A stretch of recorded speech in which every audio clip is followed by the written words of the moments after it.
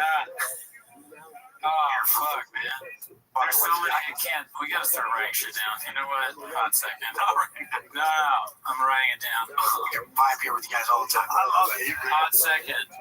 I like how practical you are about it. I love that book. I'm gonna like pick up those books too. Hold on, we're right back. No. We're so close to the end. Are you gonna do cocaine right now or what? Oh, coffee. There we go. Even better. Nice. He got to be drinking like he was like thing. Just kidding. Wait, he was drinking. He had like a big thing of thermos, and then I feel better standing up and coming. He had a thermos next to Tiger Thick, which we haven't heard about in so long. Tiger Thick, it was like $90, it was $40. And now they don't even talk about it at all. They don't drink it. He's not a whiskey guy anymore. Yeah, I'm kind of a whiskey guy. I'll never. And also, I'm the coach. What does he say? Remember that? What is it? What's the football? I'm the coach. Football's coming up. I'm the coach. Thank you for getting me there. All right. I need to drink this so bad. We can just end the show there. I mean, everything. Listen, dude, I woke up at 4:34 this morning, like I always do. Actually, 4:33. A minute threw me up. I don't want to end the show. I fucking pulled up like 100 clips this week. Oh, you're the producer, bro. You tell me what to do, Chan. Let's go. Let the chat. Let's go one more. Oops. Oh yeah, this one was good here. I mean, not really. Let's go to the next one here. Never misses one. Okay, let's see if this is promising. I'm also tired, dude. So it's like if nobody's fucking what is it called sailing the ship, the wind's not even blowing right now, dude. I think it would be funny to see us try. Confident Search 8648 posted this one. So, Thanksgiving, how was it? It was good. Brenda's not here first. Let's just work on that. I don't know if you noticed. Brenda's not here, number one. Well, we didn't know about this until this morning. I don't know why, but it's okay. It's fine. We can carry the weight. Shab is not here. History in the making. First golden hour with no Shab. He is the first. Has he ever not come for a year? One time. Oh, okay. One time. Because this is the first time ever. I've never missed a podcast in 10 years. Ever. Yeah. Never missed one. We've definitely seen that clip before. There's a golden AK-47 behind him. I've never seen that before. But this is from this week, so he missed again this week. I know, but we've definitely seen most of the clips here before. If you get that would be funny. They put us up to like a test. Like, have you seen this before? Our brains are so fucked from this shit. We're like, I'm 100% believing our brains are fucked from this. Oh yeah, did we speak in Shabanese? My manager said, "Can you clock in early today?" I said, "Yes, Daddy." No, you didn't. Why did you just laugh? It's funny. I don't know. Why do you think I'm serious? This is what I'm saying. We're so fucked up. Because I am serious. I sent a message on Twitter to another guy and just saying, hey, my girlfriend thought your tweet was funny or whatever, and he wrote, oh, LOL, and I said something like, no, fuck, man. I said, hey, Baba. He doesn't know fucking job stuff. I do say, hey, Baba to some people. Baba? Baba. Listen, Baba. Yeah, dude. We're all over the place. Yeah. Well, it is what it is. That's what happens when you watch 10 minutes of this motherfucker every week, dude. Eat what it eat. That's the library. This was posted by Reverend Born Again. Isn't this Joe Rogan's story? Let's see. And I worked in construction. I took a whole summer and I tore down a house and I dug a foundation. And that took me all summer. And we would take people that work construction. You don't know how hard that shit is until you've done it. You have no idea. And also I realized, I said, I never want to do this. I got to figure out a way so I don't do manual labor. Because hard labor is a nightmare. I don't know. That's just facts right there. Hard labor is tough. I can barely do a podcast. I almost fell asleep on the last one. So I get it, Daddy. I'm back, dude. I'm back. I had a sip of coffee. I have Graves' disease. I started taking the medication. Whatever, dude. Put a chick clip. Look at this stupid green shirt. Yeah, dude. I can't stand it. His hat says war. every time he has shit like this, I'm like, it's funny though to just have that. Like if I just somehow had that green shirt and that red hat, I want that. I want to dress like that on show. It's getting worse, dude. You're turning into Bennett Chop. I like Shop. A lot of the stuff he says is true. Facts. I know, and that's another thing is like he kept saying nut. I've said that's facts like 100,000 times on this episode. I don't care. You're sleep deprived, dude. And so am I. But that's when the good stuff comes out, baby. Let's see here. This one's sponsored by One Usual 4460. It's called Togan and Raper Bri. Seem more alike than I initially thought. Jesus. Yeah, let's see. I don't think I've heard that one before. Joe Rogan, by the way, I love you, baby. Joe Rogan, by the way, has 30 DVDs of Jenna Jameson. I masturbated her 1,000 times. He's not working on a porno star Fear Factory. Joe, if you refuse to take the face, you will be eliminated. Joe, what are your favorite three Jenna movies? Your favorite three titles? I don't even read anything on the box, dude. My favorite Jenna Jameson movie is her first one, which is with that old guy. That's my favorite because that guy, you look like he wanted to just die having sex with you, and yet you do it like a true I'm a good actress. Oh no, Wicked Weapon. I like Wicked Weapon. I think Joe all of a sudden remembers that. Tell me the plot of Wicked Weapon right now. She's naked, she's all. Damn, it was really important to him that he could remember that one thing. He spit it out. I kind of let them know I know.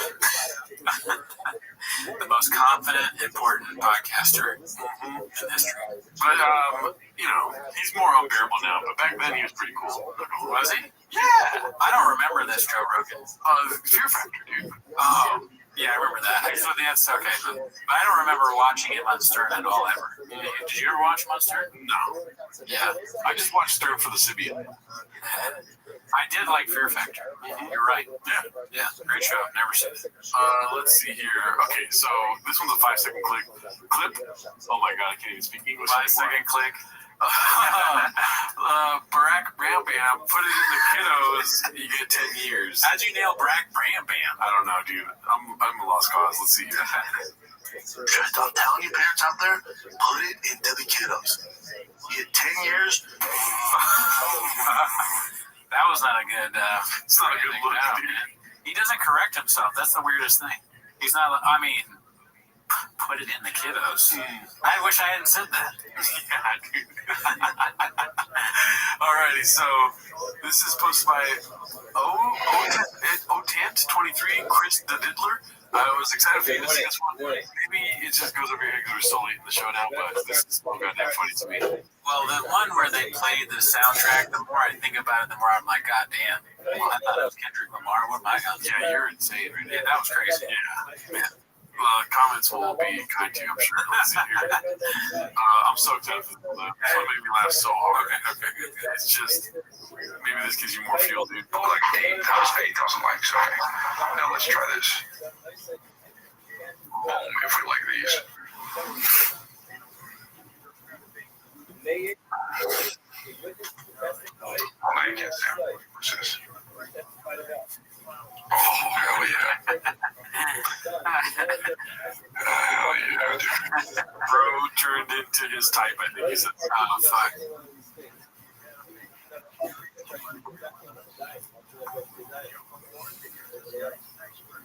One of them said red bars. He's just staring at the screen reading the comment as a baby. Chris D. Diddler over and over again. And then, blocked.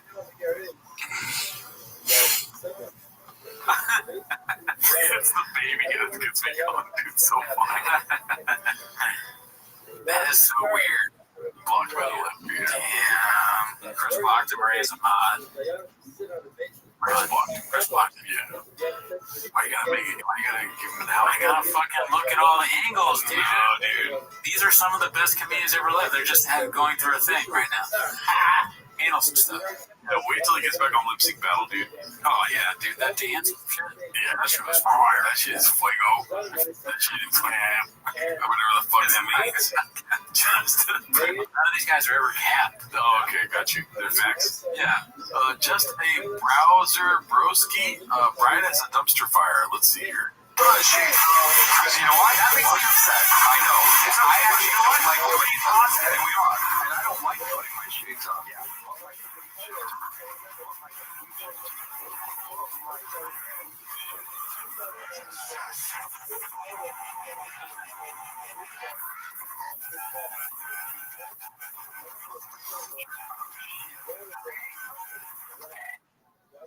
Okay. Now I know why people hate our dubstep sound, dude. That was terrible. I like dubstep. I think we gotta bring it back. Oh yeah, no, it's back. I think the glass breaking thing worked. If you guys don't know what we're talking about, the live stream is every Wednesday. We show them how bad it could be. Yeah. That is so funny. They revolt. All right, never mind. This is posted by Haphazard. Yeah, you're rich. Yeah, you rich is what it's called. Let's see here. Yeah, we do all that traditional shit. You know, you and I have talked about the bird itself is a boring I told bird. you I'm a monster. It doesn't. Who is that? I think that's stand up. Let's see. Once a year is more than Yeah, I'll smoke a turkey. I think smoking a turkey is a better idea, but smoking overall fuck off. Yeah, overall fuck you you. switch up. Yeah, I'd like a big old rack, just some Rack of ribs. back strap would be nice, you know? Yeah, you rich. I would do maybe like a prime rib or like a sirloin. Yeah, A nice steak. yeah, you know? Yeah, you rich. I would do. And Brian's a fighter, and you know he won't speak on it too much, but it really messed him up financially. He's a guy at 5,000 years old who has to tour every weekend just to make ends meet. Peaches, That's rough, dude. That's such a crazy thing to say about your co-host. Yeah, dude. I guarantee you, Brian doesn't want that on your waves. I stream on YouTube about YouTube channel. I talk about your financial problems all the time. You fucking bastard. And I sit like this too, the chair. You should start making up financial things to have. And you're like, he's 80,000 in debt. He has to literally, and then he's going to say something crazy like, he sells the flowers on the freeway. He gives out flowers. Yeah. My homie Cooney, he's 71 million years old, and he's touring every weekend as a clown for UCB in order to make ends meet. And it really fucked him up. Not gonna lie. All right, let's see here. I think we're the last one. Thank motherfucking God, dude. This one's called Papa Still at Punchline Assassin, posted by Dirty Buns Fart Nugget. Great name. Great way to end it. Thank you, Dirty Buns Nugget. It's Fart. Buns Fart Nugget. It's a nice 245. In what world? Bryce will give you kids gravel ball. You got a lot of live dogs. We got a lot of dogs, and we got a dog in the building. My pup's here, Donnie. Donnie, can you take over the show? We got a lot of live dogs. Undefeated. Somebody's has got to go. That is happening. You ain't getting no Thomas here, Juani. Because you put hair on that bitch? I wish they would. You put hair on Luke Thomas or Pizza Carol on that? I love the UFC. You can do a lot, man. And they're like, no, I never. UFC 227, John Jones. I just saw a video of him beating his wife. I laugh. But there's some darkness with these speed fighters that you don't want to forget. A lot going on in the fight game, I'll tell you that much. UFC 310 and this card is straight up spicy. It's only halfway through. Oh my God. Jesus, I thought it was over. This will drink coffee before this episode for sure. Yeah. Top cards of the year. There's no bangers like, oh my God, I got for casuals, like, oh my God, stop looking at dad. Alright? Let's get to it. And don't you play that video till I post it, man. That soundtrack slaps. I don't know if it's using guys because that soundtrack slaps. These certain kids to play, they're not. Like blue chips. Grappling ability. I'm telling you right now, I know bro doesn't give a flying fuck about Bryce Mitchell's grappling credentials. Doesn't give a fuck. He's Chrome Gracie. Okay, that's Kratom, I think. Kratom's effect. Or, Oh, I don't think he's on Kratom anymore, dude. you gave up Kratom? Once you create him, you can't date him, you know what I mean? Or you can't stop it. Yeah, we know. That's what we had. You know what I'm doing after this? Fucking, you want to sleep? No, I am going to go to sleep. I'm pretty tired, but I'm actually going to go to dinner. I'm the chef. Oh, you're going to cook? No. Oh, okay. I just wanted to do what he did. I was trying to catch you're up. going to go kind of straight. I'm the You're tired too, right? Yeah, I'm pretty tired, but I'm still capable. I have a show tonight. Pull up 5 more clips. No, hell no, dude. Do it. No. It's like a racehorse. Or as they say in Russia, PC cockroaches. Because you had that big goal before we started. I had a big goal. Why do you do that? I don't know, dude. Sometimes I'm just like Baja mode in it. You know, you're more traction control, dude. That's true. That's true. All right, well, anyway, see you at the residency next week. Bye.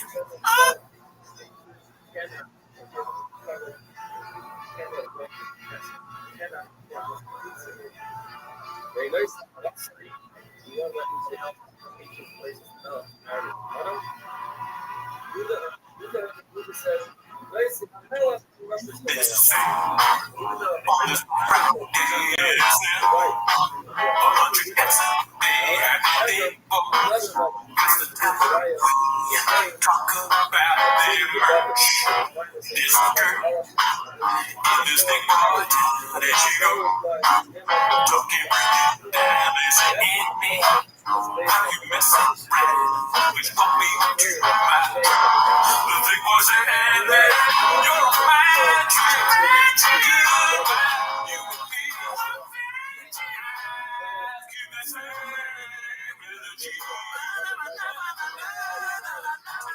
That's Mortal Kombat.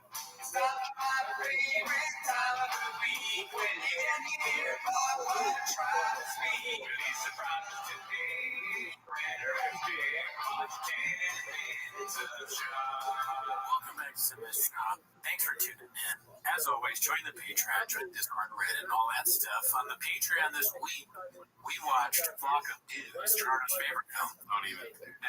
It's Crystal Leah's movie. You know what? If you want to know what I think about it, join the Patreon. Thanks to everybody who's joined recently. I think we got some bed bugs. Maybe we're not a hawk, but got a few Galgatos, but I appreciate that. Yeah. Anyways, and we stream on live on Wednesdays. But anyways, They're definitely not here for this. no. But I have a question for you. If you want to start before the timer? Okay, yeah. Before the timer question here. I've been thinking about this a lot. Yeah. More than 10 minutes a week. Is Brian Callen a thick boy?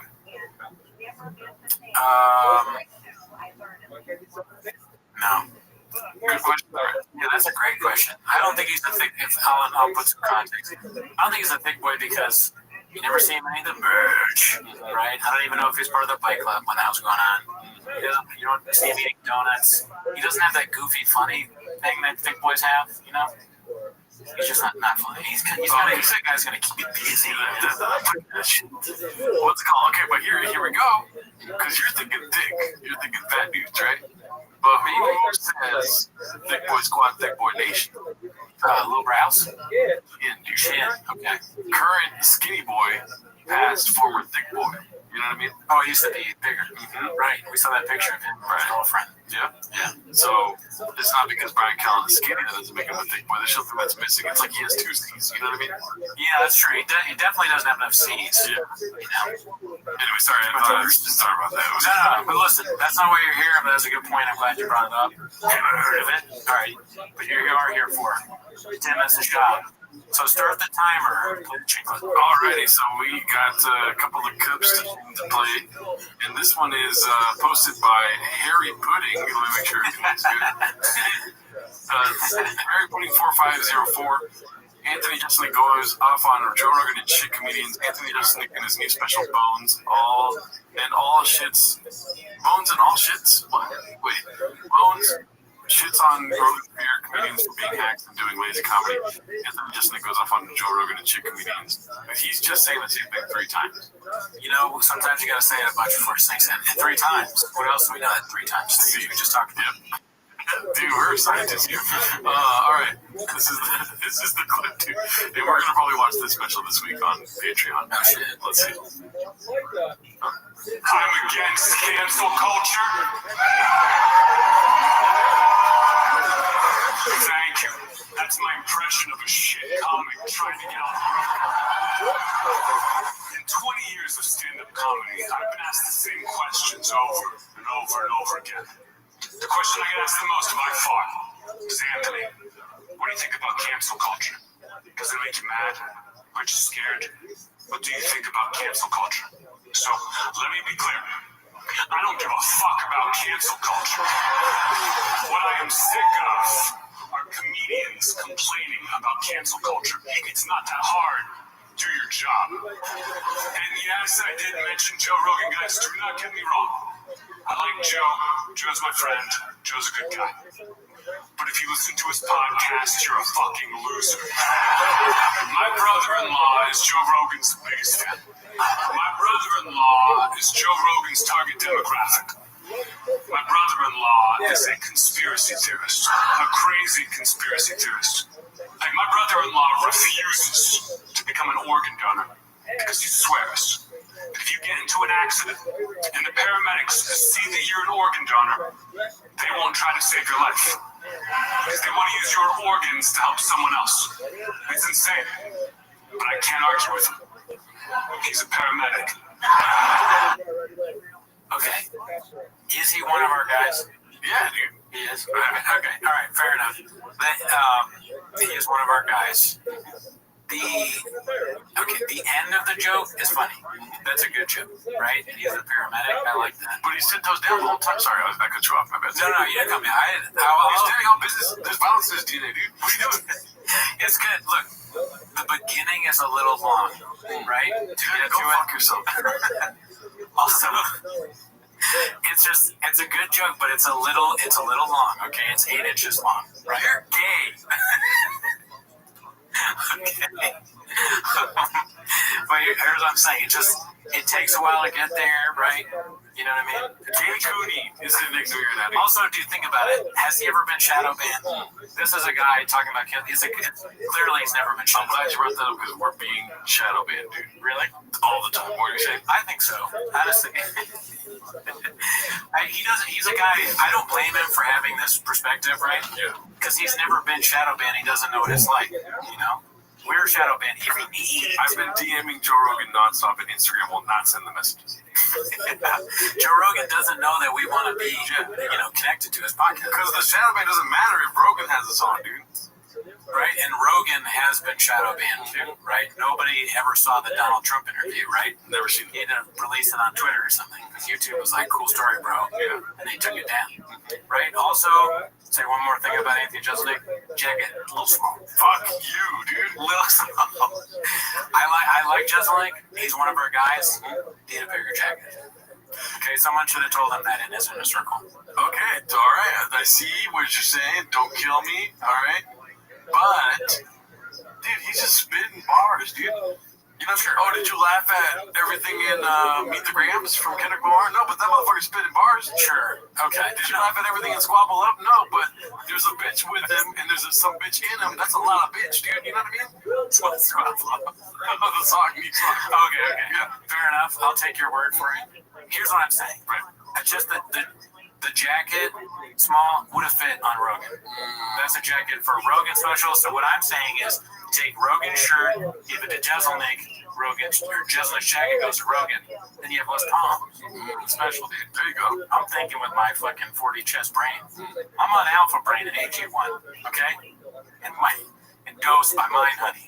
Okay, I have adaptogens in my veins. Veins? Alright, this is getting too ridiculous. We need to move to the next clip before I embarrass myself. Already did it. Alright, this next one's posted by Handsome Black Man. Someone tells me he's not black. This one's called Conor McGregor is finally free to sign with Thick Tiger Whiskey. I like to leave myself with me. Conor McGregor has now been dropped by Proper 12. Irish whiskey after being found liable in a civil court for sexually assaulting a woman in 2018. So he lost the whiskey. Losing your whiskey brand is one of the hardest things that can happen to celebrity. Yeah. I'm pretty god I never owns a print shop. Yeah, he's gonna start selling merch for $8. Yeah, Conor McGregor ain't got no merch. Now he doesn't. Alright, so this one's posted by Gill Guitars. It's called Gee, Thanks, Papa. Brian's face when he learns his co-host has reminded everyone about his essay allegations and told everyone he's a broke bum. So we're going to get to that clip later. I haven't seen it yet. I haven't seen anything on Chase this week. Yeah. I forgot. Why does his face look like that again? He got his shadows under his eyes done, I think. Oh. His lids? Wow. Rinks. And they call him Rinks. I didn't know that T-Fat K calls him Rinks. Let's make a... Not like the subreddit, I'm talking about the actual podcast. Yeah. The actual podcast calls it Rings. Fuck, dude. Let's make a fucking pact right now. If we get big, right? Like tons of people join the Patreon, all that stuff. We promise each other we're no plastic surgery on the face. You sound like me talking to my girlfriends, dude. No lips. Yeah, right? Don't you dare come in here with big lips. I won't. Dude, You can do whatever you want to your teeth, okay? Whiten your teeth. Fuck you. I want to whiten my teeth. Okay. All right? All right. As soon as we get enough money. Yeah. But that's it. Right? Okay, yeah. All right, fine. Flash my skin or anything, dude. All right. All right, Sammy Sosa. Well, dude, imagine if I Sammy Sosa if I make a baby. That'd be different. That would be hilarious. All right, this one's posted by Moonwalker called How's Socials When BGL leaks your DMs. It's just his face. That is a good face, too. How much here? I mean, 76ers. Pick a team, Brendan. Yeah, and it's pink. Very random. So weird, dude. Try that in a small town, dude. He happened to get the breast cancer awareness month 76ers hat, so good for him. Okay. That's why. This was posted by Dana White's mom. It's called Hi Nick, with an N for the subtitle. I don't know what that means. This is one of the best videos I've ever seen on YouTube. Yeah, it's pretty good. Some of that got said in the Discord. Thanks for sending that. Very funny. I mean, Elephant Graveyard's a legend. Yeah. That guy, he got big on him. Yeah. Goddamn big on here. Way past that, yeah. Yeah. Wish I hadn't said that. But he's a great guy. Chileno, you know what I mean? Canesa. Oh, he's It rivals the Rigo Poppy in terms of brilliance. I'm just not saying that Jen has a Trojan condiment hat. A beanie. Yeah. Not good. Because he fucks. Yeah. That guy fucking love to see it. Give me some of your juices. All right, this one's posted by Mr. Cooney. Yeah, nice. Thank you to all the chefs out there. Appreciate you upvoting and putting your spin on it. Some funny comments. Look at this upvote right here, dude, from my account. Oh shit! There we go. Obviously, this is the thumbnail for last week's episode. Brandon Chopper's 25 Kamala voters. Because we talked about it on the show. I thought that would be so funny if he was in one of these Jubilee videos. Yeah. Right? Like him debate. I still think he should be in one. It'd be great. There's non-stop elections, you know what I'm saying? Let's see here.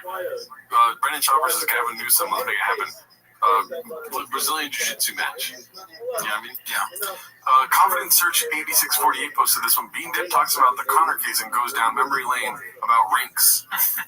So, I haven't seen this. Have you? Look at that. I haven't. Look at his face at the beginning. Like he doesn't want to say anything? I mean, that just means he's about the oven's on. He's about to cook. Okay. Either that or he's having an aneurysm, which I hope he's not. Can you do it? No, it hurts. Something's hurting him right now. I can't do it because his lips are so Crazy. Juicy. When you talk about this stuff, it's tough, especially coming from my experience where, oh boy, it's tough because when I hear this stuff, obviously I'm going to have a different perspective. It just starts off so redacted. I don't blame him because he doesn't have like the brain power to like give it the seriousness needed. This topic, right? Sexual allegations. Yeah. But he's nowhere near. Like he's like, oh, dude, you know, like that. He comes in with that energy, like, whoa, and then he starts doing this. Like, what are we doing here? He just is not the person to talk about this. No, but he's gonna do it. Imagine if we were talking about some serious thing and I'm just like, all right, Ian Russo, well, okay, coming from my experience.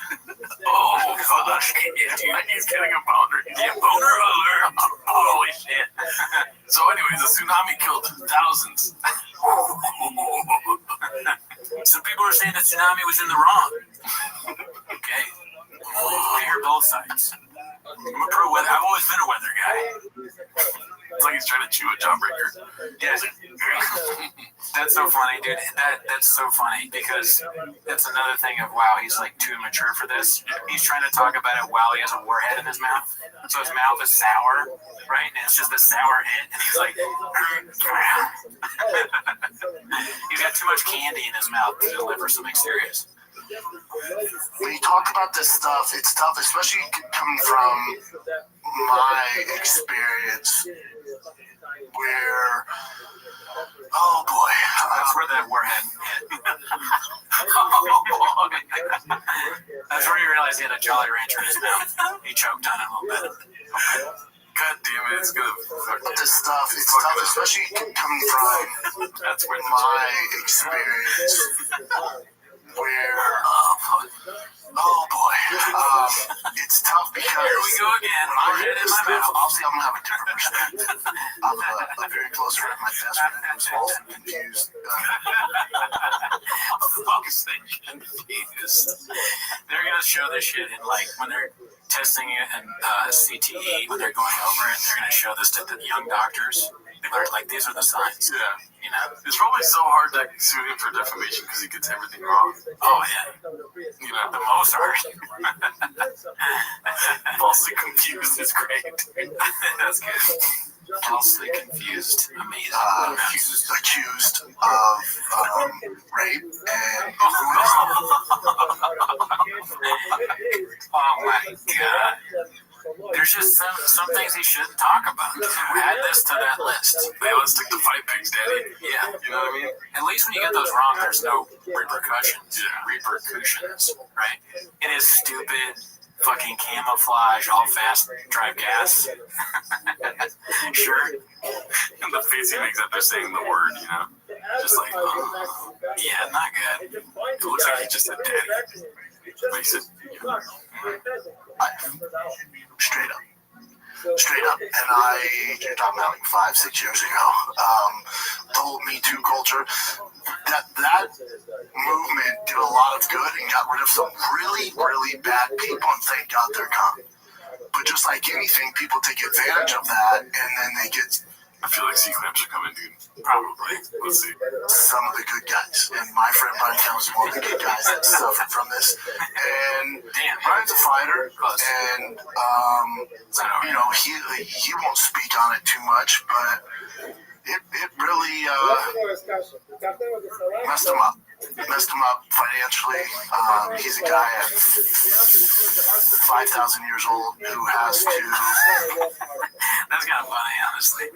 Calling him 5,000 years old. Also, like the gravity, again, unable to stay serious. Like, you're talking about him getting these allegations and you make a joke about how old he is. Not good, right? Not the move. Some light here. He's a guy at 77 years old has to. No, I'm sorry, I'm just kidding. He's a guy at 88 years old has to. Also, too many worry. Like, it once is funny. He heard you and he was like, oh, fuck, he likes this. Yeah, I gotta do it 5 more times. Yeah, he keeps rubbing the seat too. Once would be funny if you're talking about something different, but you can't do it in this context, especially not next to a thing of dip, rain, and whatever that blue thing is. Oh yeah, the shot. It's called shot. I don't know. Yeah. A good weekend just to make ends meet. She said he's happy. I know the details. It's not my. It's not my job to speak on it, nor do I have that authority. But he wasn't found guilty of rape. He keeps talking about it. It looks like he's miming like fishing. Yeah, I mean, imagine you're on trial and this is your lawyer, and he's doing this, so you're like, fuck, I'm going to jail. It's like he put the bait on the line. The jury's like, can't wait to vote this guy guilty. 12, all guilty. The jury deliberated for about 8 inches, and He was found guilty, I think, of assault. okay. I mean, the judge looks at the jury at this point and they both and they laugh, you know? They know it's coming. The judge is like 5-day weekend. Yeah. Judge is like doing this shit, he's thinking about fishing now. He's like, I'm gonna go fishing. I'm gonna have some time. No, this case is not gonna But then the jury sees him drink a rain, they're like, oh fuck. It's that job, dude. Baja mode.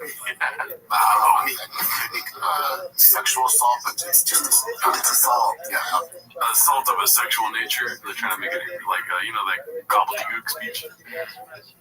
It's tough though, like dudes with their shirts off, and just beer bombs. And, Beer bomb. What's a beer bomb? Like a beer bomb? I think he falls like a few something there. Wow, that was a good clip, dude. That was very good. Shout out Confident Surge 8648. Also confused, a new little flare on the Reddit. You gotta make that. Falsely confused, another flare here. Confident Search 8648, Captain Buzzkill is back watching the interns record a pod. Oh, so he's back in the room. Let's see. One thing? Yeah. Good guys. I said you. Gotta show the dog. Yeah. He's just ominously standing, not speaking. Yeah, watching, making sure they have good content. Cute dog, though. Oh, who's that? Nice to meet you. Oh, nice. Nice. What's up, 47?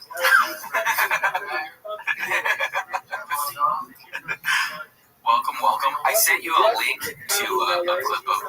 I gotta pay attention. Yes. This riveting show so far. Just kind of going into our topic right now. I want a new show to watch, and I've never seen Sopranos. So that's like kind of number one on my list. So should I start Sopranos, or should I start The Penguin and Succession at the same time? It's a note. It's not like a sentence to read. Okay. Well, congrats on 4 years. Thanks, man. We went to Major Domo. People say it's like one of the best shows, that and Breaking Bad. I don't think it's up there with Breaking Bad, but I think, like you're saying, like if you're gonna watch one of the two shows, it might be too slow. I mean, Into the show, did you really after the first season? It really has like his first season they shot it energy. He's really like, hey, Christopher, why he's not in the podcast in my studio, Christopher? Wait, you don't watch fucking Breaking Bad? Like he's the genius in the back. What are you talking about? The Penguin's the best show to watch. And he's on his phone just like he's on his regular show. There's really no difference between him watching your show and being on the show itself. Yeah, the same thing.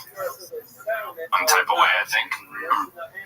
Where they were just doing like in the office, they do like snap zooms and stuff that are going really quick, and they're just.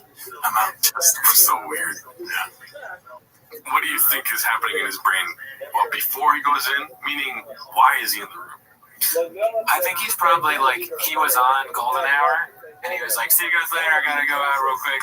And he's like, alright, I'm see this real quick. He takes his phone, he listens. Stupid shit. And then he like leaves because he's gotta go get a big gulp or something. Nothing that you said makes sense. The big gulp thing, yeah. Buttoned it out for the good. Yeah. He went to go get a big gulp. Right. But you're saying that he's doing the Golden Hour and he goes into another room to be on their show. But they're in the Golden Hour room. Oh, they're in the Golden. Look, listen. I have Graves' disease, okay? Graves' disease causes you to not pay attention to details. Look it up. All right? Okay. It's the same thing as having CT. Worse. Yeah. For your brain. In my mind, remember we did the clicker thing before? I feel like he's outside the room and he's like, I can give him a few thousand views. He walks in. Oh, he's a magnanimous guy. And then on the title they put with Brendan Shaw, but he's just in the back texting. Yeah, it's all about views and numbers. You're right. He's a numbers guy. That's so obvious. Let's see here.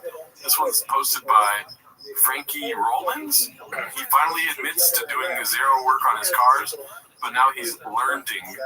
First lesson, Peanut Brain demonstrates how to stand. He paint the paint on without a mask and gets cancer. Okay. Must be cool, dude. Do you want to read this? I'm an intern at SIG Motorsports. I've always paid other shops to do most of the work on my cars, trucks. Bruno at SIG Motors, I almost said Bruno Mars, is the only mechanic who ever said, why don't you take the time to learn how to do some of this stuff?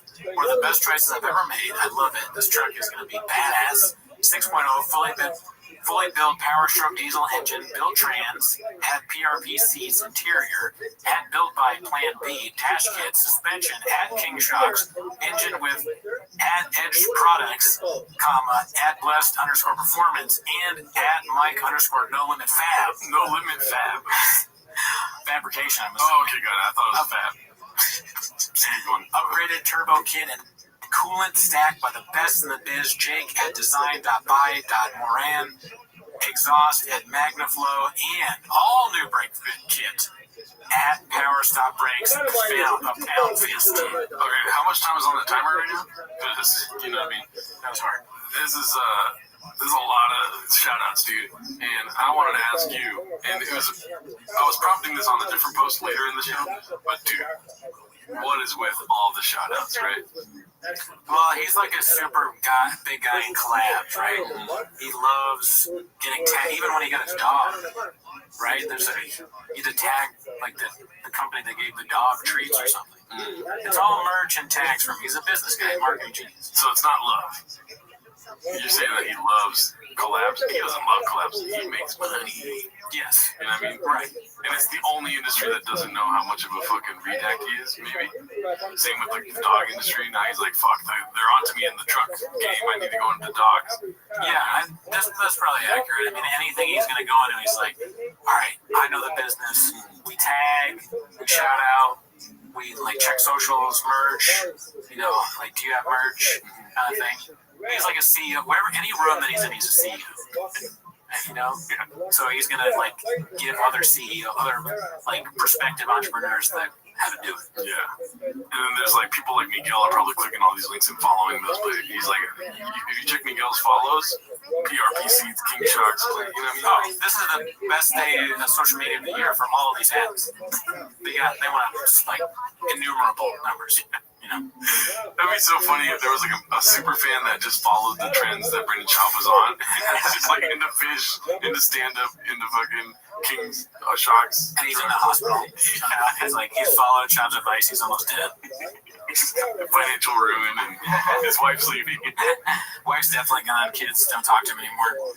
And he still needs a dog. He's like, I need my dog Donald. Dog's gone. Give the dog back. Alrighty, let's see here. What else do we have? Okay, this is interesting. I think it's not real, but Richard8064, one of our guys. Oh, nice. New Netflix special coming soon. The true story of Brian Callen, falsely confused. Well done, dude. He saw an idea and he scooped up the bag. Great. Would you watch it? Yeah. We are financially obligated to watch these. Let's see here. Great Family Never Met Him, posted by CJK610. Beast of a Family. As you can see, Sanaz as the turkey, which, you know, implies that she's getting eaten out or something, you know what I mean? Joe Rogan is in there. Can you see him? He's a pilgrim. Yeah. We got a turkey, two turkeys. One's fake, one's real, and then the lips. What do you think that the lips are drinking there? They got a straw. Does it look like they're like drinking themselves? Yeah. Like a colostomy bag or something. I'm so sorry. I'm sorry that I asked the shops. You want my brain to go there? Maybe a fat ass fucking coffee, dude. Yeah, it's like a hidden coffee or something like that. Or it's just merch for straws. You know what I mean? They don't got the drink merch yet. True. Alright, this was posted by Sharp Blake, 4826. Awesome table service from Podcast Cringe. Dumb and Dumber. Maybe we use that for one of our shows. Who do you think is dumber, though? Chuck. It's pretty close, though. You gotta admit. Why do you think Jen is dumber? I mean, the whole, like, you know, low intelligence person. Oh, because he doesn't know geography and all that, or doesn't care about geography. I still think that Chop probably a lot dumber. What about this? Chin or Jelly Roll? Who's dumber? That's hard. Chin? Yeah. His name is Jelly Roll. His name is Chin. Yeah, you're right. Yeah, they're both of their names are them. We'll figure this out later. Jelly Roll's a scion. Yes, dude. This is posted by 712 Can. I mean, it's so funny how people just share this every so often with the same exact title. Yeah. Just a regular blue-collar guy like you and me. Yeah, it's just a funny picture, man. Unreal. He's got makeup on. He's in a purple suit with a flower and shit. Bayonet? What is that called? Bravo guy. What's it called? The bayonet. Bayonet. Oh, the flower. It's called brassiere. What is it? Oh, fuck. It's the thing you got formals. You give a girl the something. What is it? Bayonet. Yeah, I forget what it's called. I remember I was like frantically corsage. That's what it is. I was frantically trying to get that for a formal friend who had no interest in me. I was like, I got the corsage. She's like, all right. She has 4 other corsages. Yeah, cool story, bro. Yeah, she has a house. That'd be so funny. That girl has a lot of corsages. Oh, that's so funny. I actually had that happen to me. Let's see here. This is posted by Ocho Man 3412. Giving out a legal dog wagon to us idiots. Papa, the legal genius, gonna give us a lesson. And it's the Conor McGregor trial for dummies, episode 412 of the Shop Show. I can only imagine. That's what we watched.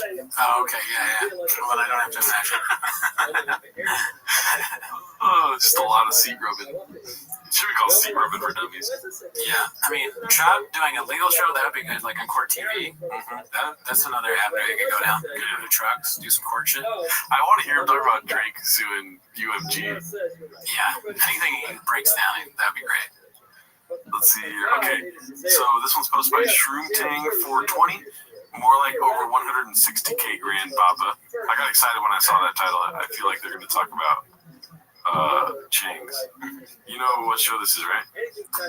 Is that McCusker? Yeah, Matt and Shane's. Oh, okay. But Matt's or Shane's not there. Let's see here. That does not look like a. Own family. You know what I'm so scared of? It's like, and I'm not, I'm not genuinely afraid of it. I'm kind of more.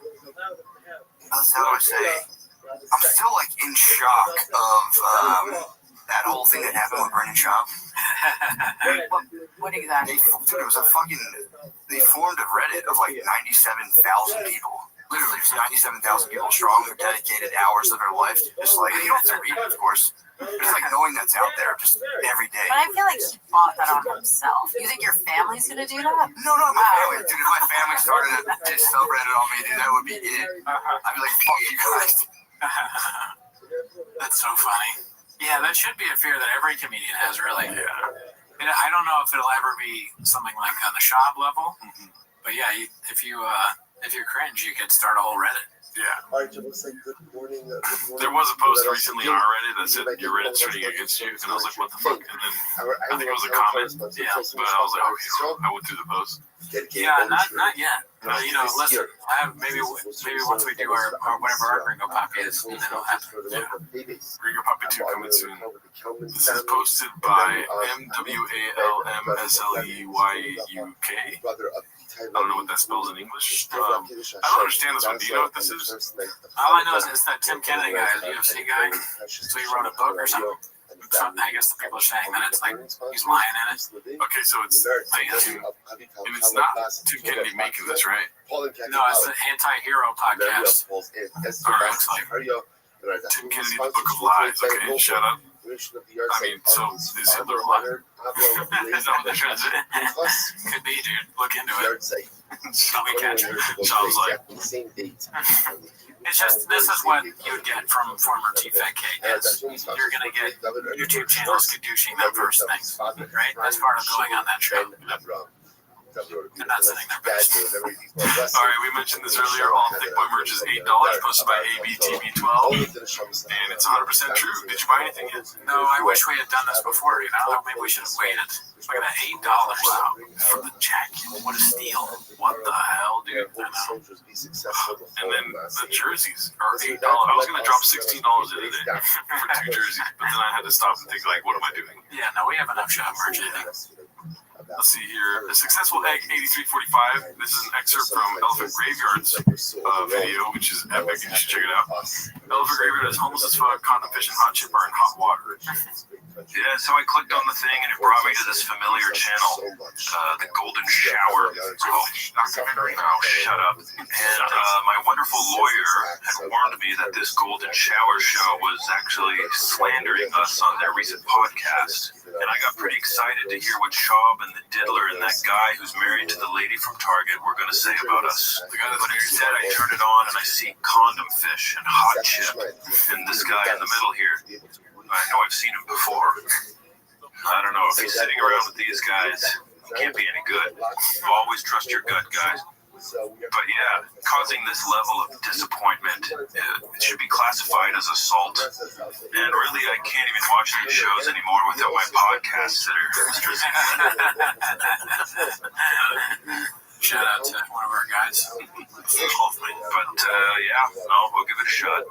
All right, well, let's see what they had to say still. This is some of the stuff I wanted to get into because I think Ben and I, we frequent different corners of the internet. And you just know stuff. I want to be in the places that you see this stuff. So I think we're both in the same corners of the internet. I'm just watching like Brendan Schaub documentaries. Oh, that's interesting. Okay, maybe I misread this middle guy. Might be a homeless Trojan horse. I'm just watching like Brendan Schaub documentaries on YouTube. That right there's a cope laugh. These guys know they just stepped into some murky waters. These Brendan Schaub videos had their boss literally hiring investigators and suing people on YouTube. I don't think he wants them promoted on it. And then down here it's when will my wife come back? He writes into the Ask a Lawyer box. It's so funny. That is funny. This channel. No, what do I know? I don't know. Like Brendan Schaub documentaries on YouTube. I purposely try to avoid. Beast. Very funny. Ben, another great guy. Never met him. Shout out to Ben for saying I watch Brendan Schaub documentaries on the Golden Hour set. Yeah, check out his pod, Lemon Party. I was there already. You were checking it out. But would you have the balls to do that, dude? Oh, yeah. Yeah. I mean, that's all I'm going to talk about on this thing, if I'm ever on there. But, you know, we don't want to fuck with Nick anymore. Yeah, no, we ain't fucking with Nick, dude. He's done. And it looks like Chin's a beanie guy because he's wearing the beanie right now, you know? Everybody at that studio should probably wear a hat, anything to disguise, you know? Like Tim Pool, you know, he wears a beanie so people can't tell. About him, that's what everyone I think should be doing, too. Shout out, dude. Ben did a great service to the kitchen, dude. Let's be honest, right? Very funny. Very great. Let's see here. Shout out to Elf Graveyard, also one of our guys. One of the best ever do it. This one's posted by Horror Barber 6147. New comedy special, Falsely Confused. Okay, so it's the same bit. Very good. I haven't seen Brendan's comedy specials, but if he drops another one and calls it Falsely Confused, I'll promise I'll watch. Brendan learns about Connor's career throughout the podcast. What? Let's see. This one's posted by Unfair Estimate 8348. Comments looking dicey. So Brendan is an expert on this topic for us dummies, since his two closest colleagues are also sex offended for dummy spite. And the last one, Brendan, Falsely Confused Shop. Yeah, the comment section's nailing it as per usual. I mean, dude, Falsely Confused is such a good title for something. It's the Beaches Delight of titles. He comes up with a new thing every time, and he doesn't get credit. He should. We should make an album of songs, not covers, but like originals. Falsely Confused, Peaches Delight, Deuces Macchiato.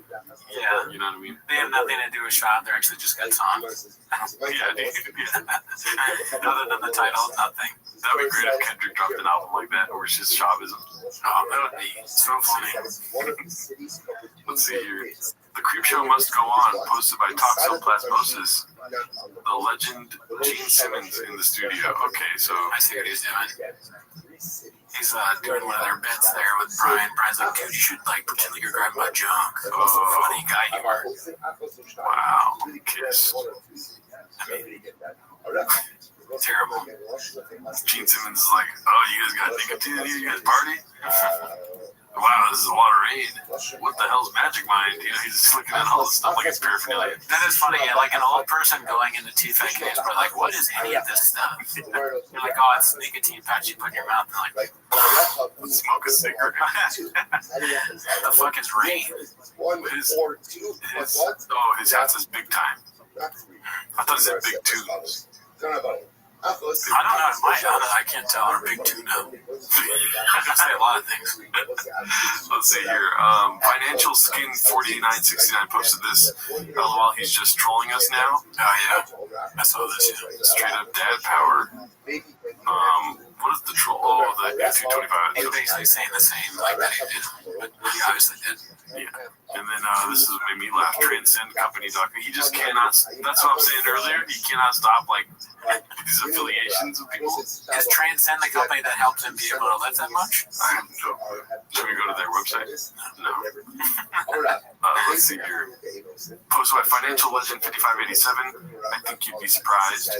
What do you see here, dude? So, Kane versus Brandon. Yeah, one rating versus 83. Because that's the one fight where Rogan was like, do you think you want to fight Cain Velasquez? He's like, I think you'd be surprised. And I think you'd be surprised. It would be funny to see that in a video game. Cain comes out and, like, in the video game, knocks him out.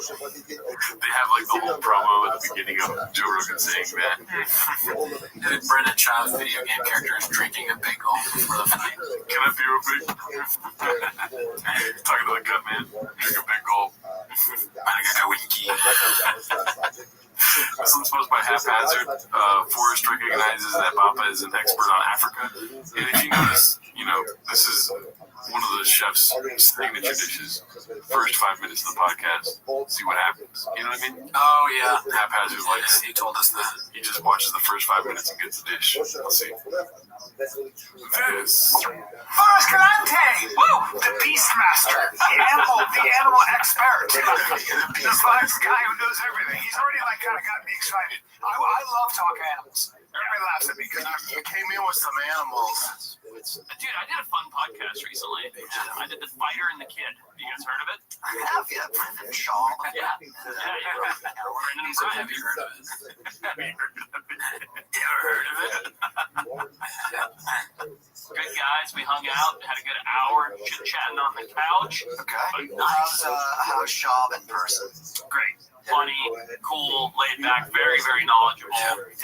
He's like, starts talking. He's like, so, you from Africa? Is that right? I was like, yeah, Zimbabwe. He's like, oh man, Mugabe regime. I was like, nobody knows that. That's pretty good. What's that? I don't know that. Exactly. What is it? The reason that I'm in the USA. You guys had to flee. I knew that. Right, because of the president, Robert Mugabe. What did he do? His political party, the ZANU-PF party. Just trying to fucking destroy everything? No, they did a land grab, or land reform as it was called, where they came and took all the farmers' land away. What's the chance that Chop actually said that? I'm not saying Forrest is lying, but maybe he was like saying something about nicotine, but he heard Mugabe regime. That'd be funny. I don't know. I mean, look, I want to believe that Chop did say it. Yeah. Chop said all the stuff that he just said in a moment where he just like rail it off. Manchurian Kennedy. Yeah. I believe they did it. And then they did it forcefully and through violence. And so he was very knowledgeable about it. I was like, how do you know this? Because he does research, probably. No, I don't think so. I think he's just more educated than your average person. A house Shaw in person. A house Shaw in person. A house Shaw in person. Of course, all of Africa is high up as Egypt, probably, right? Yep, from the Nile to Southern That's right. Africa. Yeah. Anywhere that Since you were a kid, you were just loved animals? Well, I grew up in Southern Africa. I grew up in Zimbabwe. Yeah. You said cat, and I thought, There's another a line. little bit of it. Are you Afrikaans? I'm not. I'm English descent. Okay. But so I grew up in Zimbabwe, the country north of South Africa. Beautiful country, and my family ran safari businesses. You grew up around. Good old Mugabe. Yep. Who ruined that country? And kicked us out. Yes. So that's how. So it wasn't. He thinks that Brian Callen is Brendan Chop. That's the ultimate insult. If someone thinks you're Brian Callen, there's no bigger insult than that.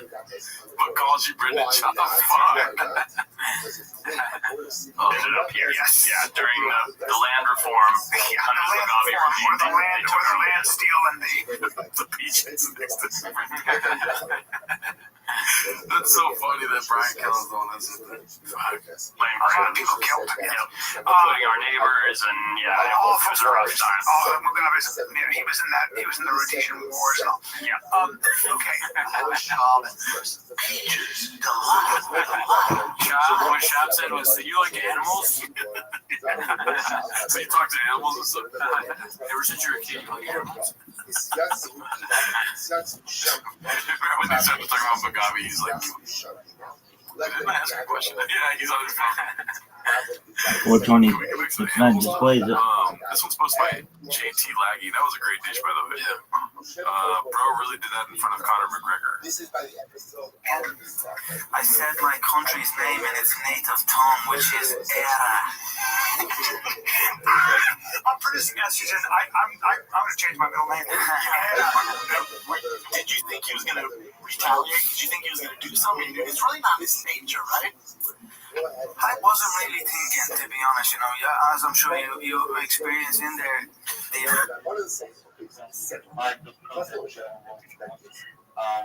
Kind of have one myself, like if you want to create your net, you can have more insight to what's trending and craft better content for your audience. You can rank higher and get more insights back. That's what I'm working on. I like everything that you're doing, and I think I'm going to my sky collaboration. Definitely, please reach out to me in the DMs. And I wanted to say your voice was kind of low. I wasn't able to hear your voice properly. I don't know if that was only me, but yeah. Definitely would love to, chop things up with you. Probably host a space with you, and you can tell us about what you got building. I saw your DM, and definitely would love to know more about what you got. If you don't mind, pin it up with a couple build. In the Jumbotron and also post it on the build. Talk to us more about this system you're building. I see the hands up. I want to say a big shout out to everyone that has actually pulled up on the space and actually stayed up until now. You guys are, the biggest, alpha because you guys are the community. So I want to say a big shout out to you. I also want to say shout out to Dog.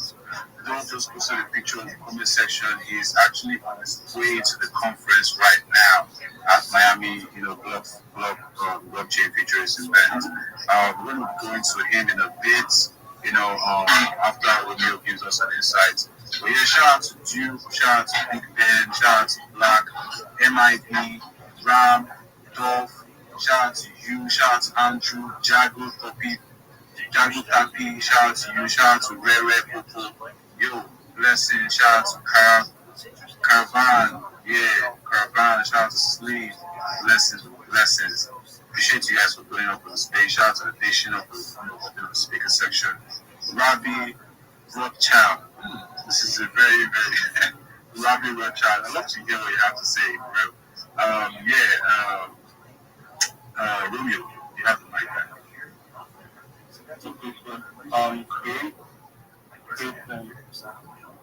CMS, content management for influencing and content creators to have direction to how to create the content that they deliver. I've done this platform for a long time, and even who create stuff in the music. How do you come up with the idea? How do you brainstorm? I've been wondering about these stuff. And people who are the gift of knowledge, idea and creativity cannot tap into the pool of info. It's like Google Trends and X Premium that was only one box. So you can hop on and get your trend insights for what you can create and put that content. So you can grow faster, monetize, have more reach, and establish your audience base here and there. I think we might, because I'm using with, I'm co-founding with KSA Group. I'll put some information on each one. You can follow up. I appreciate you guys check it out and let me know what you post with that. I'm looking to all of that. Thank you for the support. Blessings, my bro. Blessings. Thank you. I appreciate you. For coming to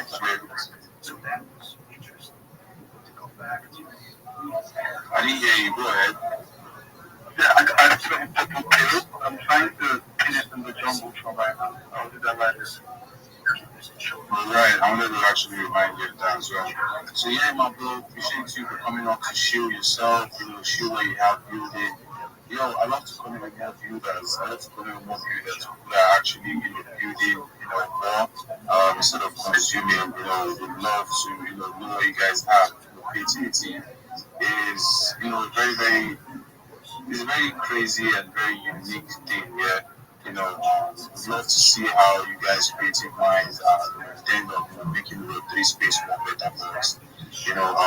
Thank you for having that initiative because, like I said before, a lot of people in this Web3 space are posting about a lot of things literally the same way. I don't know. I've seen some people that, let's say, the person is posting, let's say, is copying and posting the same thing this Dolo is posting on this CRP system. I don't know if that is how it is done on this CRP servers. They're going to give us some alpha about the CRP stuff very soon. I don't know if that is how it is done, yeah, but people I have seen, they go to people's posts that they see that this person is making massive points on the radar, they go and copy the person's post. And they post it on their own page. We can't give them post, and they are saying that post now I don't follow any points. And people post to get another point, so you will give another person. I don't understand. So I will tell us. Yeah, I will tell us. But before then, how you doing? Your was good. Lexi, good morning. How is everyone over in Quakey, Africa? Man, I am on my way over to the conference right now, Lexi. I took a picture showing you that I was already outside. I got myself a nice chef salad in me, so I'm ready to go for the entire day. Yesterday, Lexi, we got both Antonio and Stu onto the J Chains podcast, onto GenZ.io podcast. Today, I'm going to be doing podcasts with them. Vita's going to be coming over tonight to actually do the podcast right from the Airbnb. We had an amazing get-together last night with a whole bunch of communities that kept on stopping by the Airbnb just to talk with Quakey Nation. We got to show off the board game. Lexi, it has been a ball down here in Miami. Like I said, I'm heading over to the conference right now because I'm going to be going to the GFI space over there. That's an hour and a half just to learn about them and to turn them on to Quakey Nation as well. It's awesome down here, Lexi. Absolutely amazing. Yo, man, yeah. I can't wait, bro. Yo, I can't wait. I personally, I'm going to turn up together because I'm actually putting up in the US this December. So, yo, I can't fucking wait. I can't fucking wait. Yo, I saw you guys with those Julia. I was like, this thing is happening. Julia in the house, and you're like, yo, I'm out here, man. I'm out here drinking, what's it called? Action bitter with these niggas in Nigeria. Come on. What the hell? Come on.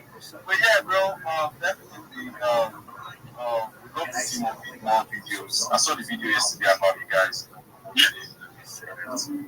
And you guys are amazing. You guys are literally taking everything off the charts over there, man. Big thumbs up to the team for pulling up everybody that tuned in. Jay Connect, Stefan, Aquila, yo, amazing. Villa TV, most especially. That guy is a real bad man. We are definitely going to make up when I come there, man. For real. And also, they're all still asleep. I got up, took my shower, ate some food, and heading back over to the casino, man. Got to get to that conference, got to shake them hands, got to meet them people, set up all the meetings for today. I will be trying just to broadcast from the main stage whenever Antonio is up there on the stage talking about Blockquake. That's going to happen at noon my time, roughly about 4.5 hours from now. That's whenever he'll be taking the stage talking about the entire community. So I will try to live broadcast that.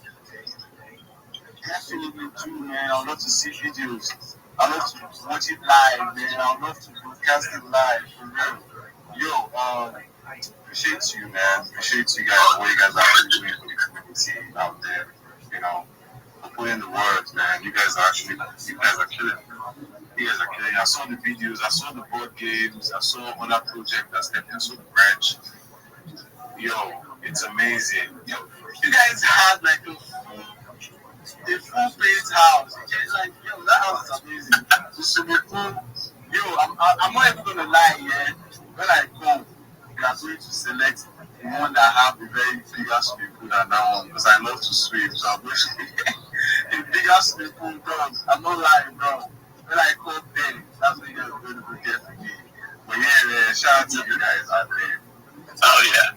Now, I'm going to go ahead and I'm going to get off of here while we're busy driving over there to the Hard Rock. But man, Lexi, I'll let y'all know. I'm quite sure Stu, Jay Connects, Antonio, Ivan, Sheila, we'll be heading over probably about 9:30, 10 o'clock. So I'm going to be about 2 hours ahead of them over there, getting everything set up with people.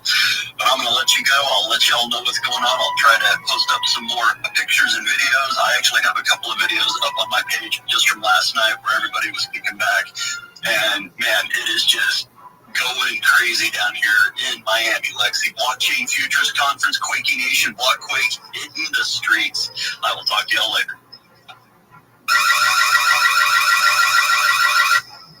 There you have it, guys. There you have it. That's what I was talking about earlier today.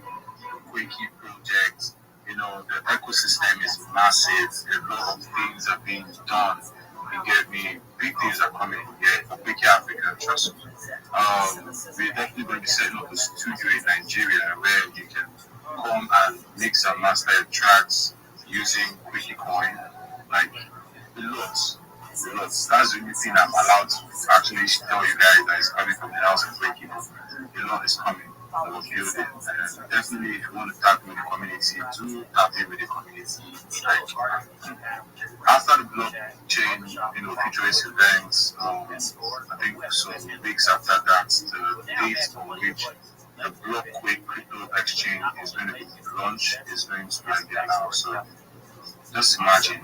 Now, Mr. Locke has his state, like he had been close to like $1 million plus with his state. Mr. Rabbi, you need to increase that, man. I want to like, bro, like the least should be $1 million, bro. I just funny enough, right? During the dip actually favored, you understand? You understand? When it dips, you accumulate, bro.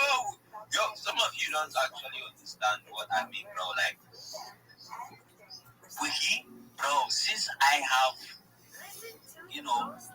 got Quakey, bro, like, deep is dipping. This thing is not moving. It's not even affected by the market. Bro, I pay good attention whenever I'm actually part of any community, right? And one thing about me is, when I see what you're building, and I feel like I love what you're building. I don't just love what you're building. I invest in what you're building, bro. That's just me. You get?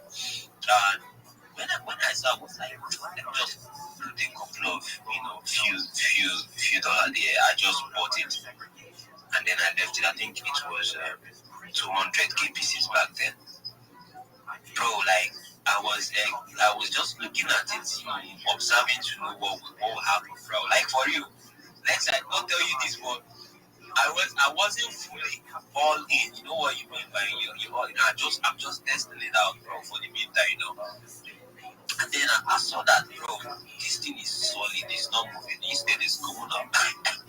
It's going up, guys.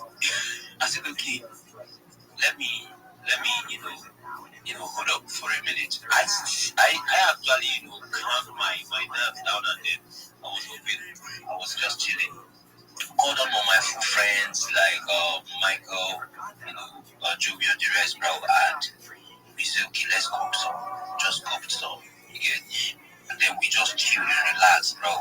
Then over the days, weeks, bro, I was just looking at this thing, bro. And I'm still with like Sebastian's music NFT, bro. Like, this guy had skyrocketed from how many dollars to goddamn $10 plus. Guy, this is yes, and I'm holding it. If I music NFT, investment, bro, like I'm his investor. So, well, if it's talking anyhow, bro, I will tell you, bro, are you talking? I'm your investor, bro. And a lot of things. I have to, add a couple of bags, and meanwhile, I'm already up to 1 million quickie. As you see, you don't get it. Dog, how about you guys let me talk? And I'm going to be taking it over the years. Trust me. I'm so that's me, bro. It's all staked, and I'm going to be living right here, bro. Yo, like, stick. I ain't lying yet. Like, look what they have building, and the kind of people that are going to be invested in the project. Well, we're going to leave it to when the announcement is made, when the announcement is made, so you guys can actually see for yourself. If you are a KOL, someone that's into content creating, to tap in the community that you can actually get gigs for in the future when the blockchain stuff is kicking out. Promotion are going to be going, like a lot of promotion are going to be done in Nigeria, in Africa. Yo, tap in, you get me, tap in. Baking community. I've pinned up the post on the Jumbotron. I'm going to pin it up again. Follow Anthony Brass, put a notification on him. If you don't know Anthony Brass, he's also part of the people that actually make law for monetary system in the US. So like he's literally part of the people that legislating people that actually making the law and stuff like that. So yeah, he knows what he's doing and everything is already signed and sealed. Yeah, it's just for the announcement. It's not just just need to know. But yeah, amazing people in the space. Big shout out to Rabbi and thank you for coming in the Beats Advantage. I'm going to be coming to you in a bit. And also Henry as well. In a bit? How you doing? High five, watch out. I'm well. How are you, my friend? I'm good, bro. I'm good. Yo, I saw Rothschild and I was like, it's kind of like gonna be fun. I love to hear what you have to say, bro. 100%. I'm Rabbi Rothschild. I stream my life 24 hours a day, 7 days a week, 365 days a year for world peace. I've been streaming for more than 4 years. My streams go back to the pandemic. We've seen the death of a queen, the birth of AI, the coronation of a king, and everything in between. This is a real-life time capsule or timeline of human development. This is a real-life Truman Show, a real-life Big Brother. If you weren't aware, in 2018, The Economist magazine stated that data had overtaken petroleum as Earth's #1 resource, and I have more data archived on the internet than any person ever, which may make me an influential person someday. And when that happens, I'm going to make every single person in here, your friends, your family, independently wealthy. I'm going to make sure that you have generational wealth, and I'm going to make sure that you're able to start charities and philanthropic organizations of your own. You should know this is the biggest event in global history. You may not recognize that, but it absolutely is. It's essentially the world's compendium of data in one stream. And I'm not just live on one stream. I'm not live on 2 streams. I'm live right now on more than 20 different YouTube streams. This is a huge event. Not only do I stream my life for world peace, but I want to end world hunger through the use of technology such as agricultural drones, floating greenhouses, saltwater greenhouses, things like vertical farming, hydroponics, cloud seeding. I want to end world thirst. I'm sponsored by a cryptocurrency that's worth about $100 million, and one of the things that we do is we build wells in developing nations such as Nigeria for the benefit of the less fortunate. Additionally, I'm an advocate for the Life Straw program, and most importantly, desalination technology, where we pump Earth's seawater onto land to make it drinkable. I want you all to connect with me. Join my Discord. The link is in my bio. Watch the video that I produce. It's in the pinned chat, tweet of mine on my profile. I have the world's largest link tree. Check out my link tree. It's more social media than any person has in global history. If you're a reply guy, if you're a marketer, join my Discord. I want to work with you. I want to work together. I want to improve you. But most importantly, more than making you rich and more than solving world hunger and all the other world's problems, I just want you to know that I'm here to be a positive person in your life. If you need support, if you need someone to talk to, I'm always online. I'm here for you. I'm here to be an optimistic person and have an optimistic view of the future. And most importantly, I'm here to give people hope. And with that, I want to thank you so very much for allowing me to share. Wow.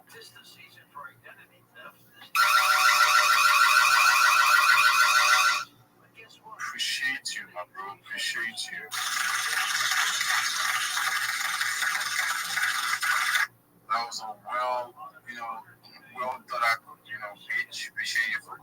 to, share about what you guys have. I have a lot of questions, yeah? There's a lot of questions. Ask away, my friend. I want to know, is there any connection with you and the real life Rothschild? It's my last name. So we're all family members. It's a large family. There are about 3,000 of us in the United States, about 10,000 of us globally. I am also a rabbi. Rabbi in Hebrew means teacher, so it's an accurate name of who I am, Rabbi Rothschild.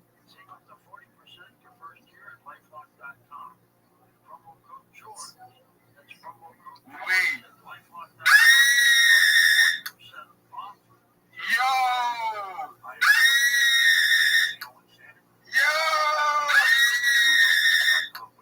Are you all seeing this?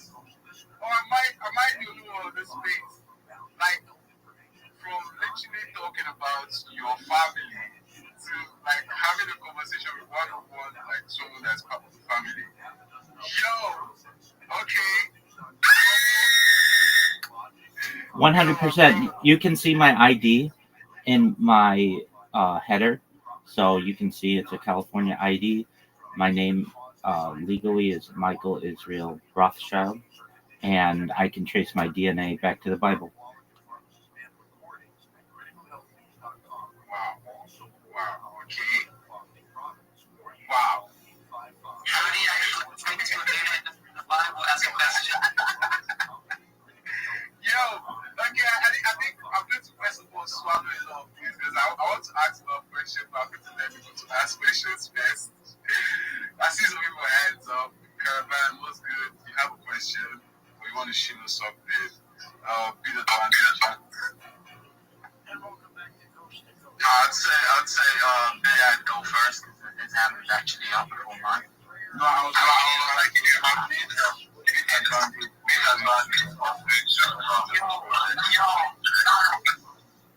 I don't know how Rabbi Rothschild guy. I'm sorry, but I'll try. Well, I won't try because nothing can compare to that. But yeah, I found this space from Fortune Cook's Telegram channel, so I thought I'd join it. Thanks for As a side note, I actually make music. Well, like I do vocals, so. Fuck yeah, nothing can stop that. Nothing compares to me, baby. It's been 7 hours and 15 days since you took your love away. I go out every night and sleep all day since you took your love away.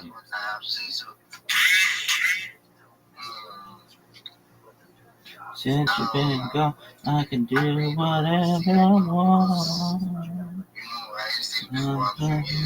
Thank you. Cause nothing compares.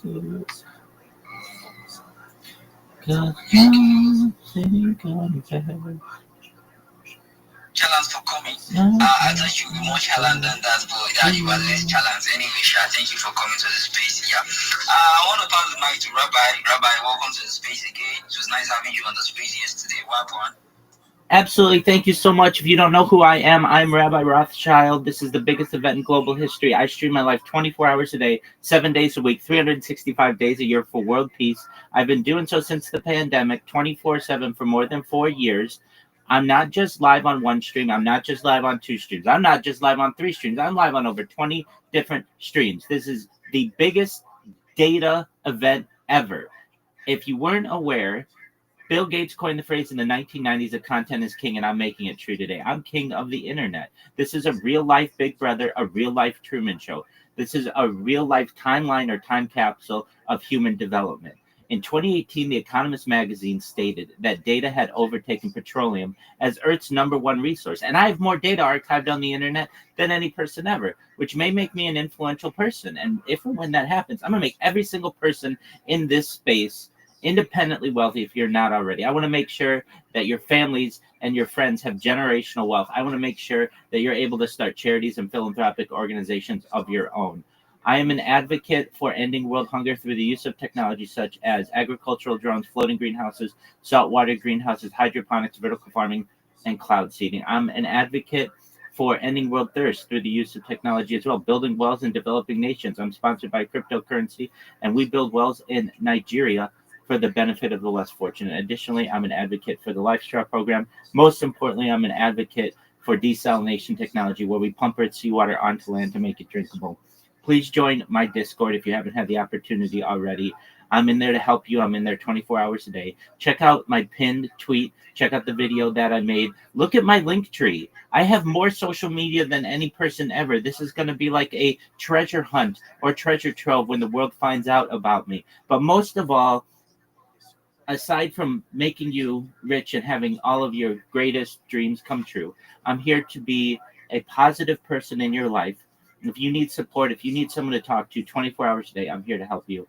Additionally, I want you to know that I'm here to have an optimistic view of the future. And most importantly, I want to give people hope. And with that, I want to thank you for the opportunity to be able to tell you about myself again. You're going to keep hearing from me until we go viral, and then we're going to make all your dreams come true. Thank you.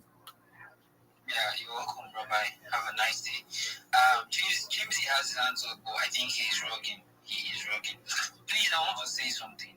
When you come to engagement spaces, you don't have the right to push your post to the Jumbotron. Please. AB Garo, please, you sent your post to the Jumbotron, and that is not proper. Please. You have to wait for your turn. And if you have not retweeted this page, your post cannot be brought up to the MI section. You must be following, and your post cannot be brought up to the Jumbotron, sorry, not the MI section. You must be following the host, following the co-host, and must have retweeted the space, and then you drop a link. So please don't do that, I beg you. If you are here for engagement, all you just have to do is follow the instructions. And if you are used to engagement, I know for sure you will not have any problems. So please, I beg you, let's watch the instructions and the rules of the space. Thank you so much. Let me hear from Rams.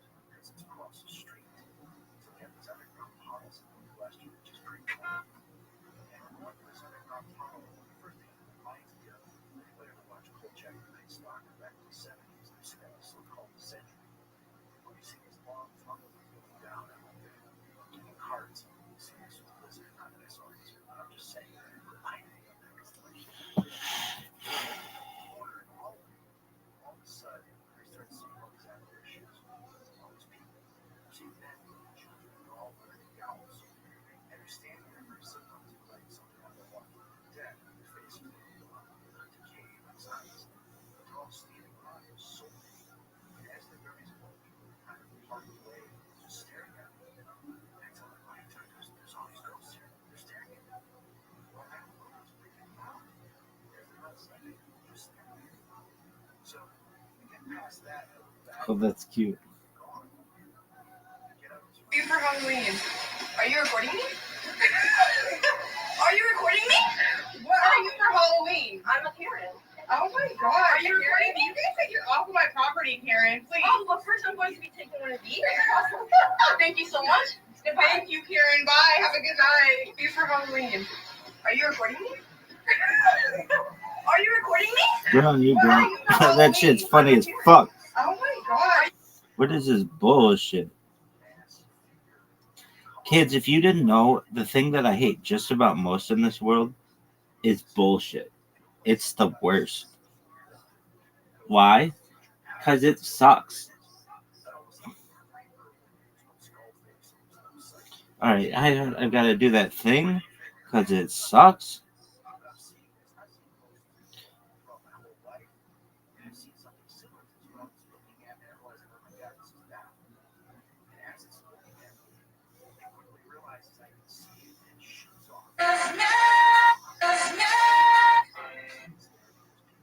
Beginning slow as fuck.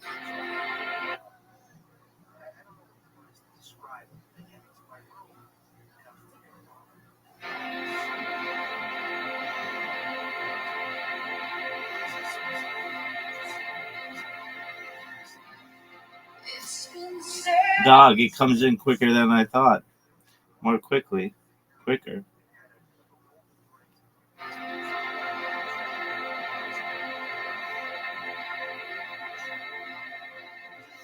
It's been so That was terrible, dog. You're too early there.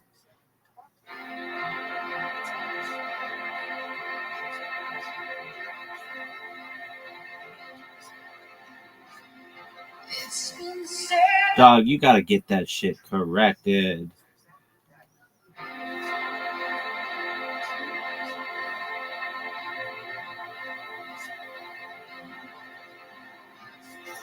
It's been 7 hours and 50 days since you took your love away.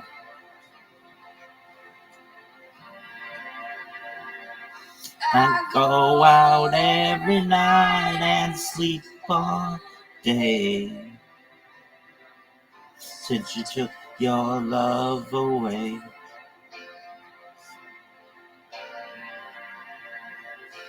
Since you've been gone, I can do whatever I want.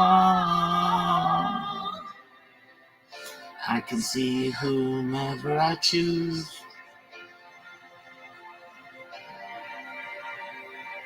I can eat my dinner in a fancy restaurant. But nothing, I said nothing can take away these blues. 'Cause nothing compares to you.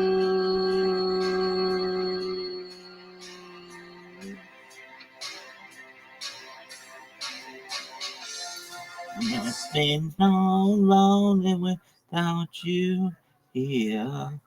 That was sick. It was so sick when you were like, blah, blah, blah, blah, blah, blah.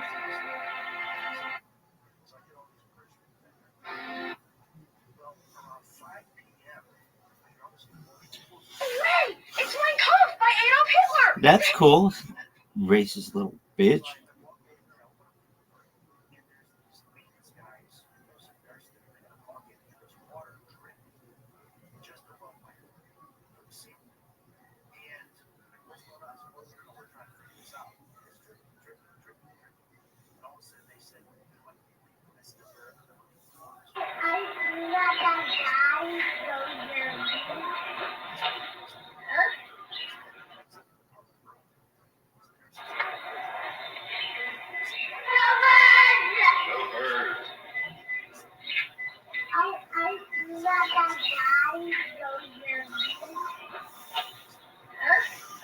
What's on my ship?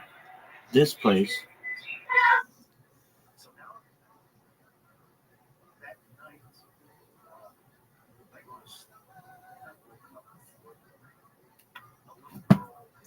That shit was fire.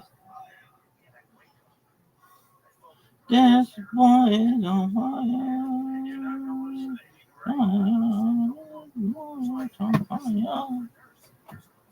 Hey, we heard you yesterday. Well, guess what, motherfucker? See that calendar? That's my schedule, bitch.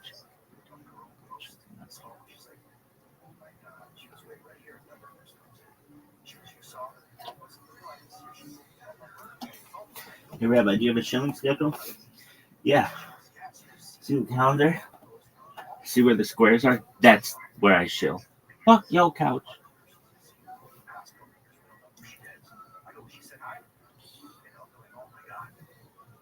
Dog, you think that fucking projector's gonna keep on keeping on? I sure as fuck hope so. Fucking tree.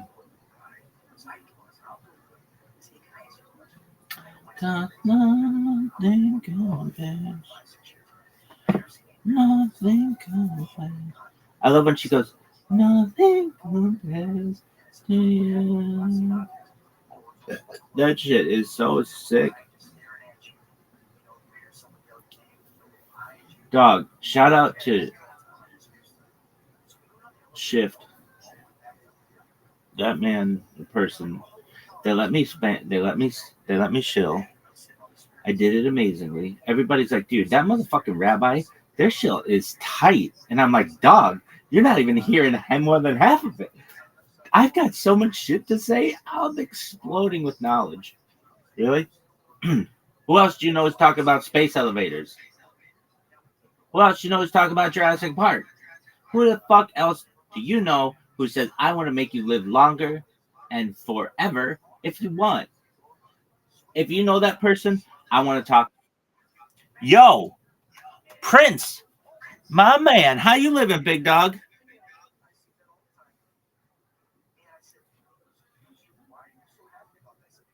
Prince. Prince. Prince. Can you hear me, dog? Prince, I'm talking to you, baby.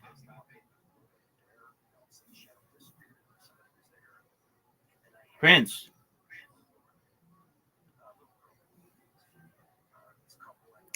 Prince. Prince, how's your little red Corvette? How's your raspberry beret? Prince, can you hear me, big dog?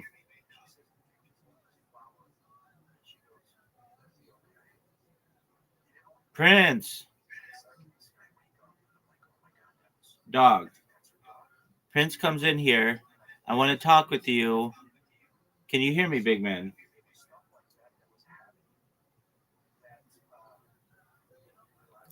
You got that Gilligan's Island connection, don't you? Don't worry, I've been there. Prince, can you hear me?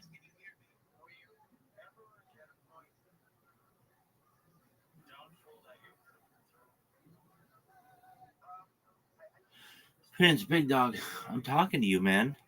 Remember that time I was talking to you and you're like, oh, yeah, you're amazing, Rabbi? I was like, yeah.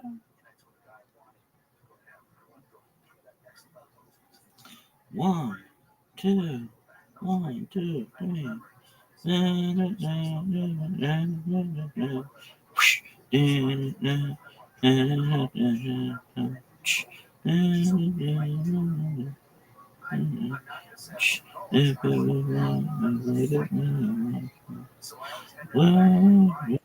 Yo, Prince, you fucked me, son.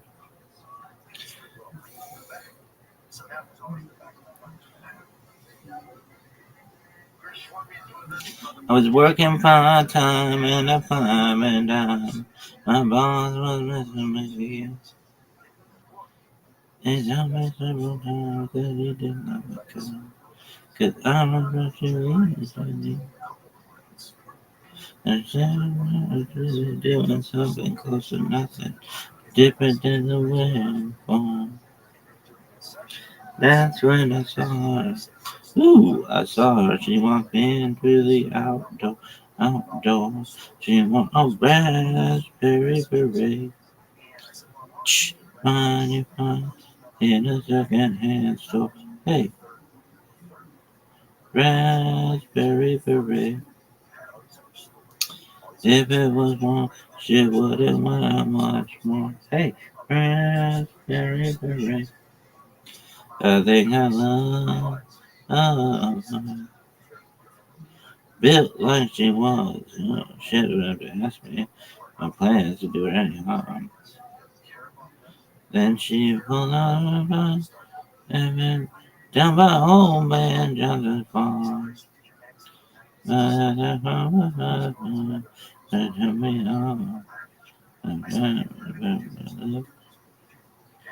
And she asked me, you want to rain? Yo, what is this video you keep saying? What?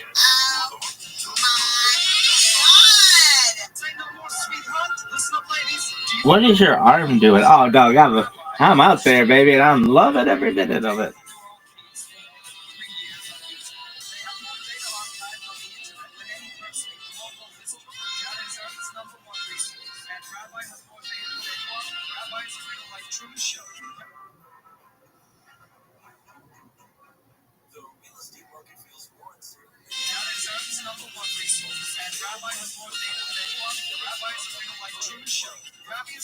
And the biggest pimp of all time. Wah, wah, wah. Extension technology, mind up. Rabbi talks about it all and more. Rabbi truly is the total package. And have you seen that schlong? It leaves me burnt. Rabbi's Discord server. Discord.me/Rabbi. Please tell everyone you know about Rabbi. This is the biggest event in global history. Please share to be a trillionaire.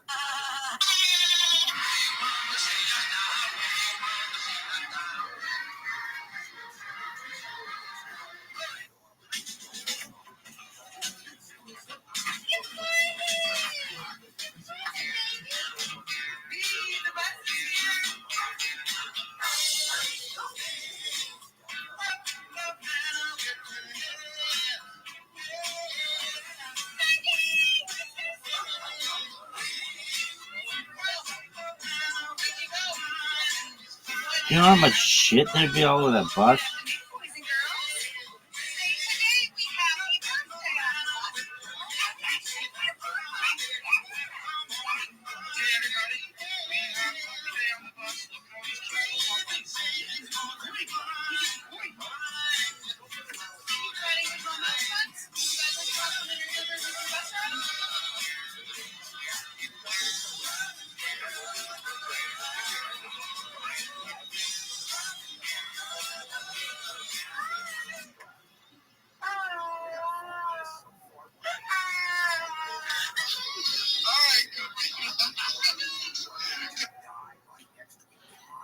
This is the biggest event in global history. You sitting on a bed with camera. Believe it or not, yeah. Biggest event ever. Why? Why not? What's bigger? Normandy? Go fuck yourself.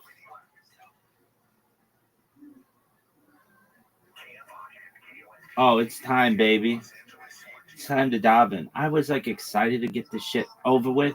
Never excited to do it because it's the worst. Why?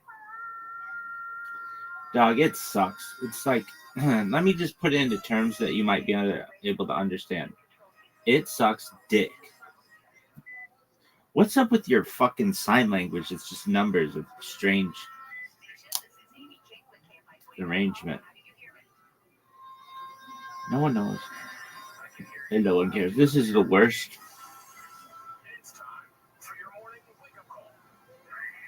Boom, boom, boom, boom, boom, boom, boom. I don't like this. There's a star man waiting in the heart. It should be crowd control. Ground control to Major Tom. Remember when we had cool fucking songs like that? Like, oh, you're going to be in space soon. Psych.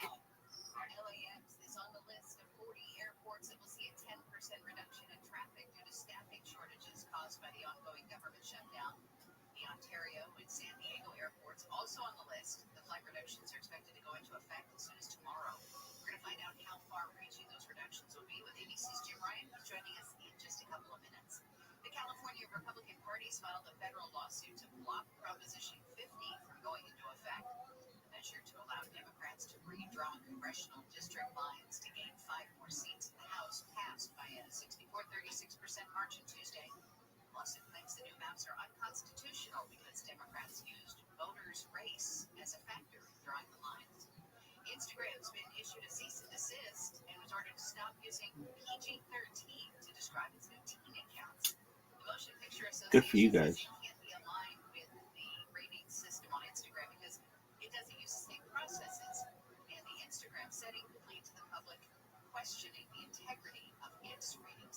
There you go. Good for the Motion Picture Association of America. Fucking loser, douche. Zuckerberg, ass. This shit's so sick. Yo, why isn't the sound on? Listen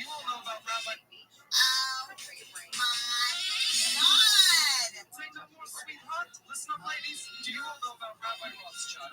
Rabbi has been streaming the light all night and day for world peace for more than 3 years on YouTube. They have more data archived on the internet than any person in global history. Data is Earth's #1 resource, and Rabbi has more data than Marvel. Rabbi is a real-life true show. Rabbi is going to make everyone looks very well when this project goes viral. I could listen to Rabbi talk about technology forever. Antimatter, life extension technology, mind up. Rabbi talks about it all and more. Rabbi truly is the Rabbi, tell me how antimatter works. I don't fucking know. It's just like if I were here, imagine that I'd be like levitating. I'd be sick.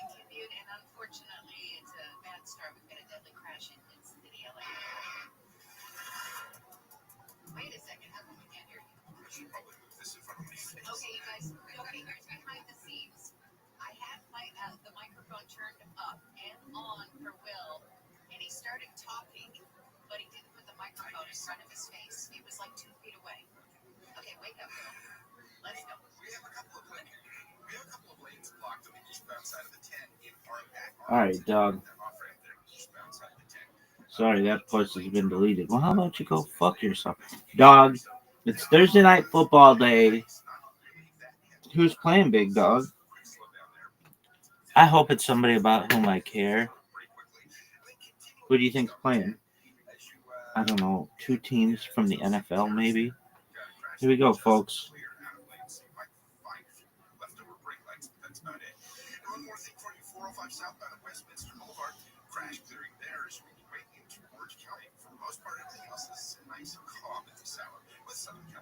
Oh, Brock Bowers. It's going to be the Brock Bowers show.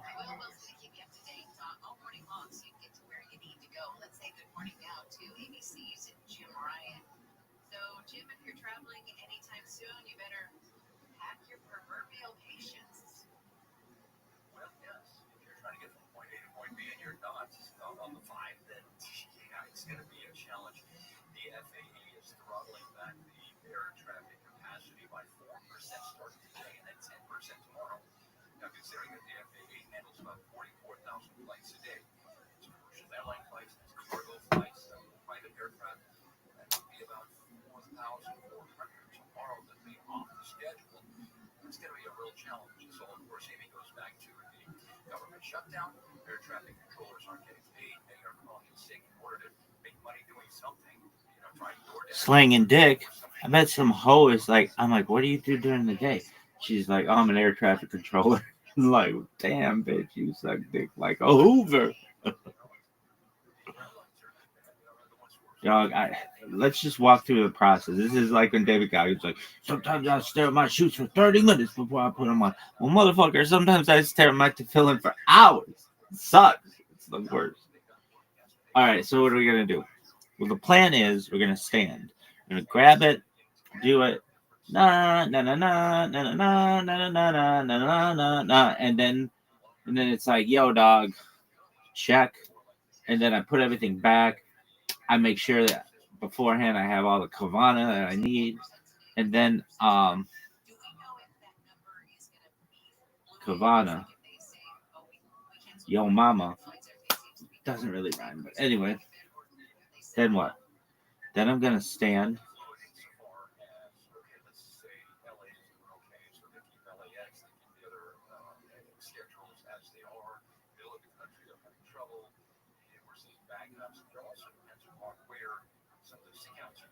Dog, I don't want to have to stand, but I'm gonna have to.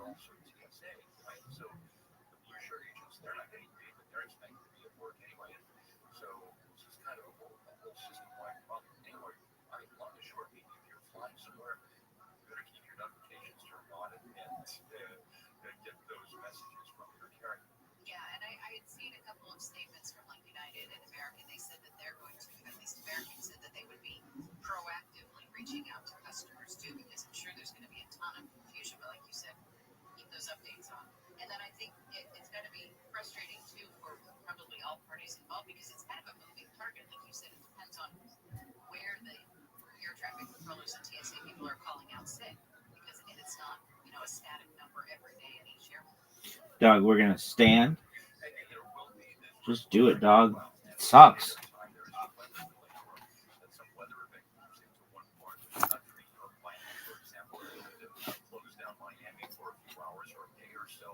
Starts to affect flights into and out of Charlotte and into and out of DFW.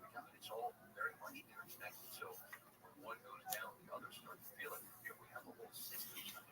Brigadier and I am on the sugar channel. We have to plan on hanging up to come on. We have seen the list. LAX is on it, Ontario is on it, San Diego's on it, and then what are some of the other airports? Because they said 40 major volume. Oakland's on it. Right. California, I think, may be affected more than any other in terms of sheer number of airports. But it's a big airport. You've heard of it. It's probably included from Seattle, Chicago, both airports in Chicago, DFW, Logan, across Texas. We're seeing a big effect too. So Brigadier and I am on the sugar channel. We have on this vote to come. Yeah, and an airport that was not on that list was my little hometown airport, Medford, Oregon. So hopefully I can still get home.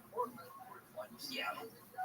Yeah. And then with Thanksgiving a couple weeks away, Bird chunk of on the tell them on the edge. might be able to resolve anything before the holiday. Well, that's kind of what folks are thinking. Maybe the FAA is trying to put a little pressure on Congress to get something done on this. But Shema Yisrael Adonai Eloheinu Adonai Echad. Berkshire Kavod Machito and Shema Yisrael Adonai Echad.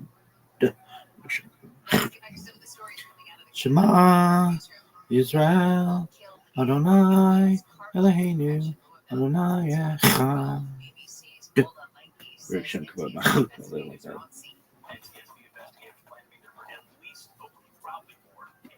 surrounding areas are being asked to notify police if they find any wreckage. The 3 crew members on board the plane that was headed to Hong Kong were killed along with 9 on the ground. The crash damaged a petroleum recycling plant and an auto parts warehouse. President Trump still pressing Republicans to change the rules of the Senate and ditch the filibuster in order to bypass Democrats and pass a spending bill to end the federal government shutdown. ABC's Nicole Antonio says Senate Republicans are saying they don't have the votes. Democrats, boosted by their wins on election night, say it's time for Republicans to negotiate health insurance premiums at the center of the shutdown drama. She says Democrats swept all key races Tuesday night by promising to address the high cost of living. Authorities have made more arrests in connection with an alleged Halloween terror plot in Michigan, possibly targeting an amusement park in Marsden, Detroit. U.S. Attorney Alina Habas says 2 19-year-olds in New Jersey have been arrested. The first suspect is charged with conspiring to provide material support to a designated terrorist organization. The second suspect is charged with transmitting violent, anti-Semitic threats across the internet. She says protecting the U.S. from radical Islamic terrorism and violent extremism is one of the Justice Department's highest priorities. A woman detained by ICE agents at a daycare center where she works in Chicago sparked protests. ABC's Andrea Fujii says when officers tried to pull over a car driven by the woman was in, the man who was driving sped off. DHS's Galeano, who is from Colombia, has been in the country illegally for years. They claim she facilitated human smuggling when she paid smugglers to bring her children into the U.S. The woman's supporters say she was chased inside the daycare and dragged out. But Homeland Security says agents tried to arrest her earlier and she resisted. A blast of Arctic air will hit the eastern U.S. this weekend, bringing a deep freeze to millions. Temperatures are expected to fall from the Dakotas all the way down to Florida. Forecasters saying it will feel more like January than November. And it's going to be sunny with highs in the 70s and 80s here in Southern California. Ben and Jerry's Ben is bummed with the big bosses. Ben Cohen says Unilever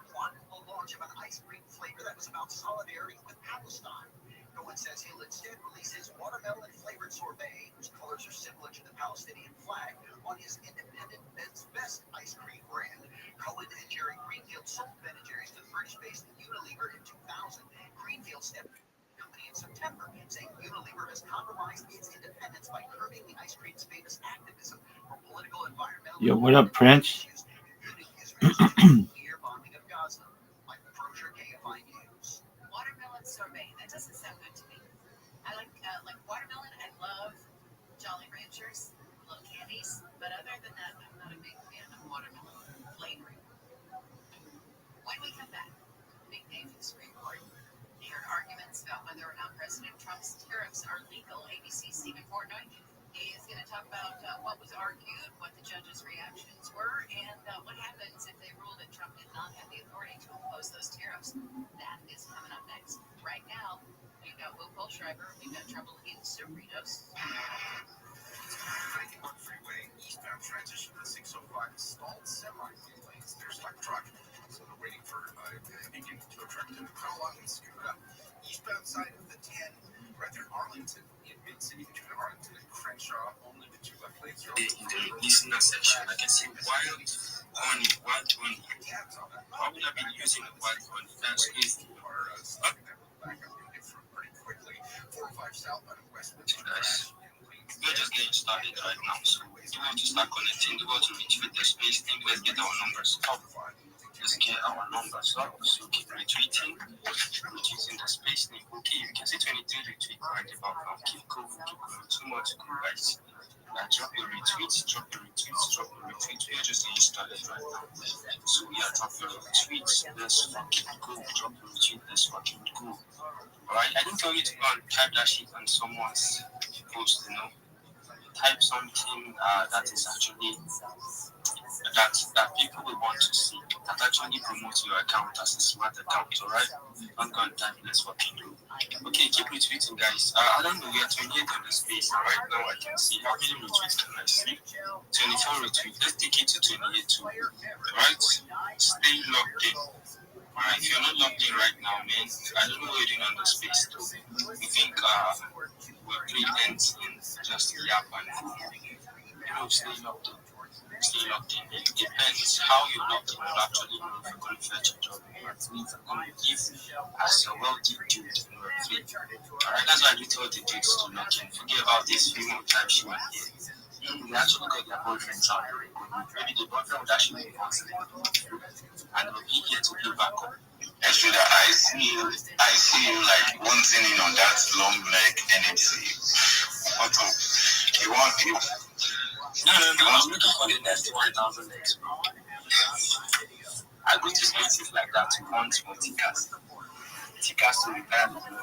We got that. When men are busy spamming their TLs, I go to places to hunt for tickers. We got that. Alright, keep retweeting, guys. Keep retweeting. What made you come to that space? Because I didn't close my phone because I don't want anyone to track me to that space. I was shocked when I saw it. I was like, this guy actually. You said you have to also in this routine. When something is failing, you just have to find the next ticker, like the next safe element. So I saw Esfida speaking, Esfida is here. Okay. And when I entered the first sentences that you look at me, it's actually very sensible. So I stay for a while. So that's what it is. So how did you know? How did you know? Prince, can you hear me, big dog? I'm speaking or not speaking, you usually see me that I'm here. No, it's a lie. I don't think that's true. It's a lie. I think it's only when Now I can hear you. Hey, just one moment. I'm about to speak in this Twitter space. When I'm done, I'll speak with you. GM.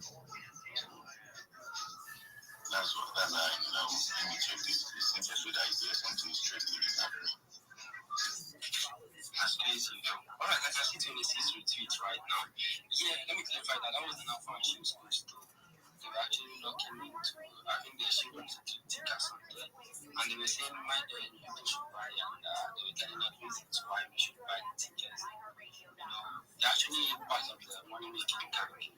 So that was why I hopped on there. You got that. So when I saw the All right, come back.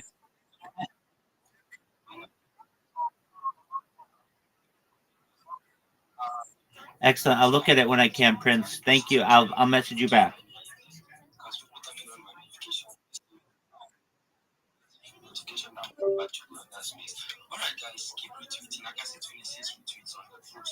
So I'll be pushing up post to the dashboard. Right? Pushing up some post to the dashboard. Alright, once more, I want to tell you, if you're new on the space and you don't know how we actually run things, we don't know how we actually run things on here, here's what we do. Just hop on the space, drop a retweet on the space link, drop a like, drop a comment. Your comment is going to be separate from your tweet link. You got that? Just drop a comment like tagging 3 friends or 4 or 5 friends. You got that? Then drop your post link separate. 2 different things. When you drop them separately like that, then go and check your followers. The followers have gone from where it is to 100K. That is a life hack. It's a life hack that can start happening on X. You got that? So do how to start doing that right now. Don't say you're locked in with your mouth. You're going to be locked in like too. Your posts are going to be showing that yes, this guy is certainly locked in. You got that? Alright, the best is Rabbi. Absolutely. I retweeted, I commented. I advise everybody else to do the same. I'm Rabbi Rothschild. I stream my life 24 hours a day, 7 days a week, 365 days a year for world peace. I've been doing so for more than 4 years from more than 20 different angles. This is the biggest event in global history. If you weren't aware, Bill Gates coined the phrase in the 1990s, content is king, and I'm making that true today. I'm king of the internet. This is a real life Truman Show, a real life Big Brother. This is a time capsule or a timeline of human development. If you weren't aware, The Economist magazine in 2018 stated that data had overtaken petroleum as Earth's #1 resource, and I have more data, specifically human data, archived online than any person ever, which is going to make me a very famous, very influential individual. And what I'm going to do with that influence is ensure you, your friends, your family are all made independently wealthy. I'm going to make sure that you all have generational wealth if you don't already, and I want to make sure that you're able to start charities and philanthropic organizations of your own. I'm someone, in addition to streaming my life for world peace, I talk about ending world hunger through the use of technology such as agricultural drones, floating greenhouses, saltwater greenhouses, hydroponics, vertical farming, cloud seeding. I want to help end world thirst. I'm sponsored by a cryptocurrency that's worth about $100 million, and one of the things that we do is we build wells in developing nations like Nigeria for the benefit of the less fortunate. Additionally, I'm an advocate for the LifeStar program and, most importantly, desalination technology, where we pump our seawater onto land to make it drinkable. Please look at my pinned tweet. Please look at my link tree. I have the largest link tree that you're ever going to see of any person ever. I have more social media than any person you're ever going to find ever. Once you join my Discord, we're going to brainstorm together on how you can become a more effective marketer. I'm going to help you with projects. I'm going to help you to get a job. But more than anything, more than streaming my life for world peace, more than making you rich, I just want people to know that I'm here to support you in everything that you do, both personally and professionally. I want you to know that I am a positive individual. I want you to know that I have an optimistic view of the future. And most importantly, I want to give people hope. And with that, I want to thank the room for allowing me to share that with you. Okay, I think you've shared that. I've actually had you share this couple of times already. So yeah, I want to ask you a question, a simple question. Understanding, I think you have a TV channel, right? You have a Discord. Before the Supreme Court, President Trump's tariffs. Can you hear me? Was that a question for me, X-Rater? Yeah. Yeah. Do you have a TG or a Discord? Yeah, so I'm live in TG right now. You can find, I'm part of a larger group that's known as Harry Potter Obama Sonic 10 Inu. Our TG is t.me/HPOS10I. It's Harry Potter Obama Sonic 10 Inu. The best place to get a hold of me is my Discord. It's discord.me/rabbi. All the links are in my profile. They're on my link tree. In fact, it's in my name, right? If you read my name, the Discord link is there. So if you go in there, you'll see I'm live right now, and I'll be willing to help you with anything that you may have.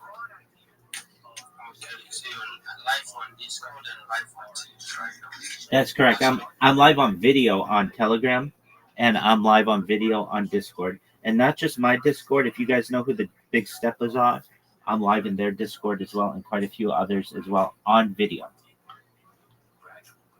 Before we go down service, I want you guys to know these are outright engagement. This is very important engagement. You between this thing. You follow the goals, you follow the double goals.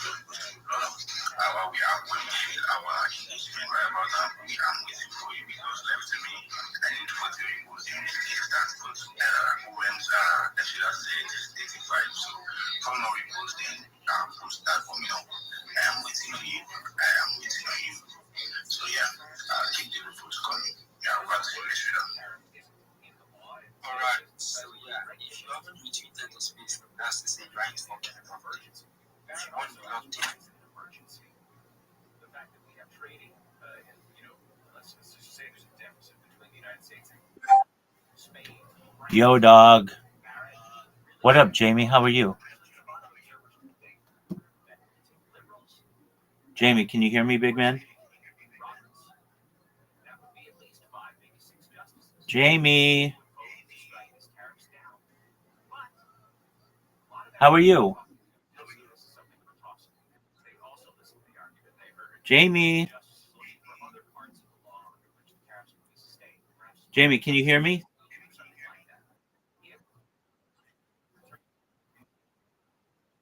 Excellent. Jim, how are you? I'm well, thank you. How are you?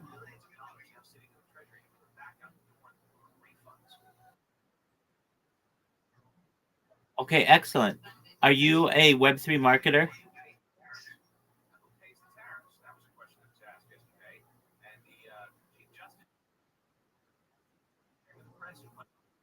I can hear you. I see you're trying to start your video. Yeah, hey, how are you? Pleasure to meet you. Good to see you.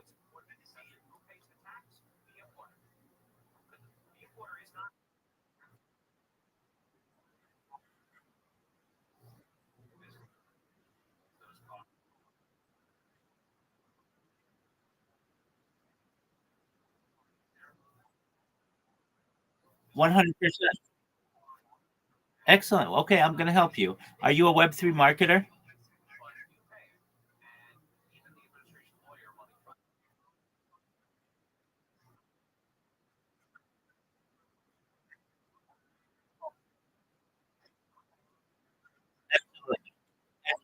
Absolutely. Absolutely. Absolutely. Jamie, I'm going to make you an all-star. Okay, so here's the plan. Do you have a link tree?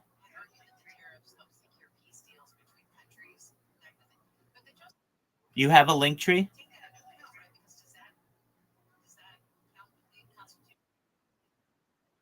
Okay, excellent.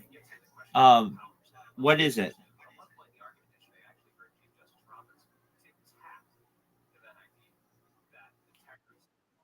What is your link tree? I'm going to go to it.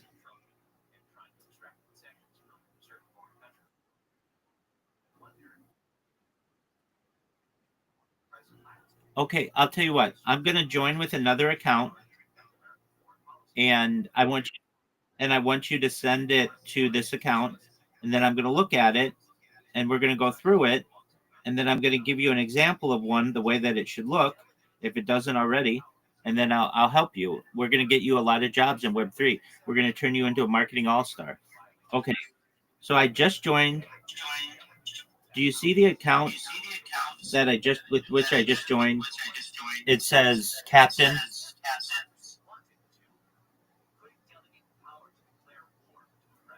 If you don't, it's maroon. It's the red one with the circle.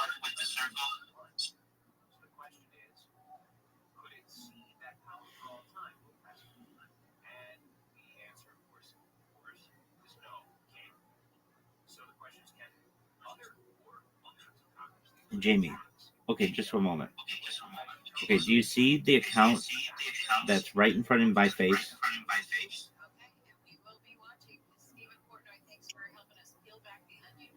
Jamie, there's an account that's right in front of my face.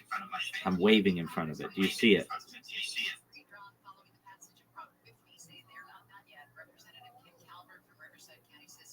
Jamie.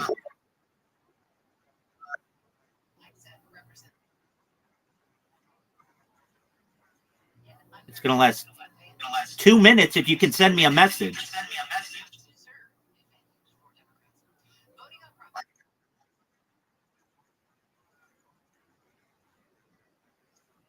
Absolutely. You can join at another time if now isn't good.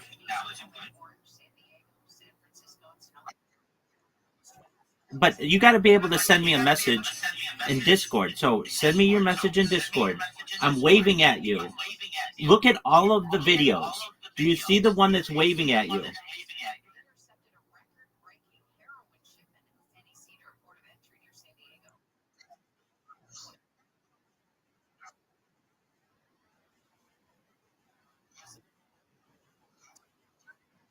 Jamie, you got to be able to figure out how to send a Discord message.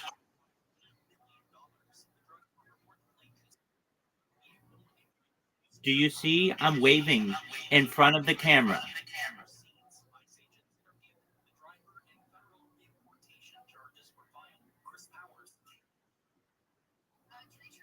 Okay, Jamie, before you go, you got to send me a message. If you're going to be a marketer, dog, Jamie, you're pissing me off. How long is this going to take? Hey, dog, you're fucking not paying for this. This is all free. So shut the fuck up and strap in.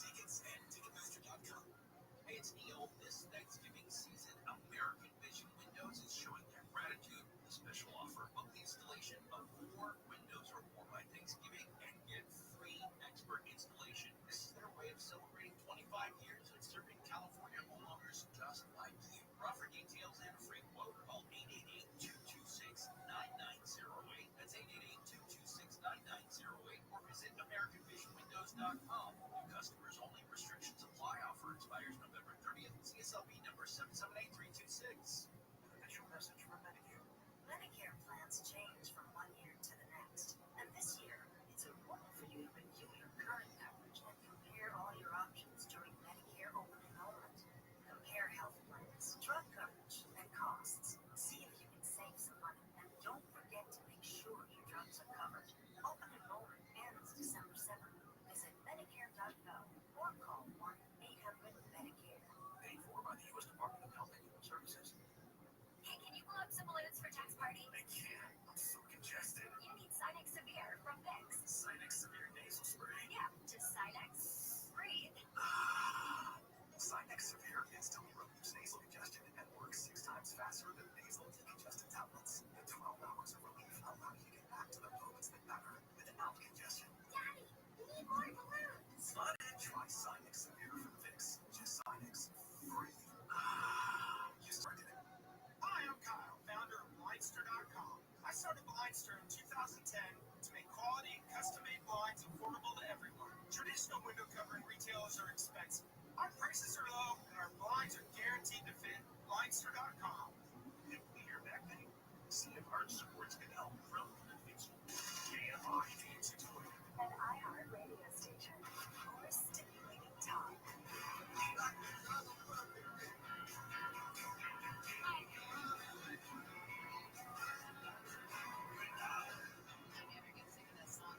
It's 5:37 on your wake-up call this Thursday morning. I'm Amy King. Here's what we're following in the KFI 24-hour newsroom. The FAA says it'll cut 10% of flights at 40 high-volume airports across the country.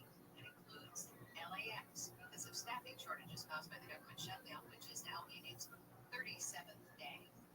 Shots have been fired during a home invasion at a former Lakers player's home in Sherman Oaks. LAPD says 3 men smashed the back door of Christian Wood's home on Seago Street around 1 yesterday afternoon. Wood confronted the men and fired 3 to 4 shots. They ran off and drove away. Police are still looking for the would-be robbers. Sean Combs is apparently expecting a presidential pardon in the new year. TMZ says the music mogul has been boasting to other inmates that President Trump's going to pardon him in 2026. Combs is serving a 50-month sentence. The White House Communications Office has denied the pardon is in the works. At 6:05, scandal on the news. Republican lawmakers in California didn't waste any time. They've already filed a lawsuit to try to block the implementation of Proposition 50. Okay, remember this. Hold on to your butts, folks. Hold on to your butts. Days of the North. 1 out. Dodgers lead by 1. Yamamoto's 0-2. Coming to Kirk. Broken back, ground ball. Bench has it, steps on the bag. The throw to first. Double play! From bench against the wall to back-to-back. The Dodgers cement their dynasty. So I was in a car driving from Corvallis, Oregon, back up to Portland after the Beavers game, listening to that call. And we're listening, it's extra innings. We're like, oh my gosh, who's going to win? When is this game going to end? And who's going to win? And I heard that call, and we went, oh, cool, double play. And then we sat there for a few seconds, and then went, oh my God, they just won! It was a surprise. Such a fun broadcast. And if you want to relive all of that World Series action, tomorrow afternoon at 3, AM 570 LA Sports Tuna replay Game 7. It's your Dodgers back-to-back World Championship champions. You can listen to it again on AM 570 LA Sports, also on the iHeartRadio app, presented in part by Bank of America, the official bank of the LA Dodgers. It was such a good game. You're probably going to listen to it again. What fun. Here's what's coming out of the KFI 24-hour newsroom. The federal government says flights are going to be cut back at 40 U.S. airports, including LAX, Ontario International, and San Diego International. Transportation officials say it's because of air traffic control staffing shortages during the ongoing federal government shutdown. This is going to be an unimaginable, unprecedented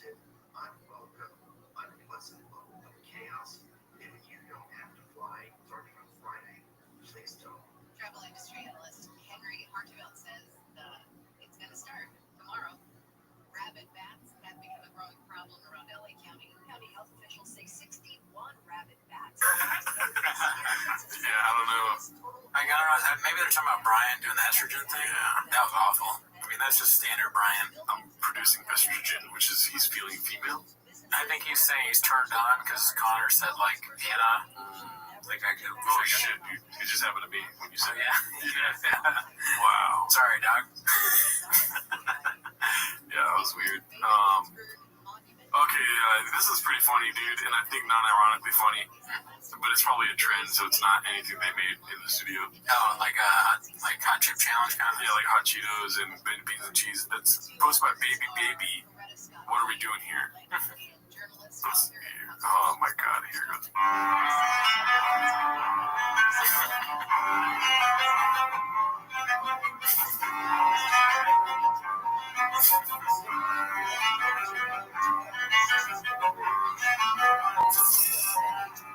All right, that's the greatest rain ad I've ever seen in my life. That makes me want to pop one of these bad boys open. Let's do it, dude.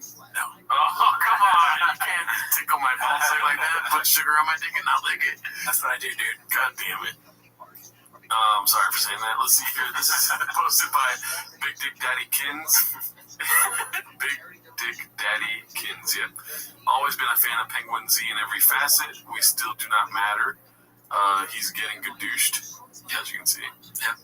Which is something that, what's his name? Vince Scully? Wes Watson? There we go. Wes Watson. Something Wes Watson. Saying he's gadoushing me. I'm going to watch that video later tonight for sure. Let's see here. Preventative medicine is for soy boys, posted by Haphazard. We got along with, so strap the fuck in shit. Let's see. I did my colonoscopy because I was like, dude, I'm just gonna get it because I in the back of my head I was like, oh man, I gotta do that, and I was like, I'm just gonna fucking do it. Anyway, I did that, and then I went in, and I got it done. And honestly, the best thing about it is for me, you just get the day off, bro. You just don't fucking do anything. Why do you get the day off? Nobody expects anything from you. Why? Because you're shit. Well, but you didn't have a major surgery. I know, but you so you go in there, you go there like an hour or two beforehand. You're just chilling in the bed. They put you out. I'm out. You do it. I'm not. What? The whole thing. Keep going. You're not gonna do it. Okay. Well, that's fine. It's funny to say I'm out. It's kind of like he's saying that I'm also confused if I'm delayed. Like, are you saying you want me to stop telling the story? Are you out? Like, are you leaving right now? Yeah, like, are you leaving? Are you... Shab doesn't want to get a colonoscopy. He doesn't want to be in the hospital. I'm out. Go out. I'm done now. Okay. But they put you out under. They put you under. It takes 20 minutes, 30 minutes. And Do you have to go under? Yeah, I think so. Why? Well, something is Oh, you didn't ask all up questions. in you. Some's all up in you. Dude, hey, because some's all up in you. You don't have to go under. To be awake. Hey, yeah, you don't have to be under it. You're making a bit bigger. Your telescope up there. What the fuck they use it? You don't have to be under if you're gay. But so yeah, it was nice, bro. I was Kind kind of a waste of time, though. well, You were fine. well, no. So what they do is they cut off all polyps. They find something every time. So a lot of Of course times, they did. sometimes I told the mechanic. That's pretty funny. What? I mean, a very hack joke, but they find something every time, and Brendan says, of course they do. It's like one of the mechanics. I mean, God, Brendan Chop, please go to the doctor and do this, man. This is our business. This is our bread and butter, okay? We can't have you fucking dying of colon cancer because you're an idiot. Go, get your polyps cut off, you stupid moron.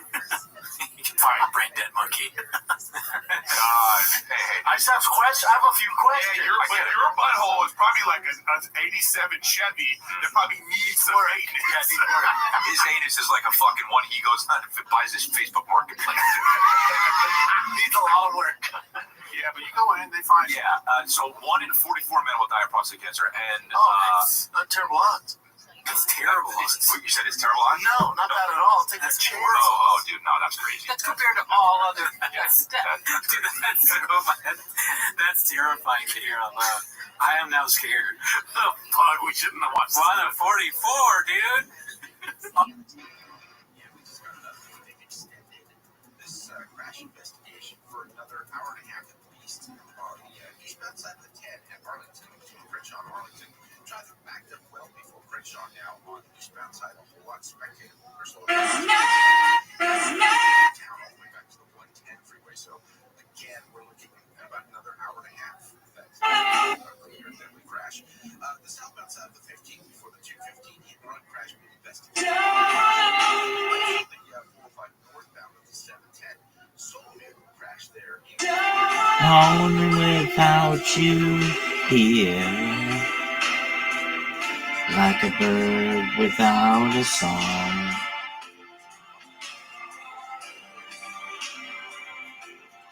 Nothing can stop these lonely tears from falling.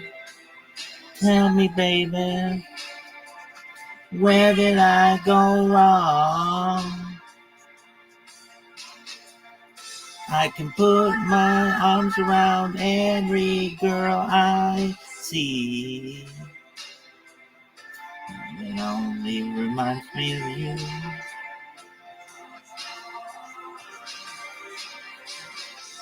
I went to the doctor and guess what he told me? Guess what he told me? He said, boy, you better never have fun no matter what you do.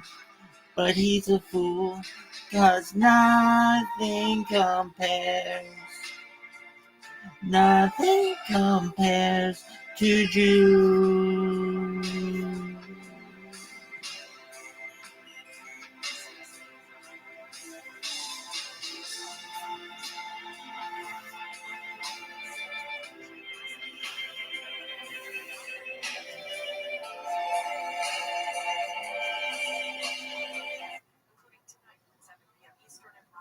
That was so sick when you were like, blah, blah, blah. Wait, it's Mein Kampf by Dude, Adolf. why do they show me this? I don't want this. It's Mein Kampf by Adolf Hitler. I don't want this. I can't wait to start reading. Any watch can help you run it. Yo, fuck all these people. This shit is such garbage. Pasta. You put it in the pot. What we're gonna do is if you just wait like, 5 seconds, it's gonna soften.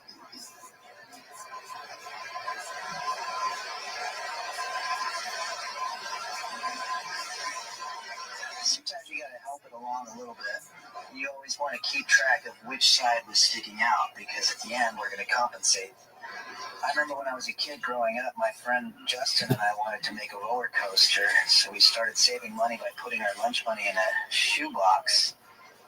And after about 6 months, we had a couple $100 in there, but it turns out that my friend Justin's sister's boyfriend had found the shoebox and he stole the money to pay for an abortion. Shut up. Okay, this is looking just about ready. What? We're just going to take our pasta. Oh, that is so fucking funny.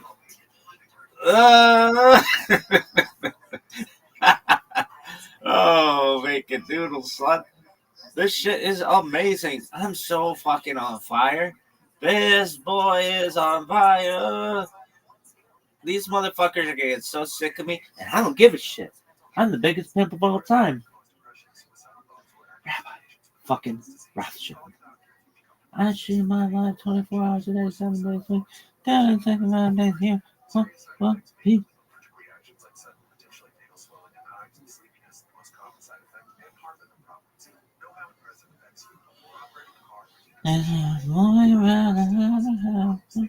No matter what you do, what you do,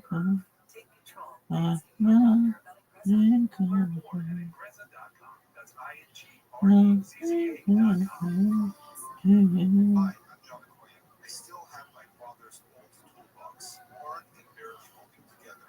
He taught me it's not the tool, but it's the hands that use it. That's why at Rooter Hero Plumbing, we put people first. Our heroes show up on time and treat your home with care. In the end, it's our way to provide a What you do? But he's a fool. We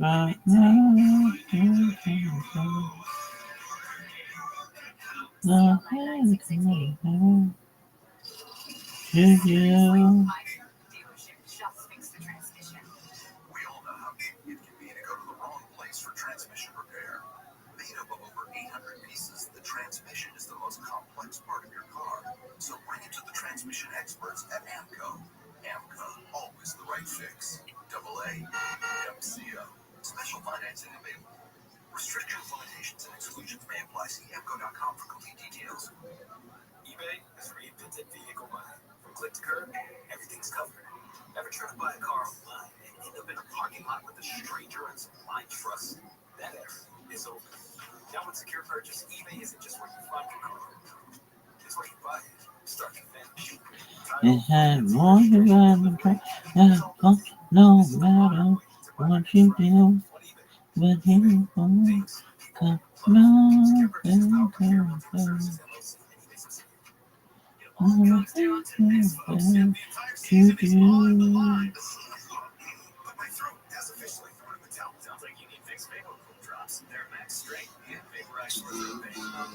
Sentir sair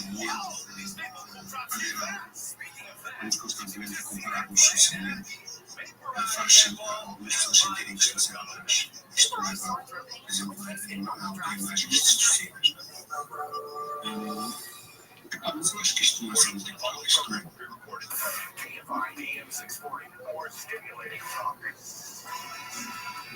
On the next Handle show, if you've ever read George Orwell's 1984, you know that history is your interpretation of history or his interpretation of history. That's coming up after 7 a.m. today on the next Real Handle Show.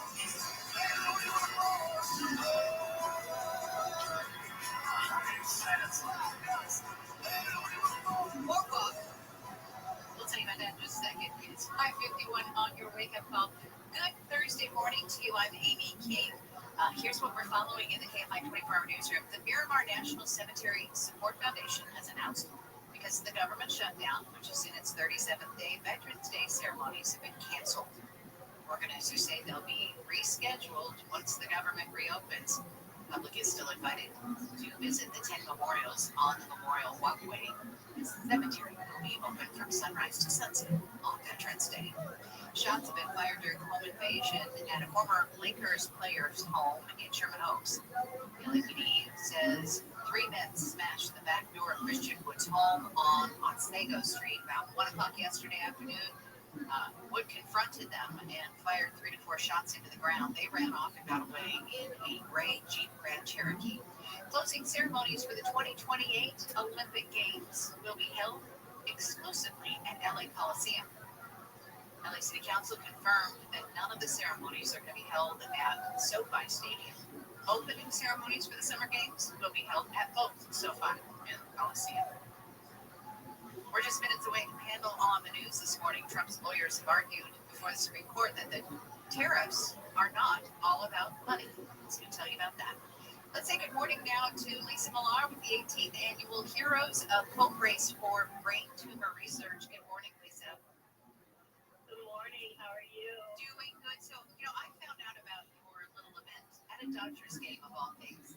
Rhonda is one of your participants. She sits next to me at the Dodger games, and she survived a brain tumor. And, when you survive something like that, you tend to want to do something to help or bring awareness or raise money for something that affected you so profoundly. And so she shared that with me, and I said, my gosh, let's share that with Wake Up Call listeners. So tell us about what you're doing at Dockweiler on Sunday, November 16th.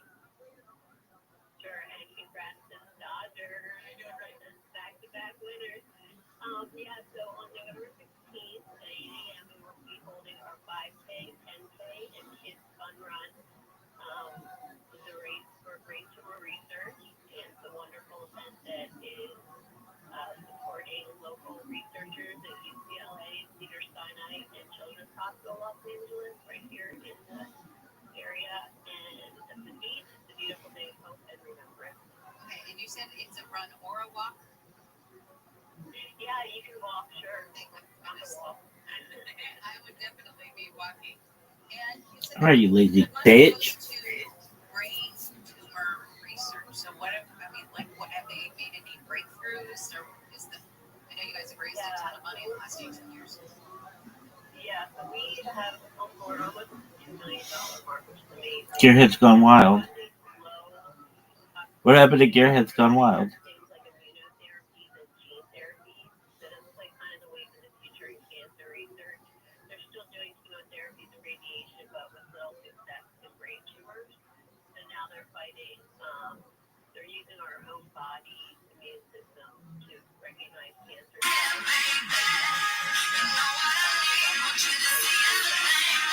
Tricky. They're kind of like spies. They're kind of like double agents. They kind of trick your immune system to thinking they're good cells. They're really bad cells. And so they're training these, I guess they're called T cells. They're training them to basically fight off these bad cells, to recognize them and fight them. So they are making progress. It's not fast enough, of course.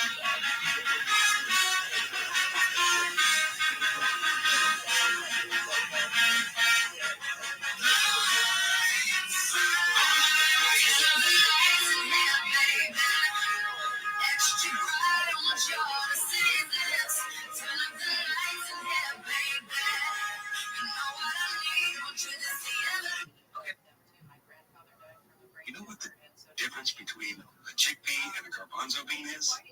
Uncle Bob never had a garbanzo bean on his face. All right, now add the lemon juice. You know what the difference between a garbanzo bean is? Uncle Bob never had a garbanzo bean on his face. Oh, that's a great one, dog. Oh, that shit is so fucking funny. Oh, that is so fucking oh. Oh, that shit is so funny. All right, now add the lemon juice. Oh, you know what the fuck. difference between a chickpea and a garbanzo bean is? Uncle Bob never had a garbanzo bean on his face. All right, now add the lemon juice. You know what the difference between a chickpea and a garbanzo bean is? Uncle Bob never had a garbanzo bean on his face. Oh, that shit is so funny. A chickpea and a garbanzo bean is? Do you know what the difference between a chickpea and a garbanzo bean is? All right, now add the lemon Rabbi juice. Rothschild never had a garbanzo bean on his face. A chickpea and a garbanzo Oh, bean that is so funny. Uncle Bob never had a garbanzo bean on his face. All right, now add the lemon juice. Oh, that is that shit is so funny. It makes me want to shit. Uncle Bob never had a garbanzo bean on his face. All right, now add the lemon That juice. shit is You know so what the difference funny. between a chickpea and a garbanzo bean is? Uncle Bob never had a garbanzo bean on his face. All right, now add the lemon juice. A chickpea and a Oh, garbanzo that shit is so fucking funny, dog. garbanzo bean on his face. All right, now add the lemon juice. You know what the difference between a chickpea and a garbanzo bean is? Uncle Bob never had a garbanzo bean on his face. You know what the difference between a chickpea and a garbanzo bean is? You want some?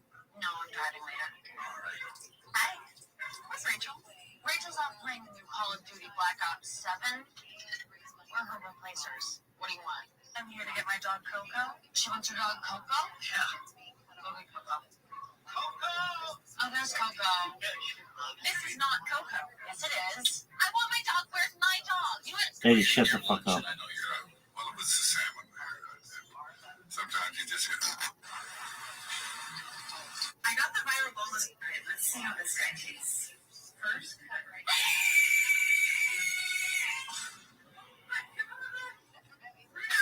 It's just cake, but so much time with the family underneath the door.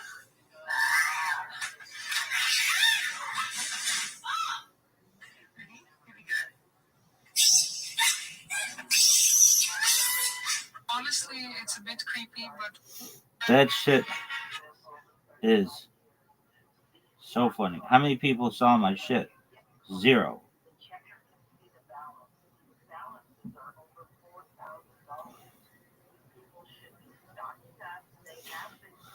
Do you know what the difference between a chickpea and a garbanzo bean is? Rabbi Rothschild never had a garbanzo bean on his face. Oh, that is such a good joke. That is such a good joke. That shit is so funny. I gotta write that one down.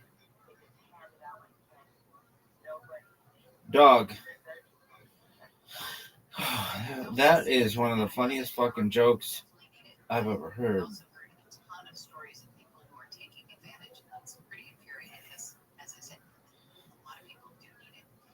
Okay, here are a few more stories coming out of the KFI 24-hour newsroom. A group advocating for illegal immigrants has urged the World Series champion Dodgers to skip a visit to the White House. The National Gay Labor Organizing Network wrote an open letter saying players should decline a visit with President Trump in protest of immigration raids in Southern California. The visit's expected to happen in early April when the Dodgers play the Washington Nationals on the first road trip of the 2025 season. A new law in California could change the way the country uses the internet. The bill signed into law by Governor Newsom requires companies like Google and Microsoft to offer users an opt-out signal, which would prevent websites from sharing or selling personal information. Experts say it would be easier for companies just to change their services to affect the entire country rather than just doing it for users in California. And Elon Musk could become the world's first trillionaire. Tesla shareholders will decide on whether to approve a pay package that could hand the world's richest man another $1 trillion in shares. Supporters say Elon Musk is a miracle man who needs the money as a way to focus on the company. Critics say the board that designed the package is too beholden to Musk and the pay is excessive. Shareholders are voting today at their annual meeting in Austin, Texas. Deborah Mark, KFI News. This is KFI and KOST HD2, Los Angeles, Orange County, Southland weather at KFI. Morning clouds, clearing to sunny skies, highs in the upper 60s in the beaches, low 70s for Metro LA and Inland OC, mid 70s in the valleys and Inland Empire. Slight chance of some showers this morning in the Antelope Valley, otherwise sunny and windy with highs in the 60s to low 70s. Clouds tonight and tomorrow morning, then sunny and warmer with highs in the low 70s in the beaches, mid 70s to about 80 in the metro areas, low to mid 80s in the valleys and IE, 60s to mid 70s in the Antelope Valley. It's 54 now in Fullerton, 56 in Aliso Viejo, 57 in Pasadena, 54 in Studio City. From the KFI 24-hour newsroom, I'm Amy King. This has been your wake-up call. If you missed any wake-up call, you can listen anytime on the iHeart Radio app. Handle on the news is next. Got a stuck truck in Bellflower on the 91. It's going to be just outside of the lane. You should try to transition to the 604 south. That truck parked is sticking out in the right lane, and it's a pretty hefty blaze in the back up there. We'll be out here pretty shortly. We still have a fatal crash investigation in Mid-City, LA. It's the eastbound lanes of the 10 freeway at Arlington. That shit is so funny. Rabbi Rothschild never had it. Garbanzo being on his face. Oh, that is so funny.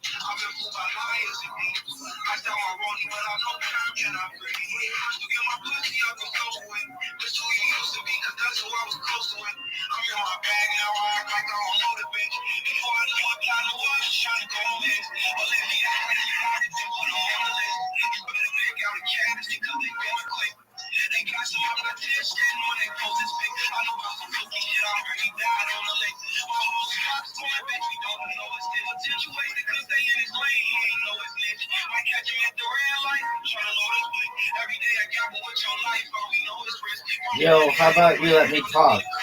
Was this a radio space? Or is this a show space? Is this a radio space? Or is this a show space? Yo, dog, is this a radio space? Or is this a show space? Yo, dog, is this a radio space? Or is this a show space? Yo, dog, is this a radio space?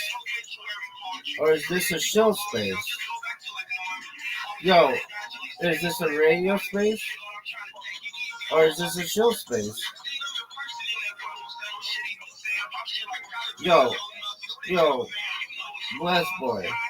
Is this a radio space? Or is this a show space? Yo, bless boy. Is this a radio space? Or is this a show space? Yo, is this a radio space? Yo, is this a radio space? Or is this a show space? Yo, is this a radio space? Or a show space? Yo, is this a radio space?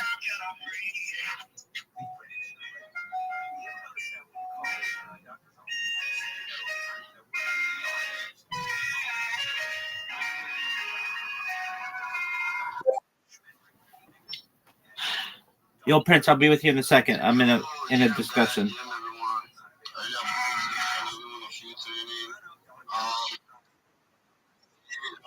I see Jeff Oji, I see Mr. Abundant, I see Defi Oracle, rather, Scofano. Prince, you did a great job. Pleased to have you guys here. I really appreciate you. You're welcome. I'm sorry if I got that right. Then I see VV Far. I really appreciate you guys tuning in. It's a great pleasure to have you guys, and I'm humbled. I'm really, really humbled to have you guys here. It's really a great week for me, you know. So real quick, please, you guys should kindly like and retweet the space, so that we can get a lot of folks in here, so that we can also get it started. You know, and so that we can vibe with each other. If you got any project, you can come, you know, so share with us what you got.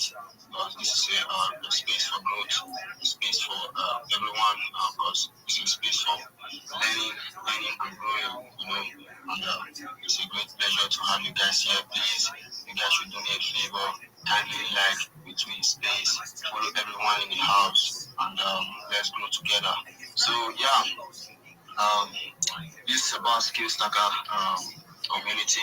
You know, it's a decentralized education and skill monetization, whereby you learn, you grow, and you also stack your skills. You know, so it's a community whereby they challenge you to do the right things, the things you find out that you are lazy doing, you do it. You know, challenge you to do it so that you can be a better person. This is what skill stacker is about, and that's why I love this community so much.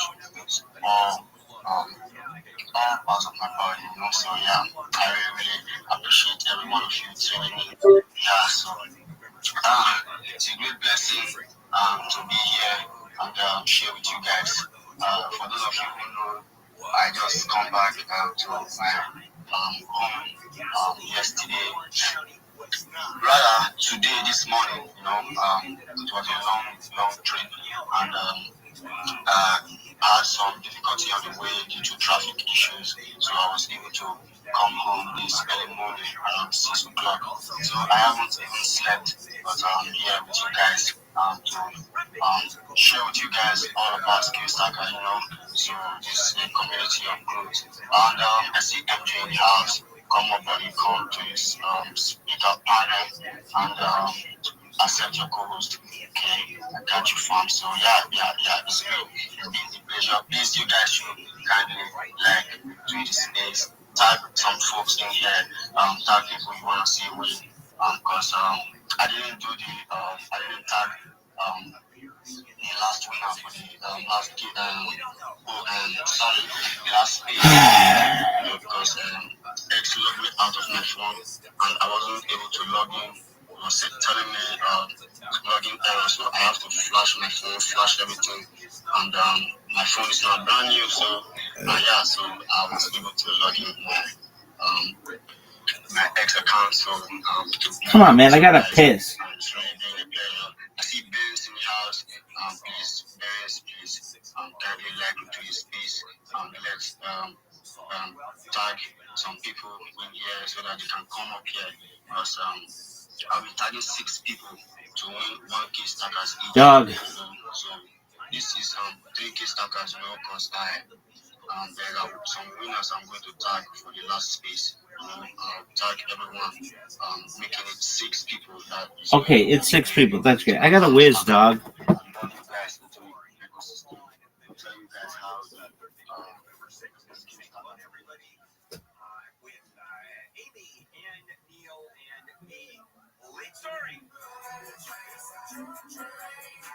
Yesterday, probably the longest session I've ever seen in front of the U.S. Supreme Court, where the administration was defending the tariffs, a lawsuit against the tariffs, arguing that the president overstepped his authority, because Congress is the only part of the government that is able to invoke tariffs.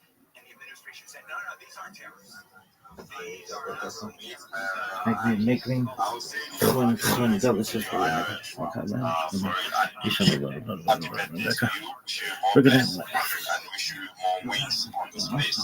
great myself, after arriving late home last night, after wake up this No morning. one gives a fuck. Children of Israel, do you hear me? No one gives a fuck. Hear, O Israel, no one gives a fuck.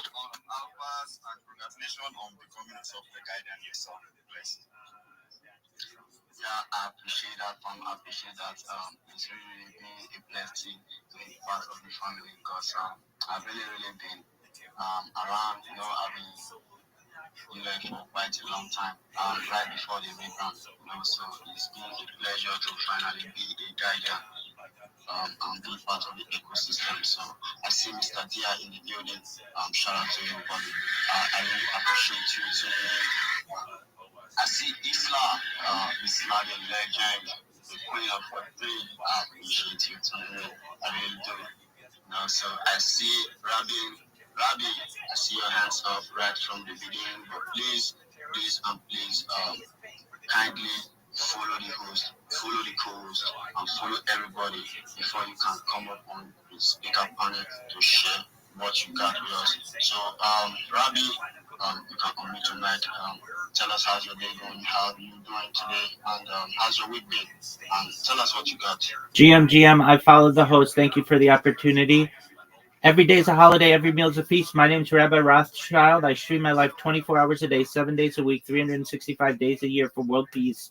I've been doing so for more than 4 years. My streams go back to the pandemic. We've seen the death of a queen, the birth of AI, the coronation of a king, and everything in between. This is a real-life Big Brother, a real-life Truman Show. This is essentially a time capsule or a timeline of human development. For more than 4 years, I have been live on not just one stream, not just two streams, but over 20 different streams. That means you can watch my life in 360 degrees.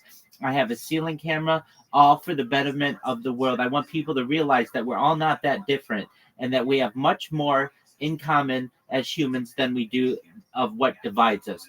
I want you to know that data overtook in the year 2018 petroleum as Earth's #1 resource. And I have more data archived on the internet than any person ever, which is going to make me a very influential person. And when that happens, I'm going to make all your friends, your family, and you independently wealthy if you're not already. I'm going to make sure that you have generational wealth if you don't already. I'm going to make sure that you can start charities and philanthropic organizations of your own. I don't want anything from you. I don't want your money. I want you to keep your money. I want in the future give you money, and I'm telling you that right now. In addition to streaming my life for world peace, I advocate for ending world hunger through the use of technology, such as agricultural drones, floating greenhouses, saltwater greenhouses, vertical farming, hydroponics, cloud seeding. I want to end world thirst. I'm sponsored by a cryptocurrency that's worth about $100 million, and one of the things that we do is we build wells in developing nations like Nigeria for the benefit of the less fortunate. Additionally, I'm an advocate for the LifeStraw program and, most importantly, desalination technology, where we pump Earth's seawater onto land to make it drinkable. If you are a reply guy, if you're a Web3 marketer, join my Discord. If you want to connect, you want to learn how to improve, you want to make sure that you have the best opportunity to be able to succeed in this industry, connect with me. Please view my pinned post. Watch the 1-minute video that I have on there that explains what I do. I have in that pinned post the links to my YouTube. You can watch me literally shill this live 24/7. And with that, I'm going to thank you all for the opportunity to be able to share that with you. And in closing, more than making you rich, more than making all your dreams come true, I'm here to be a positive person in your life. I'm here to support you in your personal and your private, personal and professional endeavors. I want you to know that I'm here to have an optimistic view of the future. And most importantly, I want to give people hope. Thank you so much.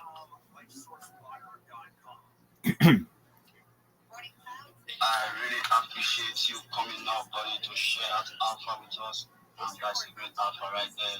You guys can hear that. You want to connect, so you guys can check out, do your research and partake in it. And this community is all about growth. We want to see everyone win, so it's a lot. I see X Arrow what? XR Trader, I see Ed Block in the building. Shout out to you guys. I really appreciate each and every one of you coming up to share with us, to also show up for us. It's really been a great pleasure to have you guys with us. So I see Scott Funnel in the speaker panel. So how's your day going today, and how's your week been, buddy? The 110 freeway. You can use Adams to the south, use Washington, Venice to the north to get around that. Those are the best options at this point for Southern California. Okay. All right. So, I see Scofano, you're not present. Okay, right. I see Rest in the building. Shout out to you, buddy. I really appreciate you tuning in. It's been a great pleasure. So, just so you know, guys, this is about skills.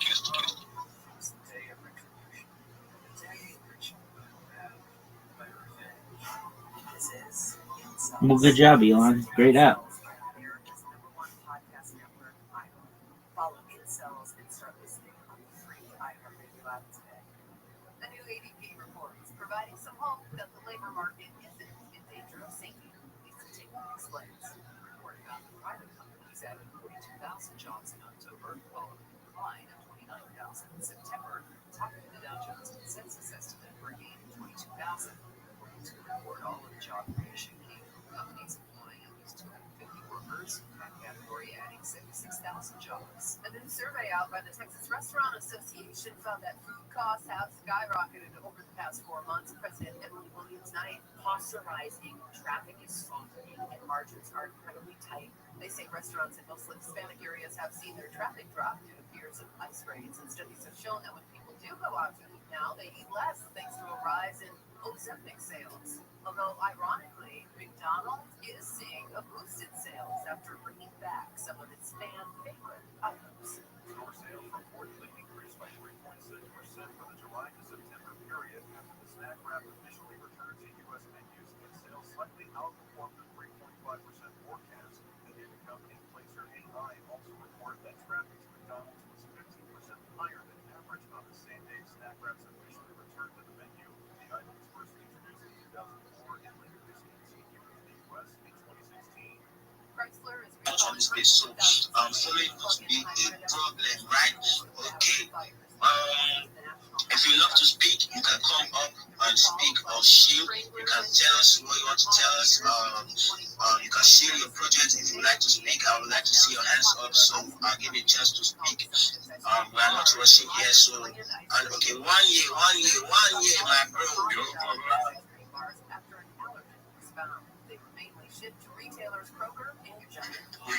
Multi-cycle narrative, no crying in the casino. Check us out. Get that 1% bag while it's cheap, because the creator fees are going.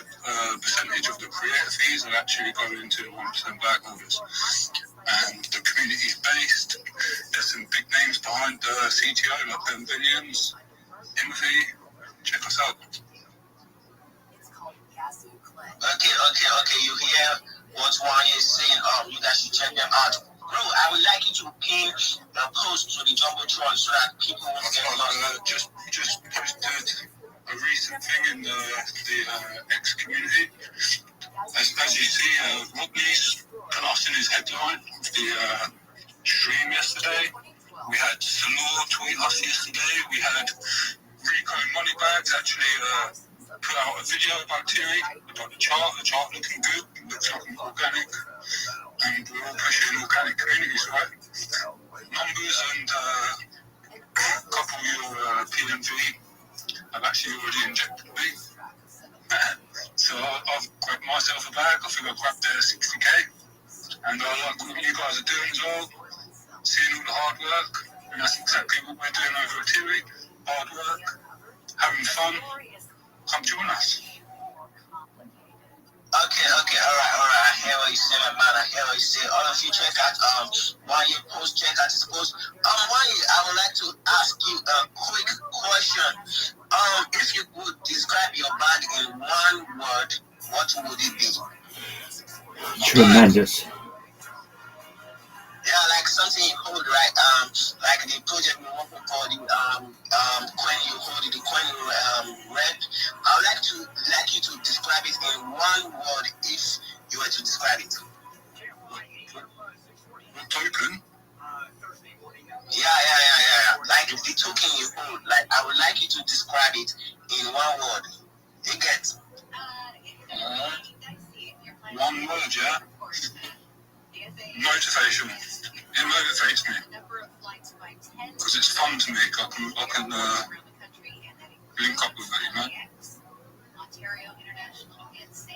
Yeah, I get you, bro. You see, the project we rep, it motivates us to come back to the TL to post about them. It motivates us to check motivates us to check if they are company or they are not. It motivates us to check many things about the project. It motivates us to come on the community to talk about the project. I love your answer. This is only the second space I've ever spoke on, you know, and I've always been motivated by communities, and there's not many communities out there that get you motivated, personally, but I feel Thierry motivates me, and I've just been injected by UPMV, and I'm in your Telegram, and I've looked at what you're doing, because it's hard to get, so I'm too busy pushing Thierry. I don't really see what's behind me, but Numbers has been on my back. I see him everywhere, and I checked you out, and yeah, I can resonate with you guys too. It's fun, it's organic, and yeah, man, it's all love for the organic communities. Awesome. Sorry, if I can just say something, 1 year. We are truly honored that you decided to come up and speak on our stage.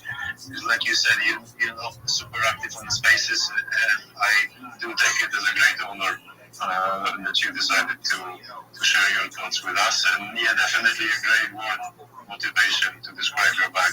Yeah, I've also gave you guys some time, you know, which has made me feel comfortable, because I don't know if any of you was in Number's space. That was the first space I've spoken to. I was a bit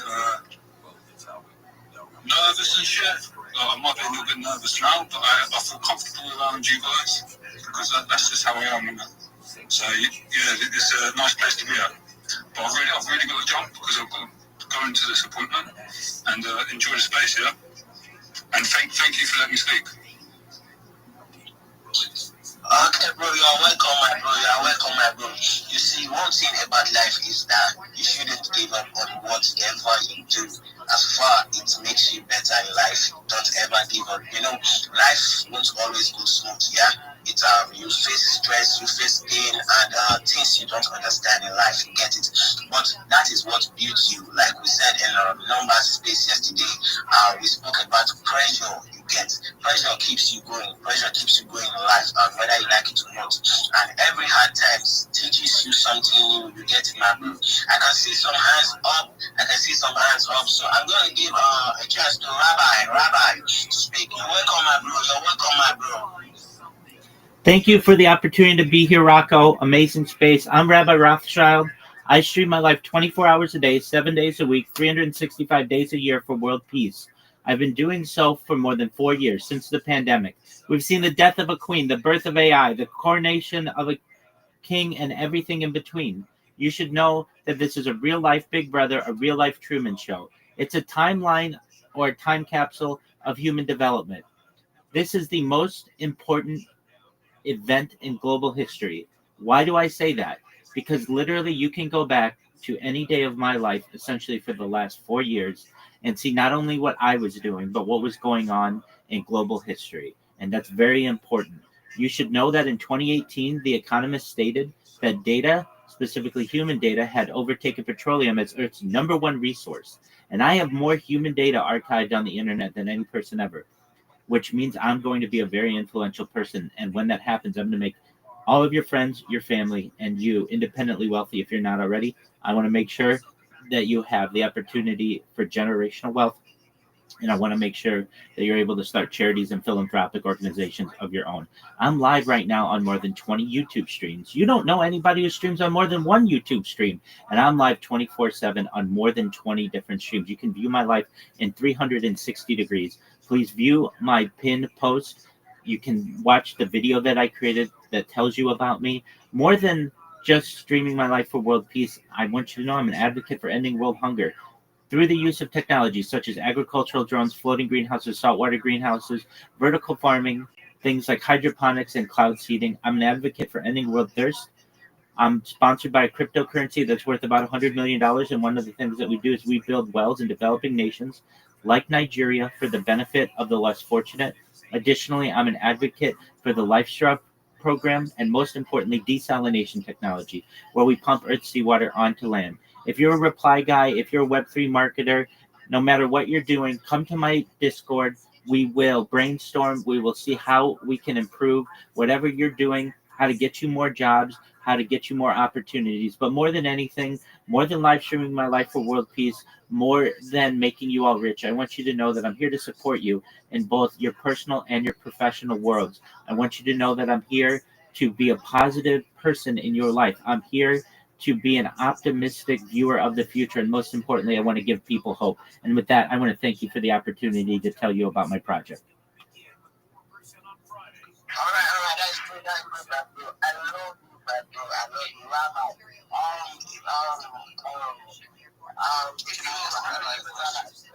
Can I ask Rabbi a question? Absolutely, go for it. You just like want coffee under the normal level today. Why do you say that? You're speaking like a I don't know, one pace slower than normal. That's all. We're just, I think, all used to your energy being super fast. I'm just joking, bro. You're good. No worries at all. Gotta tell you, feel quite normal, but I have chilled myself in quite a few spaces already. So perhaps that has to do with it. But nevertheless, my energy's still there. Follow me on Twitter. I'll follow you right back. Look at my pin post. Look at my link tree. I dare somebody to look at my link tree. It's linktree.com/Rabbi Rothschild. I have more social media than any person ever. This is the biggest event in global history. And wherever it is, I will follow you back.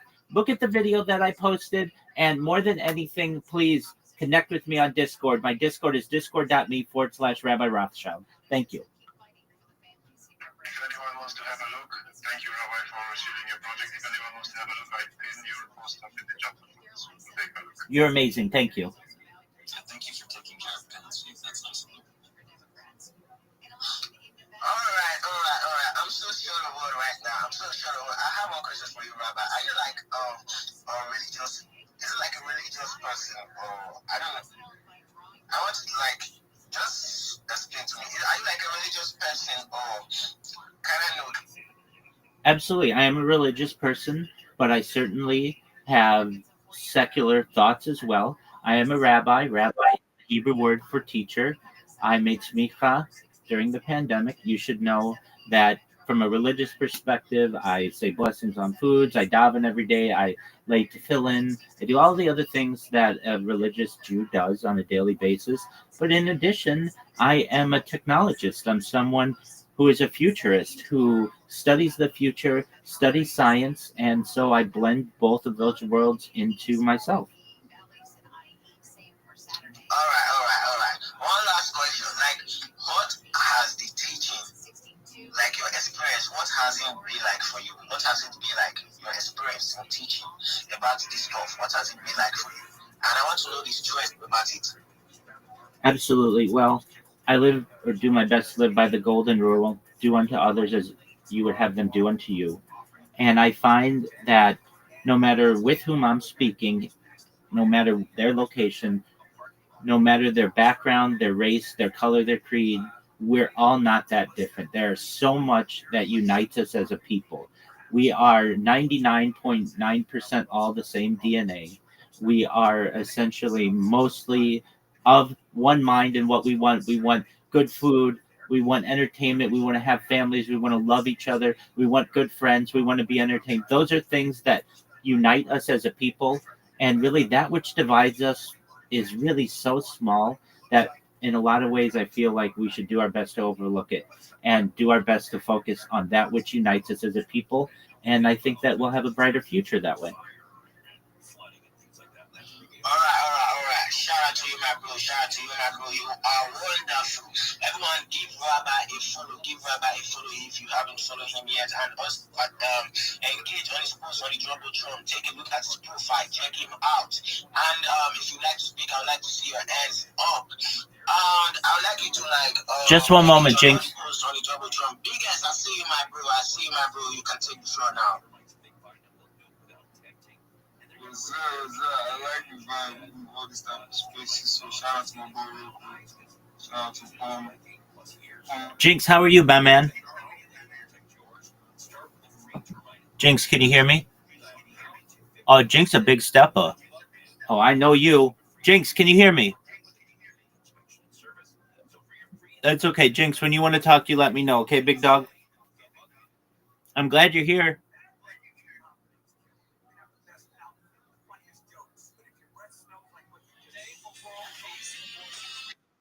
Oh, excellent. Yeah, I can hear you. What's good, son?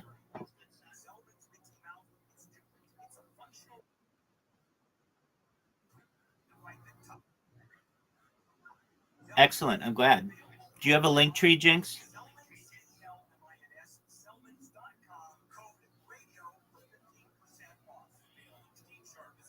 Jinx, do you have a link tree?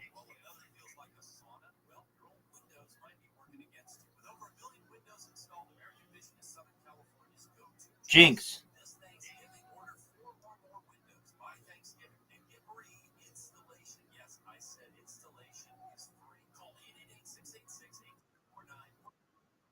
Okay, Jinx, do you have a link tree?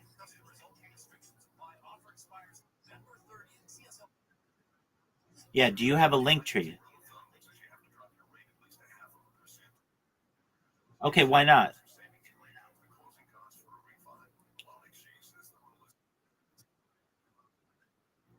Okay, you're a Web3 marketer, right? Okay, well, you're not a very good one if you don't have a link tree, and let me say why. You need one link so that people can see all your social media. I want someone, if you're going to be a marketer, who can market me on Twitter and Twitch and YouTube and Google and Pinterest and Imager and Reddit. I want you to be able to market me everywhere. Isn't that what a marketer does? 100%, Jinx. And so I'm here to help you. Here's what I want you to do. I want you to go to linktree.com when you have time. I want you to create a free account. Everything that I talk about is free. I'm never going to charge you for anything. I don't want your money, and I don't want you to have to pay for anything. What you're going to do, you have a Twitter account, and that's great. And you have a Discord account, and that's great. You want to create an account for your business for YouTube and Reddit and Imager and Twitch and things like Rumble and Kick. I'll give you the list of them. And then when you have them all created, you're going to come back here. We're going to review it. Once we review it, I'm going to teach you how to use AI to make videos for the projects that you're promoting. They're very simple videos, but they're very effective videos. And they're free. And they take you, all you have to do is write a prompt, just like ChatGPT. Then what you're going to do is we're going to teach you how to make memes to do the same. And we're going to work on your pitch so that when you go into a space, it's very effective. People hear you. They're excited about what you do. Let me just guess, Jinx. This is what you do when you go into a space. It's like this. GM, everybody. I'm Jinx. GM to the host, GM to the co-host. I want you to know that I'm a Web3 reply guy. I'm a brand ambassador. I'm a community manager. We have a rating team. I do everything that I can to promote you. That's okay. And that's what you're currently doing. But what you want to be able to do is say, hey, everyone, I'm Jinx, and I want you to know I'm the best marketer in Web3 on the internet, just not on Twitter, just not on YouTube, just not on Reddit, everywhere. And here's why. When you team up with me, I'm not just going to promote your post on Twitter. I'm not just going to reply to it. I'm not just going to comment on it. I'm not just going to rate it. Of course, I'm going to do those things. But in addition, I'm going to post it on 20 different platforms so that you're all over the internet. When you work with me, I am going to promote you better than anybody's ever promoted your project before. And you're going to get business, not just on Twitter. Of course, you're going to get it on Twitter, but you're going to get business on YouTube and Snapchat and Imager and Reddit and Twitch and Kick and Rumble and all of the other platforms that are there. And it's not going to cost you anything more. And for those reasons, you're going to get 20 times the engagement. You're going to get 20 times the amount of people who are buying your coin or your NFT or who are joining your Discord because of what I do. That's why you should hire me as your Web3 marketer, because my team and I are better than everybody else out there. Doesn't that sound good to you, Jinx?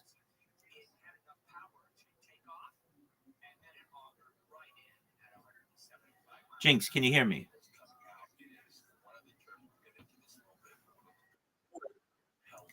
Excellent. Doesn't that make sense? Imagine, Jinx, our goal is to dig a hole. You're only digging a hole with one shovel, which is Twitter. Why not dig the hole with 20 different shovels, which is Twitter and Discord and Telegram and Imager and Snapchat and YouTube? YouTube's the number 2 website in the world, and you're not using it to promote your clients. There's a problem with that.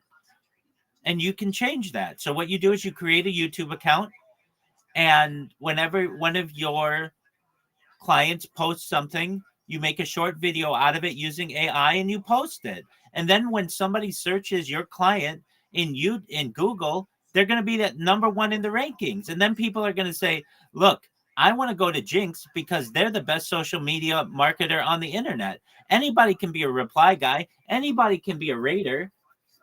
You want to be more than that, right?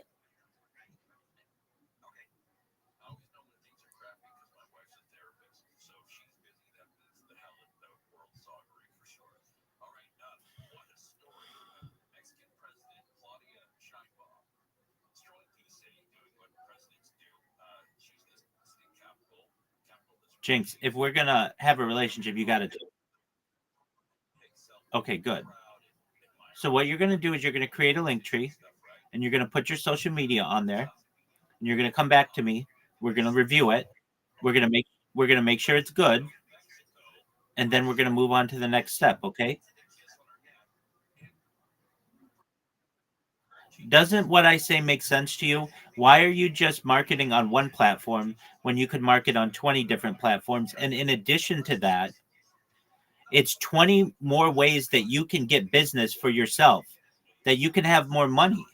And then additionally, that means people can't impersonate you on the other platforms because you've already gotten your username. Does this make sense?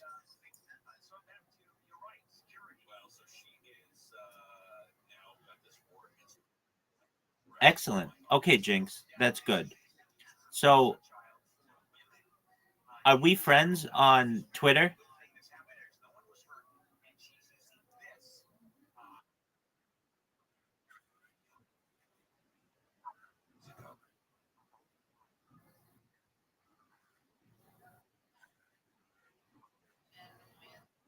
Absolutely. Okay, what is your username on Twitter?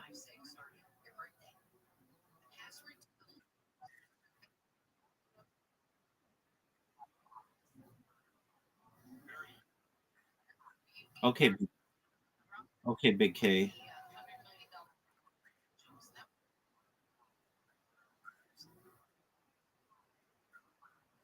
I see it. I see it. Hey, I am Bobby Kings. I'm gonna send you a link tree right now, and I want you to make your link tree. I want you to make your link tree look like this.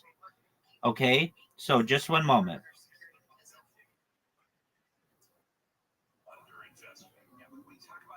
Okay, check your Twitter messages. I just sent you a message. Just just stay here and go to your Twitter. Look at the link that I just sent you and look at it. It's really nice. It's really organized. When someone has a question about this project, they can go to any of its social media and see what's going on.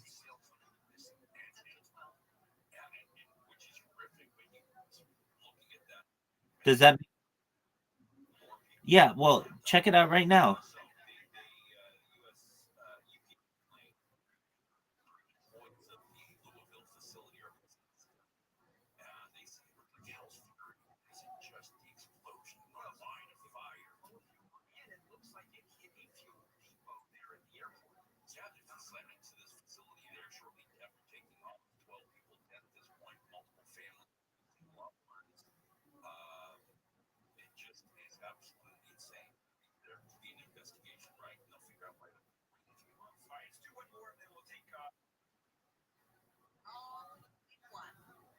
The Olympics closing ceremonies are going to be held at the Los Angeles Coliseum, not at SoFi. So originally they had planned to hold the closing ceremonies at both stadiums, both venues, but LA City Council unanimously voted yesterday that it only at LA Coliseum.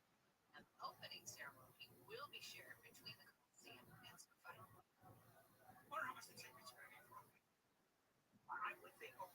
Okay, look at it.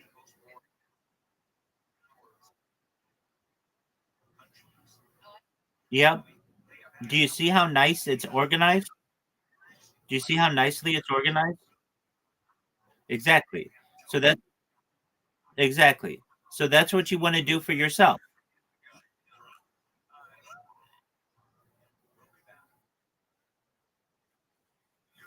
Okay. And then when you're done, come back in here and we'll look at yours. We'll make any changes that need to be made, and then we'll move on to the next step. Okay. You're welcome, Jinx. Oh my God! What does he think as like bad odds? Yeah, he doesn't think that's bad. Listen, you're falsely confusing him for somebody that's smart. Sure, yeah, he's not a numbers guy. He's never been. That's too high. That's too high. You're more like you die in a car crash. I guess that's not true at all, right? Yeah, I don't think so. I mean, could you imagine if that was true? Like, just dying non-stop every day. Do you know somebody who dies with a car crash, maybe? You just stop driving? No, but you wear a seatbelt. That doesn't matter. You wear a seatbelt, so Yeah, but it sounds wrong for a car crash. Yeah, no, yeah. his version of a seatbelt.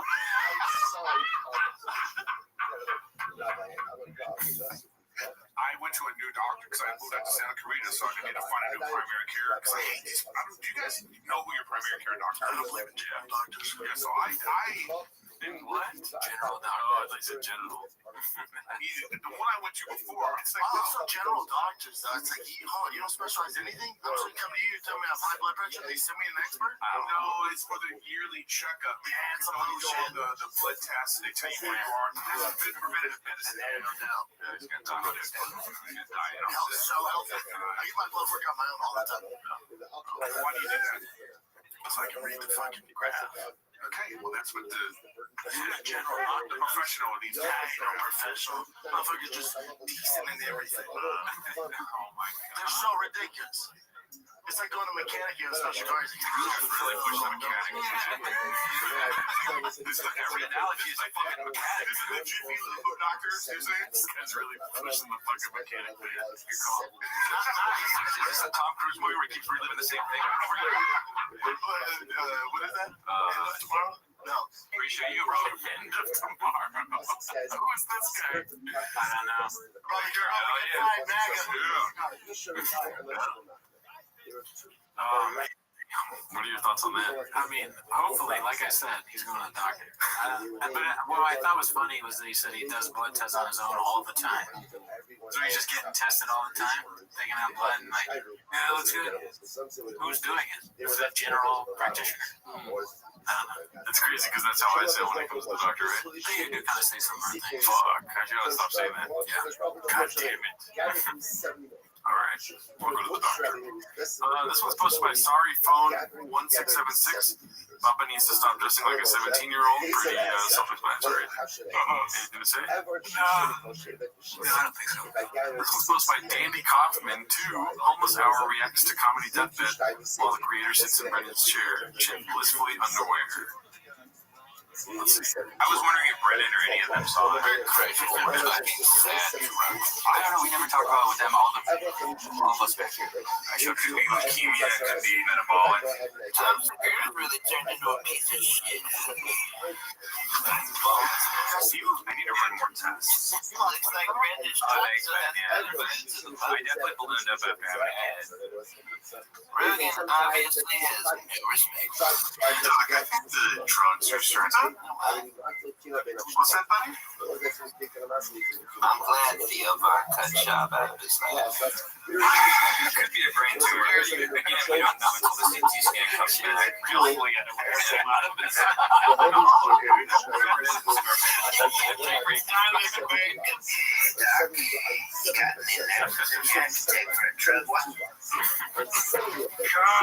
damn it. Just put him out of his fucking misery. Wow. That's awesome. That's crazy that this made it to the golden hour set. Yeah, dude. Fucking so funny. It's pretty epic. This whole universe is the most interesting thing in my life. The most interesting thing. This is another Dandy Kaufman too. Some of the commentary channels are getting more views than the source material, so Nick and everyone backstage at TBS, what is TBS? Big Boy Studios. Yes. He's obsessed with the commentary channels, but don't acknowledge to the boss. Elephant Graveyard's the new king. As far as I'm concerned, great little one on David Lucas. I just realized we've seen that a couple times now. I'll have to check it out. I think I have seen it come up. Did they kind of copy Too Lazy's thumbnail style? I think so, Yeah. These guys are all, well, they have to be derivative, right? Because they're talking about something that, I mean, you can have your own thumbnail style. They're parasitic. What was it called? Elephant Graveyard. They're parasitic. But now, it's so fascinating to me. Because to me, the podcast space has been boring for a long time. Now these people are getting more views than a lot of the podcasts, which is blowing my mind. This is very telling. Let's check out my algorithm. Yeah, it is a crazy thing that the show they're covering is getting more views. I got a lot of Barstool. Got some Lemon Party. Nice. Hell yeah. I was wondering, that sketch I made, I was wondering if any of those guys saw Red Bar Lips. I was wondering if Brennan or any of them saw it. Right, so much fucking sad. Why don't we never talk about with them all of us back here? I showed could be leukemia, could be metabolic. It's too bad that we don't know. You know, I would be interested in hearing Brennan Schaub's take on it. But it's like with these peons, you're never going to know. Right? They're never going to say what Brennan says. People should have the podcast with like a heart rate monitor on them. You know what I mean? Yes. Kids' heart rate's like. Oh, yeah, because they're nervous. Yes. Yeah. That would tell the truth. Let's see here. All right, we're rounding up the end of the show here. It's posted by One Usual 4460 on Real Genetics. Oh, yeah. I mean, look at that. That's, you gotta be jealous of that fam. You got Jay. You got George W. Bush impersonator behind him. I don't know who that is. Let's see this one. This one is very funny. Posted by The Great Self. Birds of a Feather Bee. You take your time if you want to read this here. You get it, the Venn diagram? Yes, it all leads back to the same. Who's in the middle? Brian. Right. He's all three. Brenda's two. Two. We're missing somebody to make this. This is like the Four Horsemen, dude. We need like the last piece of the puzzle. Well, it's like, you know, Rogan verse, like we keep saying. They're all sort of the same guy over and over again. Yeah. And they're just different horrible versions of that guy. All right, so this is, we don't have to watch this whole thing, okay? We don't even have to have the audio on for this because you already know what's coming, dude. Dave's also confused. Brian's gonna be. No, fuck. You already know, dude. Yo, Jinx, can you hear me?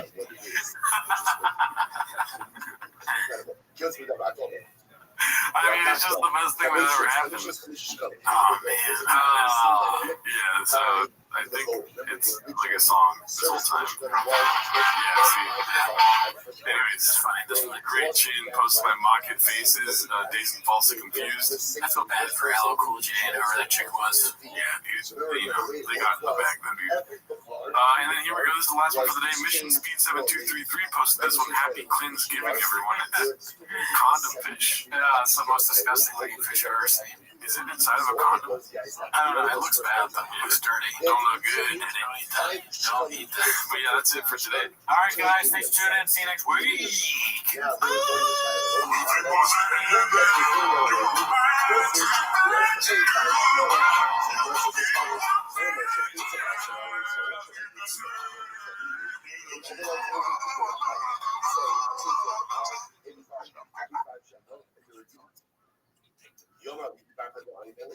He'll say, I'm one of the guys who's reviewed on the deal. Nossa, that's what should listen to this. AB, Esther Bushnayim Halafin Diskin. You got 22,000 pieces of paper, right? Lots. The customer named Bentley and Rothschild Bentley.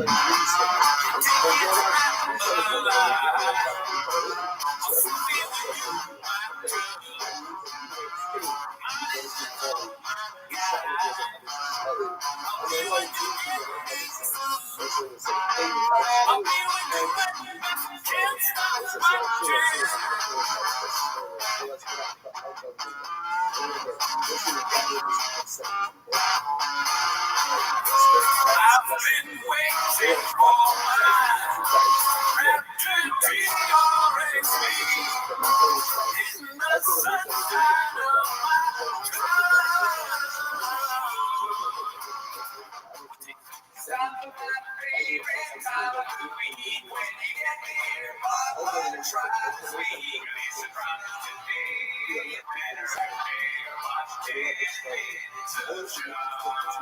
back to 10 Minutes to Shop. Thanks for tuning in. As always, join the Patreon, join the Discord, the Reddit, and all that stuff. You know, on the Patreon, we just watched Sam Tripoli's Why Is Everybody Getting So Quiet? You special. This guy gets what I'm talking about. One guy laughing, right? So if you want to see what we thought of that, join the Patreon. Also, I did start a Graves Disease Fund because I've just been recently diagnosed with that. So donate to Noshke. Gerardo, how's it going? Pretty good? Yeah. Okay, good. Well, But that's not where they're here. They don't care about me, dude. I got my give a dick on. That's yeah, I mean, we don't usually wear merch on the show, but we thought, you know, why special occasion. You're a truck guy. So anyways, that's not where they're here. They're here to watch 10 Minutes of Shop. So start the timer, play the ching clip. Already, I will say it's the first time in a long time on Chains where there's not a post in the last week that got upwards of 1,000 likes. Whoa. I don't know if that's strange tidings or what, but guys, what are we doing? People working hard in the kitchen, they need appreciation. So No. if it's due to Brendan getting smarter or Chains getting I don't know what's more redacted. But that's the thing is, like, you know, they're what we always say. You're the one who said this. Look at what they're working with. Shop. True. It's hard to make brilliance in the shop. So even a slow bit meaning that he's just more dumb, right? How do we get more done? I don't even know, dude. We'll figure it out. This one's called The Curse Continues, posted by Haphazard. Let's see here. I've never had better food than Biloxi, Mississippi. What? Seafood. Yeah. I thought Denver was the best, right? Denver is the best barbecue. Oh, gotcha. Biloxi, Mississippi is the best. In yellow shoes. That's not us here as justification. Dude, you wear those in a small town, dude. But dude, it's called Mary Mahoney's. Everyone told me called Mary Mahoney's. This guy comes up and goes, John, what would happen? And I said, what's the best kind of steak you guys have? French house. Oh, here we go. This whole thing goes. Now, why would y'all, clear it out from here, why would y'all come all the way to Biloxi, Mississippi, and we're steak? You know how stupid that is? I was like, excuse me? He's like, dude, we do seafood here. You can get steak anywhere, son. I said, oh, okay, well, what should we have? He's like, I'll tell you what you have. I'm going to tell you, what? Just leave it up to me. I'm like, dude, I'm a grown man. I go, well, how long you been working here, man? Before I just ordered my food. He goes, well, geez, son, good question. Let me think about it. 61 years now, and then my mother before 61 years. My mother before that owns the... I think that there's so much going on in this with him. But I think Shab, when he says, listen to this, is his way of saying, shut the fuck up. It's funny because that's a Southern thing, you know, bless your heart. Or like they have all those phrases that mean something else. Shab's like picking up on that. A totally made up story. That didn't happen. No chances happened. It is interesting. I don't know a lot about Mississippi, but it's funny that I'm going to believe him there that it's a seafood place. It could be very funny if it's not. How often do you think he says to himself, I'm a grown man? It's something he has to remind himself. It's one of the things they teach him in his CTE class. Yeah, you're a grown man. Say it. Yeah, say it with your kids. I'm a grown man. 1 second, let me check my cover really quick. He's so stupid. He goes, I'm known. What happened today for 2 of the 3 defendants pleading guilty to passing off imported seafood as local catch during the Mahoney's restaurant. The corporation during the Mahoney's Old French House Incorporated must pay a $149,000 fine. Earlier this year, when pleading guilty to federal fraud charges, the restaurant agreed to pay $1.35 million in restitution. Co-owner Andrew Satanovich will serve 4 months home confinement and 3 years probation. Satanovich will have to pay a $10,000 fine. Is that like the biggest Peaches Delight? God damn it, I missed it. Is that like the biggest offense you could do in seafood? It sounds like it. I don't even know what the offense is. Yeah, what was the offense? So from my understanding, we'll go back to it, but from what I understand is they were saying that it was caught locally, but they were bringing it in from abroad. This is funny because the hacky joke. Do you know what the hacky joke is? No. Illegal seafood. Because illegal seafood is like, what is this? Illegal seafood? What are we doing here? I eat fish illegally. We got a seafood problem. Let's see. What happened today for 2 of the 3 defendants pleading guilty to passing off imported seafood as local catch. Imported, yeah, so it's not local. Imported is local. Dude, restaurants do shit. I didn't know that was illegal, but I remember there used to be this Italian spot. They were like, we make everything homemade here. And what you would call it, Beverly Hills. But I knew somebody that worked there. They were like, it's all in the freezer. They don't make it. Is that illegal? That guy could have got Peaches Delight. I've never had Biloxi, Mississippi is the Peaches Delight. So the curse continues, but has there been other cases where he's shut down a whole restaurant? This might be the first restaurant he shut down, but he's constantly doing fighters to losing. Wow, dude. Well, shout out to Mahoney's, whatever the fuck that bitch is called. Yeah, probably won't be on there. They're liars. Mary Mahoney's. Is that what it was called? That's a weird name. It's an Irish seafood place, I guess. Irish seafood, huh? Let's see what this one is. It's posted by CJK610. It's called The Downfall of T-Fat-K Numbers Guy. So, highest viewed episodes from 2017 to 2024. And there's a nice little chart that goes with it. As you can see, it went from 2.3 to 3.6 to 3.9 to 647, 450, 356, 171, 165. It's crazy how it's progressively gone down. Yeah, I mean, even as not a numbers guy, I can see that it's under his feet at this point. He used to be as tall as him. Yeah, well, halfway up. He's never as tall as him. I like how they have 6 mil up here for no reason whatsoever. Just to show you that. I didn't believe that. By the way, we've never hit 6 mil. Even in its heyday. Wow. What's your takeaway here, dude? I mean, that's facts. It's just the show is not doing as well, and part of it is just I think it's gotten a little more redacted, and people don't want to see just stuff about it talking about T-ball and Black Rhino coffee or whatever. I'm not going to hold it against you, because I know you're not really a numbers guy. No, but you can't read between the lines, can you? No, I can't. Do you know what this means right here? Right there? This is Shadow Man. Oh, fuck, you're right. So I forgot about that. Easily explained. Yeah, YouTube did this. It's not their fault. Yeah. Let's see what else is happening over here, dude. This is, imagine going back in time to show this guy his career in 2024, posted by VMC92. And it's just, oh my bad, I didn't show the whole thing, but yeah, this is him and I wonder what his reaction would be to like, hey, you're gonna have a show with Brian Callen, or maybe you already had one at this point, but the show's not gonna be as big as it was. But you do have a truck show that takes you a year to make. You do have a lot of you give away trucks, which is your favorite thing now. Your favorite thing now is trucks. He's like, what? He doesn't even own a truck at this point. He's like, what? He doesn't have trucks. Yeah, sure. He's in election. Oh, yeah. Hey, what? I'm not driving a Tesla? What? Or he just knows because he's so smart. He's like, called it. He can go so much. Look at that tie, dude. Honestly, I kind of want that. I want that tie. I don't think it's a bad tie. I do think the fire. Oh, I was about to say, I wasn't a handkerchief. You like the fire? Yeah, dude. Yeah, maybe I like the fire thing, honestly. I don't know. I always go both ways possible. I mean, it's not, this actually kind of, I think it's a pretty good look. Yeah, dude. It's a good look. Well, my takeaway is that, people usually go to diet E. You know what I mean? Oh, yeah, that's on their career. Yeah. Joan Rivers, you know what I mean? Who else? I don't know. Mario Lopez, I feel like is an E guy, you know? Okay, cool story, bro, but it can go the other way, too. I mean, that guy, his career is kind of, Mario's kind of like, in some way, to extend his career. But there are people that started there, too, like the fucking dude, the famous actor. Can't remember his name right now. Yeah, we made it real far, huh? Craig something or other, he's in all this shit. He started at E, and then Efron, also can't remember his name, the Talk Soup people. Basically, the Talk Soup people are usually an upward trajectory. Except for the last person. I won't say her name, but that was a downward trajectory. Yeah, I think my argument might have a little stronger standing here. I think I was wrong. I just did a shop thing. Joel McHale, you know what I mean? Freaking, it wasn't Yeti. Yeah, that's against your argument, because he went up. Fuck Joel McHale, he's a terrible person. What did he go into after E, dude? He started at E and then went to like community and movies and it annoyed everyone, dude. Nobody liked him. I like Joel McHale. Really? Be cool, dude. Wow. Community rules. What are you talking about? What are we doing here? Fucking blockbuster. Community sucks. What? All right, you're gonna get a lot. I'm just going further down. I don't give a fuck, dude. It's like I hated Gerardo, but after he said community, now I really have a problem. Dude's like, yeah. Let's let's see here.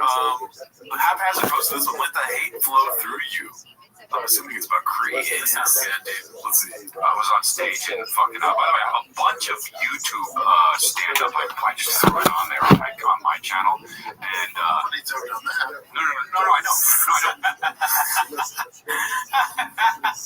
That was fun. I know you interrupted him and his reading and all that, but that was funny. But I have a bunch. Like, I just keep pumping shit out because I just keep fucking having so much fun. I'll tell you this, man. I'm having so much fun on stage now. Were you not having fun before? No, I was. I always was. But you know what's fun? You go through ups and downs, but like, I don't understand it. I'm out. I'm voting over here. a lot of little things like that. But it's It's like all that added up. But I'm Finished finished your with all that. Yeah. But I think that's. It kind of annoys me when comics say it, but But is it a good? No. yeah. Really? Why? I don't know. Because I hear so much. Wait, hold on. So what? You're what so much? It's comedy. I'm having so much fun on stage right now. Really? Yeah, but bro, it is a cringe ass take, dude. Yeah, and also just he's sliding into the sort of like, his body posture is of someone who's almost about to leave. Like, all right, see you guys later, dude. Like a call. I'd rather you not talk to me if I'm behind you and your arms are crossed. You know what I mean? Don't be like this guy. That's a great point. That is a weird way to communicate the show. Like if I were to do the show like this, even though the shit's over, I'm like, yeah, dude, you're right. Great clip, man. Yeah, Blockbuster. Yeah, right. He's wearing a dress fat fuck ass shirt. It'd be funny if he's so stupid that the logo is on the back or something. Like he turned to a way that the camera can't see the logo. He's like hyping his own merch constantly. I don't know. That's kind of, if we ever get merch, we probably shouldn't do that. Right. I mean, I would probably do it once. I'll probably do it every show. If we get merch, I want people to buy it. Speaking of which, I have got to go Restream. Oh yeah, fuck yeah, me too, dude. That's a cool if I go with you. I mean, sure. Probably, right? Yeah, we usually do that. All right, you got this. Ready, Bert? All right, we'll be back. All right, dude. Now, really?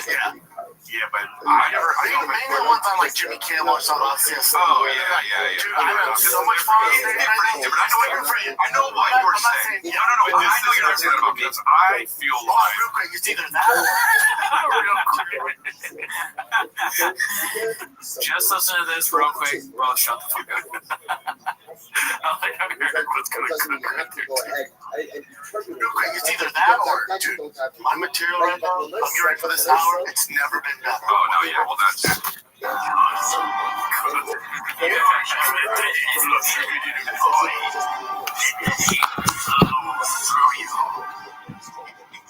gonna be real right now, dude. You know what I hate in the studio, dude? What? This fucking table, dude. Oh yeah, this table sucks. This table sucks so good. Oh, the drinks fell off the table and the fucking ducks and hawk fell off. Good. Oh, it looks like it's gonna fall over if you move it half an inch. Good. Exploded on both sides. Good. Brennan said that he was gonna change the rain thing, and then he didn't. Good. I mean, it's a terrible table. Yeah. Let me tell you this though. What's that? Hold on a second. No, I switch what I think now after watching the full clip. And correct me if I'm wrong, Ab, but I kind of feel like he's saying that it's good that when Papa's starting to be fuck that comedy shit and point out issues with it and go in Harley. Right. And they're saying it's entertaining to watch him hate on it. To some extent, I might be wrong there. No, dude, it's not. But the thing is, you know when something's entertaining. You know what I mean? Right? Sure. When you're watching, you're like, oh, you got the little fucking climactic feeling inside you and shit, dog. You know? I don't feel that when I see Papa do that. I just see him fail and stand up and talking shit about it now. Yeah. So I think the beginning is definitely that. Why would you be mad that someone's I'm having so much fun? Yeah, dude. But the second part where they're my specials. Actually, you know what? I wouldn't be mad about that either. If someone's this is the best material ever, and they're my friend, I'd be oh, that's cool. Thanks. I'm not jealous. No, I'd be happy about that. Yeah, dude, I think it's Blockbuster because he's like Joe Rogan. You can't be like, I hate when comics say they gotta let my stand up in it. Yeah, that's a good point because that's what Rogan does. Yeah.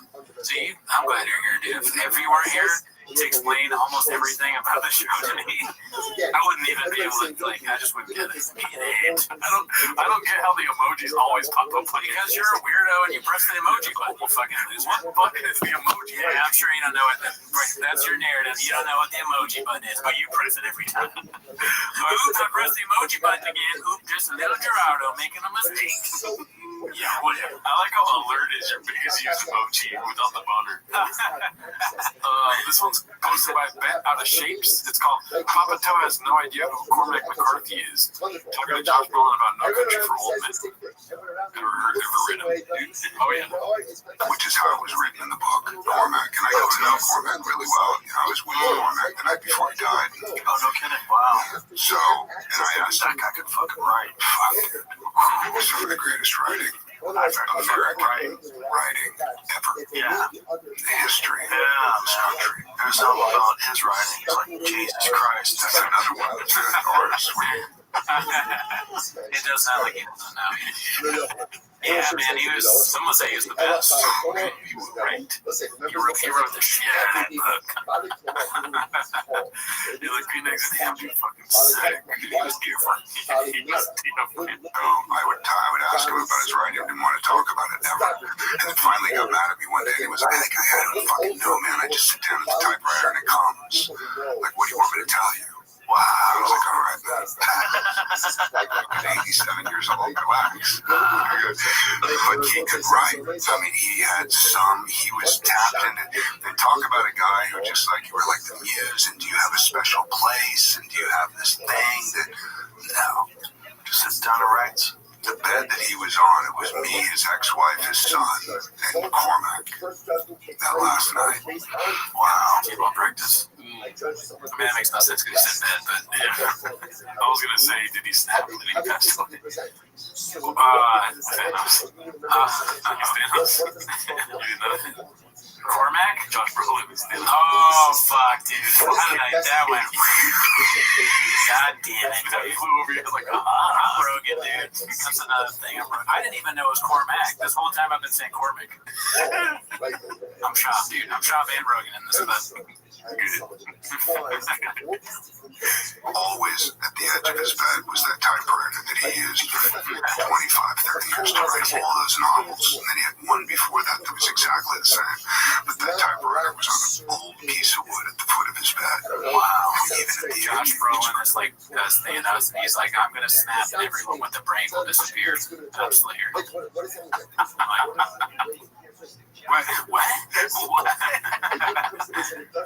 Do you bring the child when he kills you? Do you want to address that you're doing this the shop bit? I did the last episode too. I didn't even notice.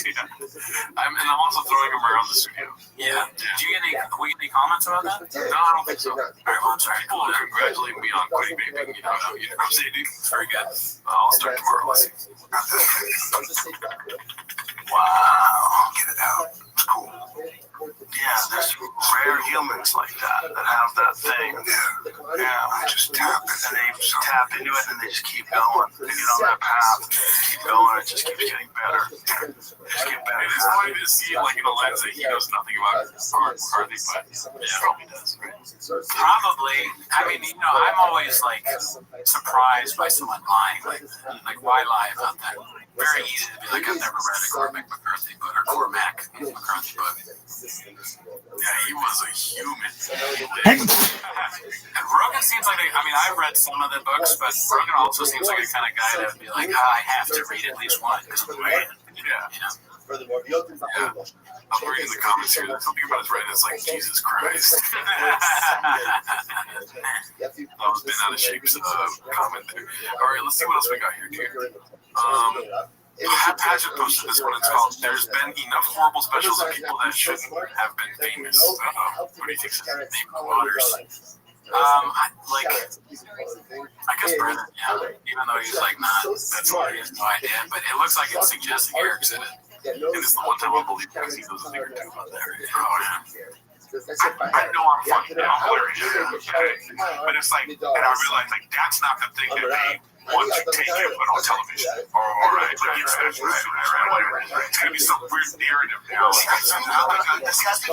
think it's gonna come back to it. I think there's been enough horrible specials and people that probably should have been famous, and they don't want to offend anybody. Don't offend people culture. You're so worried about offending everybody. There should be a place where it comes. What I'm saying is, anyways, well, that was originally. What was he talking about? I wonder, man. I hope it's not our girl. Floyd said Triple H just dropped a special. It was not good. Yeah, true. So check out the Patreon for that. That was a joke, too.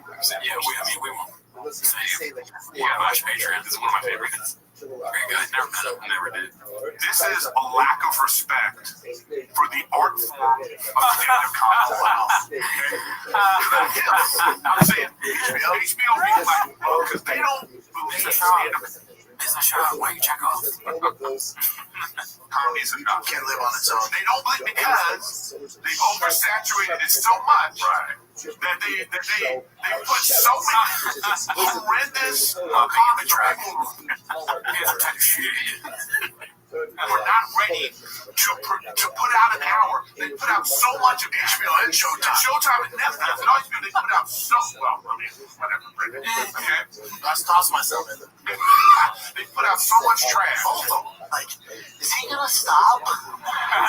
He chose to laugh. Who else do you think they're talking about? It's hard to. I think they're probably talking about people that aren't in their, their side of the comedies. They're probably talking about like alt comics or something that have specials that we don't even know about. Yeah, they probably saw Nate one time on Netflix and were like, "What is this?" I mean, if they saw Nate, they probably are talking about Nate. That shit was trash. Yeah, that was terrible. We also watched that on Patreon. It was so bad. Yeah, a lot of fake dicks. This one's posted by Busy Middle 8108. It's called Papa Just Goes Part 2. I believe there's a Part 1, but this one got more likes, so we'll watch this one first. Let's see. Don't get it twisted. Stipe, yes, he's had 4 years off. Yes, his last fight he lost. That's all correct. Stipe's bigger, stronger than he's ever been. He hasn't taken any punishment in 4 years. This isn't going to be a walk in the park. It's still fucking Stipe. Even with discrediting Stipe, this ain't going to be John just mowing through Stipe. That's what I can almost guarantee you that. This will be a much better fight than you think. I don't think Stipe really wants to do this. I don't think he did. I think he's been done for a long time. He knows his body is a fraction of what it used to be. Does this not make you sad?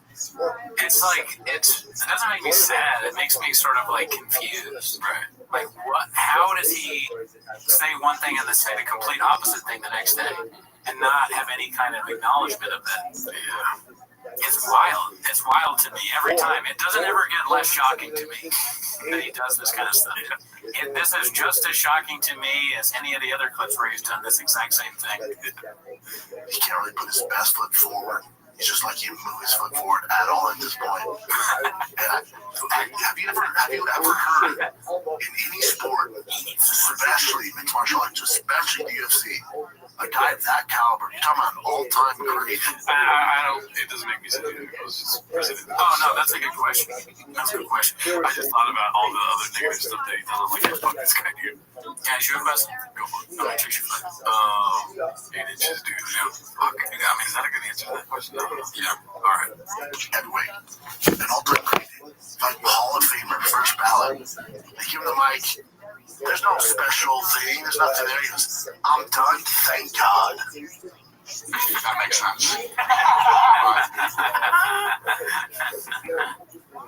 But that was from when they got the question confused between reporters. Oh, my bad. It wasn't Chilson. It was Brendan Chow. He's like, that makes sense. Oh, yeah. Gadooshed. But did you watch the fight? I just saw the end where he like kicks him in the stomach. Yeah, it looked pretty brutal. Yeah, it was not a good fight. Let's see here. This one's posted by PM Me Your Kitty. Is Papa driving or in the back seat? So it looks like he's driving, right? Probably. I mean, he's got his hand in the lens. So let's put this in two so we can get a good view of where he's You can at. see the wheel on the first one, I think. Let me see. Where's the wheel? Oh, yep, the wheel's right there. His hand is pretty close to the wheel. If you want to zoom there, that's what we're looking at. That's his dick. He's crazy his dick. And then the last one, I believe, is his clapback. There. Please don't take photos on your phone while driving, especially with your kid in the car. We can see the reflection in your glasses. Clearly not driving. Not really clear, though, is it? I'm just going off your track history. And then there's another post on the subreddit saying abandoned. Or like he's getting blocked. So Sunday plus travel ball plus new pub. So things are going great. Yeah, I heard about that this first. Really not driving that. What? But it's such a funny thing for him to add on his thing. Like he writes back just like he talks. I would love to argue with Chop. I want to have a debate with Chop and debate things. And he's like, you're clearly wrong, but pal. Hey, pal.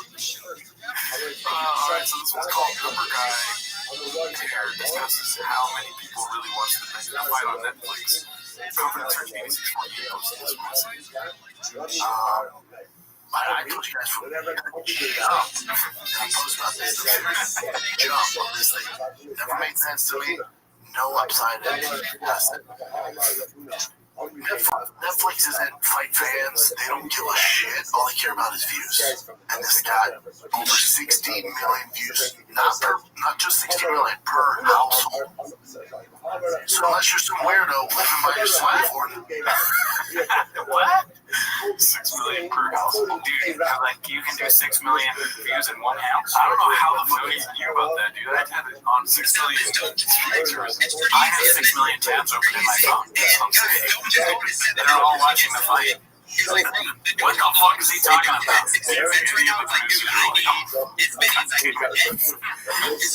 bet he was like, he was going to say per capita or something like that. He's like, wait, I don't know what that means. Fuck, per house. That means 6 million per house. Sorry, so unless you're some weirdo living by yourself or no Netflix, there's a lot of young men out there don't hate on that. But most people have families, friends. So times that by, at the very least, probably 3. You mean people like sharing an account? No, like so if you watch at my house, I have my father-in-law, my man. Everyone is trying to figure out what he's saying. So when you said that, nobody gets it. We all get it. We do. It's like dumbass. Right, so times that 60 million by at least 3, maybe 4. Someone's doing the math. Somebody's furiously typing away. Or they're trying to do a timestamp to take us out of the show. Maybe 4.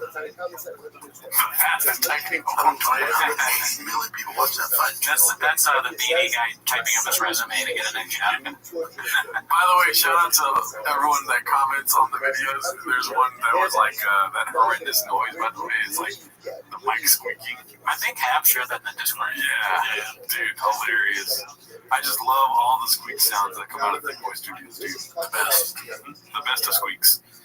Let's see here. This is posted by Sergeant Slice. It's called A Homeless Cat Just Showed Up Under My Deck. First thing I thought of was the sub decided to bring it inside. What should I name it? Hard for me to think homeless cats don't matter when this face shows up on your camera. I already brought it in. Trying to socialize, maybe either take it myself or adopt it out. What should I name it?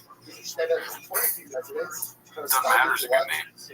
I'm a count of 3. Let's both say a name, but you don't say doesn't matter again. Oh, okay. So are you ready? 1, 2, 3. Peaches Delight. Oh, okay. Peaches Delight. I like Peaches Delight. That name's good too. Peaches is a good name. Yeah, Peaches is a good name for a cat. Yeah, shout out to that cat, dude. I hope you have a great life with your new owner. Good job for you. Good thing to do that. Nice. Let's see here. Always happy to see people call him out. Posted by Clam Digger 37. Crazy name. It says, I think this is the post, as you can tell from the hat and the shirt combo. This is post Stipe. Your post before the fight was how Stipe still has it. Hey, someone's asking a question. We're all asking. Good for them. Yeah. You got blocked, I bet. Okay, his unhinged Stipe rant posted by Confident Search 8648. I'm assuming it's some of what we already saw. Okay, let's see. He said this. Stipe's not a guy that, asks for the mic, doesn't like cameras. He's a family man. He's a firefighter. Sorry, he maybe is, but I was thinking firefighter. Is he a firefighter? Yeah. Okay, cool. Okay, cool. That just made me laugh. I thought he just completely lost his mind. Oh, no. He fights fire. Okay, good. Great guy. Yeah.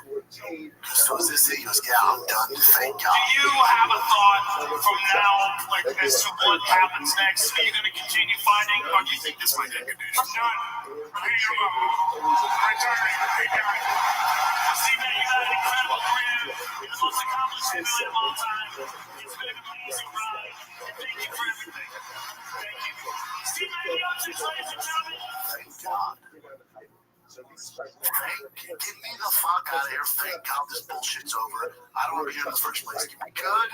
Can I retire now? I did it for you guys. Fuck out of here. Thank God. You can keep this bullshit. Fuck at it. He's happy. Probably his management, his wife. Everyone good? Did you get what you want? I wasn't sure. Well, I've been fighting. I was fighting. This is from the first fight. It's always been like that. So. I didn't understand the last part. Is he saying that his family and the manager made him fight? Yes, he was painted narrative. Right. No, Stipe wanted to fight probably, dude. Yeah. It's probably the most money. I'm speaking out of my fucking butthole here, right? Call me a Sharpie. It's probably the most money he's ever made because it's John Jones. Yeah. I mean, it would be kind of funny if his wife was like, you gotta fight John. We need the money. But babe, I'm a firefighter and I'm a family man. He's like, I mean, he's gonna beat the shit out of him. Just do it. We need $1 million. His wife's like a brutal, fucking money hungry, terrible person. His kids are like, Daddy, you have to fight John Jones. You have to do it. They're both married to the same person. I don't think that happened. He is a Mexican. She's spicy. Yeah, dude, bro, listen, bro. I sometimes worry about you. This one's probably the first pop, which just goes. Posted by Busy Middle 8108. Let's see. Tom Aspinall is the best. So he's an asshole. You know who Tom Aspinall is, right? Yeah. Heavy, number one contender, heavy middleweight. Yeah. Oh wait, whoa, heavyweight. What am I thinking? Heavy middleweight. He's a firefighter. I'm tired, dude. Yeah, so I'm assuming this is before the fight. Heavyweight in the world, and anything that you hear from these other camps that represent these other heavyweights, nobody wants to fight Tom. However you want to paint it, he hasn't beat this guy, he hasn't done this. Whatever makes you feel good to not make this fight is okay. But at the end of the day, I don't think we've ever seen fighters at this level scared of another fighter. That's just being honest. Nobody wants to fight Tom Aspinall. Francis isn't scared. John's not scared. Tom Aspinall's not scared. No fighter in the UFC, hate to tell you journalists out there, is scared of another man. What the fuck, dude? His brain is not working. That's crazy. And so much you tell him. You said the opposite of this. Usually we laugh really hard at these. That one was ridiculous. I think back to back, it's like, God damn. Remember I said I'm always surprised? I'm even more surprised. Dude, maybe they took out some context where he's like, listen, last week I was on some bullshit, but here's my thoughts now. Yeah, I doubt it, though. I doubt it. Yeah, James can always edit and stuff. We both thought the fish thing was real. You always just go back to the fish. You don't get to a championship level being scared of anybody. It's fun. I don't get your content. Oh, he's dunking him. Come on. That makes sense. Ridiculous. That's your takeaway, dude? Yeah, that's crazy. I hate when guys say like, "Whoa, this tall guy's just a small car." It's so crazy. It is just that over and over again, isn't it? He just says one thing and says the exact opposite thing in the next clip. All right, so let's see this. Let's get off Baba for a little bit, dude. This is Confidence Surge 8648 who posted this one. Chin doesn't like the vibe. Let's see. I was gonna make a. Oh, I cracked this. I Filter. I did. Yeah, I was gonna make a filter, but no, it's not worth it. Is there like a thing that gets smoke out of here? Hot box? Are you worried about? No, I don't care about that. I'm just like, just get stuck in here. I hope this kid thinks okay. You have no smoke alarms? Like right there. No, never went off. Okay. I promise that's not an issue. I've never thought of it. He can't put the producer chair away, you know. He's a producer wherever he is. We're not gonna get the smoke out. There's no way of getting out. I like to think that he's like a really good producer, but he's like, don't you dare WD-40 that door. I want that fucking mic stand squeaking, dude. It's more authentic that way. Yeah. When he hears, he's like, we're good. This is T-Fat K right here, dude. There's a window. I don't know.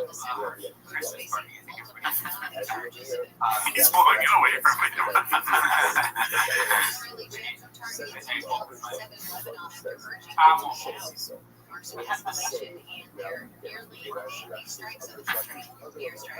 Okay, we're gonna strike out. I'm getting so fucking blitzed around. I don't need to drill. On White Cloud Pod. This is the way they watch the successful podcaster do it this way. Yeah. They watch Brendan and now they're just learn how to do it the right way. This way you do it.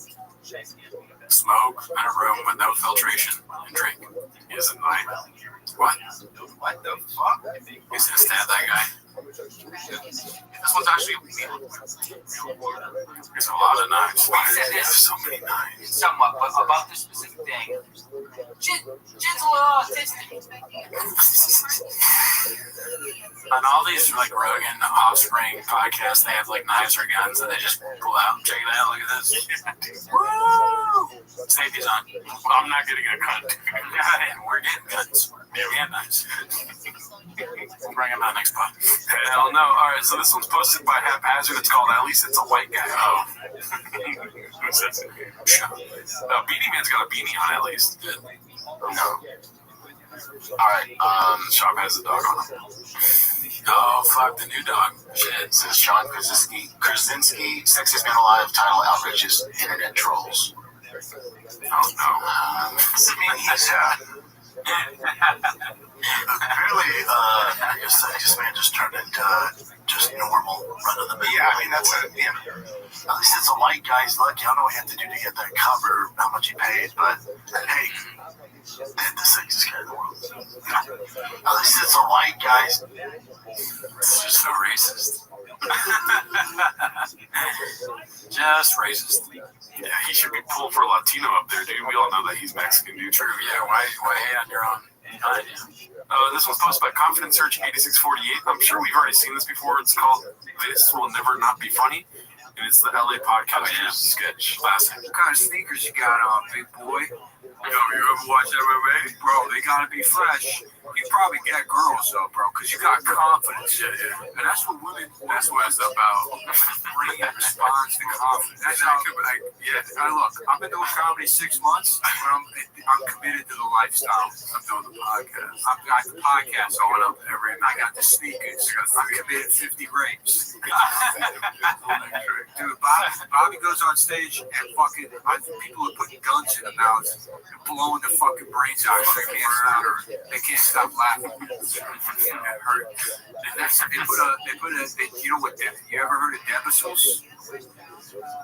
Decibels? Decibels. No, I looked it up. So Tommy C was telling me about this. I got this shit Debisul.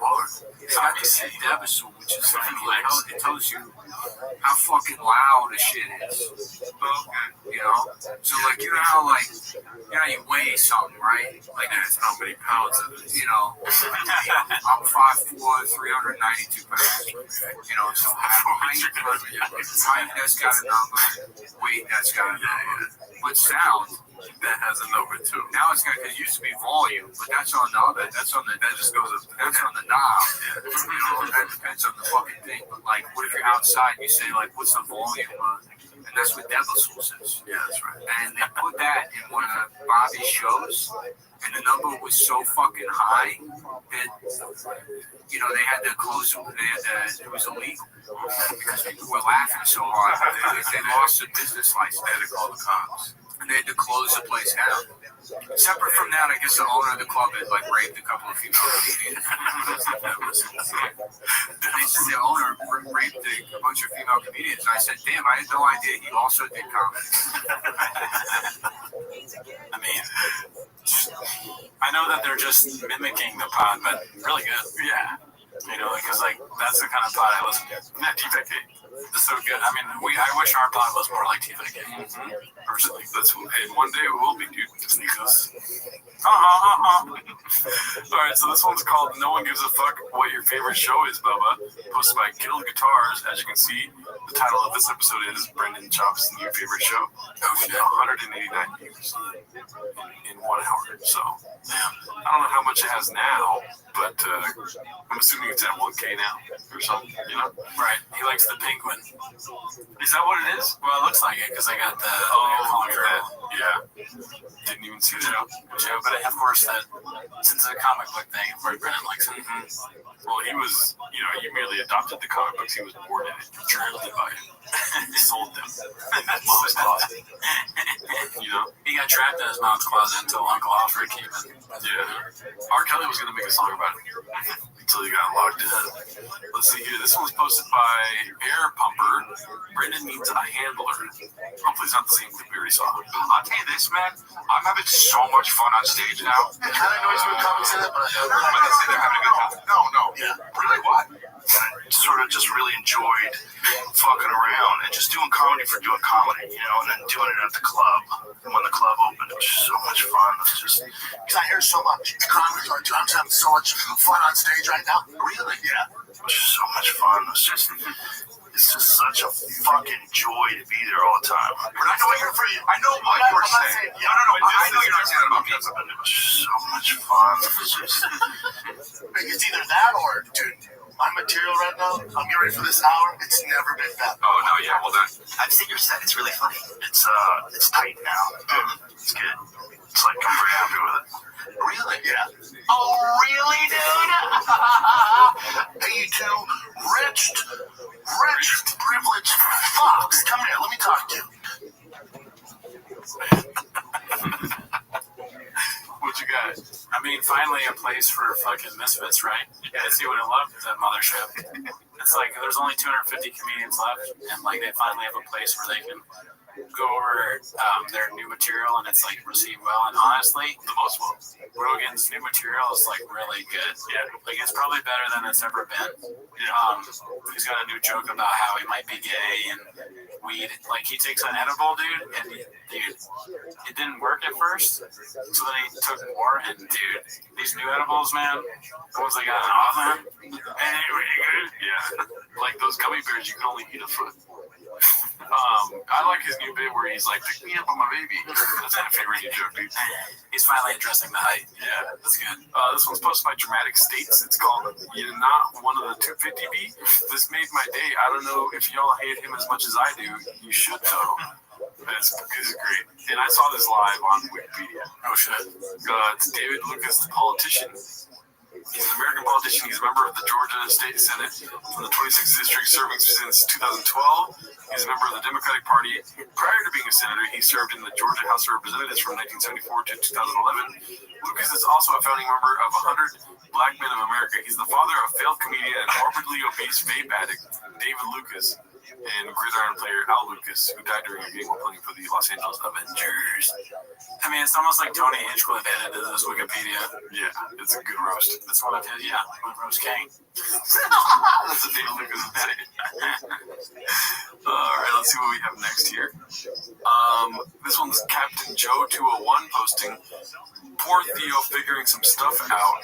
It looks like him and David Spade are starring in Busboys. They're adding a new project to their plates with the buddy comedy Busboys. The pair wrote the script.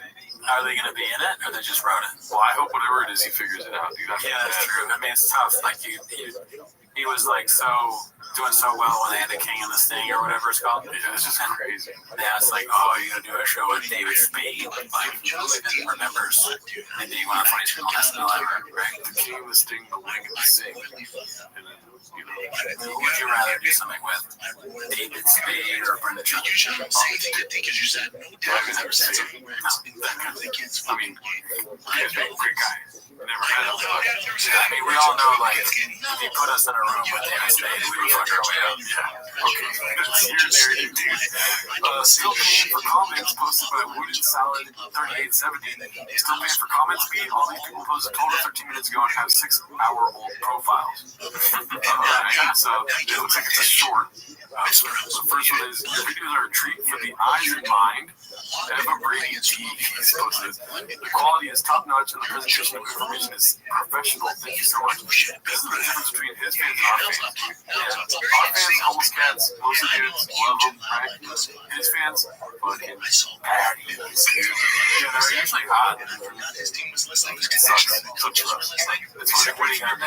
Yeah. He's like a famous UFC guy. Truck comedian, truck guy.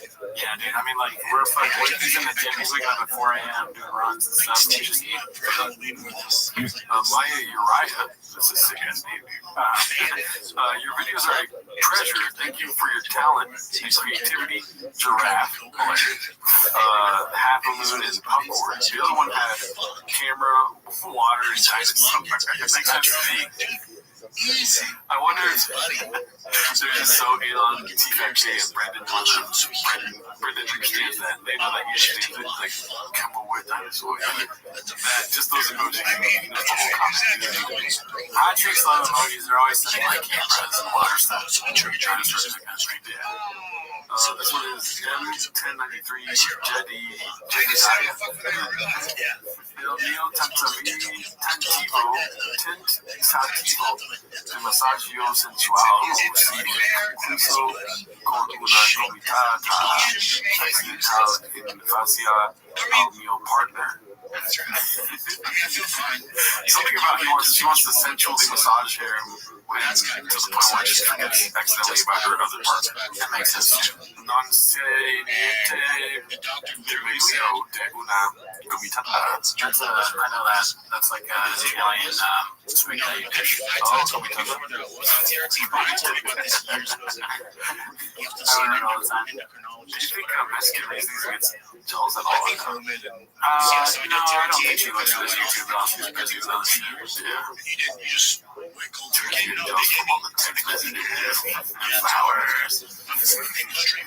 Any other takeaways for fake comments? I love them. I mean, I'm a sucker for like random emojis. I think that's what you're doing. But I sometimes think this change is doing that. This is front this one's posted by Haphazard. The dog has a name, and I never even thought of that, dude. Profile pictures of just chicks. Let's see, the dog has a name. We're back, buddy. And you have a dog. I guess it's my dog. It's more like kids and like wife. That's cockapoo or something, right? It's a golden retriever. You know, golden retriever and a pool fornication. But are they going to be, how big is he going to be? Because he's 50 pounds. Oh, okay. Yeah, not small. He's dead. How old is he? He is 14 weeks old. Okay. He's a tiny little thing. He's a great dog. He's a little lackadaisical today. He's in shock. Got shots. He's just like, He's still like, you're going to test us. Do you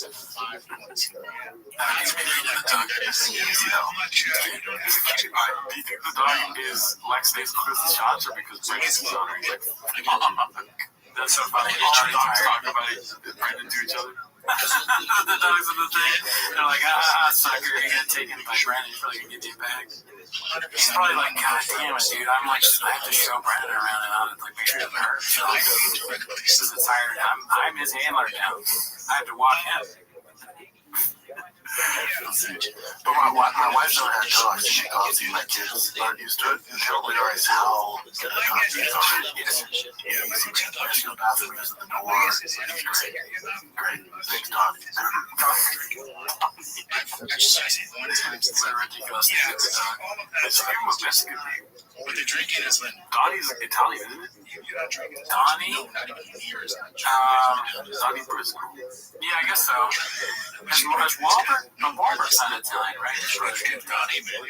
Or Walter. From like a big so it might be Irish. Like Donald, like Donnie is for Donald. Oh, Donald, yeah, you're right. Donnie could be interesting.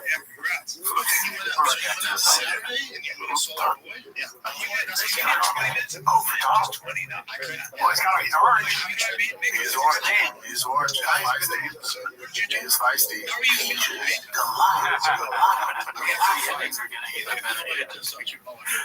I like these tags, dude. So I just What do you think about the new dog? I mean, that dog is awesome. I like that dog a lot. It kind of, the dog's face does sort of look like it's a bit like the face you make when you're tired of your own bullshit. It's awesome. That sounds like a Pixar movie right there. Pixar movie would be great, like Brendan Schaub's dog. This one's posted by Confidence Search 8648. It's called Mr. I'm Too Nice commenting on Nick Diaz. Let's see. So, I don't know how legit this is, but so you know, Nick Diaz got his fight with the Centipede.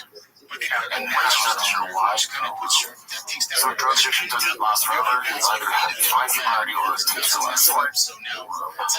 Nick is struggling with some addiction issues. We don't know. You know, he does marijuana all the time, but no, we know. Chin's still mad about the other show. But also, you said like he might have some. Well, I hope he finds, help, because he was one of my Yo. What I want to do, call him up. Hola, hey. How you living, pimp?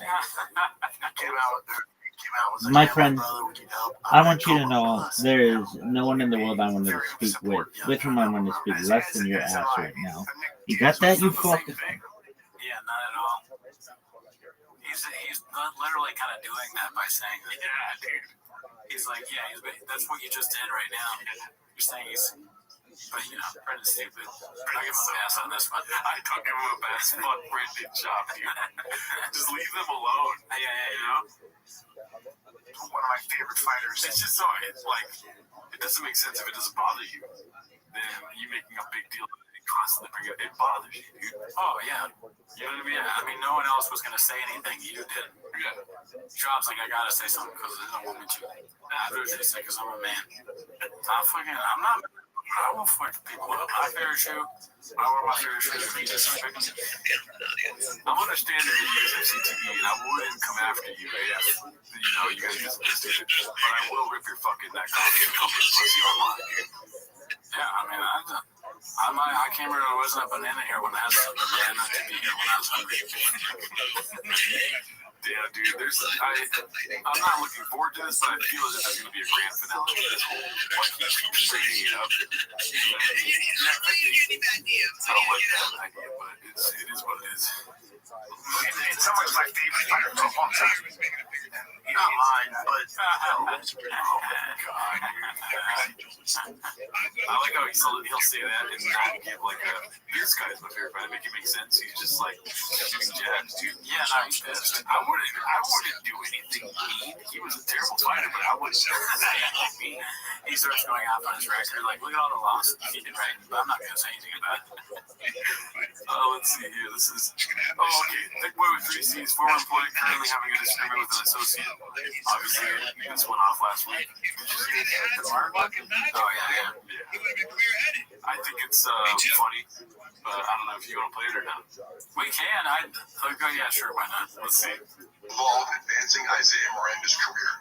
I sent you a voice note. I called you after you begged me. Can you call me? Can you call me? Can you call me? We discussed the podcast here. Mark's a great guy. Never met him. I know who Isaiah is, barely. Never met that guy.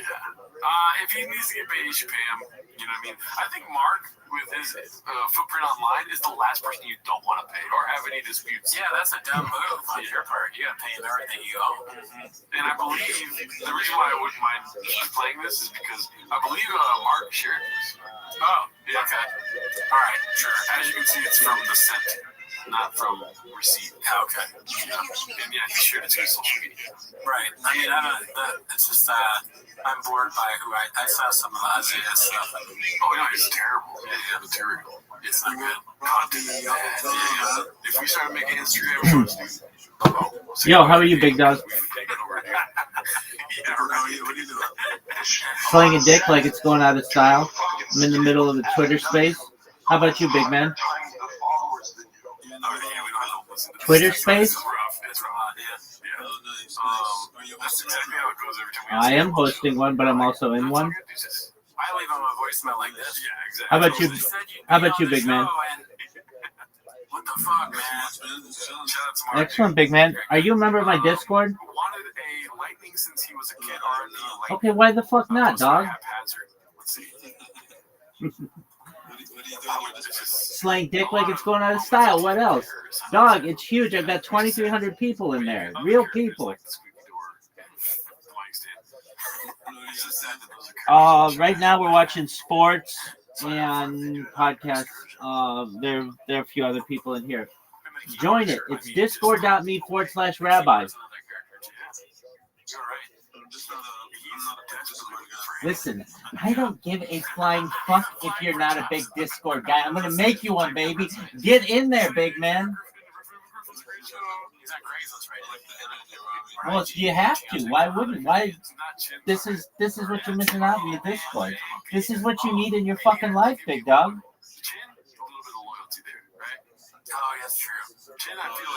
All right. So, with that being said, when is Harry Potter, Obama, Sonic 10 going to the moon, big dog? That's a good point. Beanie Guy is looking for another Chin's probably just like ordering tickets to see AAA shows. Tomorrow, baby. Buy big today. He's ordering tickets for him. 100%. Josh Denny. What's the guy? 2 years. George. He's texting George. You won't believe it. Word, man. Right now. You know? Yeah, getting them all tickets to the next Yeah. AAA show. How about you?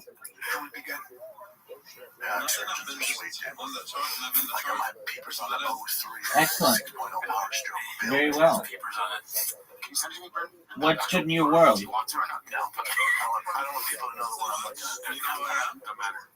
Do I know how you are? Sell my Ford Lightning first. If you're in the market No, for I Ford don't know Lightning, you are. mine's up for grabs. I kind of want to afford it. No, I can't from this device. Because it's timely as we're talking about weight classes. We're talking about weight classes. We're talking about fighting. He's like, no, we're not going to do a topic It doesn't show me your name. I'm buying a car right now. He's like, Oh, totally. It's fucking fascinating, baby. What's your fucking name, baby? oh, come on. Oh, it's you. I don't even think it's a good looking chassis. I think it's All too right, big. Jared, It's not blocking enough for me. you're a terrible person. I don't get why Stay you out of take here. I don't want to that soup it talk up. with It you. makes no sense. It's basically a minivan with a big nose. You know what it is? Okay. It's a minivan with a big nose, and it's bullshit. No, you know what it is? It's extended. No, you know what it is? I'm that girl. That was a big truck head. She gotta be, dude. Yeah. Where would you eat? Oh, what do you mean? Oh, come on, dude. You can't put the dots together. Oh, because she got with, oh, jeez. Yeah, you know what I'm saying? Be cool. That's the ultimate dad, right? Yes, And I'll put 600 horsepower on it, 1,000 pounds of torque, fully built 6.0. You'll lift it up like that? Oh, yeah. I have the problem of lifting it up. See, the one I got my peepers on, 8-inch lift. So they just have to jump in. Of course, it's 8 inches. That's funny, and then also jump in. He's obsessed with this idea that people jump into cars. Showtime, ever heard of it? Oh, really? That's your takeaway? He jumps in the car? Watch this real quick. Alright, I'm stupid. I'll just cut that part out. No, it looks roll heavy. It looks tight. I'll roll that thing forward. No, you won't.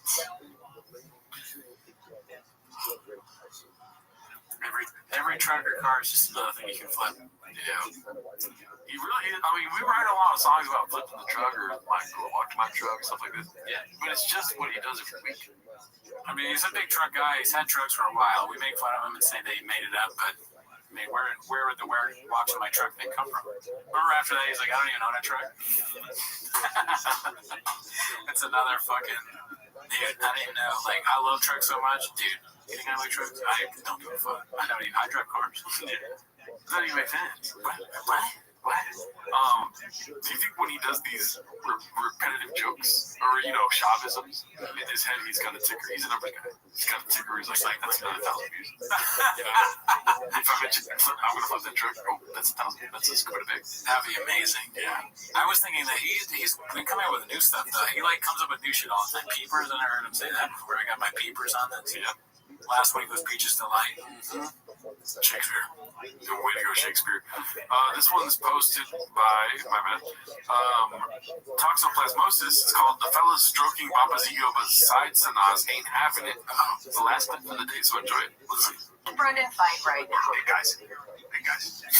If Jake stays at 225, I can fight him. Oh my God, no. In MMA. 100%. Oh yeah, 100%. I like Jake, but I do it for the bag. And you'd have to train for it. I don't take it seriously. You'd have to take it seriously because Jake will fucking punch you in the face. Yeah. And Jake makes But this old dog has some tricks. He got some tricks. He got some tricks, and Jake would have his hands full if you got a hold of him. Oh, it's MMA, he's fun. If you got a hold of him, it'd be an issue. High school, Brian.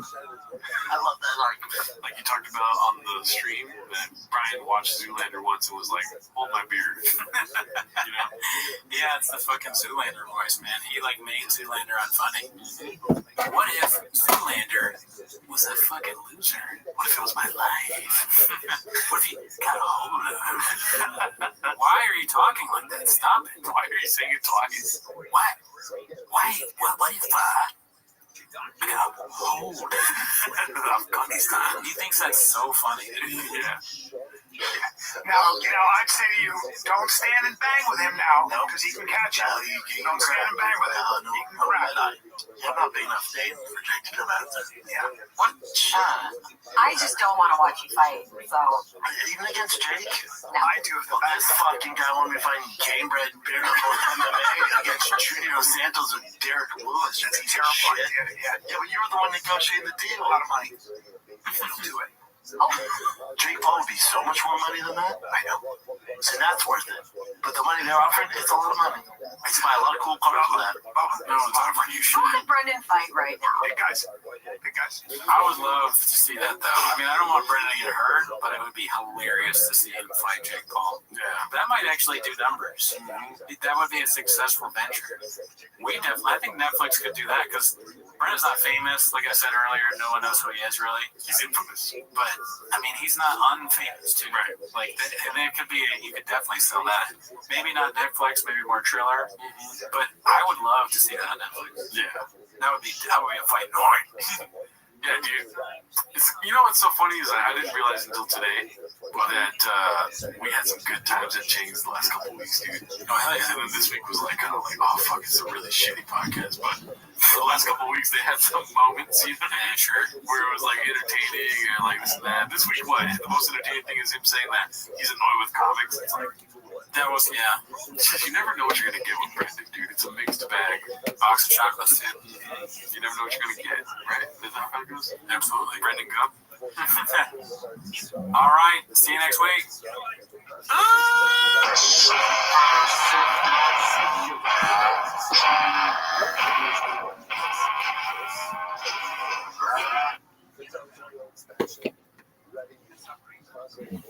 What's the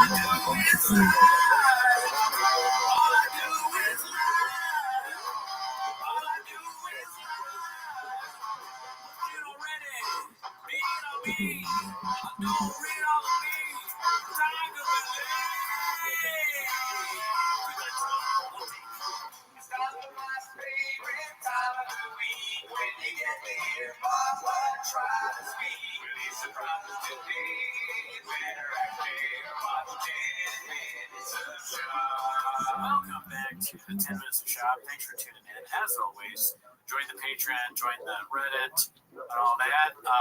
On the Patreon, we watched a great movie. The 41-year-old virgin that knocked up Sarah Marshall and felt super bad about it, a.k.a. the worst movie ever made, starring Ryan Callen. So if you want to see that, I mean, that got the most comments we've ever gotten on any Patreon. It's got so much fake dicks in comment. It's so disgusting. Yeah. And a lot of questionable stuff. A lot of porn stars and a lot of questionable material about children. Right. Yeah. So if you want to see that, join the Patreon. But we also stream live now on Wednesday, so check that out. Yeah. We watched the Logan Paul. We watched the Jake Paul Mike Tyson fight. Anyways, it was terrible. Not much to say there. I mean, we should have seen it coming, right? Everybody feels that way. And congratulations to Ireland for female fight. Those actually good female women. The women yeah, she's great. Anyways, that's not why you're here. Definitely not. Let's skip that part. No, you fast forward it because you're here to watch 10 Minutes of Shop. So start the timer. Play the chin clip. Alrighty, dude. I kind of arranged the clips this week because they're here for the chins to clip it and watch it, right? Yes, they're not here for the picture posts. That's facts. Everyone's up on chains. You know what I mean? When's the last time you had orange chains? Oh, recently, actually. Recently. Check this out, dude. Haphazard posted this one. Mark's thoughts on Papa as a boss. Obviously, we were the producers of this content, so we're not going to watch it on the show because that's what Double Dip is, Daddy. Yeah.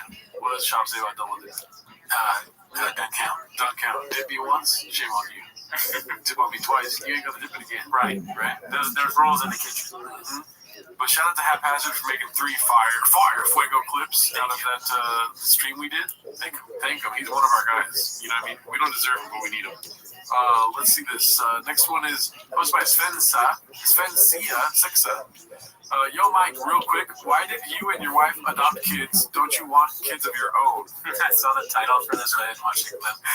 I was like, oh my god. Look at that Joe Rogan picture behind it. One of the best. Let's see what this is about. How's that work? Like, I heard that to adopt a child is like, it's not easy. Dude, it's It is. Well, it's a process. And everybody's journey and story, all the different states that we are eligible in. So, I heard it's like people think, oh, I'm just going to adopt it. It's a base. No, it's a base. I'm just laughing at the idea of like Shop trying to adopt, and he's talking to the adoption person, the official, and he's like, so like she's trying to tell him how the process is. Like, well, first you have to fill out all this. He's like, so it's a beast, right? It's a beast. She's like, it's a what? Like a beast. And she's like, if by beast you mean that you have to fill out a lot of paperwork and there's a process to it, then yes, it's a beast. I'll tell you what the beast is. Drive past on gas. Yeah. I forgot, dude. Put that shit on. Oh, yeah. Monica Lewinsky. Look at that face, dude. That face is crazy, but that hat fart. I mean, if you're a barking praying mantis, are you really going to be afraid of this lion or tiger or whatever? What? It seems like he has tobacco pouches in his mouth while he's eating. I hope not. Yeah, it looks like he sleeps on one side of his face every night. Right. Let's see. Why adopt and not have your own? Because you and your wife are, you guys are. Well, good question. You know what I'm saying? Like, those, put those gene pools together, man. You guys are taking over the world. You want to have your own little Chandlers run around? Yeah, but it's like with your wife's face, your body. Okay, we get it, dude. Weird. And that's what a strange thing to say.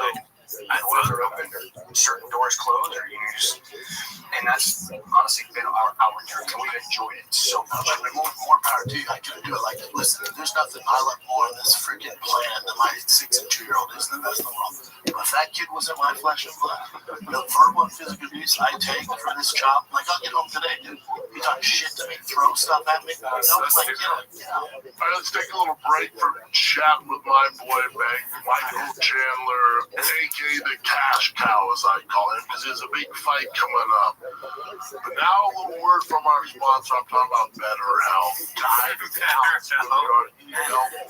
A shop ad for better health.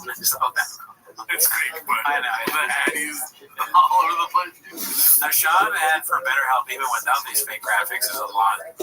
He's the guy, so the meatheads watching this are like, I gotta talk to somebody. Yeah, I don't think so. I don't know what therapy. Yeah, therapy? Okay. You want to beat up my therapist? Oh, yeah. There's nothing wrong, man. I'm bad at my therapist. I'm a thugger. This might be one of the junkie does. Oh, he's joking? No. I'm sick of talking to your friends. Need professional counseling. That's right. Now let's get back to the program. Yeah, so, and then are they from Africa or are they from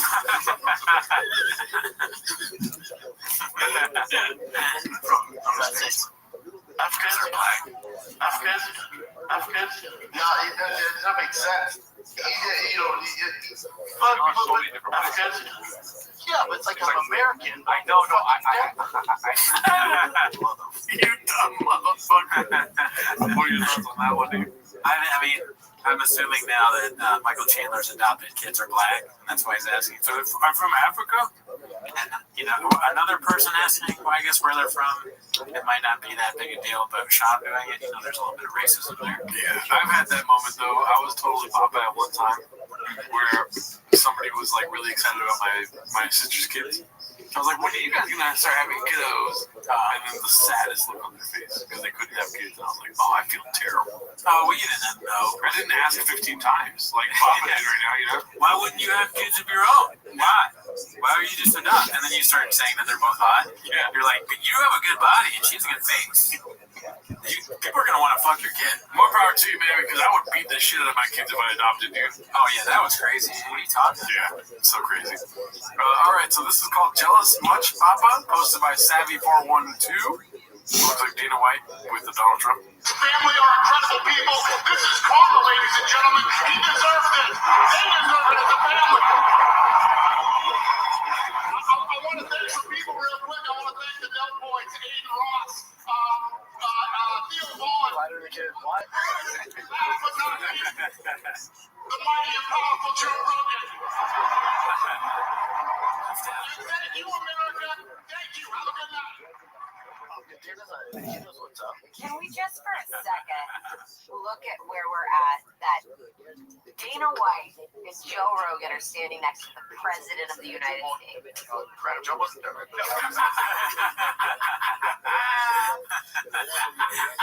Oh, no. I like how Chin was even just like, right? Like, he didn't want to get it wrong. Yeah, they all get shit wrong so much, and the Reddit calls them out that they're on fucking tilt. Oh, but yeah, that was really funny.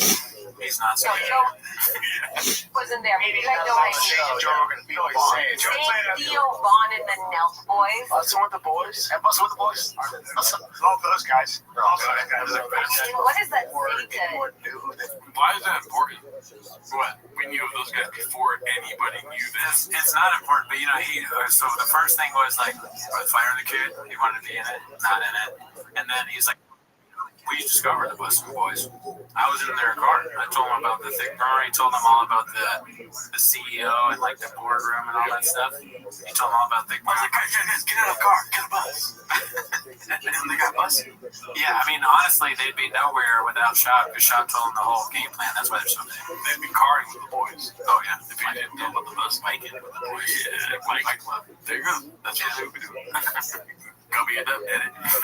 Word. Yeah, he did, Bubba. That's what I got. Yeah, he did. What you got? I love seeing You knew, hey, you knew Theo before anybody did. Yes.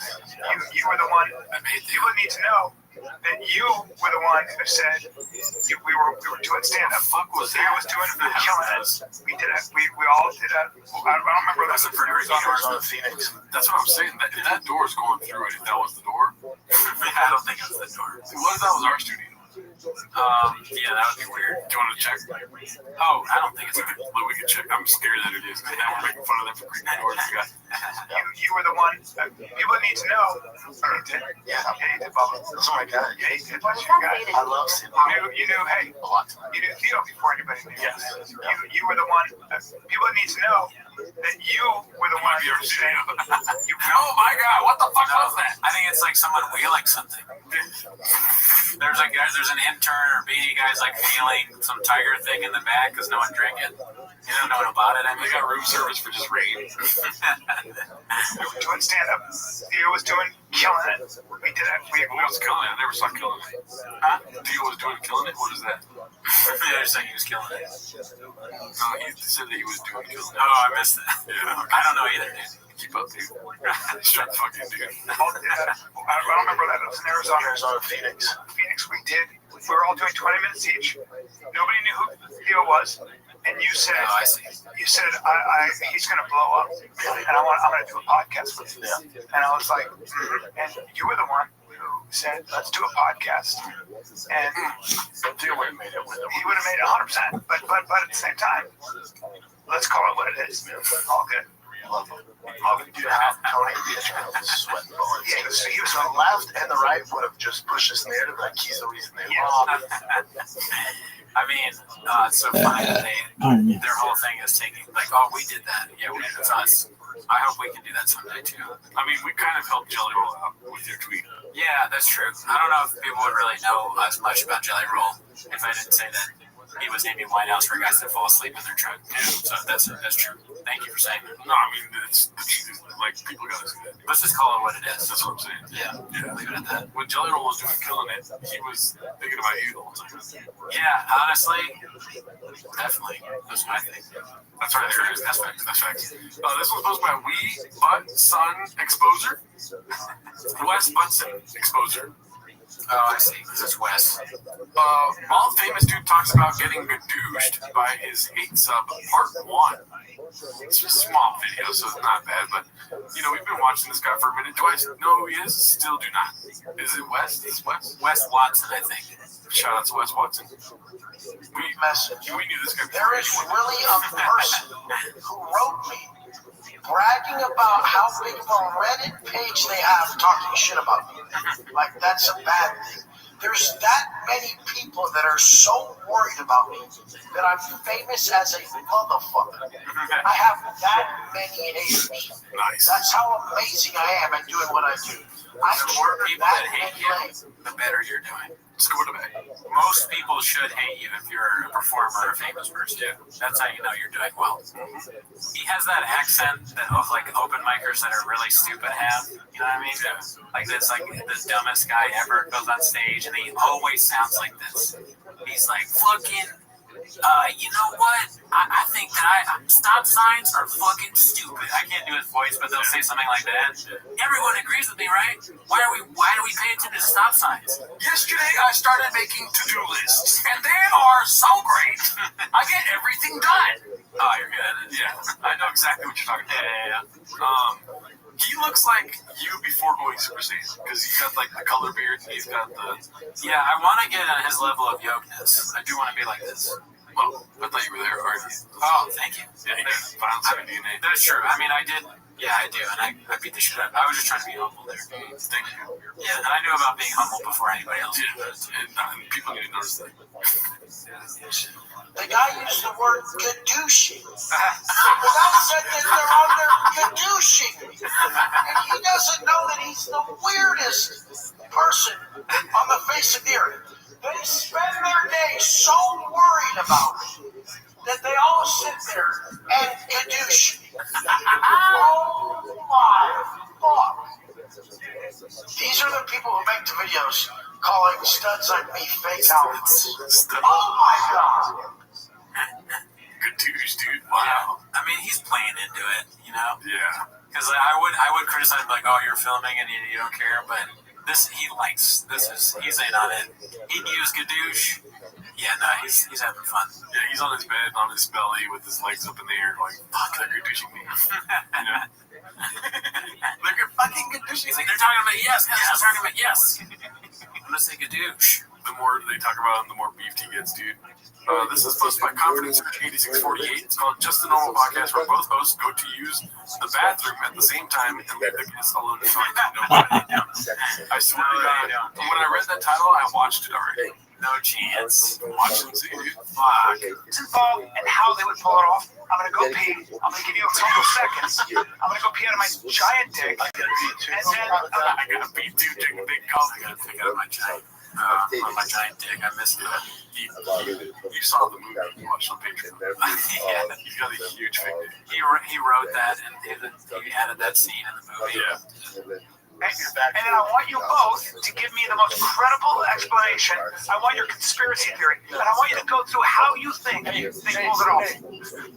Any chance? Hey guys, while you guys are gone, let me tell you about my tour dates. I'm going to be in Tulsa this weekend. And I'm I guess just know, like, it's funny, like, Triple H just knows, he's like, if they leave, I gotta make sure I plug my show dates, because they sometimes just leave, so I gotta have something to say. Yep. What would they have done if he didn't have show dates to plug? Just left them there. Triple H is like, alright, now that they're gone, this show's pretty bad, right? What are we doing? Is that what you do with this? Can you do that? I do this together. You guys are gonna piss together the vitriol. Okay. Joe, how you doing? I'm alive and kicking, brother. Cocksucker, they leave all the time. Fuck. He's a star. He's not a star, Eddie. Yeah, dude, would you piss if right now if I had to go pee? Would I go pee with you and we just leave the chairs empty? Yeah. That'd be so funny. We should do that, but that's too much of a bit. Well, they would expect it right now. We have to do what they at least expect it. Yeah, that's true. We'll do it next episode. Okay, so this one's great. It's got songs on it, so if it gets Gadoosh, here's the thing, folks. You know, we talk about this a lot on Patreon. We have early access on Patreon, and I don't cut out any of the copyrighted stuff on Patreon. So that's enough incentive for you to come join the billions that are on our Patreon. You know what I mean? Yeah, we're the biggest podcast. Get in while you can. I didn't finish, but we're the biggest podcast in India. Yeah. Get in while you can. There's only a limited time. Let's see here.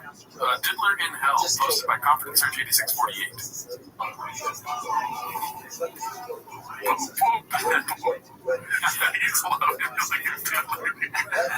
Oh, it's so good. And Leah, I mean, he's seeing this Italian family and making a fool of themselves, and some stupid content that used to be in movies. Yeah, I did that. I did that. But what do you think of that Rizzler song, dude? Is it like the Christmas one, you mean? Or yeah, the one that they were listening to. Is that the Christmas one? Here comes the boom! I don't know you know the Rizzler more than I do, dude. Yeah, I don't know. I mean, just that song. I mean, all of their shit is terrible. Yeah. Oh God, you really do a boy like that. How dare you mock him and then call him terrible? Are you shot? Yeah, he's my boy, dude. Are you Diddler? Whoa, you know what I mean? I guess so. In this scenario, I'd rather be shot, dude. No. Then you like if you really like the Justice family. Yeah. I'd rather be Diddler being like, man. Suffering from justice. Yeah. Suffering from being in the show. Suffering from that's a good point. Yeah. This is posted by Confidence Search 8648. It's called When Captain Buzzkill Crashes Your New Pod with the Boys. Who is Captain Buzzkill? I don't understand that. You want to guess? Yeah. Chop. That's what I think. Yeah. Buzzkill. Who's killing Buzz? T-Becky? Chop. Captain Buzzkill. Maybe Chop. You're right. Or Brian. Well, everyone's such a buzzkill. Nick is very happy that whoever it is came on. So, yes, Chop. Let's see. Can we get a soundboard in here? Because that would be fun to have drop. Oh, Chop. Yeah. It's not my first day here. This is my boy. Awesome. So we just got speedy, man. has a fucking beanie, dude. It's about time.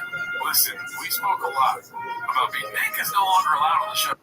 After we learned about Nick, he's got sarcasm. He's got friends in dark places. I'll tell you that right now, dude. All right?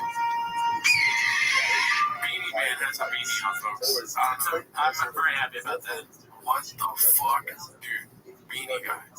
It's a weird color, but I'm okay as long as there's a beanie on. He's like, I don't want to do the white black beanies anymore. Give me the red one. Maybe he's making a statement. He's like, I heard what you guys said, and I just really want to make sure you see it. So I'm gonna make it like a really bright color, and I appreciate that. So thank you, dude. Get a beanie that says war if you're blink twice if you're okay, dude. Let's see. So fat. Yeah, he was fat too, but then we both ended up losing weight.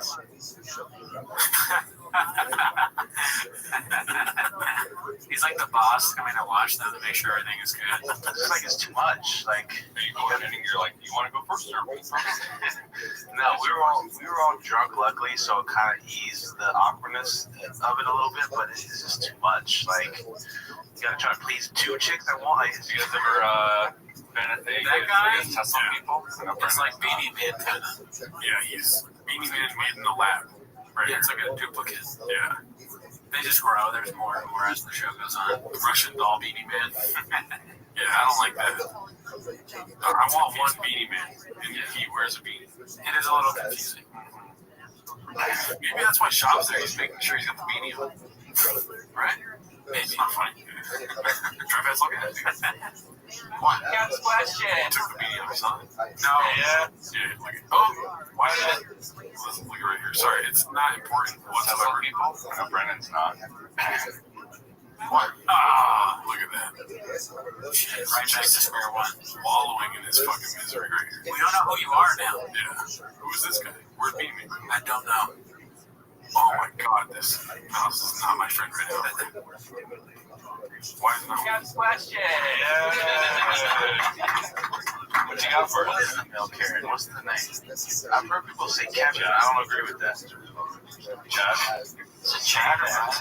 Steak. As long as you can. Shop can't help himself. There's Robert. In the back. Thanks, Shop. Nice assist. Yeah, dude, I think Connor. Oh, I'm not going to go down T-Factory Road. I think it's Connor. Tyler. Jackson. I don't like Jackson. Just kidding. Jackson's awesome. I was trying to just make a joke and I couldn't think of another name. Oh, I'm so stupid, dude. Yeah, dude, that was a terrible clip. I think he's Captain Buzzkill, dude. It is funny just to kind of like walk in and not say anything and be in the back while they have their show on, and then yell something like, "Oh, I'm so much better than them." Photos, like they're all gonna. They didn't laugh at all when I said that too. No laughter. I wonder when that was shot, dude. This one's called Low Information Chin from Embarrassed Bag 1107. This is posted 4 days ago from the same episode, so probably after we did the Mark interview again. Just a little insight, you know? Okay. Chin may have secondhand CTE, but Brian Callen is a predator and a duck. Whoa, dude. Oh, shit.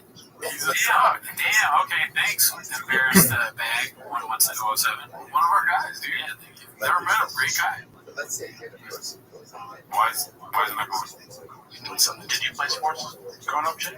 Just during recess. Yes, that's a no. And just running around the I was on a basketball game playing sports. As a kid, I was in baseball league. We lost every single game. I can't believe you said recess. No, because during recess, I killed it. No, in recess, I killed it for football. Because I was fat and strong, and I would just give the ball and run. Why did y'all play like on this team? Like in high school or Pop Warner?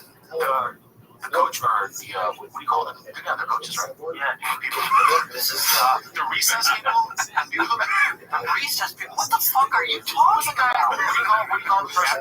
No, what do you call the person that's in charge? The gym teacher. The gym teacher. Oh, constantly was like, you gotta. He's working too hard. He's forgetting stuff. Beanie guy's giving me Gerardo vibes, dude. I don't like that. Be yourself. Why do you say, oh, he's like starting to look like you or something? No, dude. What the fuck are you watching right now? I have no beard. What are you talking about? I'm trying to figure what they do that's like you. This right here, getting upset. Come on, dude. What the fuck? What the hell's the matter with you, dude? I look like him? I don't look like him? He doesn't not look like he really. He's what I'm in was also fucking idiot, dude. What? Are you kidding me? What do they call the thing on the gym? I don't know. This clip is ridiculous. They asked him if he played sports. He said at recess, and they're like, "Oh, we got you. You weren't on the fucking baseball team. That's not what you asked." No, yeah. I mean, This is like made up. Like, got you moment. King, we just fired Bert. We need a new producer, dude. So come through whenever you're ready, Daddy. Pause. I want to stop saying Daddy, but no, never. All right, what else we got here, dude? This one is posted by Minimum Sky 2305 called Mike Tyson is fighting this week. Remember Rappa, Super Bowl with Mike?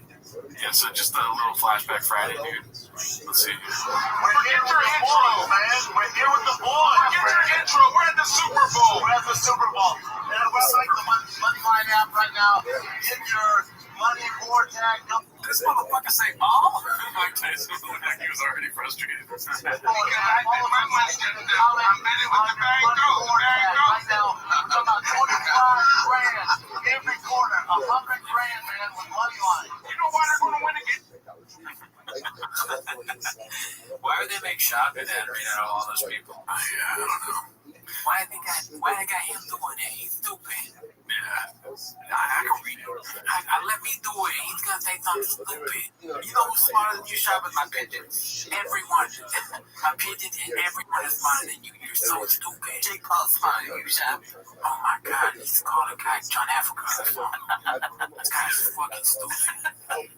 This one's posted by Haphazard. It's called What the Hell is a Peach's Delight? Let's see. I'm saying right now. But you're asking questions that seem to be kind of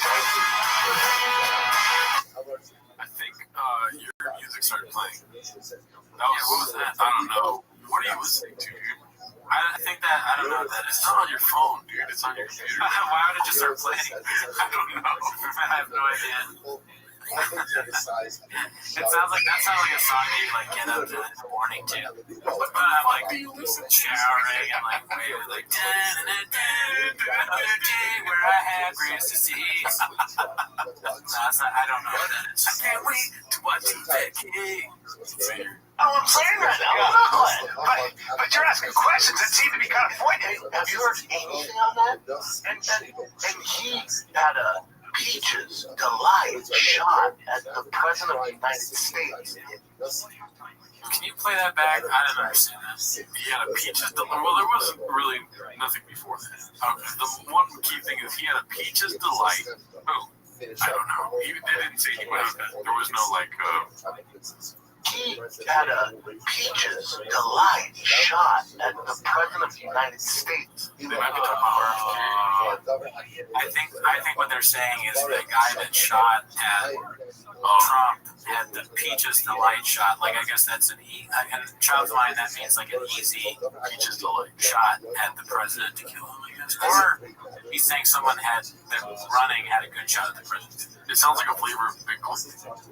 Yeah, that would be funny if it was. Let's see. I feel like there's something left here. Had a Peaches Delight.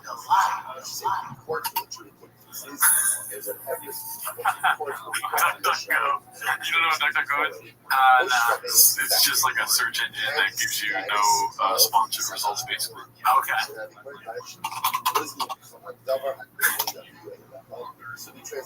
No results found. Cool Trucks, Peaches Delight. It's an album by Corey. What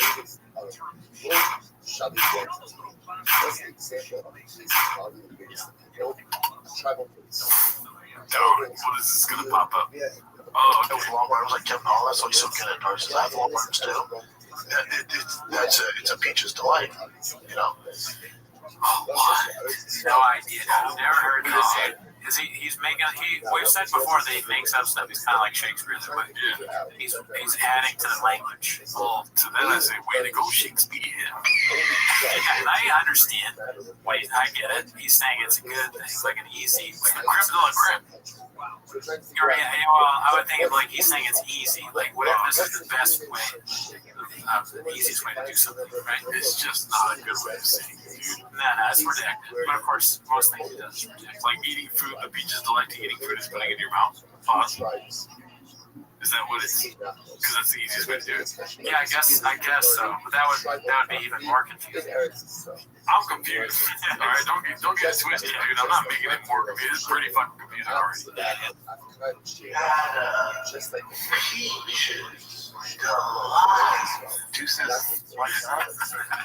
He's so adamant with it too. He's like convincing, like this is said a lot. Yeah. People saying this shit.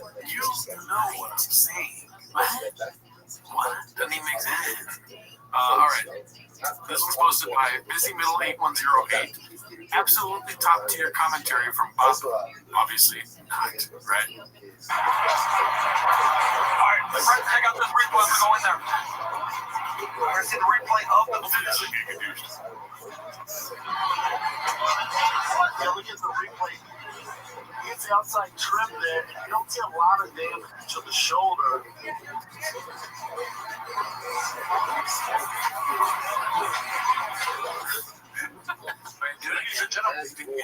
Dude, he says, alright, let's look at the replay. They said, Chop, take over the replay. Let's play the whole clip really good.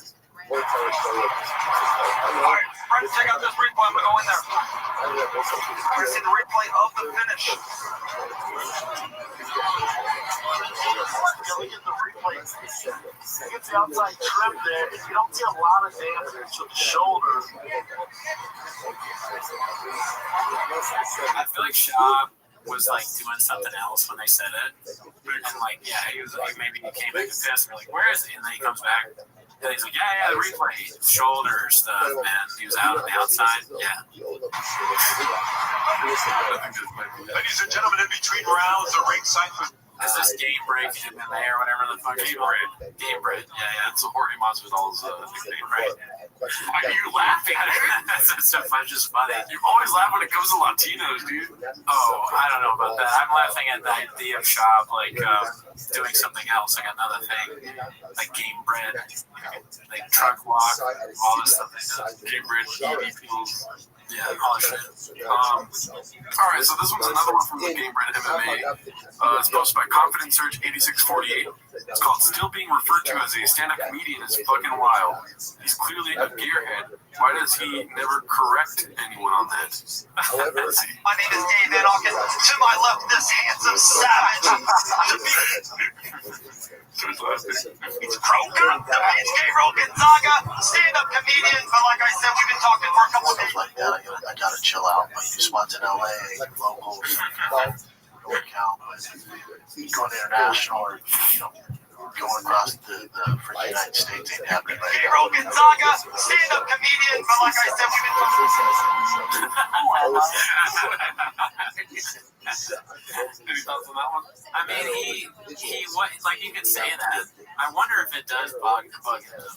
Because he doesn't do comedy anymore. But he's still a comedian. He had 2 stand-up specials, right? Yeah. So he's like, yeah, I'm a comedian. I used to do that. So now I'm a gearhead. He just thinks that. He doesn't say it. Wouldn't it be insulting if they called him a gearhead, though? Oh, that would be right on Shanks if someone called him a gearhead. And we got Brendan Shaw, media personality, comedian, gearhead, podcaster, gearhead. How do they not say that? He flipped the truck. That's like one of the biggest things he's done now. I'd say it. This one's posted by a hedge doll. One of our guys. Luke, tell your father he's not 5'7". Let's see. Shit, man. Did I tell you this? My dad asked me last week, following the election, I swear to God, my dad goes, hey, do you know who Joe Rogan is? It's like, yeah, I might have heard the name a time or two, Dad. Yeah, I did. Dad, not 5'7". He's not even close. Dad, just wake up. I have seen people say that Joe Rogan is 5'3", and I don't know exactly how tall he is, but Sam will admit that because we didn't stand next to each other all that much.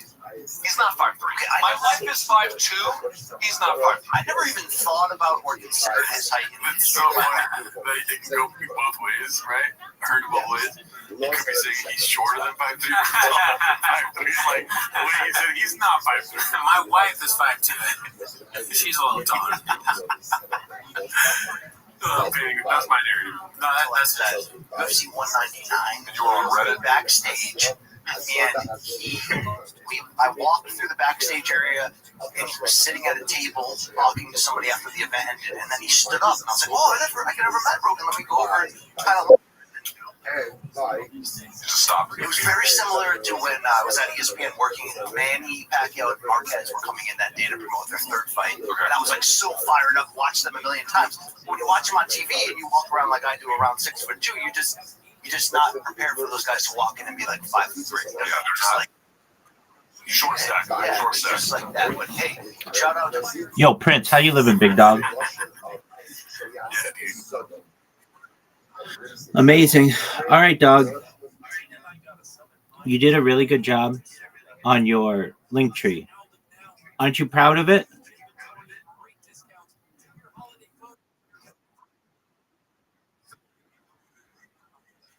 Excellent.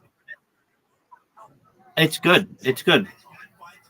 Okay, so I'm going to tell you what you can do to improve it, but it's not a lot. You did all the hard work, which is making all the accounts. Now, what you want to do is you need a logo. You need a brand. Oh, you've got one, but it's too generic. Okay, and I get it. It's a good-looking dude. I get it. Here's what you want to do, though. Do you have the app Canva?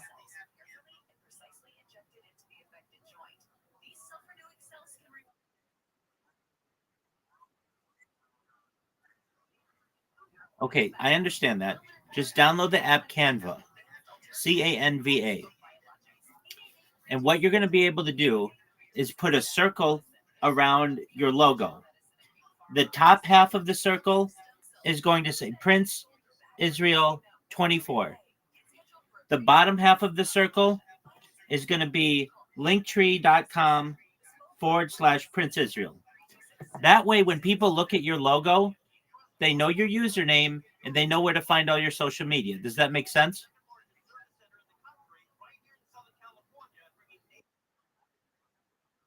Absolutely. Because when you go into Twitter Spaces and you're going to be talking to people, people are going to be looking at your profile picture.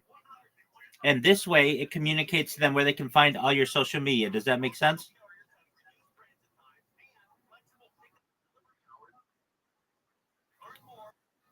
All right. So there are a lot of websites you can do to make this. I think the easiest one is Canva, Canva, because they have a circle text maker. But any site that you can find that can do that, that's good. So at the top, you put your username, and the bottom, you want to put your link tree.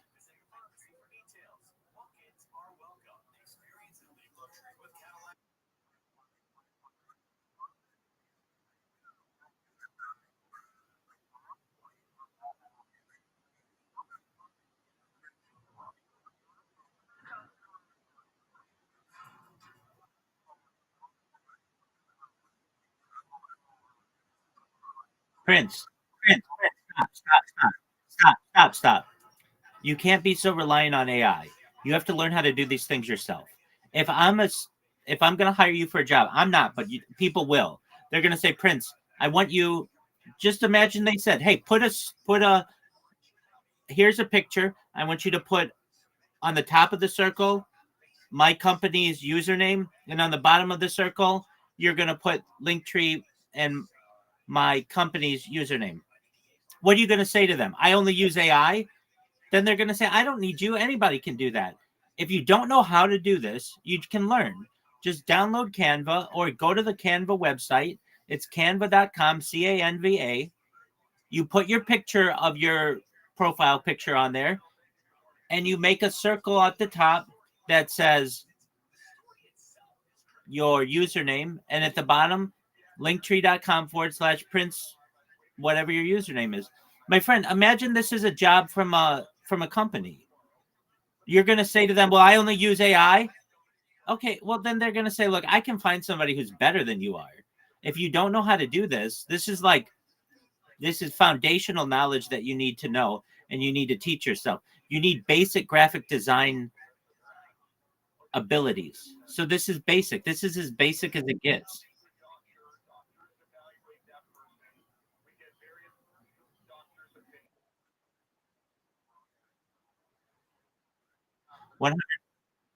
Excellent. And then when people say to you, are you a graphic designer? You can say, yeah, I can graphic design on anything you need. Canva, Photoshop, GIMP, whatever you need.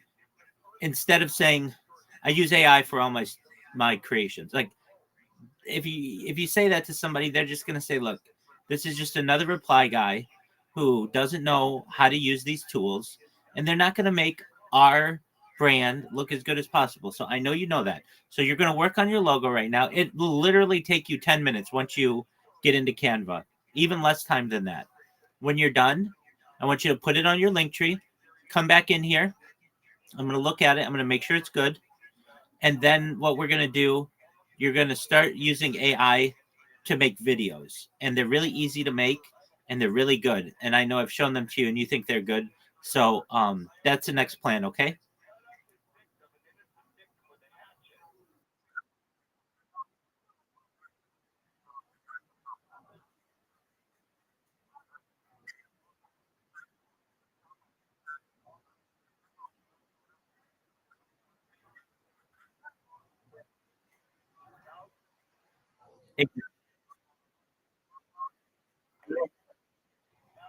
In the bottom circle. That's exactly right. Do you see my profile picture here? There's circular text around it. It says Rabbi Rothschild in the top, and at the bottom it says most hours on YouTube. Does that make sense?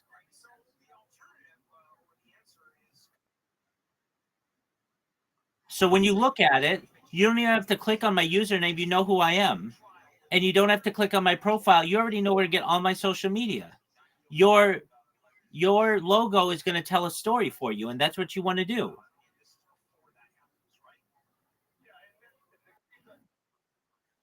I know you get it, and it'll take you like 10 minutes to do. You come back here. Once it's good, then we're going to have you start making some memes for some projects. We're going to have you start making some videos for some projects, and then we're going to get your pitch ready, and we're going to write it together, and you're going to do your best to get it down, and then you're going to be able to start taking jobs maybe later today. And what you'll do is say to these people, what I'm going to do more for you than any other project manager or social media manager is I'm going to post all of your content on all of my social media. And that's going to be 20 times the engagement that you're normally going to get.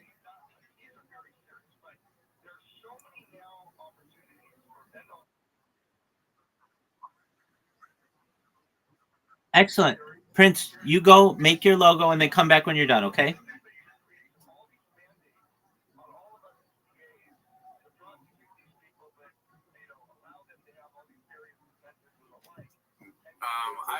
You've been around Rogan, right? I've been around Rogan. You've never been around Rogan? No, I haven't. Okay. I've been around Rogan at the Ice House. Okay. And he is very short. But at the time, it wasn't funny to be like, oh, you're short. You know, like, it's hilarious now. When you saw him, were you like, did you already know that he was short? Or did you just like... No, I was brand new to comedy. I was literally like 2015. And so it was him, Tony Hinchcliffe, Joey Diaz. And that was around the time. Yeah, I can hear you. Ice House Chronicles, or Death Squad, all that shit, right? And I just noticed he was fucking short, though. You know, now that you say it, I have been around Rogan because of the story. But was not close enough to be like, was he short or not? I didn't notice. It would be very fun. Like, I would go, hilarious. Yeah, he's like that short. Yeah, so but you were like that near him, and he just seemed very short. So everyone, you know, there were people way outside comedy clubs to outside. Everyone was already inside. They were all outside smoking cigarettes. Right, they were in front of the Ice House. And named George. The homie George. Nobody else. And then George said hi to him. I'm like, why was he doing that? So insane to go say hi to somebody. I don't know. I mean, like, he's a famous person, but it might be worth it just to see, like, now I kind of want to see Rothschild just to really see for myself. It's on my bucket list. Because before I thought that was kind of dumb, that they're like, he's this and that and all that, but now I've become invested actually in finding out, was he really, really short? Because Burn the Boats, he was like, Mommy, pick me up! anyways, shout out to the CEO of PFTs. This is hosted by Conference Search 8648. It's called Dumb Makes Sense. But I guess I appreciate it's disgusting. Yeah, I'm with you on this, and that should be against the law in America.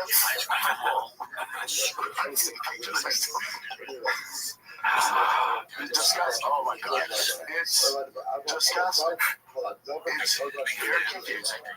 Why would you do that? But the work that goes into it and the amount of money to get that long travel wild and it's art, the thing right there is disgusting. It just doesn't fit. It doesn't make sense. I like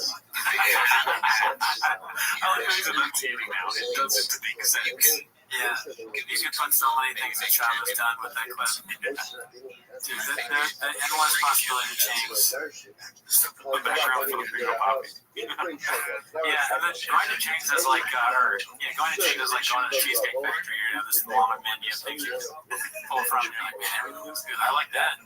Also, man, I love it when he pissed in the sink, but I really liked it. That ridiculous thing with his hair. We're going with the hair thing. All right, let's keep it moving. We got so many fucking tabs over there. This one's posted by That Ninja 11. I said Ninja. It's called Talking Speech Impediment. B. Got high during my night shift at Chang's last night. It's really cool that he's taking accountability for it like that. We'll talk to him in the office later. And cooked up this quick and tasty dish. For context, I didn't alter the original clips or audio in any way. Everything is verbatim from the podcast. I just changed the position of the clip every time Papa starts a new sentence. My question would be for any of you, why are you doing it? Because I just can't, again, well, it might be bad, but like, I can't imagine being 41 without kids. I don't know what I would do. I've always wanted but like, your life can't be just being on a plane all the time, doing the road, and doing all this. No, I got to do it. I just wonder. Yeah. But that can't be the way you live yet. That can't be the reason you're putting on that. There's a certain point where your life is funded by So what I'm saying is like that's the reason why a lot of people are still doing what I mean, I literally take hours out of my week to make fun and fun, but I truly hope this battle makes it through stronger and better. Absolutely. 100%. Like, I'm pulling for this kid so fucking hard. Come on, Billy. Yeah, it's crazy. Like, it's almost like he has to do it to talk. Yeah. Like, it's like a thing that, like, okay, I need to say something, so his brain turns on for a second. He's like, no, really, like, because this doesn't have anything to do with what he's saying either.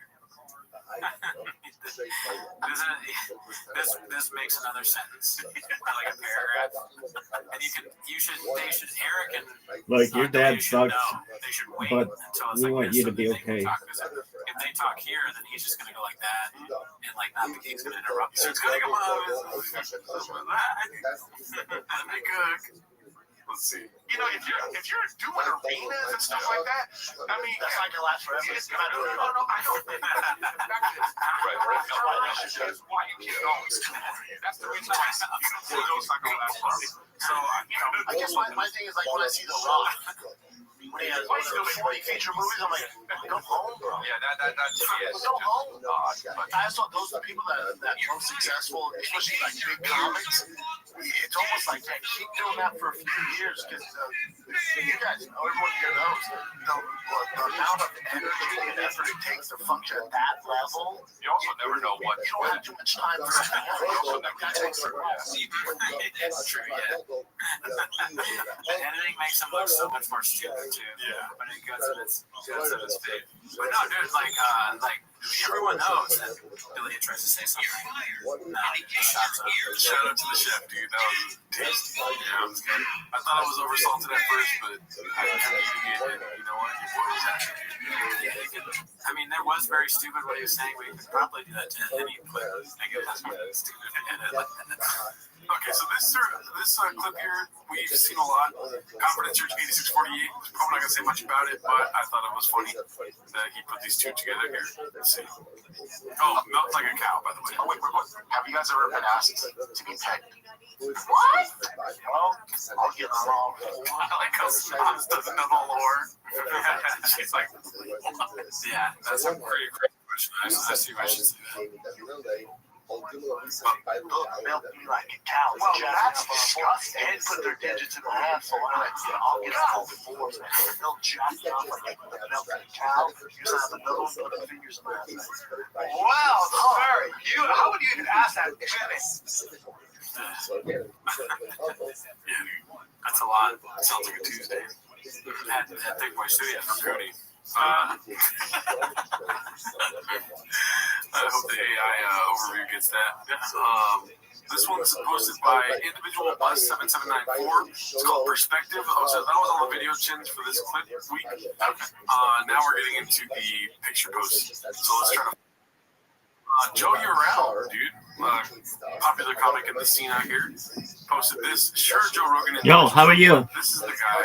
Also told us Brennan Schaub he would be a good comedian. Good point. I don't know what the fuck I just said, but did I read it? No, you did. Yeah. He's telling you to vote for Trump, but he also told the worst comedian ever to be a comedian. So yeah, thank you. Both things are great. This one's posted by various concepts. 615. Watching 58-year-old Tyson made me realize how hilarious it is that 58-year-old Rogan said only 100 people could beat him in a fight. Who is this baddie, dude? That's a trans woman. Dude, count me in. She's like a famous trans right-winger, I think. Dude, not a chance there's a weed man there, dude. You know what I mean? I'm talking about over here. Why is his bulge out, dude? You know what I mean? Something about that seemed real feminine to me. Right? He does have a funny kind of dad pose here. Like, he doesn't really look as much like the killer with violence in his DNA that he usually does without the space. Like, even the hoodie that doesn't really fit over the Who shirt, he's like, he's just in his like, I'm assuming hokas. He's got this is like a nice dad. I mean, I wouldn't want to fight him. No, I don't think I would. He doesn't want this off. Oh yeah, for me, no, me, no, that would hurt your feelings.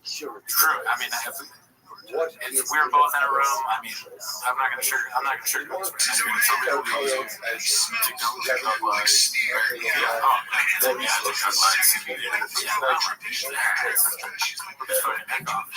Alright, so he's been posted a lot on chain, so let's fly through this one. Peter Gooch Sr. posted this. Music Tag Words Part 3. Also, Peter Gooch Sr. painting a lot of narratives this week. We'll get to that later. This one is really dope. The Diddler. Brother Hoodis, Guy Man Hoodis Illustrate. This is, it's the Thick Tank. Looks like a chin, right? I can't really see it. Or is that, that's chin, that's chin. It's the thick boy, it's the thick boy. Oh, yeah. 1.1 out of 10. That's great. Yeah, I would want that one. That's pretty good. Do you have a gun? Oh, great. Redacted Redemption. Redacted Redemption. Do you have a gun? Cool. All right. Tank Hoodie, where is Tank? Rest of power. Mark fees. I like that. Mark fees. Take both bills. Yeah, dude. Both bills, you're still not paying me. What the hell? Volume punch. What are you gonna do? Volume punch me, motherfucker? That is gonna live forever. That one. Oh yeah. It hasn't really sunk in for me yet. I haven't used it, but so many people, like every time they get a chance, what are you gonna volume punch me? Yeah. Water, simple, perfect. Minimalist. Some would say. Mantis X Tiger. That is great. Yeah, dude. Let's see here. Drunk fat ass. Oh, that's just messed up. This name. Mark the Dick Juice. Oh, classic. I've texted that so many times. Since, you know, It'd be weird to be in the gym working out with that on. Just a shirt that says dick juice. yeah. It's not dick juice, though. Don't get it twisted. It's dick juice. Oh, yeah. The 3 G's. Yeah. Soy boy. What's the logo on the soy boy? We're not going to be able to zoom in. It's just a carton of milk. Soy milk. Yeah. Soy milk. Okay, thank you.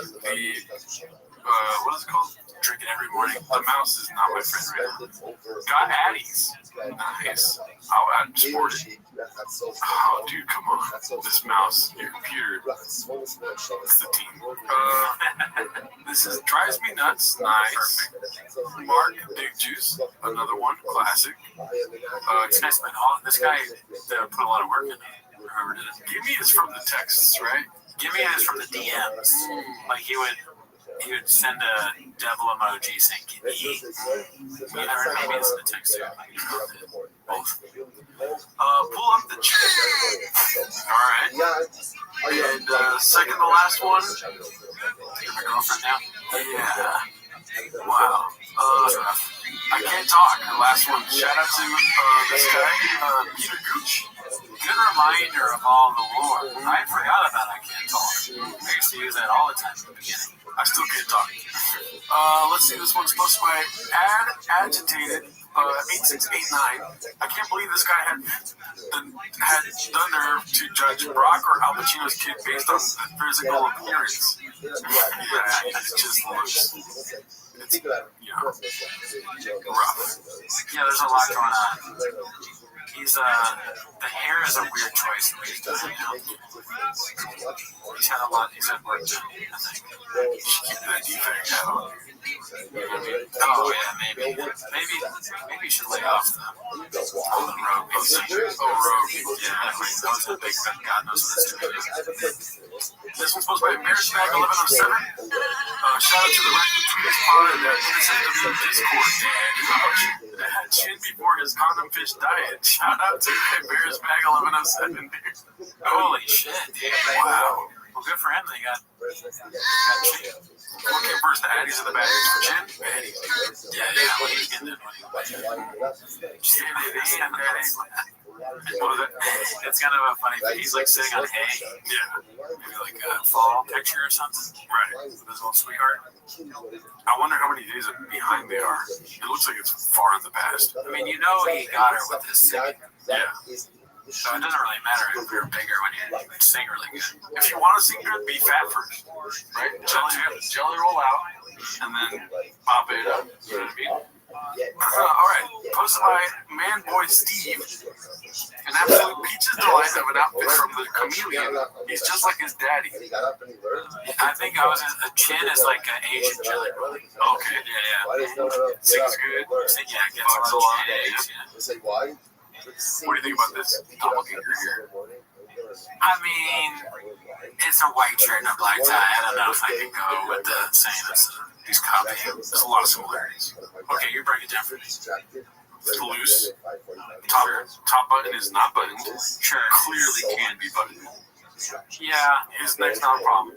Rhodey's neck's problem. You know what I mean?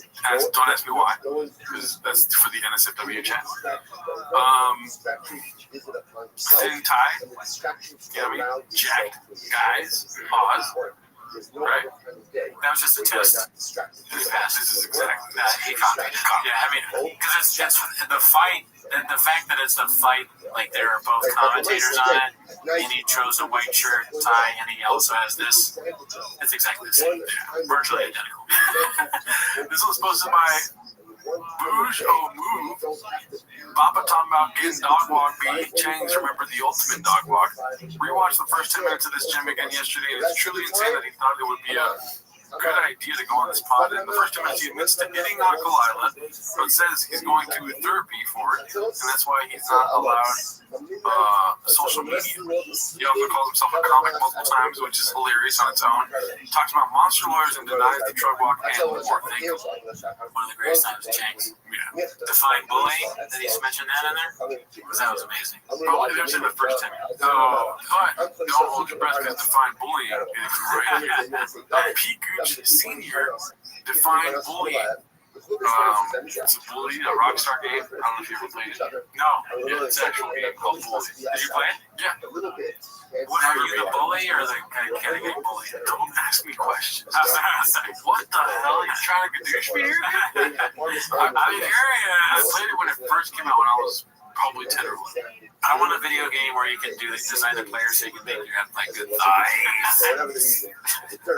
This one's supposed to be a sorry phone in 1676. It's called What Makes a 41-Year-Old Pose Like This? 100% question we've been asking for a minute. I know. I like that your laser focus on his the way he does that because I didn't really pick up on that until you did it. It is kind of weird for an old guy to just constantly have like a wacky pose like this.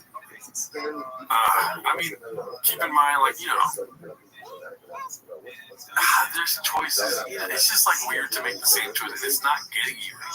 Also, he's starting to like dress, and I don't know if he's always done this, but it's almost like he's trying to be like old Ice Cube or like NWA vibe with the late like Easy E, the hair and the hat going back, you know, and like the shirt jacket. Yeah, the beard and the hat. It's like he's LA in like the 90s, you know, straight out of I'm trying to think of a way, Calabasas, straight out of Calabasas. It's gonna be hard though to say that it's not a natural face for him because it looks like he's saying, huh? What? It's what the CT does to him. Yeah. All those wacky people. It looks like he's saying, what? That's what he thinks that's look good in the picture. Yeah. All right, we're about to take a picture. Say what? What? Is that cheese? That's not cheese.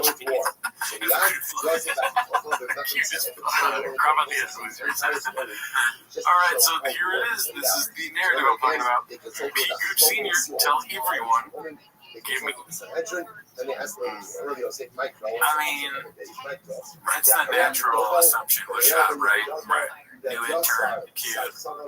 He's weirdo. Maybe weirdo's not the wrong word, but you know what I mean. You get it. Yeah, he's hitting on chicks, dude. Yeah. We're not done with that narrative, by the way. Haphazard posted this one. Standard blue collar truck guy pants.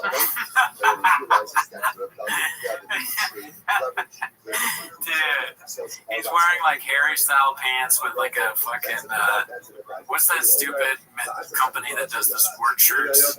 Fucking Under Armour. He's like an Under Armour type like workout shirt. He's amazing. He's a fashion guy. He's always been a fashion guy. Always has been. Let's see here. Okay, Cupcake 8101. Is this the worst viewed Rogan podcast of all time? That's Painted Narrative. It was posted 4 months ago when they recorded it years ago. Yeah, it is the most viewed. Just you don't got the numbers beat, right? They're both being shadow banned as we speak. Yeah, come on, guys. You know, I mean, you know, YouTube. Look, they do everything they can. They put a stamp on stamp down free speech, Hinchcliffe, them, and the Chinese government. Oh, is this the worst uploaded post of all time? No, numbers got 437. It's not 500. This one's supposed to be, by the way, our Reddit is terrible. But join the Reddit if you want to. This is supposed to be 4-0 9789. I don't know why Bubba wants this credibility from the football fighting comedy bicycle tough muddy fish car T-ball community. It's never coming. I don't know why he wants this credibility from the boxing community. It's never coming on Jake Paul versus Mayhem. A douche, you know, just that face too, dude. That's so funny. Like he's like, I said what I said. What are you guys gonna say? He's got so many good pictures. He's more than other celebrities. He has like a hilarious picture for any post. And that's part of the reason why we were suggesting they stop taking so many of these pictures. Because you're just getting more and more fucking material for to be gadooshed. This one's posted by Frex50. Chompy number 4 coming in hot. Didn't read this one, probably should have before, but let's see what it says. Been keeping a secret for a month now. I've got the worst anxiety about it, but today I will finally be able to share. Oh shit. Don't know what that is. Spelling a dynasty. Let's see here. Raised red flag. Numbers guy. Been there. Been there. Cheese to that. Oh, I like when it doesn't work. 22%. That's good. 3.29. Average likes 3.4K. Average comments 107. Okay, well, since it's shot, I assume that's pretty crazy, but I don't really have anything to compare it to. What do you think? The fake followers thing is hilarious. So it's like almost 30% fake. I am not on IG a numbers guy, but I need to do this math really quick because something tells me. Yeah, do the math on, like, it says IG. Let me finish those answers. Something tells me 27.82 gets over 1 million. So what were we thinking? Oh, see, you're always thinking. We got to do the math of, what's 20? I didn't realize it shows the followers there. So 27.82. 333,840. So it gets. That's so many fake followers, man. Yeah. God damn. I'm not good at math, so I had no idea that was that. I'm not a numbers guy, so if I got that wrong, please gadoosh me. I think that sounds about right. So yeah, 333,000 bots. So he definitely grew bot followers. Not good. Let's see. This was posted by John Mofo. Remember the old Alf has a jet black mustache at first and never touches his chest like gay Tupac did? What a complete next level idiot. He's touching his chest. We don't want to hold him accountable, but he said that this was everything he says is gay. He does. Yeah. And he's got a lot of white growing in now. Yeah, he stopped using the just for men. This one's posted by Plenty Haunting 2263. Dicey. Sorry, I quit vaping and I'm coughing so much. So why does the baby have blonde hair and blue eyes when both parents have brown hair and eyes? Brown hair and brown eyes. Okay. Because both his grandmas have colored eyes. My mom has green and Bren's has blue. I'm not a.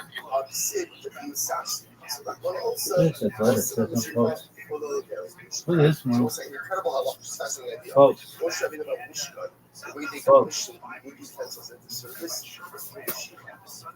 Folks. How do you go ahead and push your utensils into service? How? Through Folks. So it's like, by the way, what is the found most of this? That's a lyricism. Folks. How do you make the utensil into a whole utensil? Use it for the purposes. So it's like, one of the greatest things getting to this world, this house, this bed. Look at this move. Look at this athleticism. Look at this move. Look at this move. What's the answer? Look at this move. Look at this athleticism. Don't just think. Look. Don't just plan. Yeah. Don't just aspire. This move. Look at his footwork.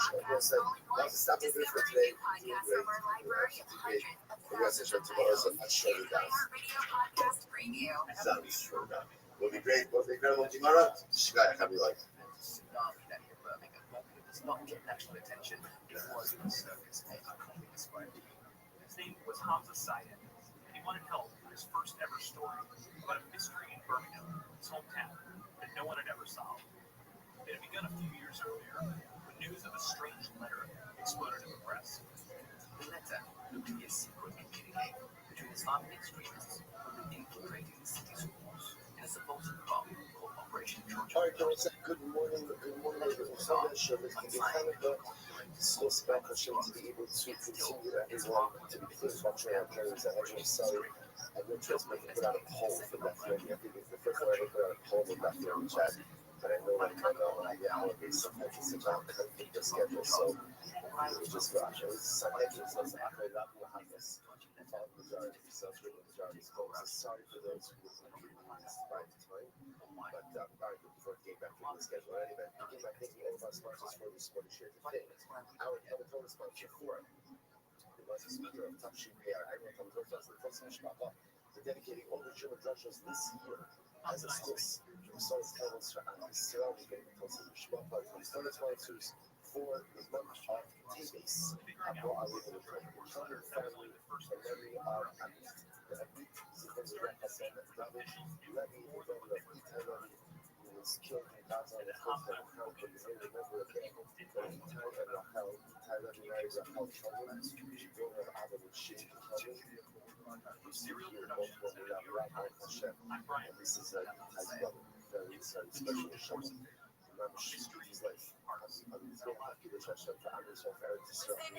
this podcast for free on the iHeartRadio app. #1 for music, radio, and podcasts, all in one app.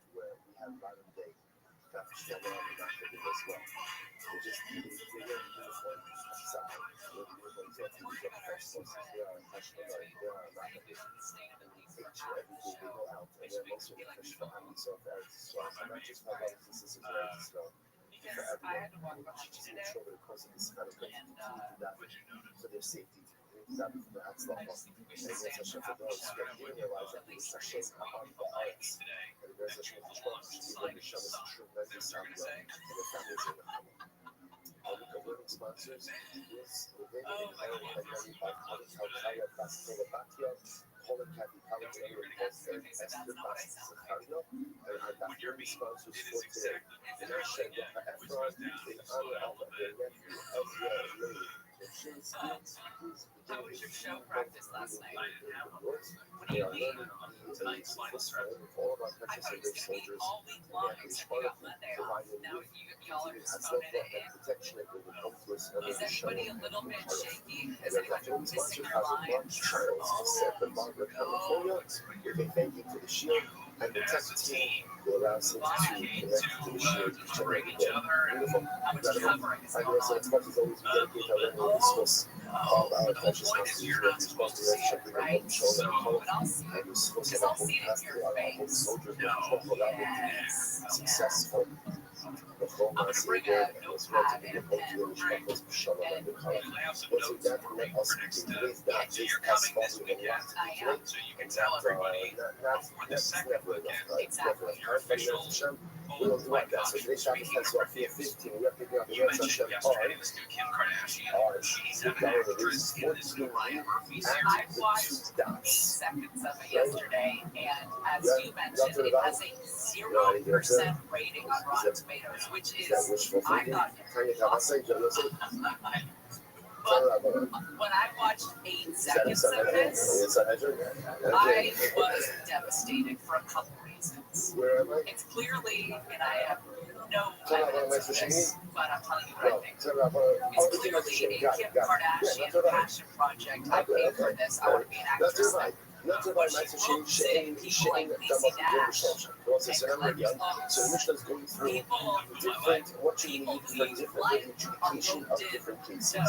whatever the hell this thing is. Later next hour, I'll have to read you some of the reviews. There's 5 or 6 just spectacularly written. Hair down. Absolutely. I love it when somebody's broken and it takes to the internet to write a has review. a different status called Dr. Revive or Karen Revive is talking about it. What's the status of Revive? Essentially, it's treated like my social, which means it's yours. For whatever government shutdown ends, But you have to this consider idea that the Secretary of Transportation announced we are in such dire straits with our shortage of air traffic controllers that we will have to shut down airspace, and that means flying or canceling hundreds of flights across the country. There's a list of 40 airports they put out. Just about every major area of the United States is covered, including flights at LAX, San Diego, Ontario, Oakland, San Francisco, and Phoenix. I mean, the western United States portion of all of this, it is going to get bad. They said, starting tomorrow, unless something is done. Now, the issue here is the National Air Traffic Controllers Association and McDaniels is the president. He was on CNN this morning and explained this is not just air traffic controllers disagreeing with the government shutdown and taking advantage of it to call out sick. Anytime you have something that has Put food on the concentrations, table. and you need to evaluate it, you can't just have it individually evaluated. Instead, again, that has to be done by a basic turnaround. My session is changed. I'm going to only go from the social so again, my session, and you don't know the value of my session. So again, our my session produce it rotted. So now, once again, if it rots, I still know the value of that to the base of the push. So the shaila is, what is the value of rotted produce? So then I'm going to assemble a base of 3 people in order to go ahead and establish that value. But it has to be in this now, you know, so Francis said it has to be a panel, a base of 3 people who calls are virtuous, meaning people who know what they're talking about, which makes sense. Since all of this is about valuation, one of the merchants who understand how to evaluate produce. About low resources, but you can't just go and say, it's not like Hakamas Nagara, when you just gather people or Jewish and Greek, right, and go ahead and sit them down to be a base with Hakamas Nagara, right? But again, this base really needs to evaluate something that has concentration, as such, you need merchants. Interesting enough, even if have enough forethought, you have enough willpower, whatever the word is, to be able to prepare for the 37 days so far, 37 days of development, and I don't know anybody who does. I don't know anybody, maybe very few people that are in a financial position. Because if you do have savings, it's not for things that you rely on paycheck for, like mortgage, right? So like, your savings is not for that, for like your everyday expenditures, whether it's childcare, what have you. And then all of a sudden that's going to be gone real quick, and then completely SOL. So also the price that says a man and two wives have the ability to compare the value of my machine. Only that's not right. So go that Papa who buys Abasuya. The example that is what Papa and his wife. So Papa's wife was the daughter of Abasuya. His wife was financially independent. So that's not the right because they're talking about kids of wives that are financially independent of their husbands. Okay, so that last question remains unanswered. So we always need a basis of We had talked before, aviation analyst Jay Radley for an article about airplane issues, air traffic issues. What we're trying to look up for next hour as well. To kind of talk about what this does and how it takes one section of a massive air traffic system so remember again, when we're talking about what is for now, what we're talking about is as follows. There's an item that belongs to Hagdish. I want to bring it from Hagdish, which means I want to transfer the value of it to the base of Hagdish and keep the objects for myself. So the Mishnah tells me, the Mishnah told me that requires a based in a proof for that valuation. So the Gemara says, our Mishnah doesn't reflect the deal of the Rosh Yaakov. Because what does the Rosh Yaakov say? Anything that you're using the base of Hagdish requires what? A base of 10. Even for legal, even if you're using you're really against commercial, you can like so legal. Here's another one. Republicans take stock of some tier 1 Democrat property. So that's what we're going to do. So like Yanushua, I saw that on the Parsha. So I said, "You're going to go to school." She was like, "Where do you get? We're going to talk about this." So school holds that any time you need something for the Dutch, it requires evaluation. It requires evaluation with the basis of 10 people, 10 people, but called 10 people. Why? Because the word code appears 10 times in the section of redemptions. And then I want to show you that. Where did I want to come up? Decided by the luck of the draw. The winner was decided by drawing cards. Those stories and more coming up ahead of Sunday nicely after 60s and changes. It's loaded with 70s. Is there more? Various states. The traffic center is brought to you by here and now sales advantage of Toyota dealer. Don't wait to grab a great deal on a new Toyota. We make it easy. Install the Toyota on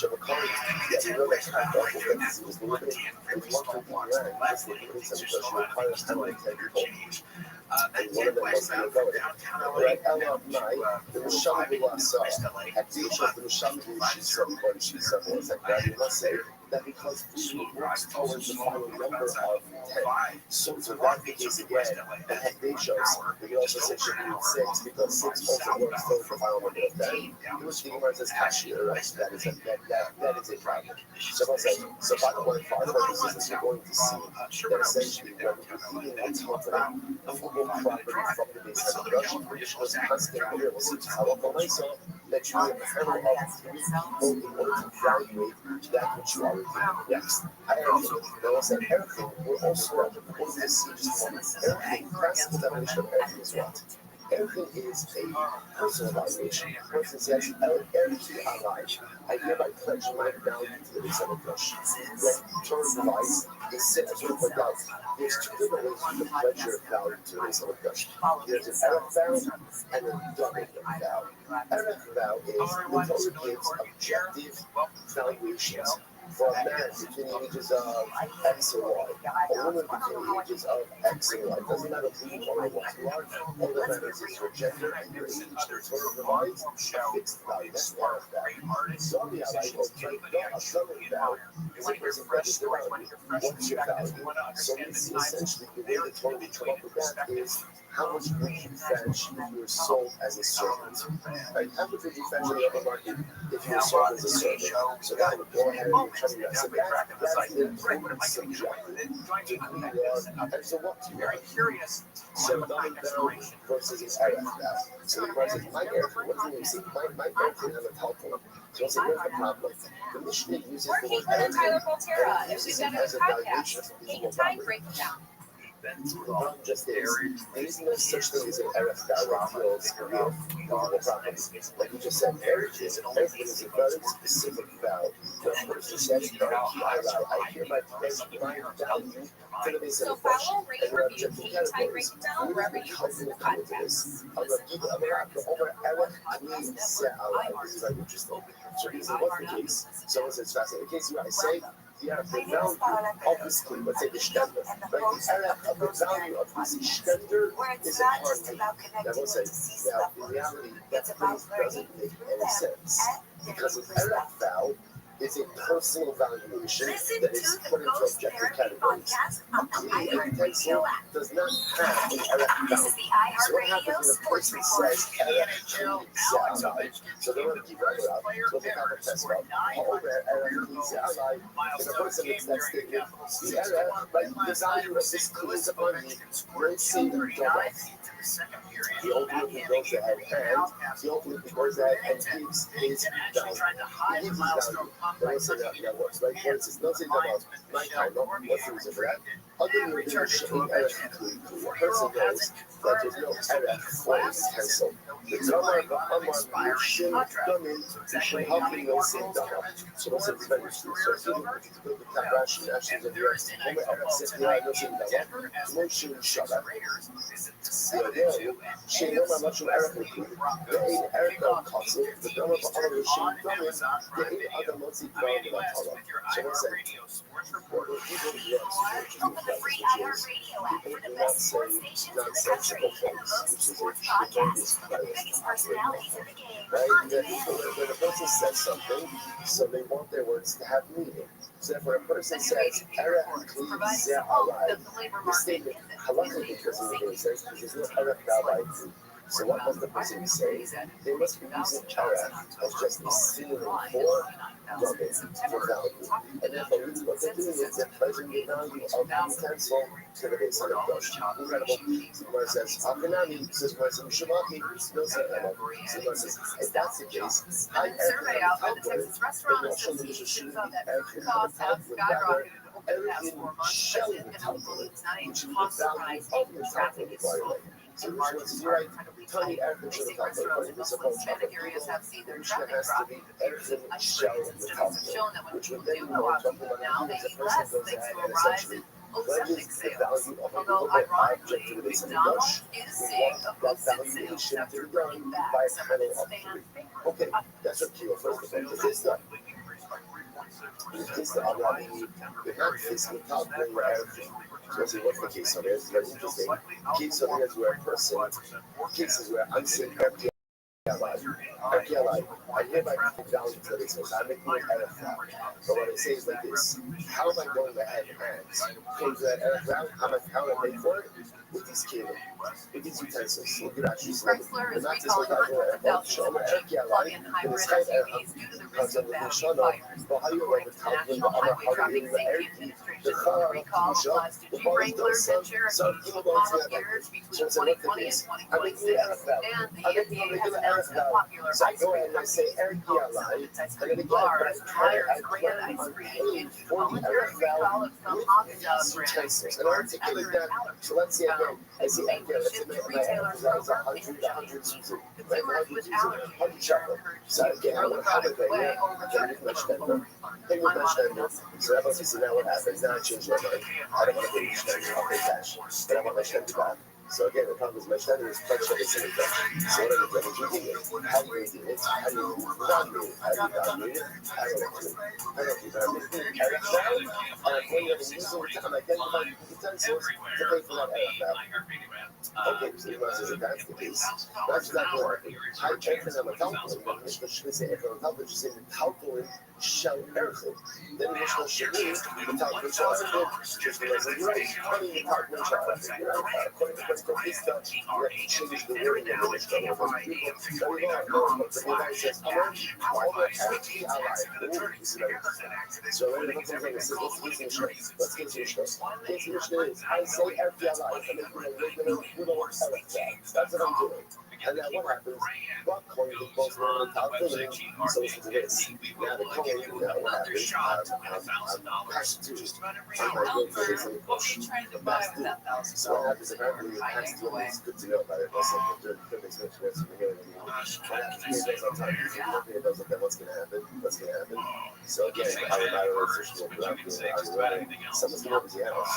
Right? Someone, I went in behind, I'm coming over, and what's going to happen? We're going to collapse. You're going to collapse. So this is fascinating, by the way, because it appears that it is not that you don't have somebody. Like a miniature pony or a full-size pony? Can you have that? The apartment you just moved into? His name is Alan.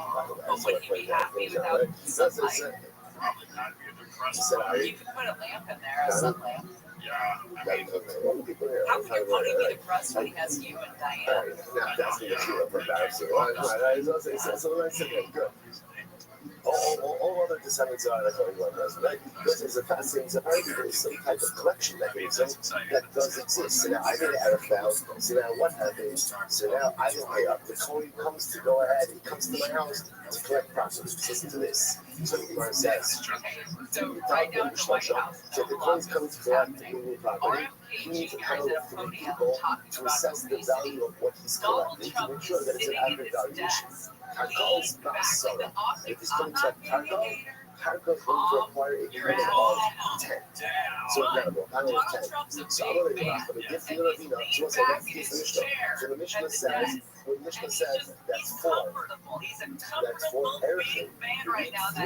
What it means is I made an Erev vow, I haven't paid, the coin shows up to my house, he's coming to collect property, and now what happens? If he's going to do a total in, he has to go ahead and come with a panel of 3 to evaluate the value of this cargo. He needs a panel of 10. Okay, I'm going to we show that from Peter Hagen's one Shosha. So what's that? What it is? I was there that in order to extract property from the base of the you need a panel of 3. That makes sense. I don't know where the heck this is Shosha. But I need a panel to bring the property, to bring money, to bring property to the base of so it's interesting, it doesn't make sense. Generally, whenever you have a panel that's when property belongs to the base. I want to take this off. So if you take something from the base of the Dutch, you might see you get a panel that values it. This is talking about a case of the coin taking property from to the base of the Dutch. Why does that need a panel? Why does that need a base? There is a group of centrist Democrats. They have no leverage anywhere. And that's the thing is they're going to have to try to figure out. On the one hand, the Democrats have to figure out is that what centrist Democrats going to get any sort of gravity to it? Are they going to be able to pull in any sort of support from those that would be considered more left-wing Democrats? At this point, they haven't been able to.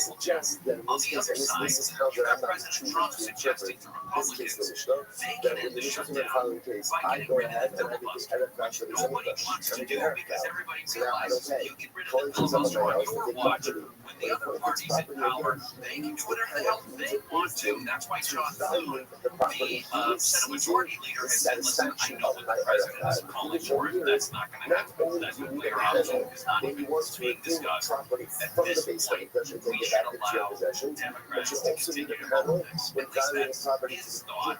Most voters, once they look and poll on this, suggest that they believe this is a Republican thing, since Republicans are in control of both houses of Congress and in the White House. Does this end? I don't know. There's John Thune.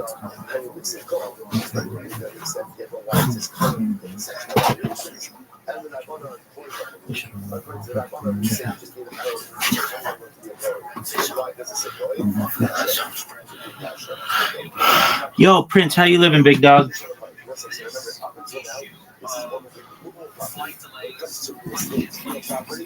Prince. This is appears to be the issue that's going to cause the most problems because you're going to start hearing from constituents, members of Congress who are starting from their constituents who are stuck in airports for hours at a time, or their flights are completely canceled and it should be closer to Thanksgiving. People are going to take it personally because they're talking about a family trip, not just business trips. They're about family trips to go see your kids in college, to go see grandma, to go visit your mom, whatever it is.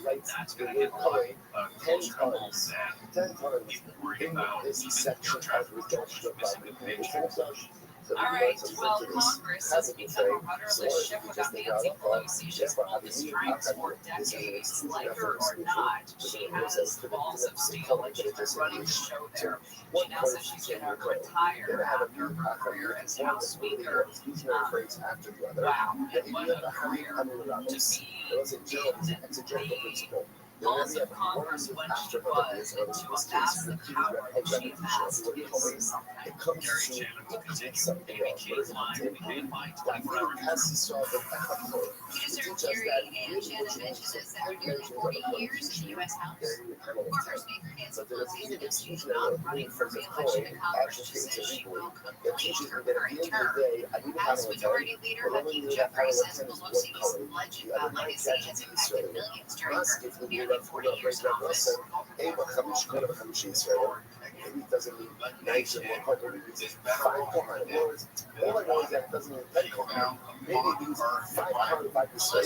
member of the U.S. House in 1987. Federal prosecutors are recommending 1 day in jail for time already served for former Anaheim Chamber of Commerce chief executive Todd Metta for cooperation with authorities in their probe of ex-Anaheim Mayor Gary Shadoo in the botched Angel Stadium sales deal. Pleading guilty in 2022 to defrauding companies of his company, as well as loan fraud and tax cheating. His lawyers have filed a motion to withdraw his plea, arguing he got bad advice from his prior attorney. Major airports in Southern California are on the list of airports where flight capacity is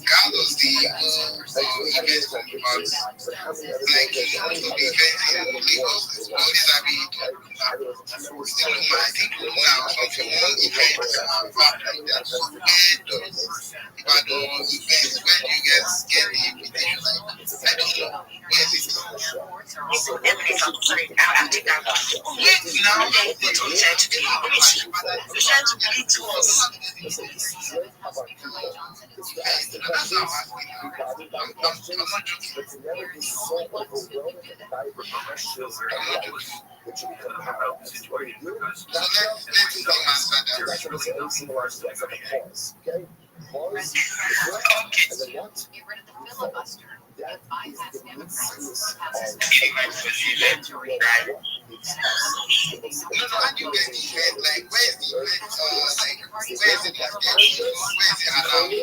like probably there's actually a website where you see so they actually posted the event on their page on X and other like Instagram, TikTok and all that. So I saw the event. I thought I was invited to. It's one of my friends I work with like a particular project that hosts the event, like SMC now. I don't know if you know the project. So they collaborate with this particular brand. So they organize it together. So I got the invite from so they actually posted it on their page on X and Instagram. So that was how I got to hear about the event. And this event has been happening like since 2022. And they didn't play on enough quiet then now we got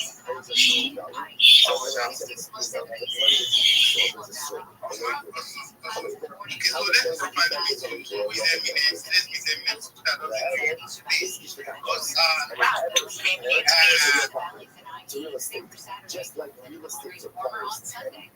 So to ever requires 10 for valuation as well. So when the shop set up all of the process becomes this is fascinating. Let's say a person is not let's say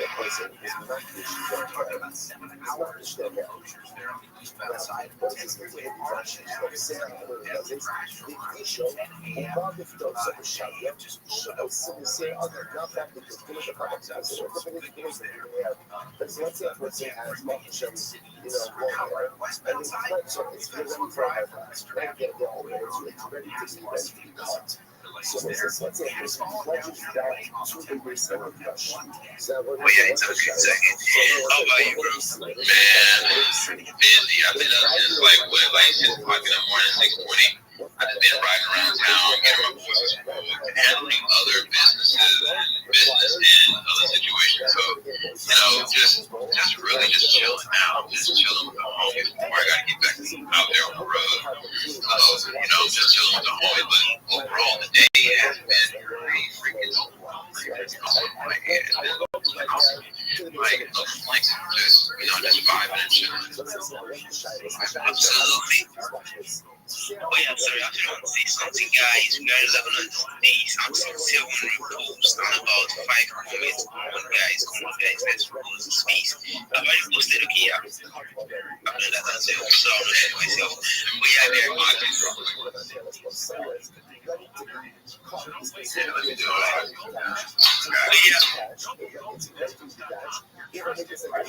Like speaking of identity, I don't know if I can actually speak about it directly. I don't know if you started the space officially.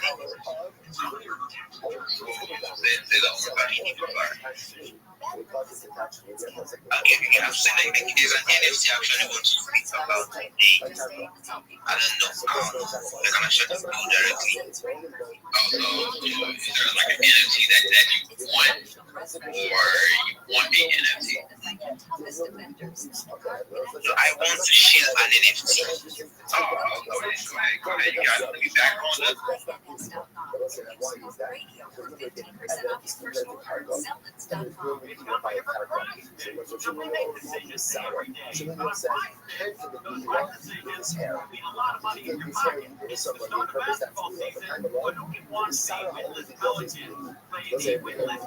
As well, we get a massive upside sometimes when you guys are super massive. So you guys don't forget to repost again if you have not. Come on. So yeah, the person I'm actually going to speak about is actually so much fun, and I've actually invited one guy and one girl. He said I would know this time around I'm going to tag you. I will do the levity of tagging you on Discord and Telegram as well. So yeah, so much fun is actually going to be like a rap-based game, right? You can go see very little amounts. Now this video actually gets very, very interesting. It's the NFT. Very crazy. So we would actually be launching very, very soon. The NFTs are almost complete. Based on what I got, I'm already speaking to what this is right now. I don't even know what guy or what girl. I don't know them right now. So this is I know right now. So the NFTs we are at around 7,000 currently. Yeah, we're around 7,000.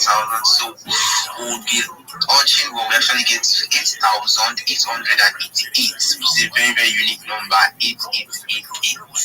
So yeah, we'll actually be launching very, very soon. And trust me, I'm actually going to be speaking with Odysseus. I do not know what guy or girl. I'm saying it again. I do not know what guy or girl. So I was speaking with Odysseus. I will say I would also get a whitelist because he also has to be a part of his of his NFT.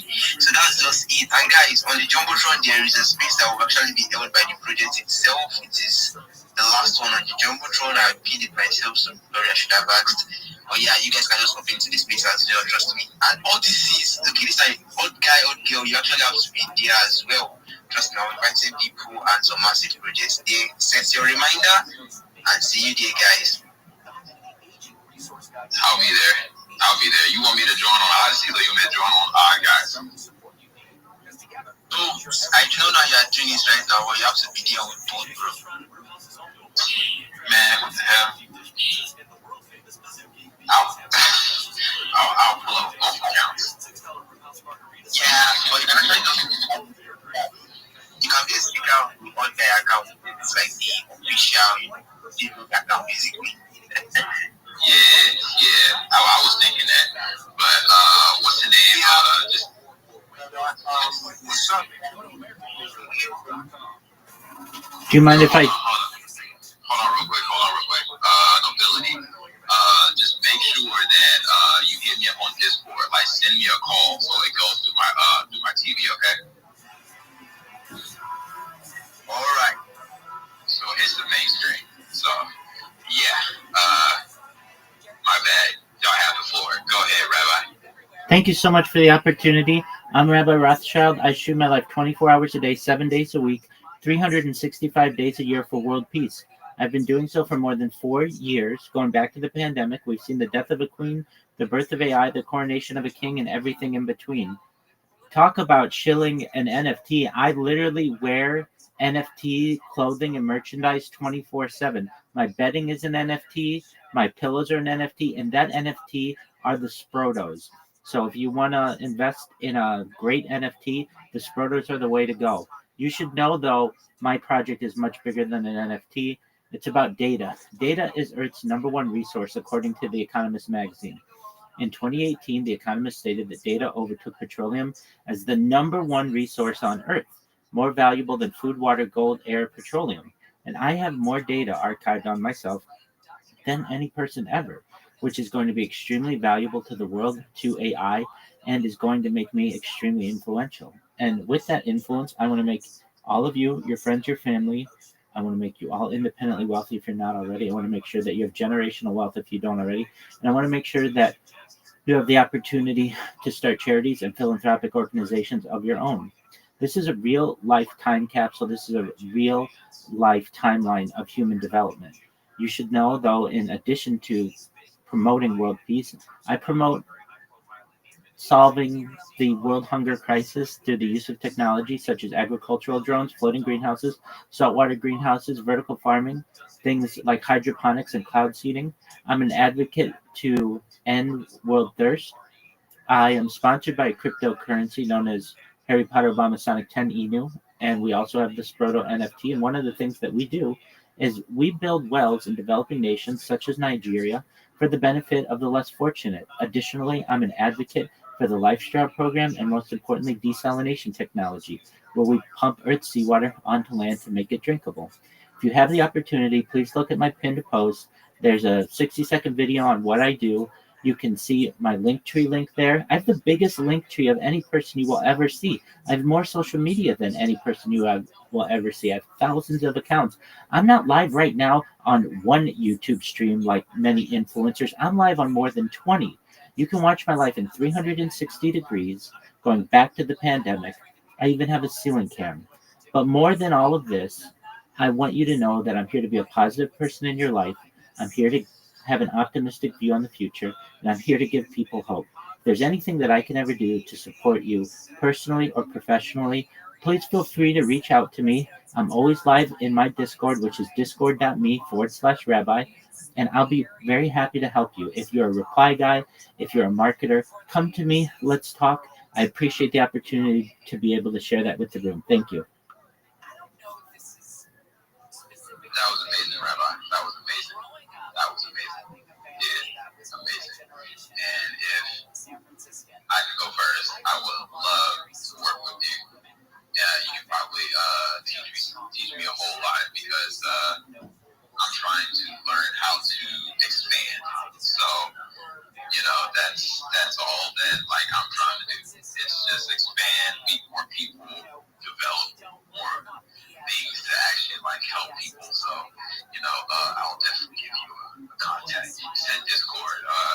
Absolutely. Discord Rabbi, right? So it's discord.me /Rabbi. The link is in my name. If you just look, it says Rabbi Rothschild Discord, and the discord.gg link is in there. It's also linked in my pinned profile, my pinned post.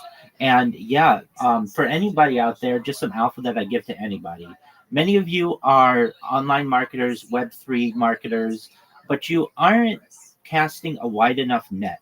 So a lot of times people, this is the typical shill that you'll hear. GM everybody. I want you to know that I'm a Web3 ambassador. I want you to know that I am a community leader and I'm a marketer. Okay, that's all great and I love that. But here's the thing, you're only marketing my project on Twitter.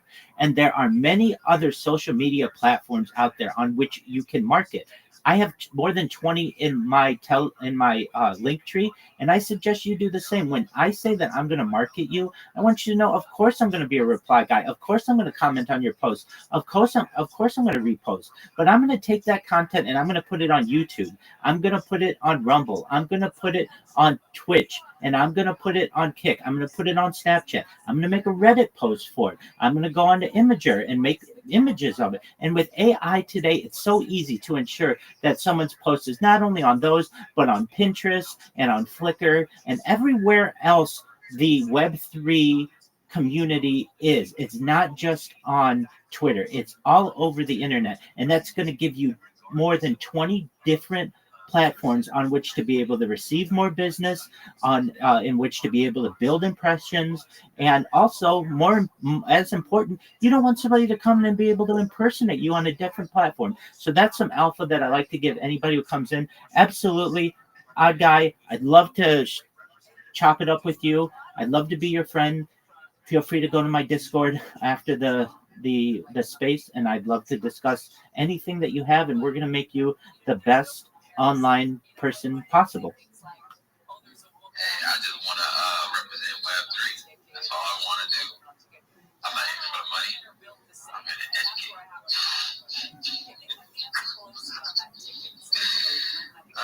Yo, what's up, Solix? That was dope. I love that.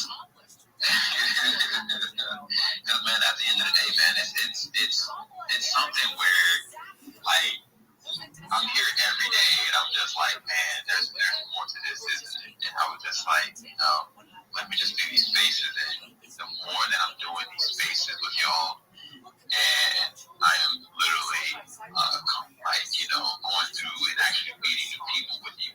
Like, I can see that there's so much more to learn each and every day. So I try to get other people on and make people understand that in Web3, there is no ending to this learning stuff.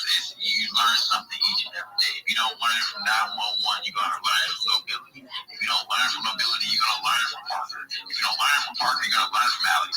Look, I just learned something from Rabbi. I mean, we're going to keep learning. So, if we haven't already put something on the JT, check out the Central stuff. She's out here spitting facts. She got dreads. Promo 2, he's here. He's preaching consistency. Of this, he's out here preaching shilling and growing the OGs. Yo, what's up, Joker? What's up, Sweet? Well, no, your name not Sweet. I'm going to call you Sonso Weed. I'm going to call you Son. What's up, Son? What's going on, UG? I just be finessing these names, bro. Like, I be trying to think of names so that I can, when I see you again, I can be like, oh, yo, that's my boy 911. Yo, that's Nobility. Yo, that's Parker. So that, it builds a connection. You know what I'm saying? Because these 51 spaces, man, I met West Vital.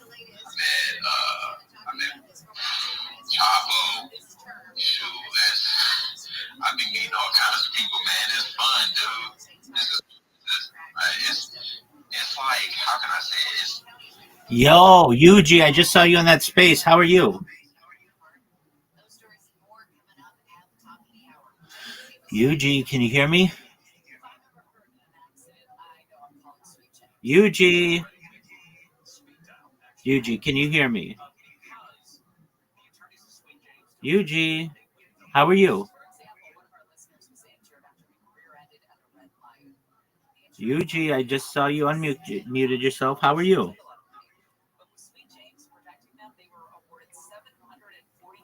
Yuji, can you hear me? If you're talking, I can't hear you. Yuji, can you hear me? Yuji. That's okay, Yuji. I can't hear you. If you want to leave and come back and see if that fixes things or restart your device, I'd love to talk to you. I'd love to help you in every way possible. And just know I don't want any money. So, you know, this is all free.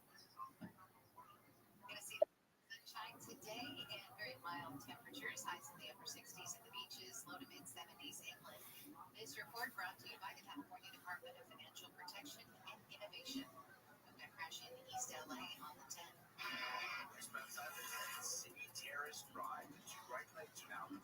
Scooby.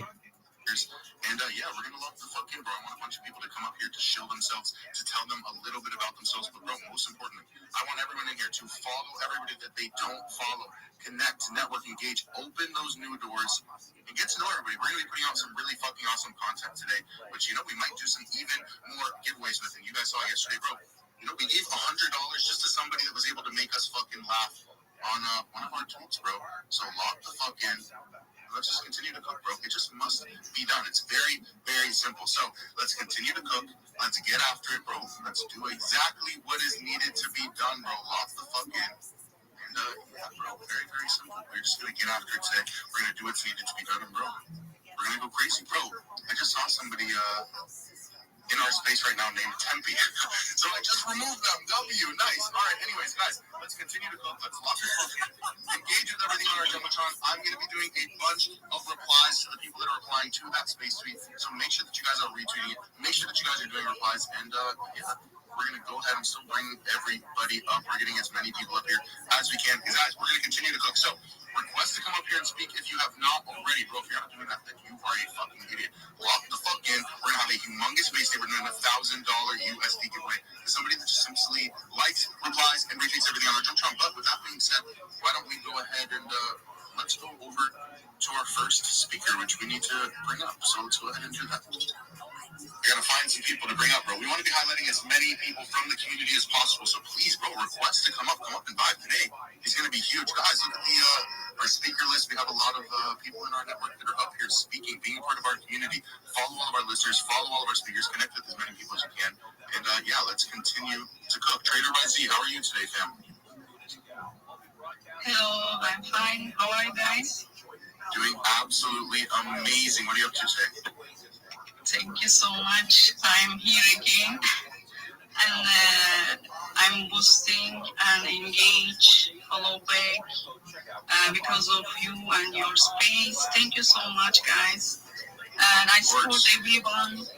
And who follow me, I will follow back and support, engage, reply. Thank you so much. I will speak short, no more. No worries at all. No worries at all. What are you doing Web3? Web3, actually, I don't know. I'm beginning. Starts just new. Okay. So I'm trying to learn, searching. Yo, Yuji, can you hear me? I just now trying to grow my X account and also searching. Yuji. Let's see. I hope I will be like you. Yuji, there you go. Hello, how are you?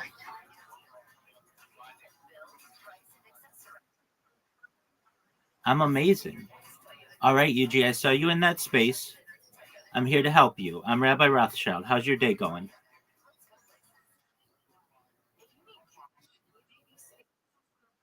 I'm here to help you. I saw you in that space. My name is Rabbi Rothschild.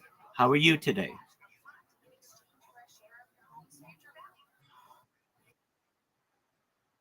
Excellent. I'm just checking. Yuji, are you at least 18 years old? I don't want anyone who's not 18 in here.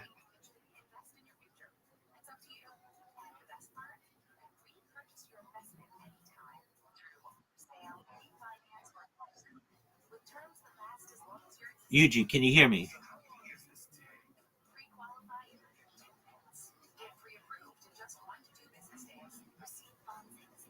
Yuji.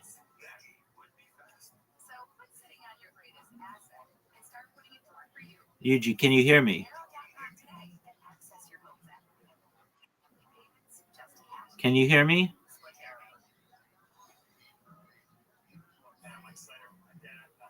If you're talking, I can't hear you.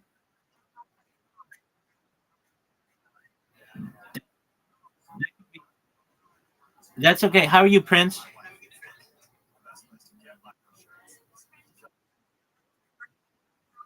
Okay, Yuji, how old are you?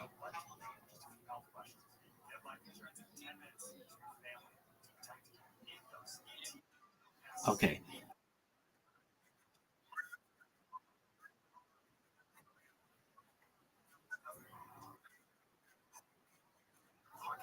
You're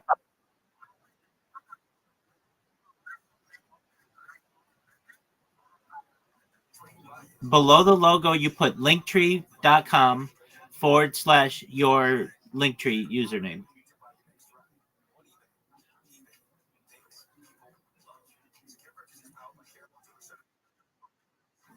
You put linktree.com/your username on Linktree.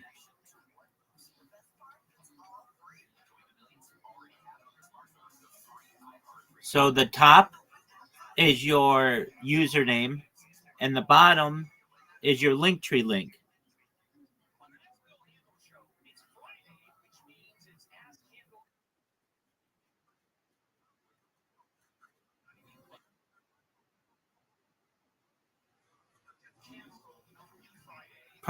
Prince. Do you see how my logo is? It's got text on the top and text on the bottom. That's what you want to do. It's very simple. Imagine I'm your client and I say to you, hey, Prince, I need you to market this. Give me text on the top and text on the bottom.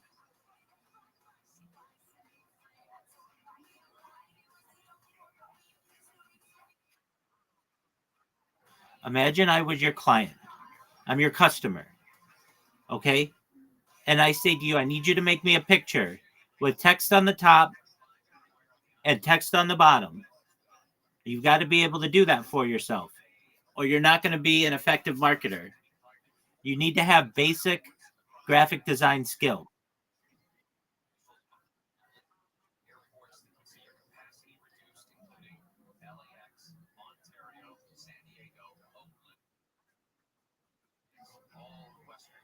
You're cutting out, big guy.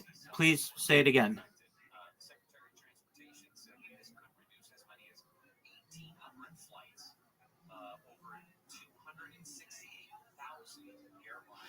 Prince, I can't hear you.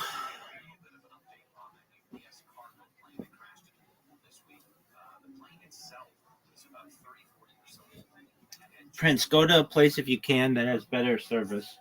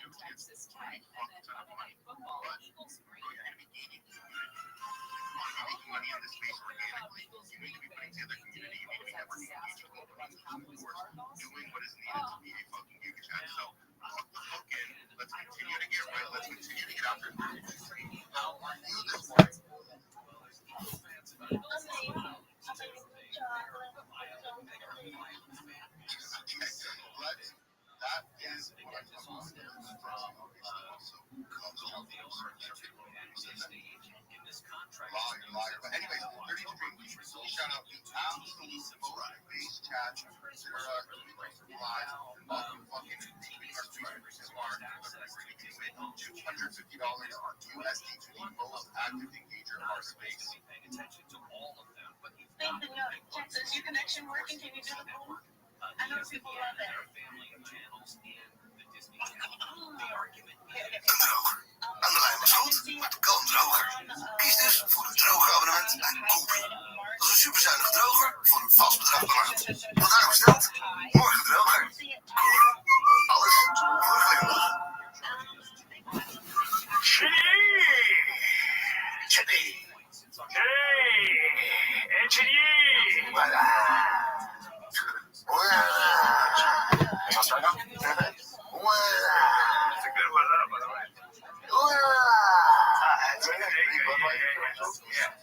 All the guys just saying, voila. There's a like, voila.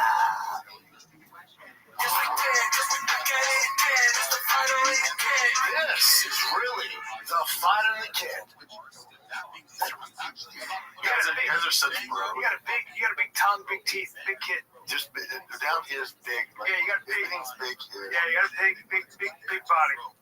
You know, I just saw you as a kid. When you were a kid, you were just bigger than everybody, probably. Were you like Tiger? No. You weren't. No. Really? No. Were you strong like the Tiger? No. Strong. I mean, I was strong. What did you? I was strong. Yes, but last night Tigers wrestling. Yeah. That's it. And the kids like trying to. They were doing 2-on-1s. Arm drag. I heard the kid go, Jesus Christ, you're strong. Because the kid's like trying to get away. He's just like, he is these big polar bear.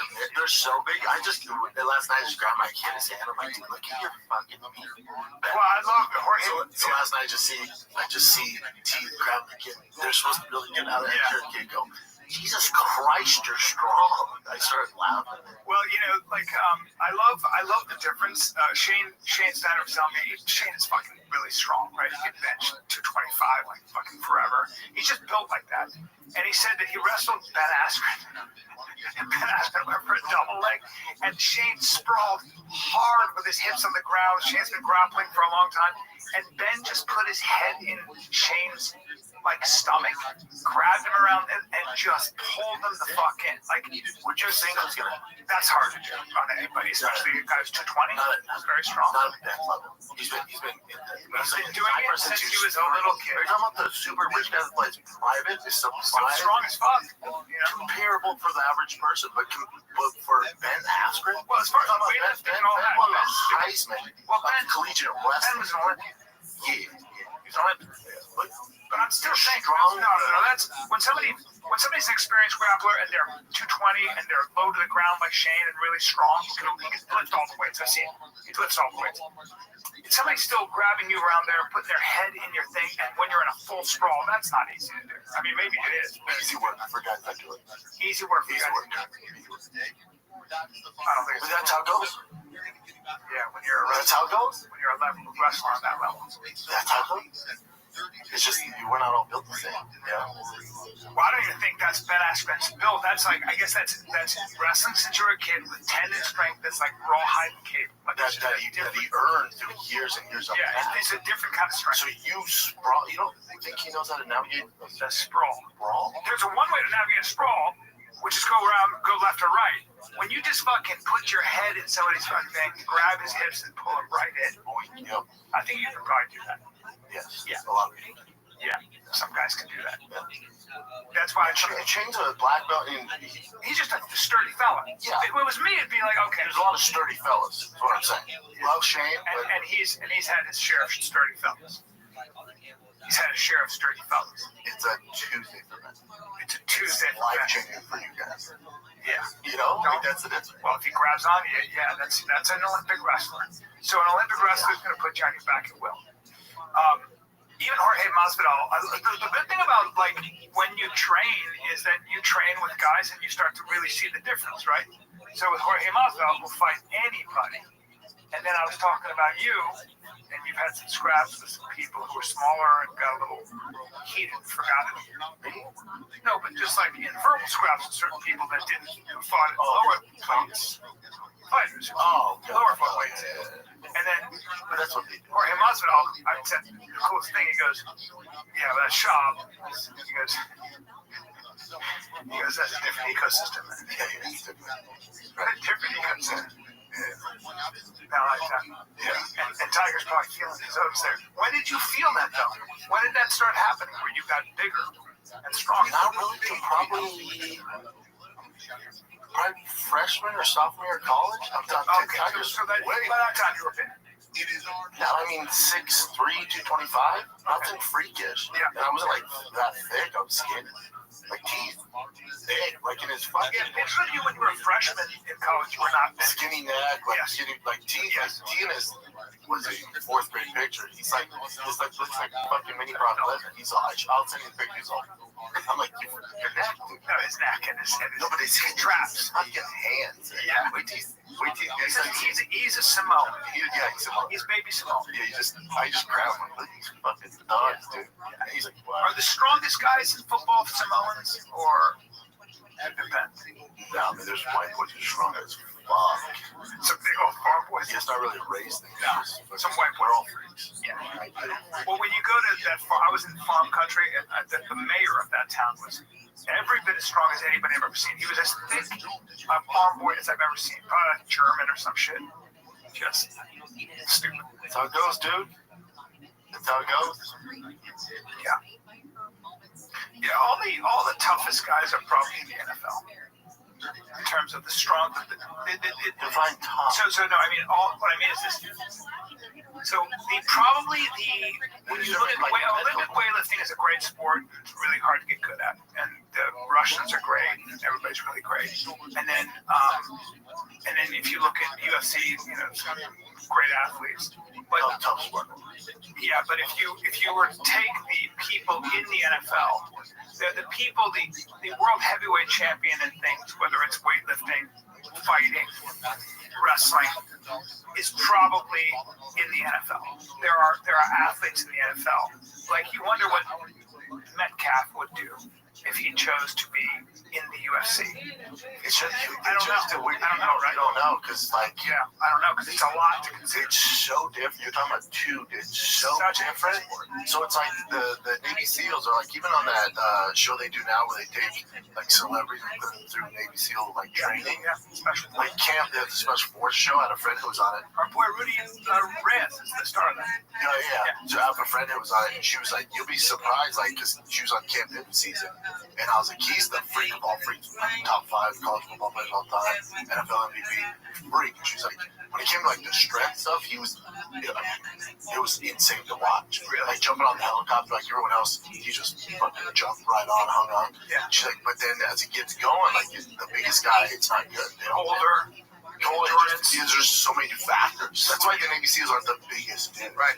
Like the Navy SEALs have talked about, the guys that been on Rogan. He was like, we've had guys come from crazy outfit, like Olympians, All-Americans, college guys, and they go into buds, and certain things they crush on. But then when the going gets super tough, it's just not, they're just not built for that. The cold breaks guys, sleep. That's like with fighting. It's like the best athletes aren't the champions. They're usually not the best. It's usually the guys mentally. Yeah. Well, I think athleticism is that way. We've talked about this a bunch, but there's just something about, I don't know, what makes Mahomes, he's physically gifted for sure, but he's just also, his ability to process information under stress. He just never panics. Yeah, there's that. Yeah. I don't know. Yeah, fighting's just a different fucking animal. Fighting's a different animal. It's just complete. It's almost, it's not even the same. I also think football, I guess it's a competition, but I don't know if I'd call it, and certain athletes do consider it a sport, but it's not even a sport. It's fighting. Yeah. But again, you can play football, you can play baseball, you can play football, you can't play fight. Right. So I wouldn't consider it the same category. Yeah. Yeah, it's a personality trait. Yeah, I have a lot of problems. Huh? A lot of problems, a lot of problems. To be great. Look at the John Jones. All of them. Savage. Savage. It's just a different thing. You think he's chomping at the bit right now? I think he'll fight at the White House. He'll fight Pereira. You'll see it. I don't know if you've been paying attention to what's going on. You haven't seen what's going on with all this gambling. Yeah. You know what's weird is how some people are making a bigger story than it is. Don't get me wrong. Illegal gambling and fixing fights is an issue. My thing is like when a guy gets caught with PD. Yeah. You're not surprised. No. I'm surprised. Like with NBA stuff. Yeah. I think. Hold on. Let's go. When you first see it, when you talk about it, you're like, oh, yeah, of course that makes sense. So, the NFL, the NBA, the MLB, you have like a whole team, right? So the guy who was fixing the NBA, those other 4 players on the court don't have any idea. Like, God, fucking, this dude, Rozier sucks tonight, man. Like, he knows that passing and intercept at the baseline. So you can't really tell. So it's tough to pull off, and you're saying it's tough to pull off. It's tough to pull off. Somebody's cheating in the NBA because there's certain moving parts. Because you're also not affecting the game win or loss. You're affecting the prop bets. So does this guy get 2 steals? Does this guy give over 3 turnovers? Stuff like that. You can manipulate the prop bet so you're not losing the game. You can still win money. The UFC, it's one guy. It's one guy. And then also, the NFL, NBA, MLB, I know they're trying to go international and stuff like that. No one's more international. Maybe Premier League soccer, but as far as fighting goes, it's so international. And also, you're dealing with a group of athletes that are from the gutters that do have connections to some really evil, dark people. And you're dealing across all of the world. And these guys come up through some dark arts, and they have relations. Like gangsters and fighters don't get like peanut butter and jelly because we're outlaws. We play for the same similar rules, but we're making a living in a more sport. Kind of, you know what I'm saying? So like there's similarities with the gangsters. Yes, it goes hand in hand. So when like the kid who got cut, he's from whatever. Where's he with Dagestan? Where is he from? He's from Brazil. No. Well, there's a bunch of them. But the main guy, I think he has some connections there. I know he fights out of the Midwest. He looks like he's Armenian. Bulgarian is Armenian. So he's out of Russian or Armenian.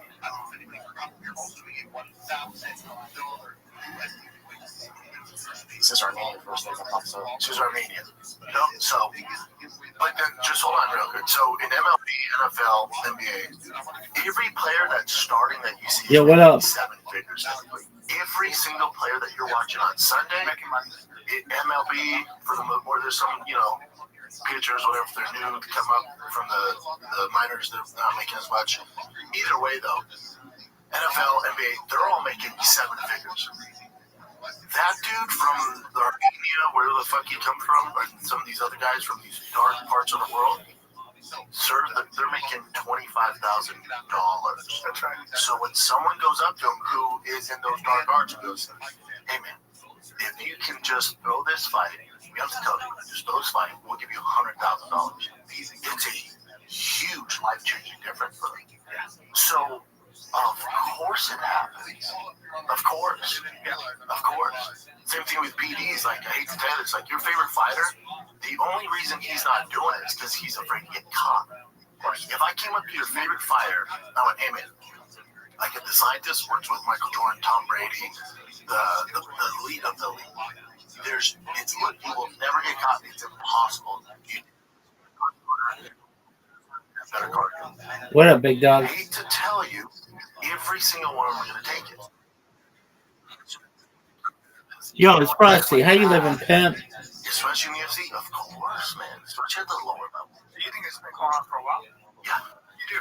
Just chilling. Waiting to get in a Twitter space. How about you? Now what the internet does is they'll bring up these fights and but it's not going. It's also not going out the high. I don't tell them that. The guys are making money. I go, no, I lose it. Fuck. Super funny. But for these entry level guys, but if you lose the right entry level, you may never be in the UFC. So it's a big risk, isn't it? Yes, and this guy's not. Also, you also can find people that aren't that smart. Who knows? When that depends. There's like you owe them money. Hey, motherfucker, your fight coming up, right? It was $100,000. Or even if you lose. Okay. Define zombie. Let's take a little break here. If you're sick of these ads, like we are, subscribe to the Patreon. Get Patreon. DFAT.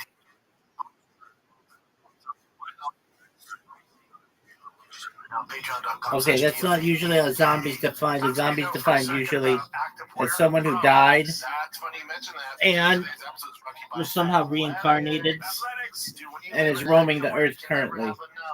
good stuff Do we agree that's what a zombie is? Yeah, that's why I love that crazy price tag, man, because I don't want to spend. Okay, well then, what?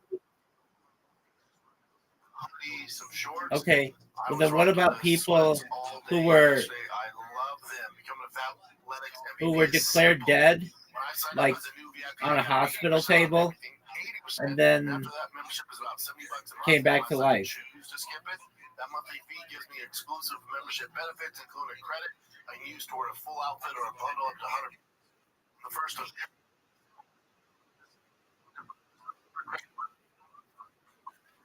Member credit isn't right? They're not just about good deals. I mean, anything's possible. Friendly stuff. Half of their fabrics are made from recycled materials. It's good. Can I just say, it's very good quality. It's very good quality. Yeah.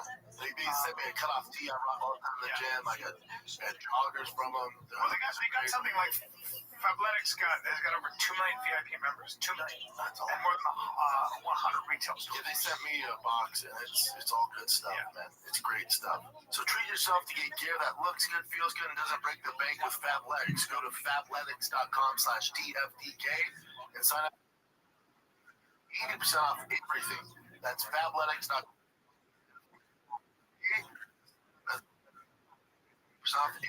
No, I'm in the middle of a Twitter space.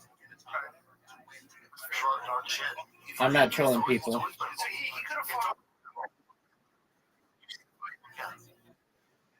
Well, I never really considered what I did to be trolling, but what do you want to do? And there's obviously an investigation here. Yeah, Dana White came out and said DraftKings and that's right. That's right. Would be privy to it. They said, hey, we're not going to give it. Let me see what the company in the business. They reached out to us and they told us that there was some unusual. It's a thought. It's a thought. We did call the fighter and his lawyer and said, "What's going on? There's some weird action going on in your bet. Weird betting action going on in your fight. Are you injured? Do you owe anybody money? Has anybody approached you to, And the kid said, no, absolutely not. I'm going to kill this guy." And Yo, Aquarius, how you living? I figured you were. What's good? How's your day going? So we called the FBI. I've met with the FBI twice today. People out there talking, there's hundreds of fights, 100 minutes total. Well, that's good to hear. So this company, IC360, and we get a report every single fight that we do. So clickbait said,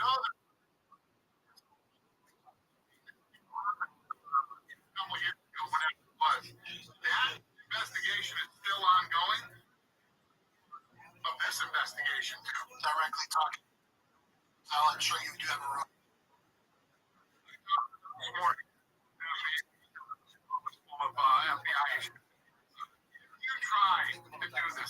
What are your updates?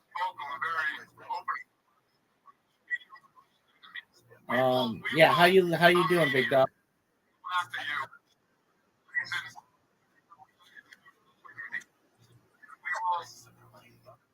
We will do everything we can to make sure you go to prison.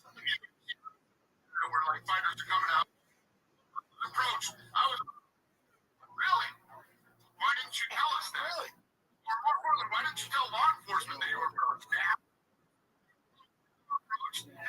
I want to play with you. I'm going to do everything I can to stay awake from them.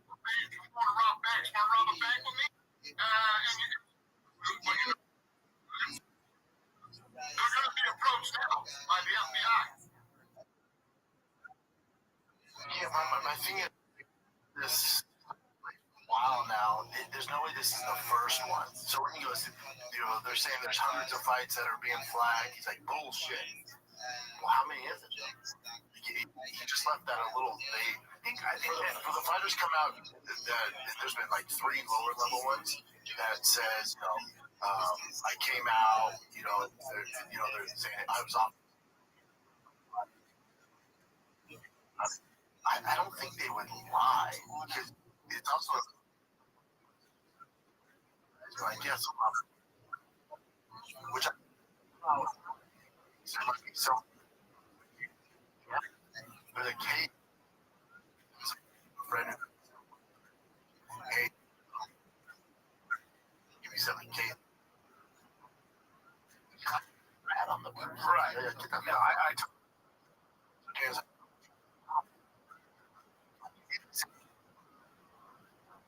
That's right. And plus, what are you gonna do? I don't think that this is systemic at the UFC. I think it's just all right. Well, I'm your friend. I'm your friend Frosty. So Frosty, how's the coffee there? The fighting thing.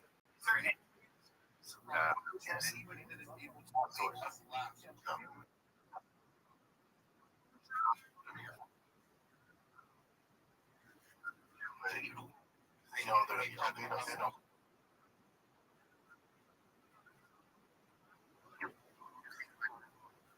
Hardest. Even said in an interview prior, it's kind of silly, but you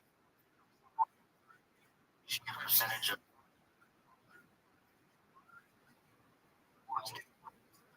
James Cross.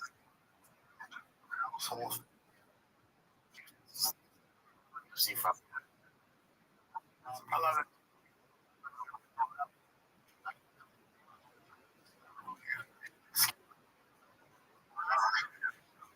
Morale.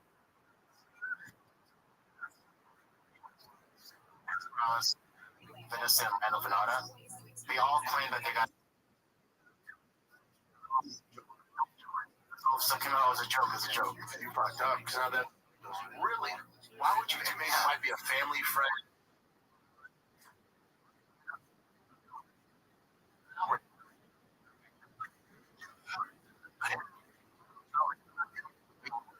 What is that? Hey, Chuck.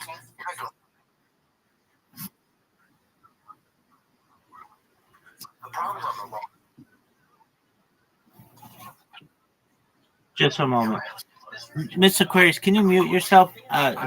Frosty's trying to tell me something, and I can't hear him. Okay, go ahead, Frosty. That's but the Chauncey's thing is gambling. So the UFC fighters make sense.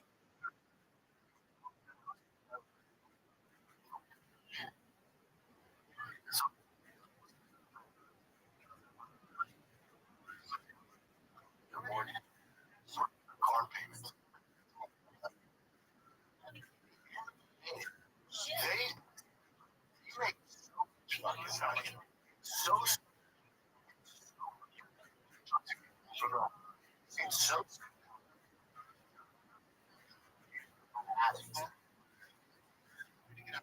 that's what it's on that.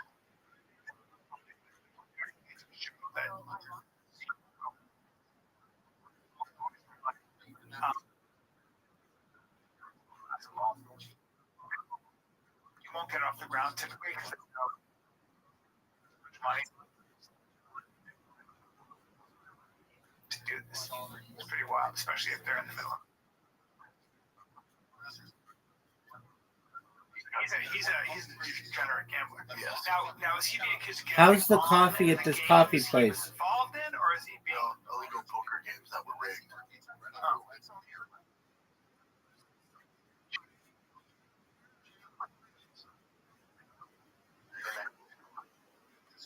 Trained Atlas to read the card.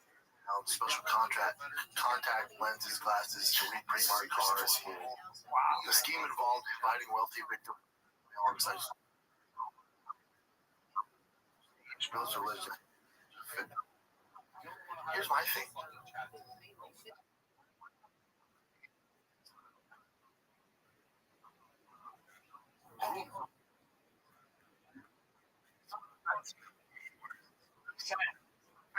But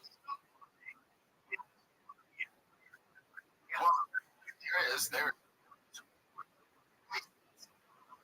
Rozier played for the Miami Heat. Actually, fuck that's a.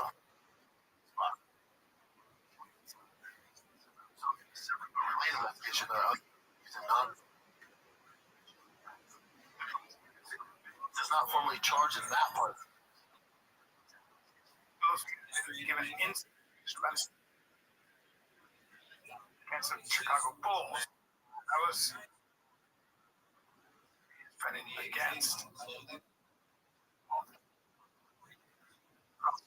Those may have been given in about him.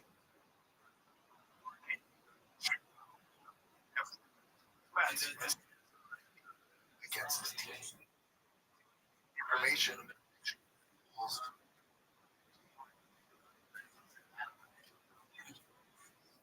Oh.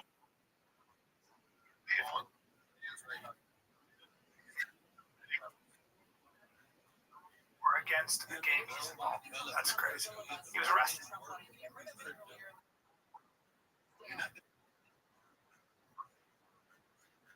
If they're gonna arrest you, this has been going on, but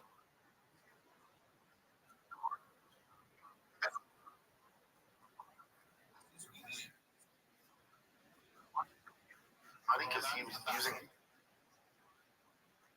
I get it.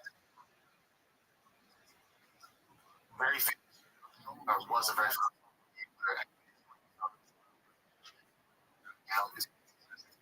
Essentially. See, and they have.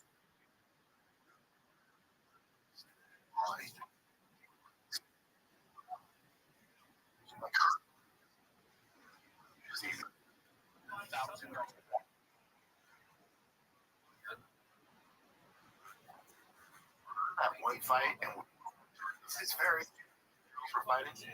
I sure did. She.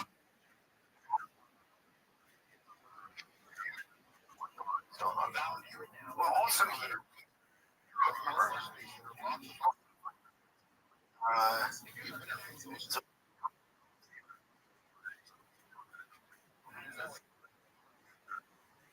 So FBI might see out.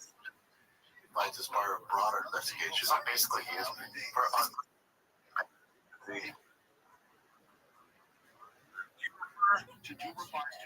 he stopped that fight very early. So it says MMA journalist Harry Mack, which people give a lot of shit. I don't get why you'd be mad at this guy's doing this. Has alleged on social media that over 100 fights have been flagged by the FBI due to unusual betting, which doesn't mean they're rigged.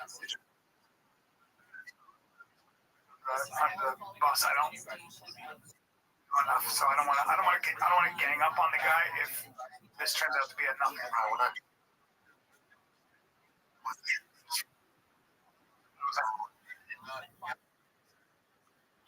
But I do.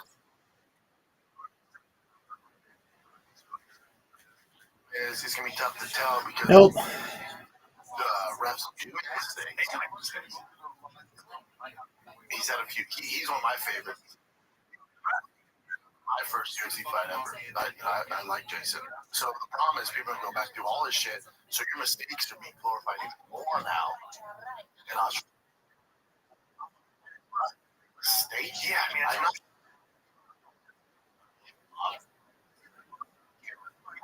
Didn't take a lot of heat.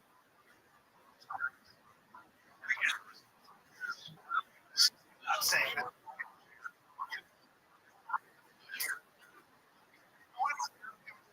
And I just don't want to be.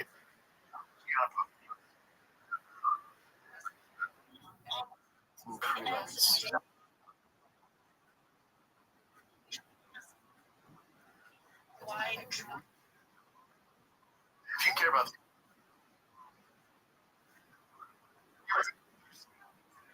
this, and you're like, you're at it.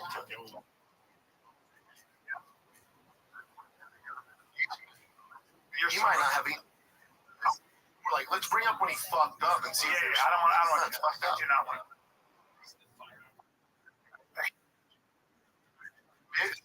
Busted.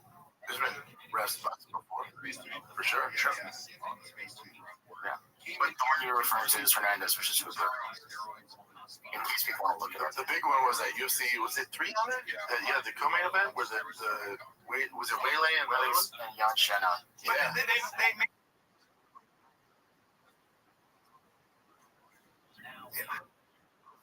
Watch out. The next round. Is that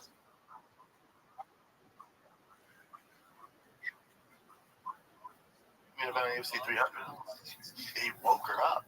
It's like, Frosty.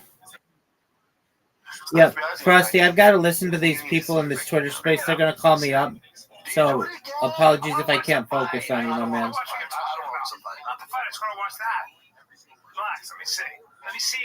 Let me see if what you say is actually the case. You do it brief. Let's go high. Let's see. Let's just go to this Reddit thing real quick to see.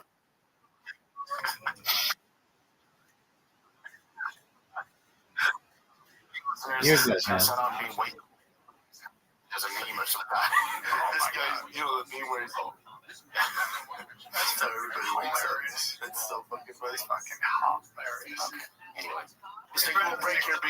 Talk to me about it. I want to watch sports and make money. Well, dude, good thing the NBA is back, and DraftKings Sportsbook, an official sports betting part of the NBA, is the place to bet on NBA stars this season.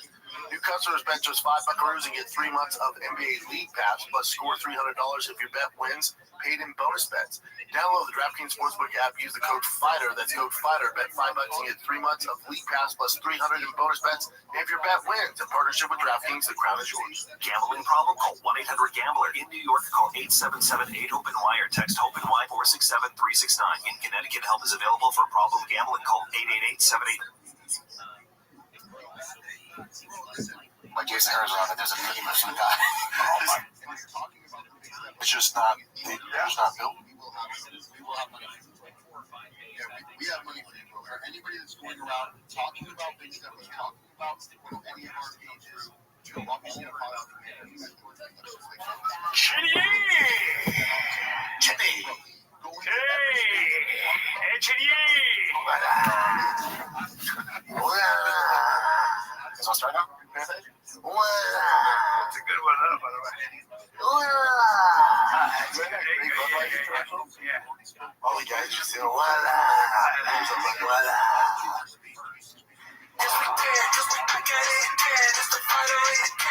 This is really the fighter in the kid. You guys are such bros. You got a big tongue, big teeth, big kid. Just down here is big. Like, yeah, you got a big here. Yeah, you got a big body. You know, I just saw you as a kid. When you were a kid, you were just bigger than everybody, probably. Were you like Tiger? No. You weren't? No. Really? No.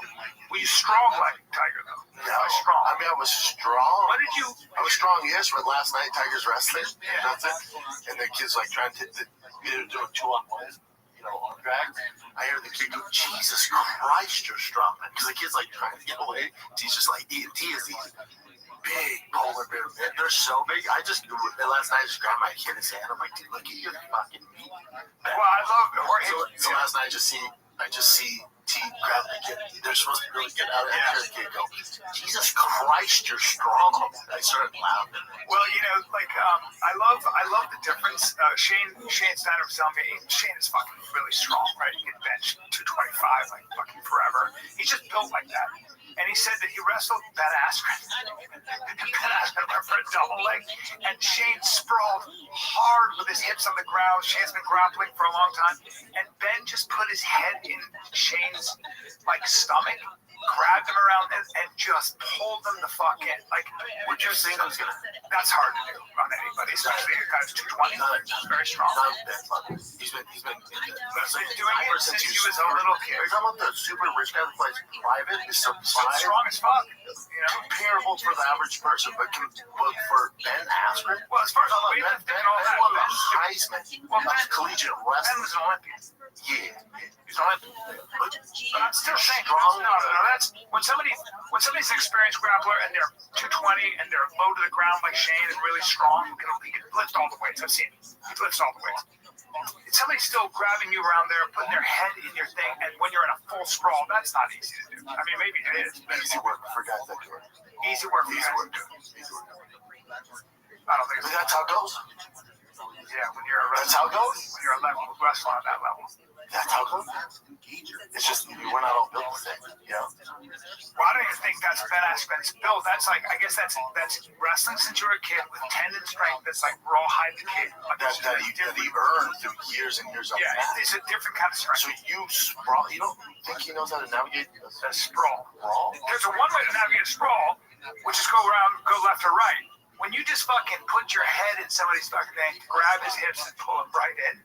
Yep. I think you could probably do that. Yes. Yeah. A lot of people. Yeah. Some guys can do that. Yeah. That's why Shane's a black belt. He's just a sturdy fella. Yeah. If it was me, it'd be like, okay. There's a lot of sturdy fellas. Is what I'm saying. Love Shane, but and he's had his share of sturdy fellas. He's had his share of sturdy fellas. It's a Tuesday for men. It's a Tuesday for life men. changing for you guys. Yeah. You know, I think that's the difference. Well, if he grabs on you, yeah, that's an Olympic wrestler. So an Olympic wrestler is going to put you on your back at will. Even Jorge Masvidal. The good thing about like when you train is that you train with guys and you start to really see the difference, right? So with Jorge Masvidal, will fight anybody. And then I was talking about you, and you had some scraps with some people who were smaller and got a little heated and forgot who. Me? No, but just like in verbal scraps with certain people that didn't fought in lower class fighters. Lower weights. And then, but that's what Jorge Masvidal, I said the coolest thing. He goes, "Yeah, but that's Shaw." He goes, "That's a different ecosystem." Yeah, it's different. Right, different ecosystem. Yeah. I like that. Yeah. And Tiger's probably feeling his oats there. When did you feel that though? When did that start happening? Where you got bigger and stronger? Not really till probably freshman or sophomore year of college. I'm done. Okay, Tiger's so by that time you were big. Yeah, I mean 6'3", 225. Nothing freakish. Yeah. And I wasn't like that thick. I was skinny. Like teeth. Big, like in his fucking picture of you when you were a freshman in college. You were not big. Skinny neck, like skinny, like teeth. Yes. Like Tina's was a fourth grade picture. He's like, looks like fucking mini Brock Lesnar. He's all, I'll send you the picture. He's all, I'm like, your neck, dude. No, his neck and his no, but his traps, fucking hands. Yeah. Wait, he's a Samoan. He's Samoan. He's baby Samoan. Yeah, I just grabbed him like, these fucking dogs, dude. Yeah, he's like, wow. Are the strongest guys in football Samoans or? No, I mean, there's white boys who are strong as fuck. Some big old farm boys. Yeah, it's not really a race thing. No, some white boys. Yeah. Well, when you go to that farm, I was in farm country, and the mayor of that town was every bit as strong as anybody I've ever seen. He was as thick a farm boy as I've ever seen. Probably like German or some shit.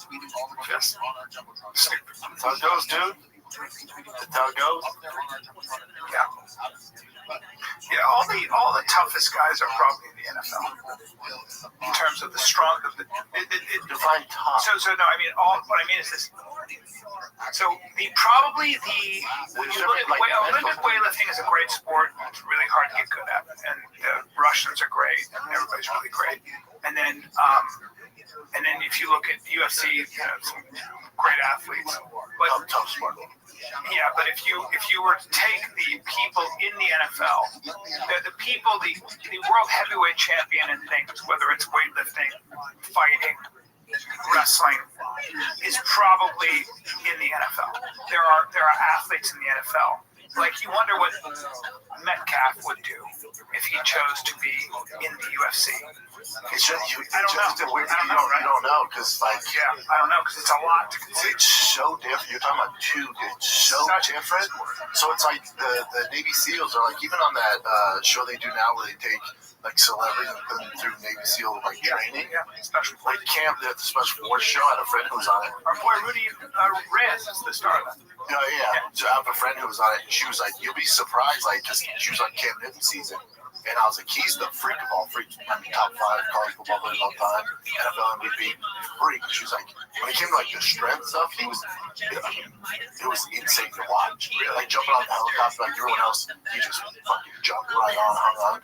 She's like, but then as it gets going, like the biggest guy, it's not good. Older, There's just so many factors. That's why the Navy SEALs aren't the biggest dude. Right. Like, the Navy SEALs was talking about, the guy's been on Rogan. He was like, we've had guys come from crazy outfit, like Olympians, All-Americans, college guys, and they go into buds, and certain things they crush on. But then when they go and get super tough, it's just not, they're just not built for that. The cold breaks guys. That's like with fighting. It's like the best athletes aren't the champions. They're usually not the best. It's usually the guys mentally. Yeah. Well, I think athleticism is that way. It's we talked about this a bunch, but there's just something about, I don't know, what makes Mahomes, he's physically gifted for sure, super tough, but he's just also, his ability to process information under stress. He just never panics. Yeah, there's that. Yeah. I don't know. Yeah, fighting's just a different fucking animal. Fighting's a different animal. It's just complete. It's not even the same. I also think football. I guess it's a competition, but I don't know if I'd call it. And certain athletes do consider it a sport, but it's not even a sport. It's fighting. Yeah. But again, you can play football, you can play baseball, you can play football, you can't play fight. Right. So I wouldn't consider it the same category. Yeah. You know. Yeah, it's a personality trait. Yeah, a lot of problems. Huh? A lot of problems, a lot of problemos. Mm-hmm. To be great. You know, look at John Jones. All of them wrong. Savage. Savage. It's just a different thing. You think he's chomping at the bit right now? I think he'll fight at the White House. He'll fight Pereira. You see, I don't know if you've been paying attention to what's going on. You haven't seen what's going on with all this gambling? Yeah. You know what's weird? It's how some people make a bigger story than it is. Don't get me wrong. Illegal gambling and fixing fights is an issue. My thing is like when a guy gets caught with PDs. Yeah. Oh, you're not surprised. No. I'm surprised. Like with NBA stuff, yeah. I think, hold on. Let's go. Yeah. When you first see it, when you talk about it, you're like, oh, yeah, like, of course that makes sense. So, the NFL, the NBA, the MLB, you have like a whole team, right? So the guy was fixing the NBA. Those other 4 players on the court don't have any idea. Like, God, fucking, this dude, Rozier sucks tonight, man. Like, he knows that passing get intercepted at the baseline. So you can't really tell. So it's tough to pull off, and you can, and you're saying it's tough to pull off. It's tough to pull off. Somebody's cheating in the NBA because there's certain a lot of moving parts. Because you're not affecting the game win or loss. You're affecting the prop bets. So does this guy get 2 steals? Does this guy give over 3 turnovers? Stuff like that. You can manipulate the prop bet so you're not losing the game. You can still win money. The UFC, it's one guy. It's one guy, and then also the NFL, NBA, MLB. I know they're trying to go international and stuff like that. No one's more international. Maybe Premier League soccer, like soccer, but as far as fighting goes, it's so international. And also, you're dealing with a group of athletes that are from the gutters that do have connections to some really evil, dark people, and you're dealing across all of the world. These guys come up through some dark arts, and they have relations. Like gangsters and fighters go together like peanut butter and jelly, because we're outlaws. We play from the same similar rules, but we're making a living in a more sport. Kind of, you know what I'm saying? So like there's similarities with the gangsters. Yes, it goes hand in hand.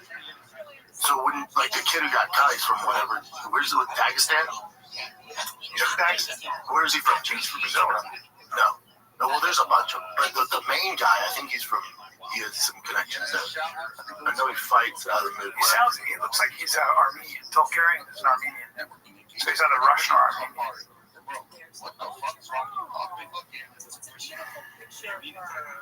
It says Armenian first thing, I thought so. It says Armenian. You know? So, but then just hold on real quick. So in MLB, NFL, NBA, every player that's starting that you see is making 7 figures typically. Every single player that you're watching on Sunday, MLB, for the most, where there's some, pitchers, whatever, if they're new to come up from the minors, they're not making as much. Either way, though, NFL, NBA, they're all making 7 figures. That dude from Armenia, where the fuck he come from, or some of these other guys from these dark parts of the world, sir, they're making $25,000. That's right. So when someone goes up to him who is in those dark arts and goes, hey man, if you can just throw this fight, you have to tell them, just throw this fight, we'll give you $100,000. It's a huge life-changing difference for them. Yeah. So, of course it happens. Of course. Yeah, of course. Same thing with PDs. Like, I hate to tell you this, like, your favorite fighter, the only reason he's not doing it is because he's afraid to get caught. If I came up to your favorite fighter, I went, hey man, like if the scientist works with Michael Jordan, Tom Brady, the elite of the elite, you will never get caught. It's impossible. You take this, you're gonna punch harder, move faster, and have better cardio. Hate to tell you, every single one we're gonna take it. You know? So when it comes to this gambling and shit like that, especially in the UFC, of course, man. Especially at the lower level. Do you think it's been going on for a while? Yeah. You do? Oh, yeah. Have you seen fights where you were like... I've never seen it. No, I've never seen it. Now what the internet does is they'll bring up these fights and like, check this one out, check this out. Yeah. But like, there's some, and now I don't think it's also not going on. It's not going there. It's also not going at the higher level. Like you're not coming up to Izzy, you're not coming up to Alex, you're not coming up to Tom Baspinall, John Joe. The guys are making money. Like, no, I lose it. Fuck. Super fun. But for these entry level guys, but if you lose, you may never be in the UFC. Yeah. So it's a big risk, isn't it? Yes, and but this guy's not. Also, you're also going to find people that aren't that smart. They're just not that smart. Or there's pressure. Like who knows when you're playing with gangsters? Like you owe them money. Hey motherfucker, you have a fight coming up, right? Give us $100,000. We'll call it even if you lose by submission the first round. Okay. Live to fight another day? Yeah. Let's take a little break here. If you're sick of these ads like we are, subscribe to the Patreon. You get extended episodes. It's patreon.com/TFATK. Bonus content, extended episodes, $5 a month. Super easy. Go get you some right now. Patreon.com/TFATK. Talk to me, though, for a second about activewear. Bro, that's funny you mention that because today's episode is brought to you by Fabletics. Dude, when you live in activewear, you can never have enough, but the good stuff usually costs a fortune. Yeah, that's why I love Fabletics. Does this crazy price tag, man? Because I don't want to spend it. No, bro, they make it super affordable. They sent me sweats, a hoodie, some shorts. I was rocking the sweats all day yesterday. I love them. Becoming a Fabletics MVP is simple. When I signed up as a new VIP, I got 80% off everything. 80%. And after that, membership is about $70 a month unless I choose to skip it. That monthly fee gives me exclusive membership benefits, including credit I can use toward a full outfit or a bundle up to $100. On the first of every month, they send me an email, and I decide if I want to purchase a member credit or skip the month. And the cool part is that member credit isn't just for me. You need to grab something for everybody. All right? They're not just about good deals. They're also about eco-friendly stuff. Half of their fabrics are made from recycled materials. It's good. Can I just say, it's very good quality. Yeah, that's the thing. It's very good quality. Yeah. They sent me a cut-off tee. I rock all the time in the gym. I got joggers from them. Well, they got something like Fabletics has got over 2 million VIP members. 2 million. That's all. And more than 100 retail stores. Yeah, they sent me a box, and it's all good stuff, man. It's great stuff. So treat yourself to get gear that looks good, feels good, and doesn't break the bank with Fabletics. Go to fabletics.com/TFTK and sign up as a VIP and get 80% off everything.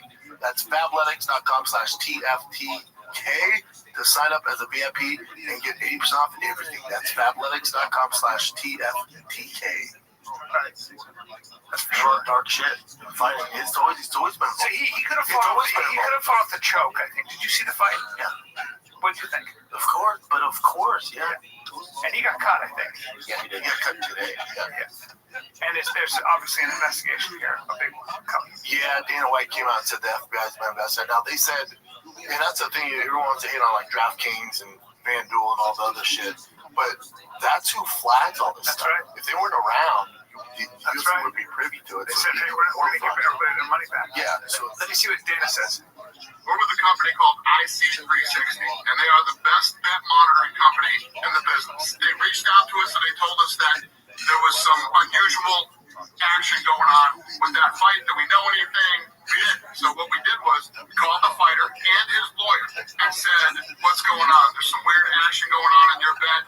Weird betting action going on in your fight. Are you injured? Do you owe anybody money? Has anybody approached you to, and the kid said, no, absolutely not. I'm going to kill this guy. And so we said, okay, fight plays out. And first round finish by rear naked choke. Literally, the first thing we did was call the FBI. So we called the FBI. I've met with the FBI twice today. People out there talking, there's hundreds of fights. It's total bull. So this company, IC360, which is the best bet monitoring company in the business, we've been with them for years. And we get a report after every single fight that we do. So for anybody out there that's clickbait saying, there's hundreds of fights, it's all bullshit. So when this did happen, a couple years ago, whenever it was, that investigation is still ongoing, and that will be a part of this investigation too. Directly talking to Cash Patel, I'm sure you do have a relationship. Yeah, I talked to him this morning, but then we just had an office full of FBI agents in here. So if you try to do this, I've been very vocal and very open about this. We will be your worst enemy. We will immediately go after you, guns a-blazing, with the FBI and whoever else we need to get. And we will do everything we can to make sure you go to prison. You're seeing things out on the internet where like fighters are coming out and going, I was approached. Really? Why didn't you tell us that? Really? Or more importantly, why didn't you tell law enforcement that you were approached? Now you're saying that you were approached? It's like if somebody comes up and says, hey, I want you to rob a bank. I'm going to rob banks. Want to rob a bank with me? And you don't. But you're not gonna tell law enforcement? They're gonna be approached now by the FBI. Yeah, my thing is, so they've had this system in place for a while now. There's no way this is the first one. So when he goes, they're saying there's hundreds of fights that are being flagged. He's like, bullshit. Well, how many is it? Like, he just left that a little vague. I think for the fighters come out, and there's been like 3 lower level ones that says, I came out, and they're saying I was offered $70K to throw this fight, do this fight.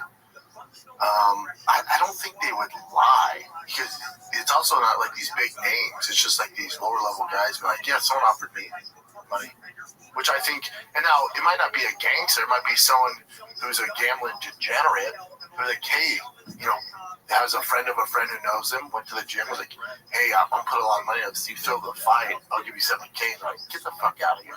You're not gonna go to the cops and rat on the person. Right. I totally agree. Yeah. So Dan's like, why won't you go to the cops? Like, because it wasn't a big fucking deal. I said no and moved the fuck on. Yeah, that's right. And plus, if you tell the cops, then they go, I didn't say that to them. What are you gonna do? I don't think that this is systemic at the UFC. I think it's just losing. It carries too much of a penalty. You can get cut at any time. So I doubt. I think this. No, I don't think it's like some huge hundreds of fights thing. Is there any way this guy's innocent? Absolutely no. His coach let him go too. Really?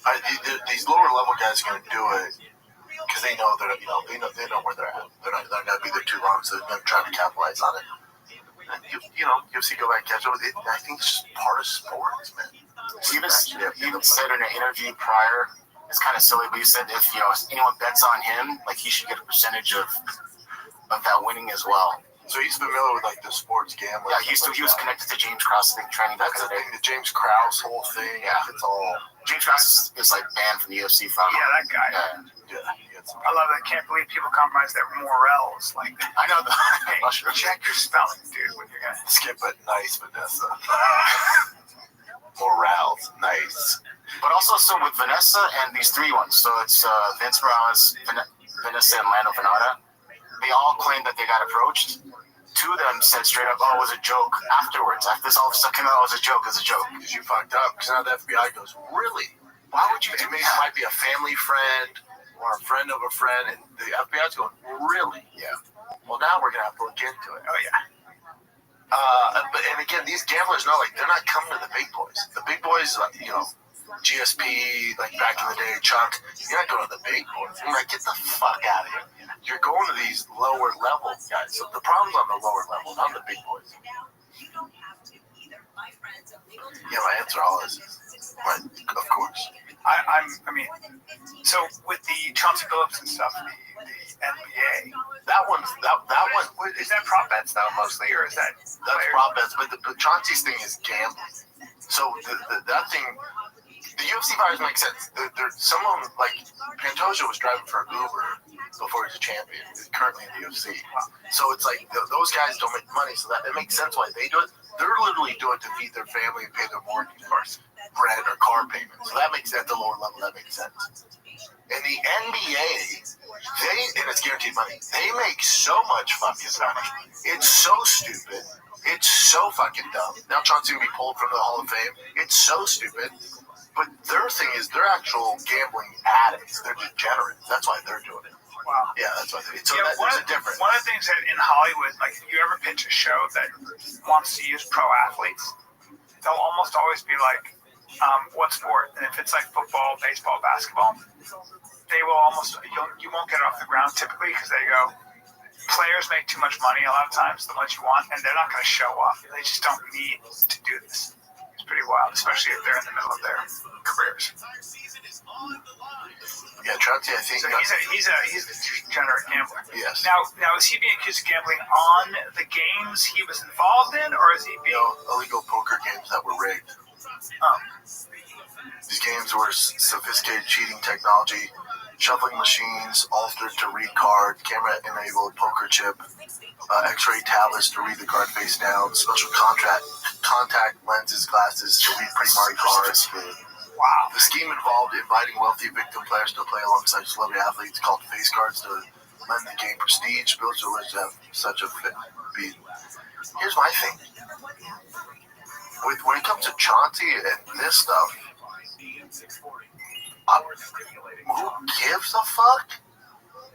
It's not affecting the game or his team. That's what I'm saying. It's not affecting the game. But I thought this was a big scandal with the NBA and players betting against. Well, no, there is. So that's what they released this and the Rozier. So Rozier is a player for the Miami Heat. Was actually fixing games. That's a big fuck. That's a fucking. So he's fucked.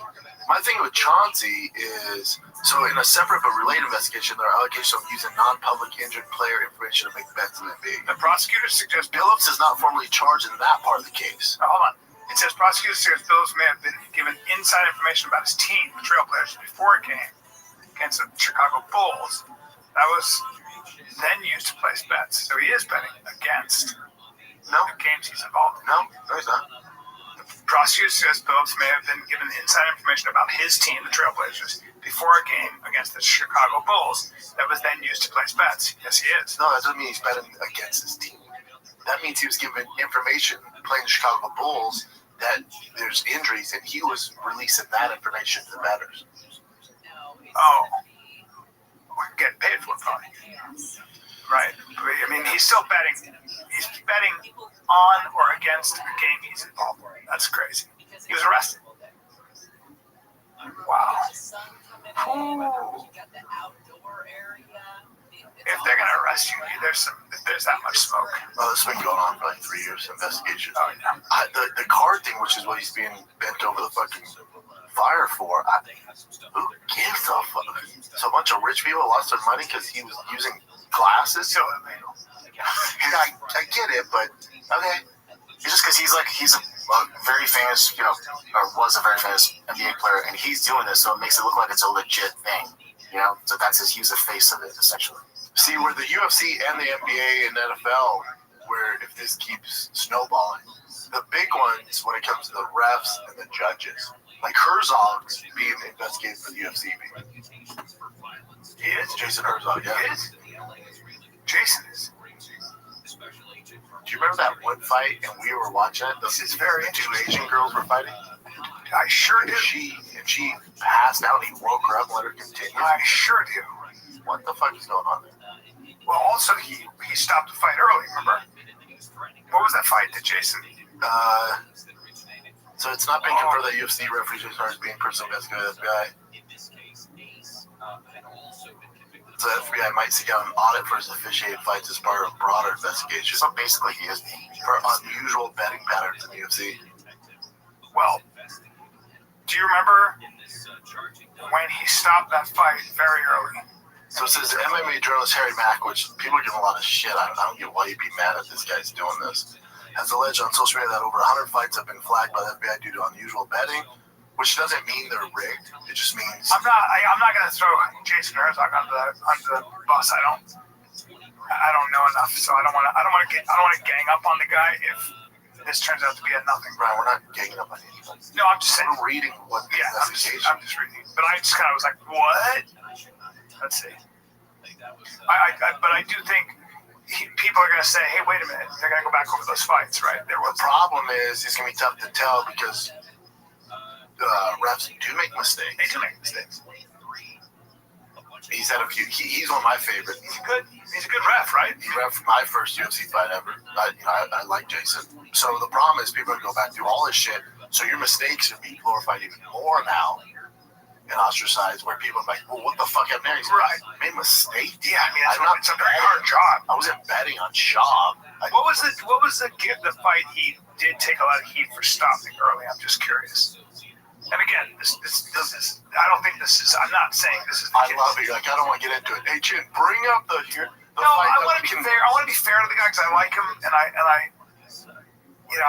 know him a little bit. I just don't want to be a dick. I don't want to be on a podcast here. 319 prelims. Is that it?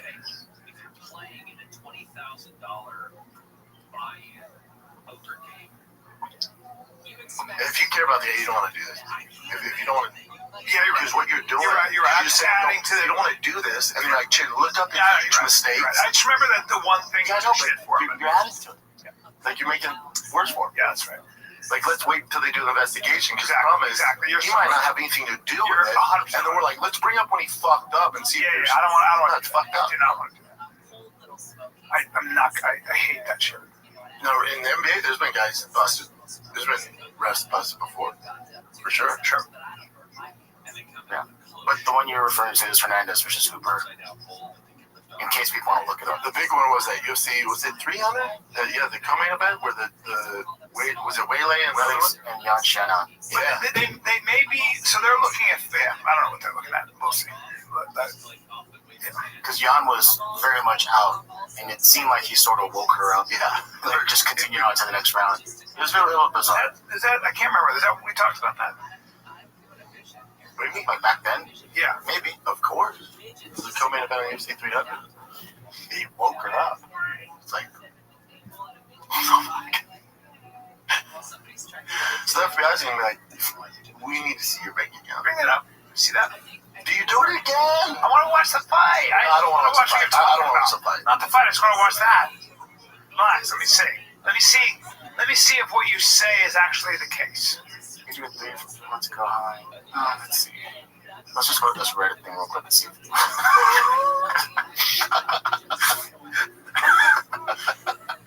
So for the audio listeners, it says Jan Shanna being woken up by Jason Herzog, and there's a meme of some guy. This guy, the meme where he's all. That's hilarious. It's so fucking funny. It's fucking hilarious. Okay. Anyway. Let's take a little break here, B. Talk to me about it. I want to watch sports and make money. Well, dude, good thing the NBA is back. And DraftKings Sportsbook, an official sports betting part of the NBA, is the place to bet on NBA stars this season. New customers bet just $5 and get 3 months of NBA League Pass, plus score $300 if your bet wins, paid in bonus bets. Download the DraftKings Sportsbook app, use the code FIGHTER, that's code FIGHTER, bet $5 and get 3 months of League Pass plus $300 in bonus bets if your bet wins. In partnership with DraftKings, the crown is yours. Gambling problem? Call 1-800-GAMBLER. In New York, call 877-8-OPEN-WIRE. Text HOPE-NY 467-369. In Connecticut, help is available for problem gambling. Call 888-789-7777 or visit ccpg.org. Please play responsibly. On behalf of Boot Hill Casino and Resort in Kansas, pass-through per wager tax may apply in Illinois. 21 and over age and eligibility varies by jurisdiction. Void in Ontario. Restrictions apply. Bet must win to receive bonus bets which expire in 7 days. Minimum odds required. NBA League Pass auto renews until canceled. Additional terms at dkng.co/audio. Limited time offer. So she's out there. And the clock has. She's out. So the fight should be stopped. No, she didn't tap. No, it doesn't matter. That's a tap. She didn't tap. He was checking her hand. She was still doing It doesn't matter. It's on the ref. If the fighter falls asleep, right, but or the yell or falls, it's an automatic. But guess what? She was almost out. No, she was out. Almost out. 100%. No, because she came to. No, she didn't. After he woke her up. No. Watch it again. That's it. That's not on Herzog. That was actually good. He let that go perfectly, in my opinion, because guess what? She fought all the way through, if I remember. So he had to help her up, but it's a little bit like getting wobbled. Almost out. Just take her over. She's out. Man. Almost out. Yeah. Watch. Look, because this one, she's out, right? When the hands stop fighting, so right here, so she's fighting, right? Nothing. Yeah. Right here, she's out. See how the right hand's not moving? See how he pulled her hand? You see her hand's out. moving, her hand's moving. No, it's not. Both her hands are stuck. She's out, Brian. She's out, falling asleep. Yeah. Holds her up. Yeah. You know what, though? But she doesn't know where she's at. I'm with Herzog on that. That's why it's controversial. You know what I mean? I'm with him. It just gave a fight. That was an exciting fight. And we got a lot of fight out of that. She did end up losing the fight ultimately, yeah? Yeah. But it was a great fight. And he gave her that. I'm with Herzog on that. But with this betting scandal thing, they're saying, like, you know what I'm saying? The sure, rounds. I get how the That's what I'm saying. Now you're leading to it. Now you're Yeah, I get it. But I'm glad I watched that so I can be like, man, you can see how you let it go. Now, just by the rules of the fight game, that would be a loss. It's safe to say you can't necessarily 100% tell when somebody's out. Yeah. You can, right? Hey, man. Anyone that trained for a while, he was out. That's exciting. Herzog trained. He was just dancing on that edge. He trained. But now they're going to look at that, right? And he has a few others now. So does Herb Dean, so do all these guys. Sure. Masaki is like, you're do it enough. You're a ref. It's going to happen. Do better, right? Fucking do better, but there's going to be mistakes. It's hard. Overall, they do a great job. The good refs in the UFC, I'd say. Yeah. Stevie Yamazaki was so great. You want people to die. Yeah, he was not. He's like, but did you die? Yeah, he was not good. Yeah, it's interesting. But the people are like, oh, this is the end of the UFC. Not even close. There's literally nothing to bring the UFC down. But UFC with their PR team and the UFC and they have nothing to do with this. They'll announce they have a big fucking card coming up, a pay-per-view coming up. JDM versus Makhachev. Okay. That'll make us forget about all this shit. And people complain like, we just can't sweep this under the rug. Yeah, you can. Because all the fighters involved with this, supposed, cheating, none of them are anything in the UFC. There's no big name that you're like, what? They're all lower level guys. This is, hate to tell you, nothing. It's nothing. It's all about nothing. It's all about nothing. And the UFC is going to put a kibosh on it. They're going to monitor it more. And people are mad at Dana like, oh, so all he did is ask the guy if he's still in the fight. He says no. You continue? He's like, that's exactly what Can you be a ref? Can you be a ref in UFC and gamble on other stuff in Vegas and stuff? I'm sure. Yeah. Yeah. Dana owns the fucking UFC. Yeah, that's right. He's a degenerate gambler. I saw this pop up too from Submission Radio. 5 bets that were placed at the Hard Rock retail that basically pushed things over the edge. The final handle on the unit fight was $16 million. This is funny. This is so obvious how it's fixed. I really can't contextualize how preposterous a $16 million handle on a fucking Apex prelim is. It's so obvious it was fixed. Hope it was worth it, buddy. Hope you made enough money. He didn't. He's fine. They'll never fight again. Dumb. But that's the risk you take. It's not like this guy was going to go anywhere. It's like it's a decision he made, and that's what it is. 16 million on the fucking Apex prelim. DraftKings is like, yo, this one's too easy. And they just, fuck. He's just not going to win anything. Anybody and the people rooting for the UFC to crumble for this, God, boy, you're barking up the wrong tree. This is at 135 or 125? It doesn't matter. Yeah, I don't remember. Who gives a fuck? he's gone. You know, all of it's over. But people that think this will be the end of the UFC, this ain't gonna be shit. This will be a footnote. People get to, oh my God, UFC's going under after this, the scandal. What? You know, it's worse shit they've been through. You also don't want it. You think you want the UFC to crumble. You think you do. Those haters out there, you'd have nothing to talk about. There would be no MMA in general if it wasn't for the UFC. You don't watch all your bullshit on PFL? Get the fuck out of here. Let me just tell Brian the story because I told you on the shop show that if it would have failed, it would have failed a long time ago. Remember that Korean? I don't know if you remember this Korean fighter, Taehyun Bang. He was approached by the Korean mafia to bet for him to lose. So then they gave him like $97,000. An hour before the fight, or 2 hours before the fight, there's like this massive amount of money coming in on him losing and the other guy winning. And then UFC started walking into the locker rooms of both fighters. They're like, something's happening here. Just letting you know if you're bullshitting, you're gonna go to federal prison. He ended up fighting, and he was supposed to lose, right? But then he was like, fuck, he got scared. Because then there was like, fuck this, I'm winning. I think, by the way, he bet half of the money they gave him on himself, too, right? To lose. Yeah. And then he actually won the fight. And got in there, I was like, I can't do this. Won the fight. This is the crazy thing. That's in the UFC. UFC obviously kept him out. How do we know all this? Because he came out. He actually went to the police himself. He was so afraid of the Korean mafia coming after him afterwards. So he went to 10 months in prison after that. And then guess what? He was still able to fight again in UFC one more time. Really? Yeah. But people are like, oh, UFC needs to do more if there's suspicious activity. If you're Dana and the DraftKings like, yo, these things get a little weird. There's a lot of money coming in on this kid. He's an underdog. Like, this is a little strange. So you might want to look into it.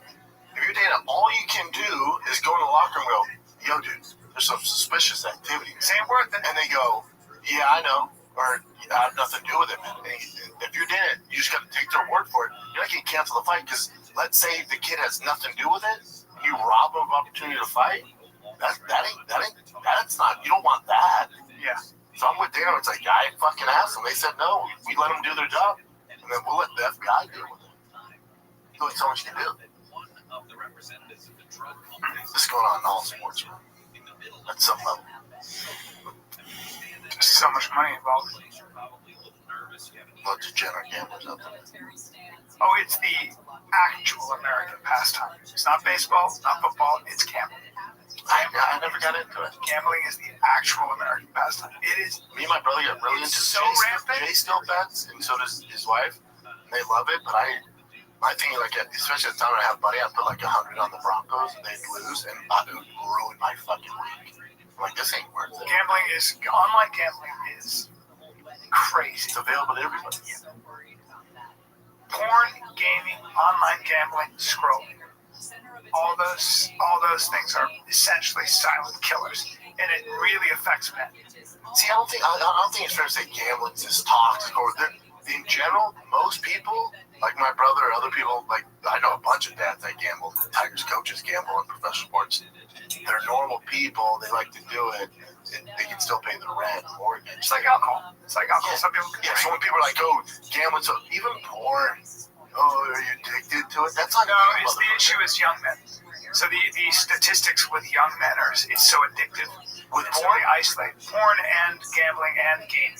So those are the three, and then scrolling. But there's an age while scrolling. Those are isolating a lot of. I know grown men with issues. Yeah, those are isolating young men. So that's the problem. Yeah, a lot of problems up with society and culture too, and the parenting. But again, it's like anything else. What's the age limit for gambling? If to create a DraftKings account, you have to be how old? 18, I think. But again, it's like okay, that's on you.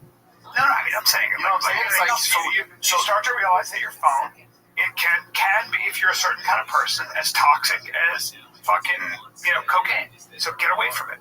That's it. Most states require 21 over. There's a reason for that. 100%.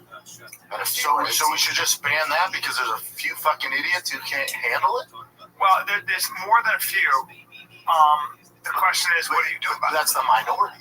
It's still the minority. Even though it's an issue, it's the minority. The majority of gamblers don't have an issue. The majority don't. The minority are the ones that are fucking, when they're called kids' college tuition on and shit. I haven't looked at the stats. I don't know. I know people who have, cryptos gambling. A lot of it's just, their gambling takes on a lot of forms. So, but even the stock market, that's still gambling. Yeah. So it's yeah. A lot of people do. The majority of the people who do stocks aren't degenerates. Don't have an issue, and they're very successful. And they're doing fine. Yeah. They're not very successful yet. I don't know. I think gambling's a problem.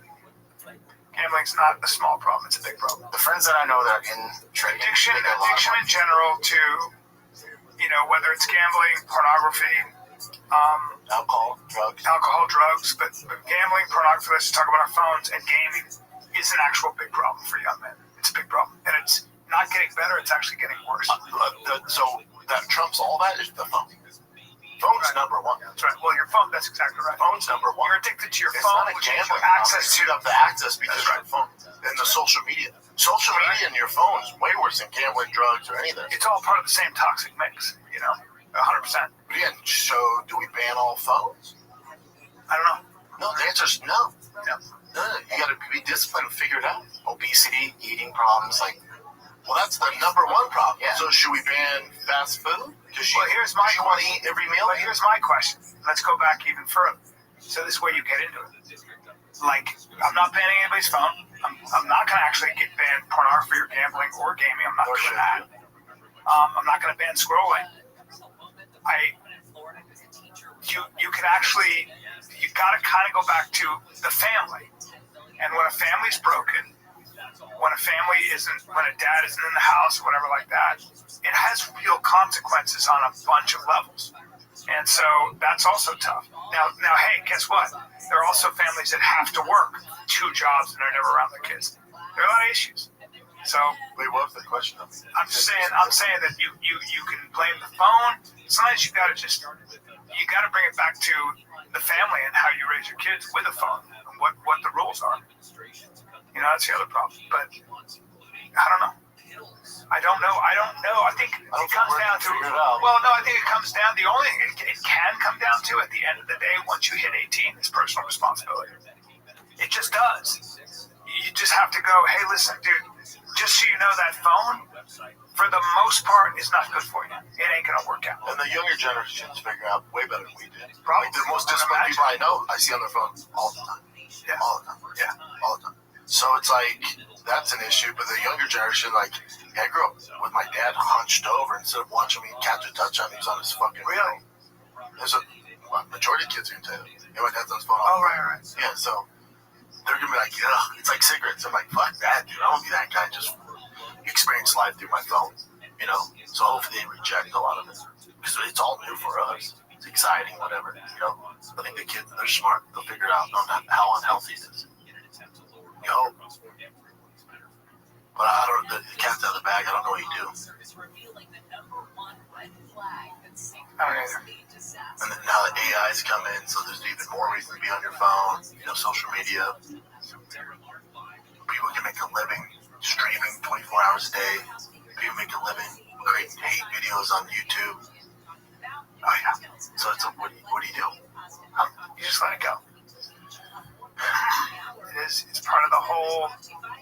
There's a lot of great stuff on YouTube. There's a lot of great stuff on your phone. There's also a lot of shit.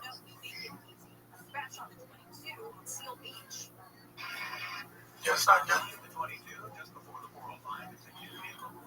What else you got, Jen? Okay. Let's take a little break, buddy. Let me tell you something about some stats here before we go. 73.6% of U.S. adults are classified as overweight or obese. 88% of Americans are classified as metabolically unhealthy. All right?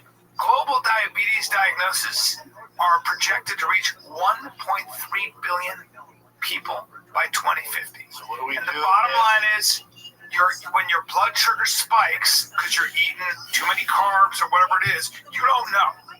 But here is where Signos comes in. You can manage a healthy weight and blood sugar range to reverse the cycle. All right? Signos basically is an AI-powered platform that helps you decipher unique metabolisms with a continuous glucose monitor, or or biosensor, which actually enables users to see how food choices, timing, activity, stress, and even sleep affect their bodies in real time. You can get a sense of where your sugar, when your sugar spikes, where it is in general. That's a really important thing. You know when your glucose is rising, plus personalized suggestions like taking a quick walk, understand the difference between physical hunger and stress eating, feel more energized throughout the day, sleep better at night. So a lot of times you'll wake up in the middle of the night because your blood sugar went low. So there's a whole bunch of ways to get personalized science-backed support to reach your health goals. And by the way, we make more than 227 food decisions a day. Imagine how much easier those decisions would be with personalized data guiding you. Okay? Signos. That's where it comes in. Give them a deal, Brian. Right now. Look, Signos has an exclusive offer for our listeners. Go to signos.com. That's signos.com. Get 10% off select plans with code FIGHTER. That's signos.com, code FIGHTER for 10% off select plans today. Take the guesswork out of managing your weight and get personal insights and see how your body works with an AI-powered app and biosensor. Signos. Build healthier habits and stick with them. Right now, Signos has an exclusive offer for our listeners. Go to signos.com. That's signos.com. Get $10 off select plans with code FIGHTER. That's signos.com. Code FIGHTER for $10 off select plans today. I saw this, and I want your guys' first impressions on this video. And I will just throw it out there.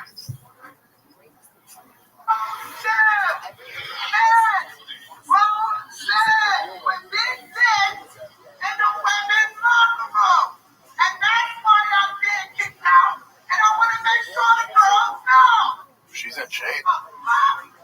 The fuck? Good for her.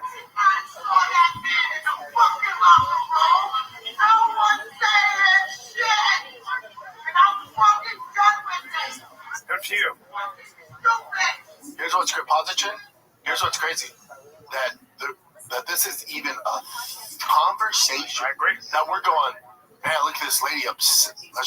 When you hear it out loud, she's upset that the regulations, the laws in California allow men with dicks into women's locker room, and because they feel like a woman, that the women have to just go along with. I think it's dangerous for when you say it out loud, you're like, hey, this is why she's upset. The Democrats. 10 years ago, if I would have said, hey, everyone cool with letting dudes with big dicks or any dicks in general into women's locker rooms because they say they feel like women, I would get This to me is like the reason that I don't fuck with Democrats. Like I think Democrats have a lot to say about other things, maybe the economy and stuff. I'll meet you halfway. Maybe I'm that's no problem. But if the Democrats get behind this shit, which they do, and you have them saying nothing on this and supporting it, I can't fuck with you, man. I can't get with you. California's a shit. It's like how is this your stance? Democrats, How is this your stance? Swept all states last night. They did. The moderate Democrats did, except for Mamdani, who is far from moderate. Communist, yeah. So that's fine. That's fine. That's the American story. When Virginia's always gone Democrat when there's a Republican president. People are not happy. A lot of Black and Latino voters went Democrat this time because they're not feeling confident with the economy. Economy stuff. Yeah, there's a lot of that. And you realize you're gonna realize they all fucking suck. They're all evil. So you're like, who's gonna lower my rent? Who's gonna lower the price of food? You? Let's do it. Boomers had a chance with the greatest economy in the world to do something about it, and they did. And the fact of the matter is you have a lot of young people that cannot afford a fucking house. They can't afford their life at all. And if Republicans don't figure out a way to talk to them, there's going to be a lot more of this. That's America. Yeah, Republicans fucked up with the ICE stuff, the immigration, all that shit. There's a lot of that went on, but also tariffs that got fucking and inflation fucked a lot of people, man. Like, people care about the price of milk and gas and shit, man. Yeah, man. It means a lot. Yeah, I do. Me too. Yeah. Me too. Yeah, fuck yeah. Can you play? Good for you, girl. Did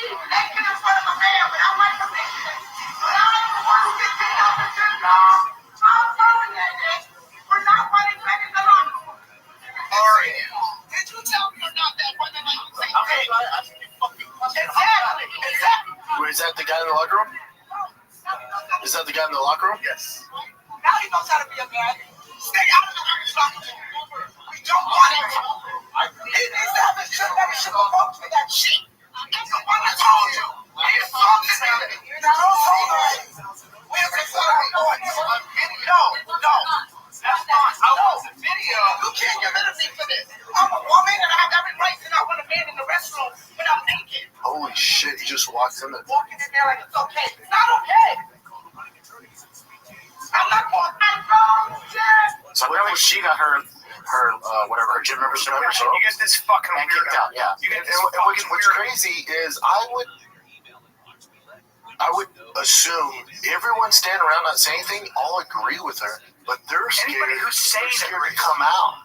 I was gonna bring that up too. No one was paying attention to her. She was just doing this. They know what's going on. They're paying attention, but they're scared because they don't want to get outcast. Yeah, but fuck that. Everybody should speak out.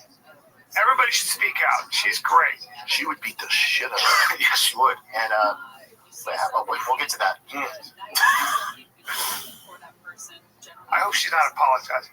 Oh, you gotta check out this video. Fuck no, she's not apologizing. They're getting both sides. This TMZ. I was naked. I was drying up and oiling up. I turned around and there's a man in the locker room. And so, of course, I'm shocked. I'm like, I thought maybe I missed the sign and that there were workers working. So I just said, sir, I didn't even I just looked at the shark and figured out that there's a man behind me while I'm naked. And I say, sir. And he goes, you can't tell me nothing. The E word, I'm a woman. And I'm like, what? Listen, guys, I don't have anything against anyone, so I was just in shock. I've never been presented with this in my whole entire life. So I'm just in shock, and I go, start screaming and asking for help. People come into the locker rooms, and they kind of escort him out, but not out of the gym, just out of the locker room so I could get dressed. And then I made a report, and nothing was followed up on. I'm just wondering if you see her perspective. She's saying that she's looking at you, say, in a towel, and you still have male genitalia, and, you may be transitioning, but could you understand her being uncomfortable? Well, I certainly do not understand it, but I do get the notion of the fear-mongering that she's perpetuating. This is a fucking psychopath. The truth in the moment is far from what she is purporting it to be. Literally every time that she's done that, I've had women in the locker room comforting me because of how aggressive she was towards me. Fuck out of here. I guess what? She's a lesbian too. I don't know how much that makes a difference. I don't give a fuck what she's a woman. She shouldn't have the I know the black lady. So the fact that we're having this discussion to your point is ridiculous. California's lost their fucking mind. And as long as Democrats support this, then they're going to lose voters like me. I can't. I have problems with the Republicans, but I have a bigger problem with the Democrats, and it's all based on this fucking issue. Because they want to transition kids too, and I think it's evil. Thank God we don't have to agree with that. Well, it's got to be fought because there's still this insanity with these fucking people. And you have Gavin Newsom and people like that's my other problem with Gavin Newsom.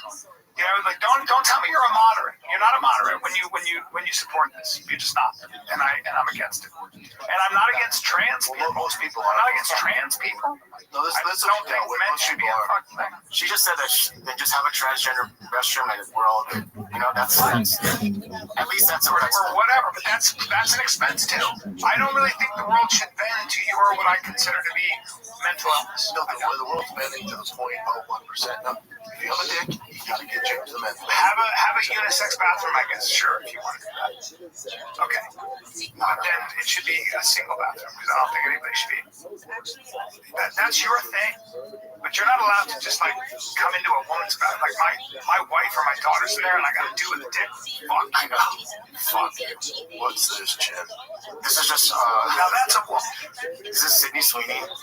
That's this is Variety's 2025 Power of Women event, and then just the next video you'll see. This is awesome. So she's wearing a very sheen see Power of Women. Is gonna be here tonight. What if a question you're gonna ask her about Barbarella? If you see us in a corner the entire time, just know and I'll do everything. Giovanna's gonna be here tonight. What if a question you're gonna ask her about Barbarella? It's just the jiggling effect and the fact that she's wearing that. She's just got a great crush. She's fantastic. Yeah, room for her. You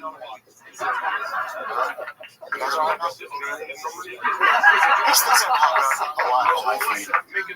It's just 98 degrees. You know how, like, the last video I showed you, people saying, like, I love these. I don't know where they're coming from, but this is just, here's another one.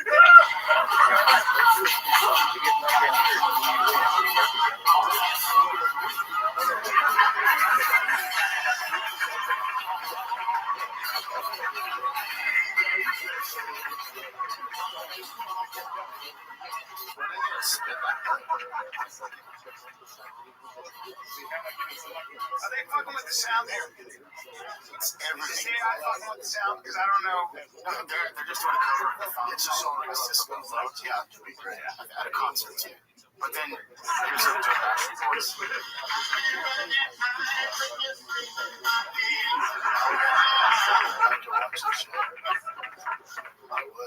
They should stop dancing. Yeah, okay, I've seen enough. The homeboy's jacked in the front. Yeah, I mean, they're all most of them good shape. But I mean, you see, like, Backstreet Boys make a return, the New Kids on the Block, everyone, they put effort and time into the syncing of the dance and all that. I think that's where it's kind of cringy, is they're like all mid-50s. But they're phoning it in, it seems like. They're just kind of like, well, you can't be that age and not have a sense of humor about what the fuck are you doing. When you're having to do these dance moves that you did when you were in your 20s, it's like, here we go. Dude, and they gotta rehearse that and shit. No one goes, yeah, when you're in your 20s, Nick Lachey goes, we're getting $30 million. I'm with all this. Can't just sit here. Yeah, I'll learn that. I'll fucking. Imagine me up there, like gray hair. Oh, God. They look like you, bud. Okay, there's not much to this other than it's a Russian reality show, and they brought this Russian, beginning amateur fighter. I hope he's not going to abuse his kids. Just instantly becomes a villain. It's a woman. It's a women's. It's like almost like what's that one show with girls are all trashy? Rock Hello? No, it's a reality TV show. Like girls are scared to big. Never mind. Just watch. You'll see what I'm saying. Тебя кровь идет лошадкой. Вообще, знаешь. Твоя порода. Я всего же чуть не порода. Твоя порода. She's not fucking around. Моя территория. Я помечала ее, блядь, как самому я отвечаю. Ну я сказала, блядь, я сказала. Bet she was in that locker room at Gold's Gyms.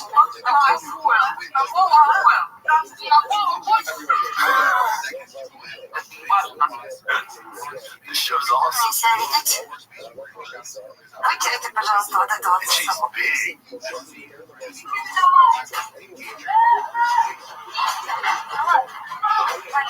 clearly has some bad anger issues. She's punching people in the face left and right.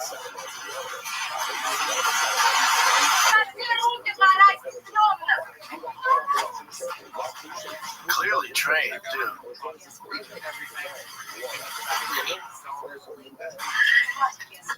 It's a lot of that. And Russian reality shows are very much different than ours.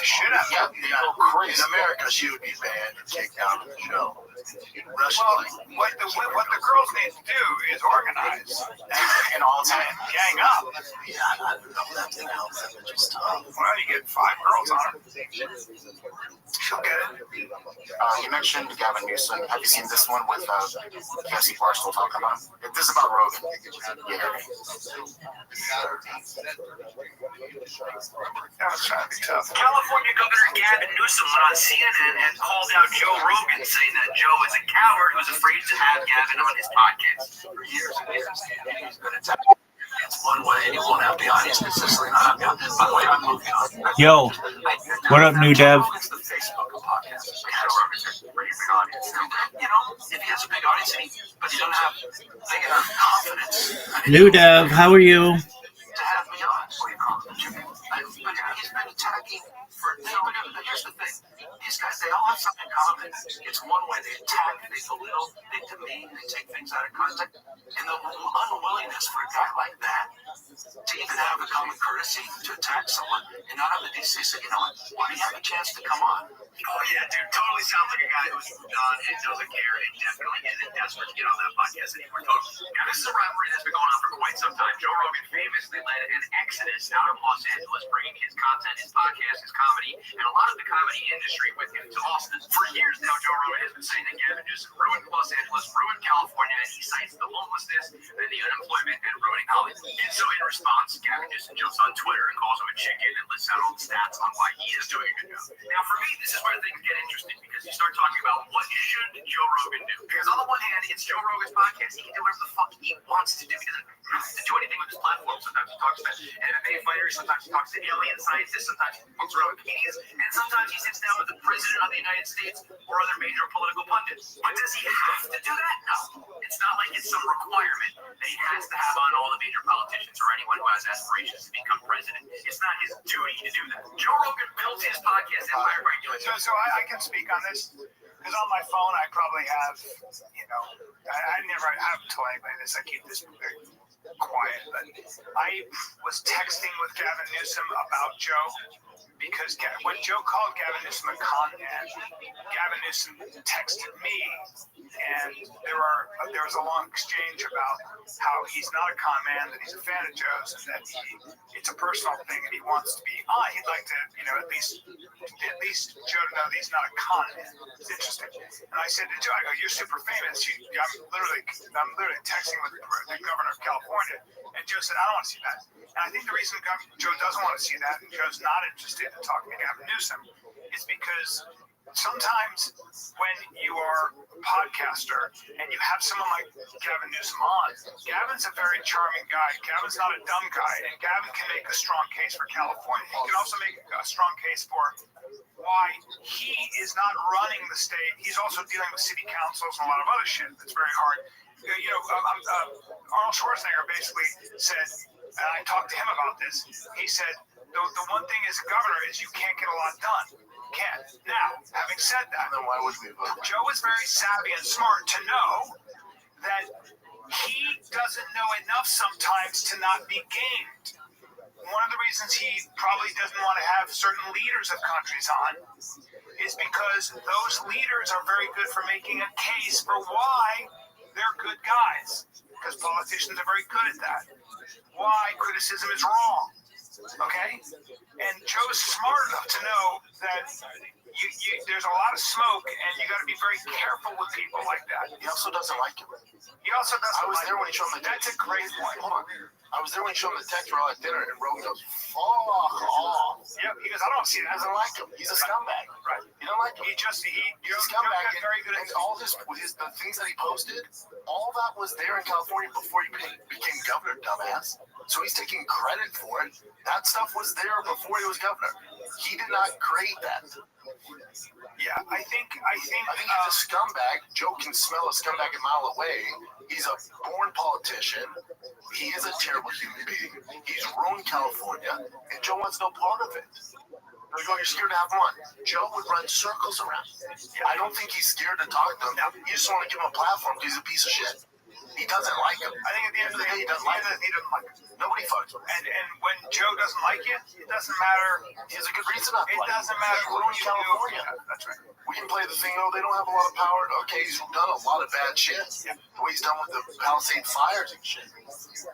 The way he shut down the entire system that his kids still went to school. He's a fucking terrible human being. More of it is just, I think it's more. And it's an excuse to go, they don't have much control. Well, keep that same energy when transgenders can go into the bathroom. Yeah, you know what I think it is? A lot of times Joe's got a really, really good, having known him 30 years, you know what he's really good at? Smelling bullshit. He's really good at smelling bullshit. When somebody is a bullshit artist or not telling the truth, or there's something amiss, he's very good at getting far away from that person. And I also, in the same reason why Kamala Harris didn't go on Rogan, it's not going to go how you think it's going to go. So he thinks he's going to come on there, and it's this buddy, I'm just going to run circles around Joe and give him facts, and he's getting eaten alive. Because Joe's going to go, cool, man, that was the first hour. You have 2 more hours, I'm going to find out who you are. And he has horrible shit. Horrible track record. He's a complete piece of shit snake. That's why he's not on. Figure it out, though. He has no self-awareness. No one fucks with him. Guys, I'm gonna take a little break. Can we take a break, dude? Because you don't have this problem. Hair loss, it's not just about hair. Okay, it's about how you feel when you look in the mirror. Take it from me. You lost your confidence, dude. It's a problem. You're tired. I'm trying to figure out what actually works in hair loss. So what do we do? Go to HIMS. They got clear solutions, expert advice. They got the online process that takes the confusion out of hair. Guys, I'm gonna take a little break. Can we take a break, dude? Because you don't have this problem. Hair loss, it's not just about hair. Okay, it's about how you feel when you look in the mirror. Take it from me. You lost your confidence, dude. It's a problem. You're tired. I'm trying to figure out what actually works in hair loss. So what do we do? Go to HIMS. They got clear solutions, expert advice. They got the online process that takes the confusion out of hair. I've done it twice. You shouldn't have to rearrange your life to deal with hair loss. HIMS makes expert care accessible on your schedule so you can focus on feeling like yourself again. Here's 3 to 6 months. Yes, they've got chews, oral medication, serum sprays, doctor-tested, clinically proven ingredients like finasteride and Rothschild. Can stop the hair loss and regrow hair in as little as 3 to 6 months. I found these These no surprise costs, just real personalized care on your schedule. For simple online access, personalized and affordable for your hair loss, weight loss, and more. Visit hims.com/finder.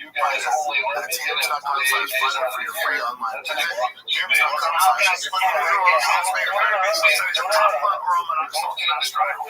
Future products include compound drug products, which the FDA does not approve, verify for safety, effectiveness, prescription required. See website for details, restrictions, and important safety information. Please know it's free on Pluto TV. Go on the run with Jack Reacher. Drive or Z. I don't pay him, as well as and Charlie's Angels. Launch an exciting adventure with a development. Find the mayhem in Charlie's Rocket going on here! Those thrills for free. Pluto TV.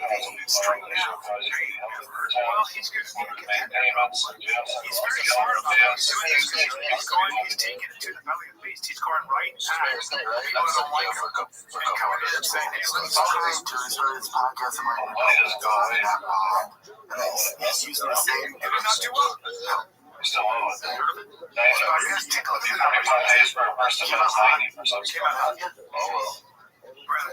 That's easy enough. Put it on my head. Your credit will be affected. You could lose passports, license. I don't have nothing anyway. I'm just scared. I want that. I don't have nothing to take it. Go ahead. I'll never take it. I don't care. I'll drive without money. You guys don't understand. Look at my record. Because I had so many. He's all fake. Yeah. He's not a real human being. He's a fucking born politician. Podcasting, you're getting it straight from the fucking cow's tit. There's no filter. So politicians don't succeed in this genre because they're all fucking con artists. When you gotta be, it's like we quit having actors on because they're all fucking fake. There's no one faker than a politician. Gavin's tried to play. He's the ultimate politician. Tried to play both sides.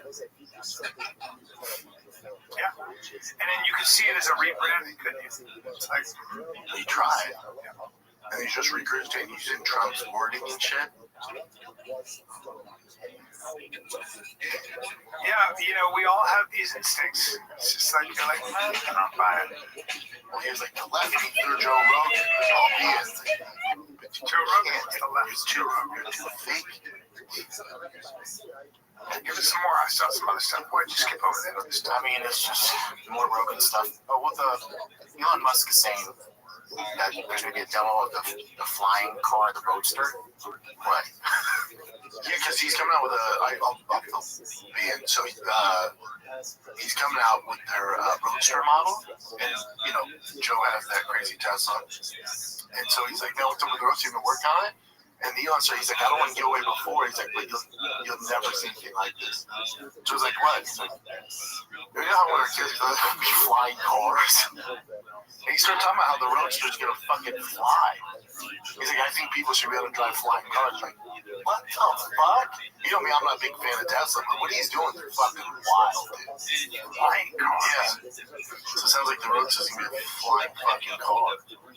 And the demo will be incredible. Yeah, he goes good or bad. He goes because it could just fucking crash and people watch that, or super successful people watch that. It's also a great, whether or not it's true, it's a great marketing clip. I think it's true. I think it's crazy. But that's another thing too. I was surprised by. I thought it'd be like in 2-3 years. No, literally later this year.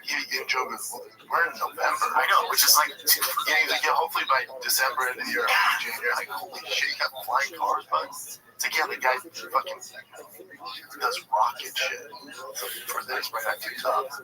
It's wild, dude. Well, this here's a sweet little story. A doctor. What do you think of this first of all? This is Kristen Stewart at some French high or something festival. People were just commenting a lot on her looks. That's not true. C'est vrai.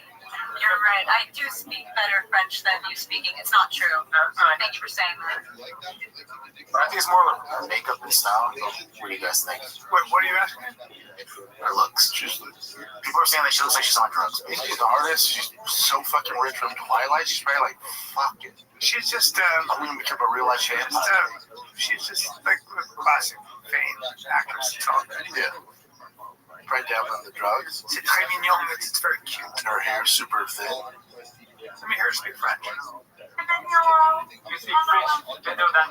go back. Let me see her French. Gotta refresh.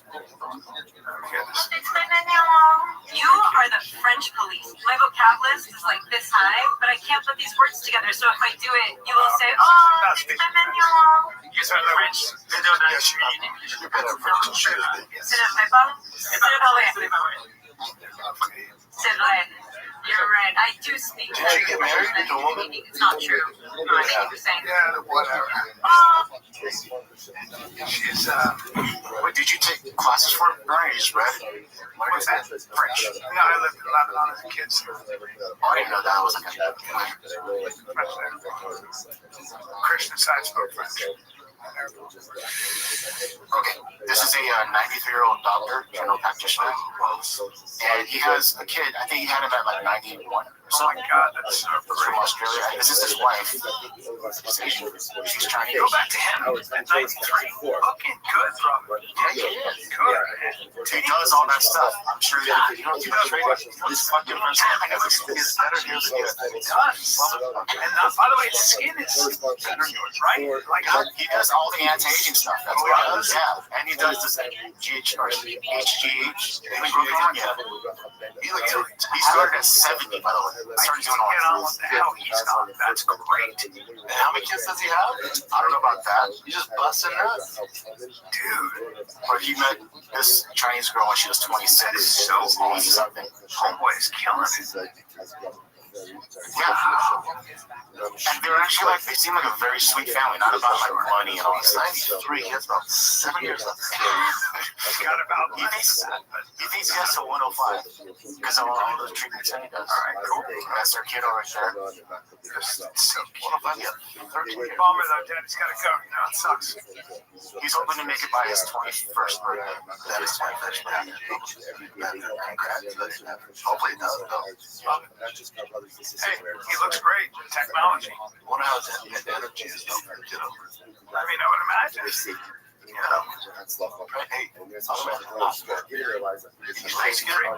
that energy's not going to be popular. He playing catch in the backyard. He looks fucking great. Great. Yeah. He's a doctor. Still practices too. My dermatologist was 90. How was this? He was bent over. He looked like an old tree. Just an old bent tree in the wind. That's the best 93-year-old I've ever seen. 93 is crazy. Start doing HGH and all that shit. Count me the fuck in. Whatever he's doing, I want it. Every night before he goes to bed. Ready? Okay, let's see what else I got here. Oh, have you seen this one? This is in Toronto. I'll let this video just play. Alright, let me describe one thing. This woman, crazy woman, has this long knife, right? And she's walking around slashing tires. So the police got called, and this is what happens. I'd be so pissed that bitch slashed my tire. Oh, she's stabbing the cop car. We're gonna have to shoot her. Right? You see the cop get out? And she's brandishing a weapon. We're gonna have to shoot her. She's quick too.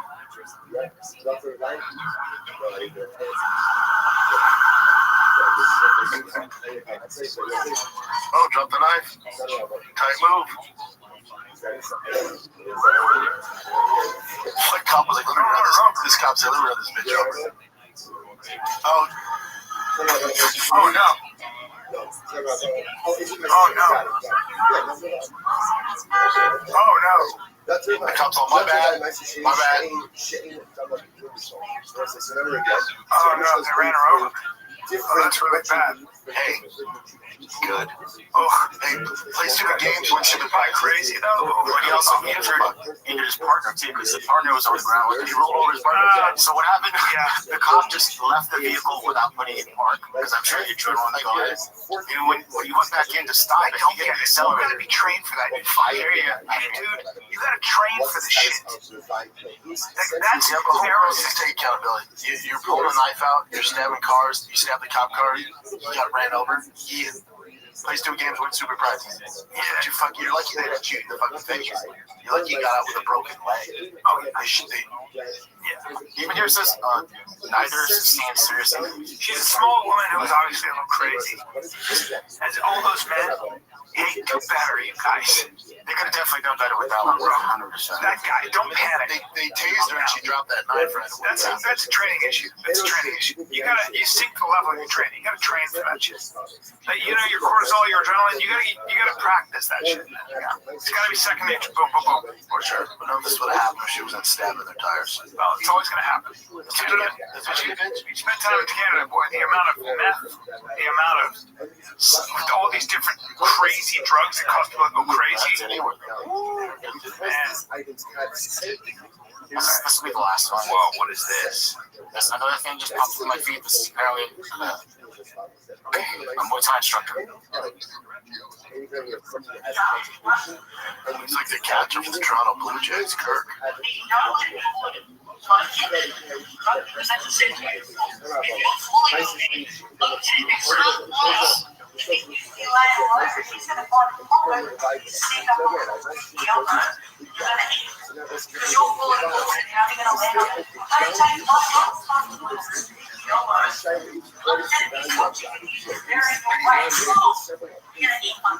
So always be up. Seems like she knows what the fuck she's doing.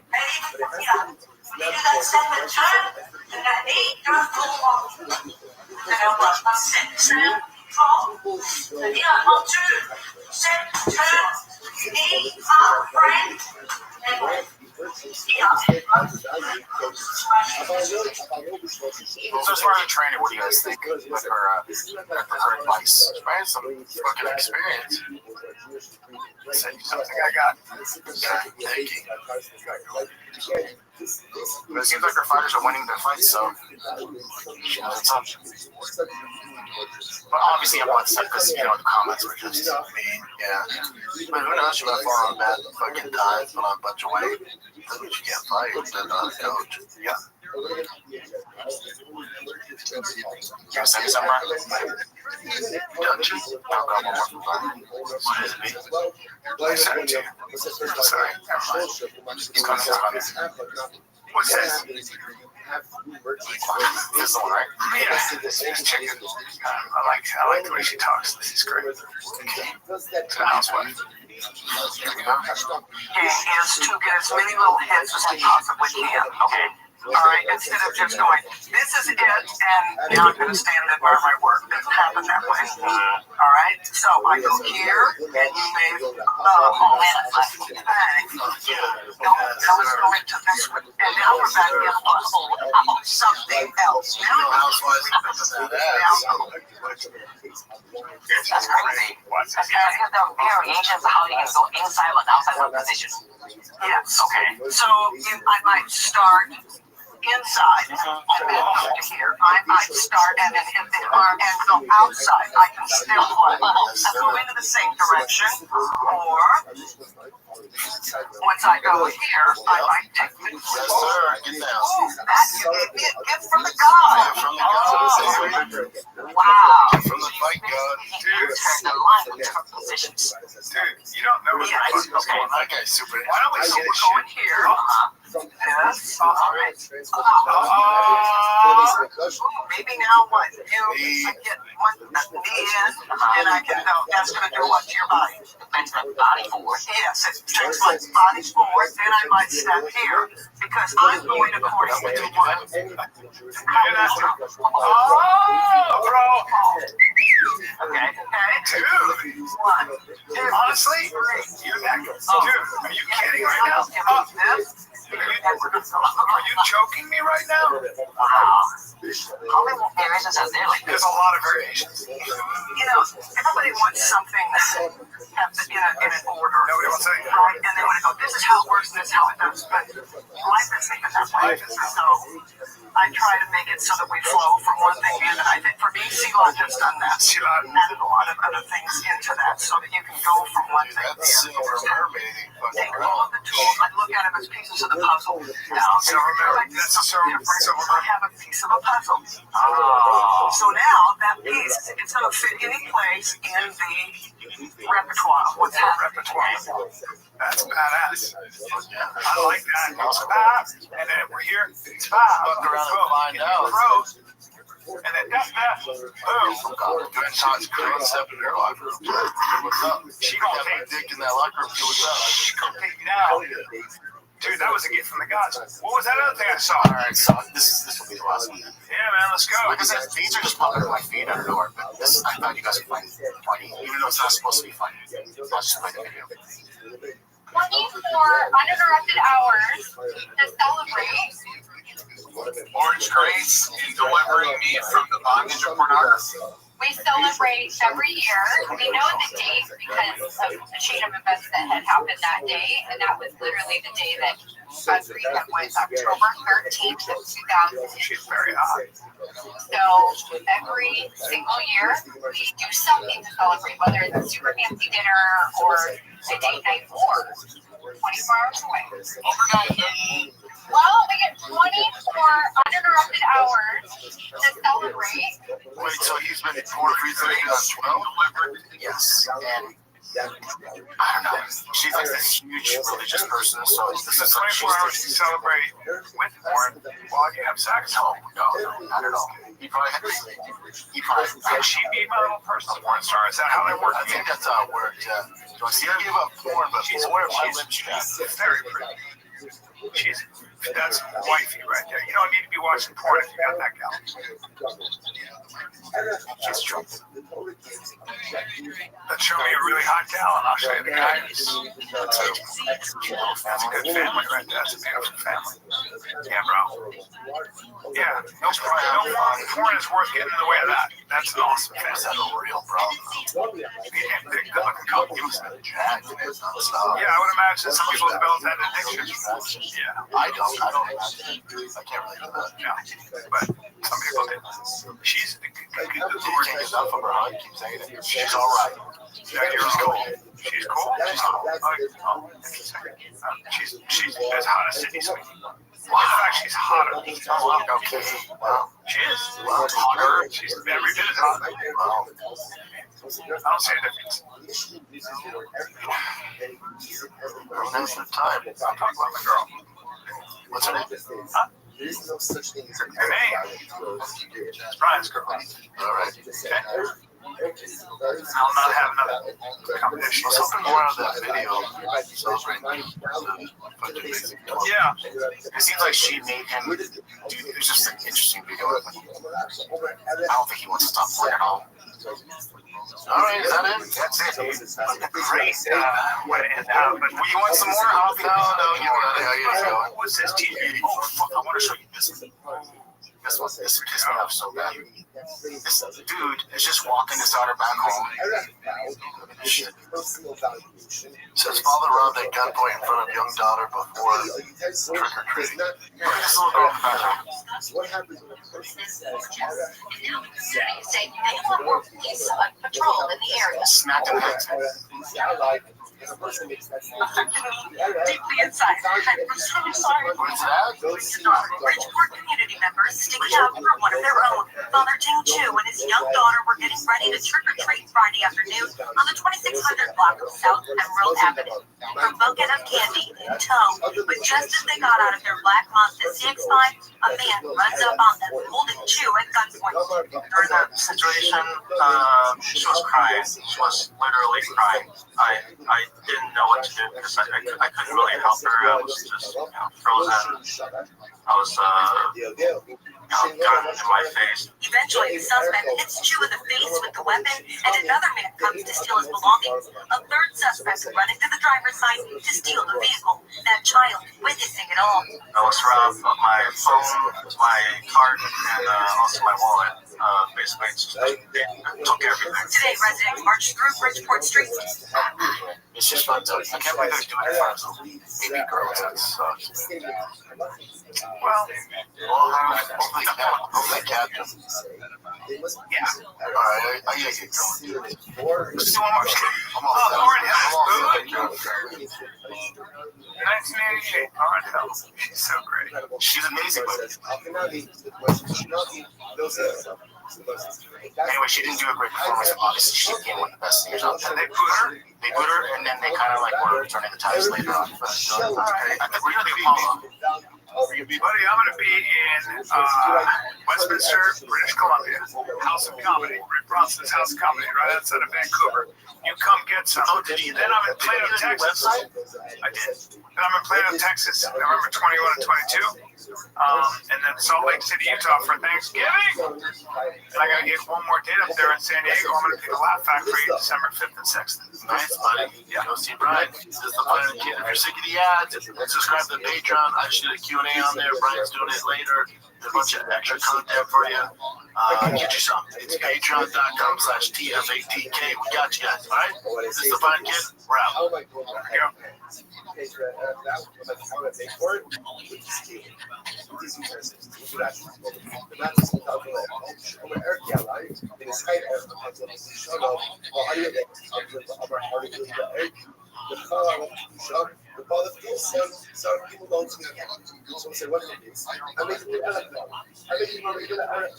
So I go ahead and I say RPLI, and then again,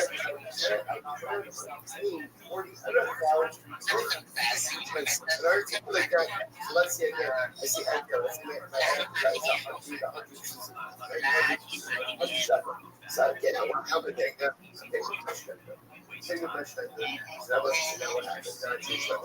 don't want to be but I want to show you that. So again,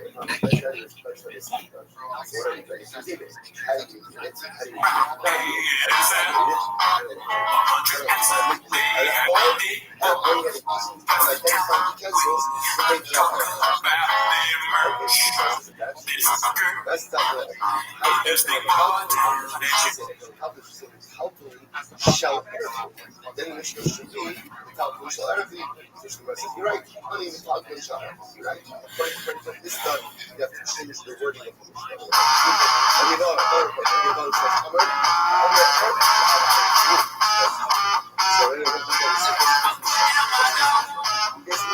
I say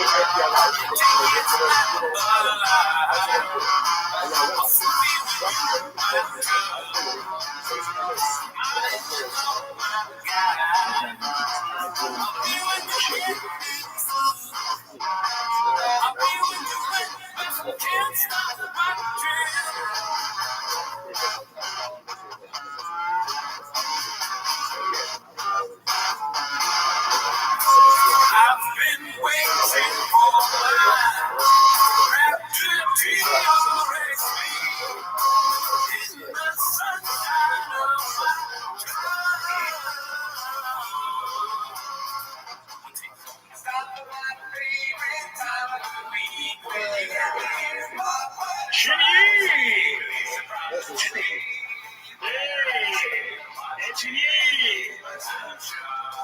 Welcome back to 10 Minutes. Thanks for tuning in. As always, join the Patreon, join the Discord, and all that stuff, you know. On the Patreon, we just watched Sam Triple A's Why Is Everybody Getting So Quiet? The special. This guy gets what I'm talking about. One guy laughing, right? So if you want to see what we thought of that, join the Patreon. Also, I just started Grace. He's fun. Grace, I just recently diagnosed with that, so I'm going to coach me. Jarno, how's it going? Pretty good? Yeah, okay, good. Well, that's not where they don't care about me, dude. I got my give and take on it. So, yeah, we don't usually wear merch on the show, but we thought, you know, on a special occasion, you're a truck guy, so anyways, that's not why they're here. They're here to watch Sim as a child. So start the timer. Alrighty, I will say, this is the first time in a long time on James where there's not close to the last week. They got over 2,000 likes. I don't know if that's a strange thing to do, but what are we doing? We're making appreciation. So we'll see if it's getting smarter or taking control. But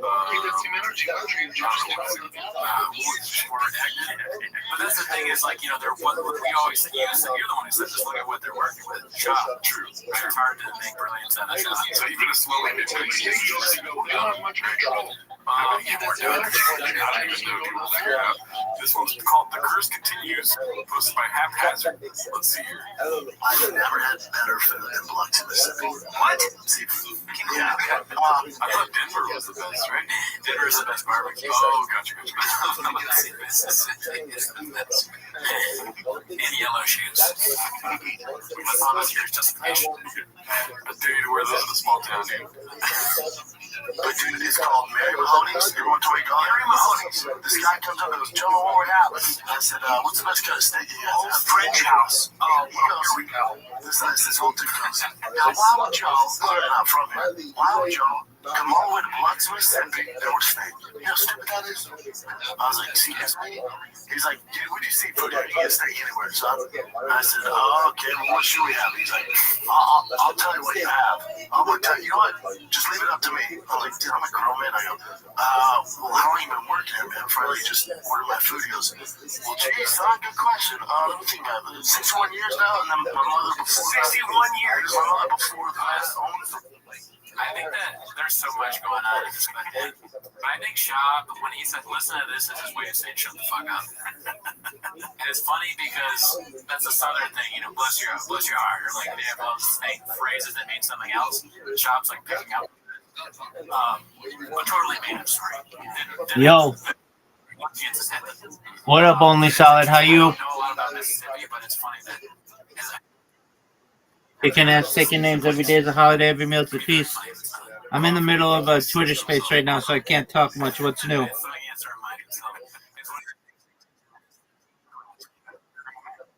Absolutely, I'm doing well. I appreciate it. I need everybody to check in on me as much as possible. You too.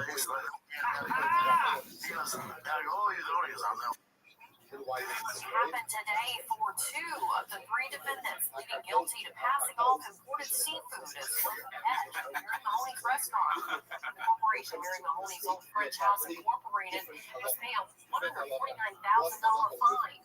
Earlier this year, when pleading guilty to federal fraud charges, the restaurant agreed to pay $1.35 million in restitution.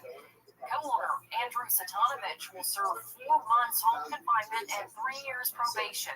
Satanovich will have to pay a $10,000 fine. Is that like the biggest piece of life? Is that like the biggest offense you could do in seafood? It sounds like it. I don't even know what the offense is. Yeah, what was the offense? From my understanding, we'll go back to it, but from what I understand is they were saying that it was caught locally, but they were bringing it in from abroad. This is funny because I'm going to hacky joke. You know, illegal seafood. Because illegal seafood is like, what is this? Illegal seafood? What are we doing here? I eat fish illegally. We got a seafood problem. Let's see. It happened today for 2 of the 3 defendants pleading guilty to passing off imported seafood as local catch. Imported, so it's not local. Imported is local. Dude, restaurants do shit. I didn't know that was illegal, but I remember there used to be this Italian spot that were like, we make everything homemade here. In whatchamacallit, Beverly Hills, but I knew somebody that worked there. They were like, it's all in the freezer. They don't make it. Is that illegal? That guy could have gotten fucked. Peaches delight. Oh, I've never had Biloxi, Mississippi. It's the peaches delight. So the curse continues, but has there been other cases where he's shut down a whole restaurant? I don't. This might be the first restaurant he shut down, but he's constantly doing fighters to losing. Wow, dude. Well, shout out to Mahoney's, whatever the fuck that place is called. Yeah, probably won't be on there. They're liars. Mary Mahoney's. Is that what it was called? That's a weird name. It's an Irish seafood place, I guess. Irish seafood, huh? Oh, let's see what this one is. It's posted by CJK610. It's called The Downfall of TFAK Numbers Guy. So, highest viewed episodes from 2017 to 2024. And there's a nice little chart that goes with it. It went from 2.3 to 3.6 to 3.9 to 647, 450, 356, 171, 165. It's crazy how it's progressively gone down. Yeah, I mean, even as not a numbers guy, I can see that. It's under his feet at this point. He used to be as tall as him. Yeah. Halfway up. He's never as tall. Yeah. I like how they have 6 mil up here for no reason whatsoever. Just to show you that it didn't do that. By the way, you never need 6 mil. Even in that same day. Wow. What's your takeaway here, dude? I mean, that's facts. It's just the show is not doing as well, and part of it is just, I think it's gotten a little more redacted, and people don't want to see just stuff about him talking about T-ball and Black Rhino coffee or whatever. I'm not going to hold it against you, because I know you're not really a numbers guy, but you can't read between the lines, can you? I can't. Do you know what this means right here? Right there? It's a dip. Shadowland. Oh, fuck, you're right. So I forgot about that. Easily explained. Yeah, YouTube did this. It's not their fault. Let's see what else is happening over here, dude. This is, imagine going back in time to show this guy his career in 2024, posted by VMC92.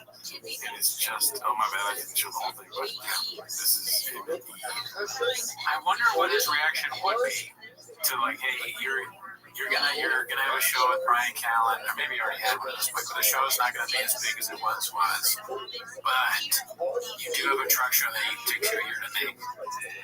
You do have a lot of you give away trucks, which is your favorite thing now. Your favorite thing now is trucks. He's like, what? He doesn't even own a truck at this point. He's like, what? He doesn't have any trucks. Yeah, sure. I think he's an electric. Oh, yeah. I'm not driving a Tesla. Or he just knows because he's so smart. He's like, call it. He can go so much. Look at that tie, dude.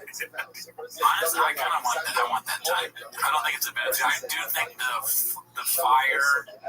Oh, I was about to say, I wasn't a handkerchief. Do you like the fire? Yeah, dude. Yeah, maybe I like the fire thing, honestly. I don't know. I always go both ways, boss. I mean, it's not. That's actually good. I think it's a pretty good look. Yeah. Well, my takeaway is that people usually go to diet eat. You know what I mean? Oh yeah, that's on their career. Yeah. Joan Rivers. You know what I mean? Who else? I don't know. Mario Lopez. I feel like he's an E guy. You know. Okay, cool story, bro, but it can go the other way too. I mean, that guy, his career is kind of, Mario's kind of like, it's a way to extend his career. But there are people that started there too, like the fucking dude, the famous actor. Can't remember his name right now. We made it real far. Craig something or other. He's in all this shit. He started at E, and then Efron. Also can't remember his name. The Talk Soup people. Basically, the Talk Soup people are usually an upward trajectory, except for the last person. I won't say her name, but that was a downward trajectory. I think my argument might have a little stronger standing here. I think I was wrong. I just did a shot thing. Joel McHale, you know what I mean? It wasn't he any.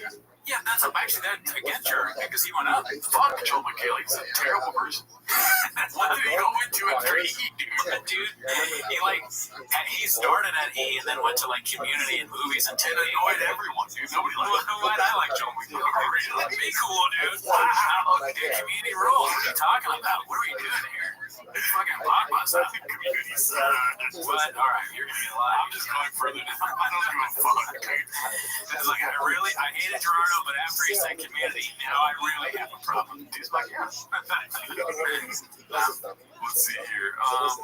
Haphazard posted this one. Let that hate flow through you. I'm assuming it's about creating. Yeah, Dave. Let's see. I was on stage and fucking out. By the way, I have a bunch of YouTube stand up. I just threw it on there on my channel. And nobody took on that. No, I know.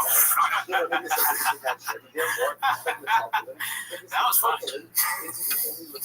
I know you interrupted him and his rage and all that, but that's fine.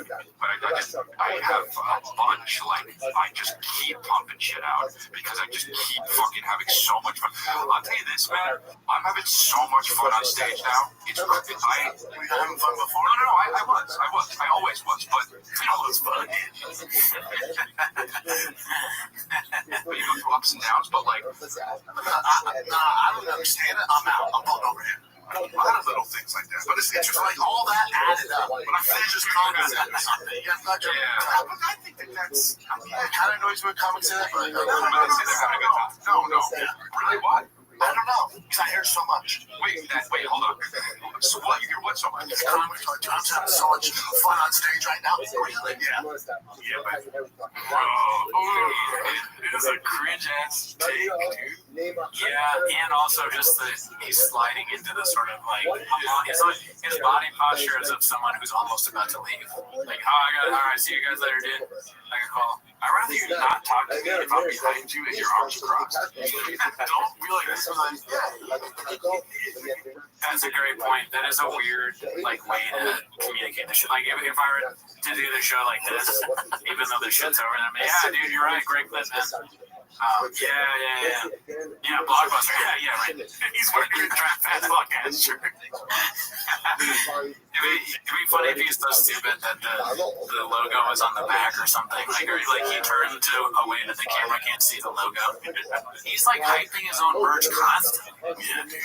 That's kind of, if we ever get merch, we probably shouldn't do that. Right. I mean, I would probably do it once at least. I'll probably get every show. If we get merch, I'll buy it. Speaking of which, I have got to go Restream. Oh, yeah, fuck yeah. Me too, dude. Can I have a cool logo with you? I mean, sure. Probably, right, dude? We usually do.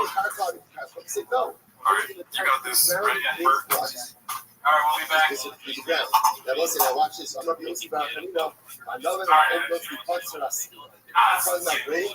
They're ready to be harvested. Yeah, but I never ones on like Jimmy Kimmel or something like this. Oh, yeah. Dude, I'm having so much fun. I know what you were saying. No, I know you're not saying about pizza, but I feel like it's either that or just listen to this real quick. Well, shut the fuck up.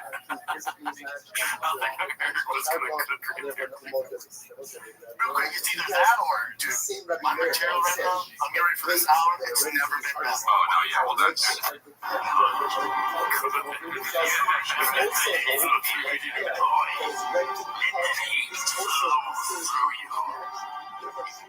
I'm gonna be real right now, dude. You know what I hate in the studio, dude? This fucking table. Oh, yeah, this table sucks. This table sucks so good. Oh, and the drinks fell off the table and the fucking ducks and duck fell off. Good. Oh, it looks like it's gonna fall over if you move it half an inch. Good. It's loaded on both sides. Good. Brennan said that he was gonna change the ring thing, and then he didn't. Good. I mean, that's a terrible table. Yeah. Let me tell you this, though. What's that? Hold on a second. No, I switched what I think after watching the full clip. And correct me if I'm wrong, but I kind of feel like he's saying that it's good that Bappa's like starting to be like, fuck that comedy shit, and like point out issues with it and like go in our lane. Like, and there's like, it's entertaining to watch him hate on it. To some extent, I might be wrong there. No, dude, it's not. But the thing is, you know when something's entertaining, you know what I mean? Right? When you're watching, you're like, oh, you got the little fucking, climactic feeling inside you and shit. You know, I don't feel that when I see Papa do that. I just see him fail and stand up and talking shit about it. Yeah, so I think the beginning is definitely that. Like, why would you be mad that someone's like, I'm having so much fun? Yeah, dude. But the second part where they're like night specials, actually, you know what? I wouldn't be mad about that either. If someone's like, "This is the best material I ever had," and they're my friend, I'd be like, "Oh, that's cool. Sick. I'm not jealous." No, I'd be happy about that. Yeah, dude, I think it's Blockbuster because he's a Joe Rogan. You can't be like, hey, look how much I got. Yeah, that's a good point because that's what Rogan does. Yeah. See, I'm glad you're here, dude. If you weren't here to explain almost everything about the show to me, I wouldn't even be able to, like, I just wouldn't get it. I don't get how the emojis always pop up. Because you're a weirdo and you press the emoji button. Well, fucking, what bucket is the emoji? Yeah, I'm sure you don't know what that's your narrative. You don't know what the emoji button is, but you press it every time. Oops, I pressed the emoji button again. Oops, just a little Gerardo making a mistake. Yeah, whatever. I like how alert is your biggest used emoji without the butter. This one's posted by Bent Out of Shapes. It's called Papa Toe Has No Idea Who Cormac McCarthy Is. Talking to Josh Brolin about No Country for Old Men. Ever read it, dude? Oh, yeah. Which is how it was written in the book, Cormac. And I got to know Cormac really well. You know, I was with Cormac the night before he died. Wow. So, I asked that guy could fucking write. Fuck, dude. Some of the greatest writing, American writing ever. Yeah. In history. Yeah. This country. There's something about his writing. It's like, Jesus Christ. There's another one that's an artist writing. It does sound like he doesn't know. Yeah, man, someone say he was the best. Right?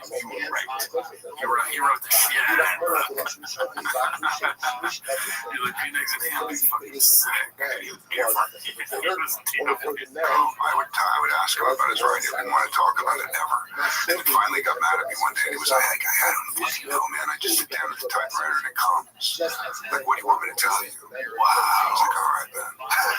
I'm 87 years old, relax. But he could write. I mean, he was tapped into. They talk about a guy who just like, you were like the muse, and do you have a special place, and do you have this thing that, no. Just down to right. The bed that he was on, it was me, his ex-wife, his son, and Cormac. That last night. Wow, people practice. I mean, that makes no sense because he said bed, but yeah. I was going to say, did he snap?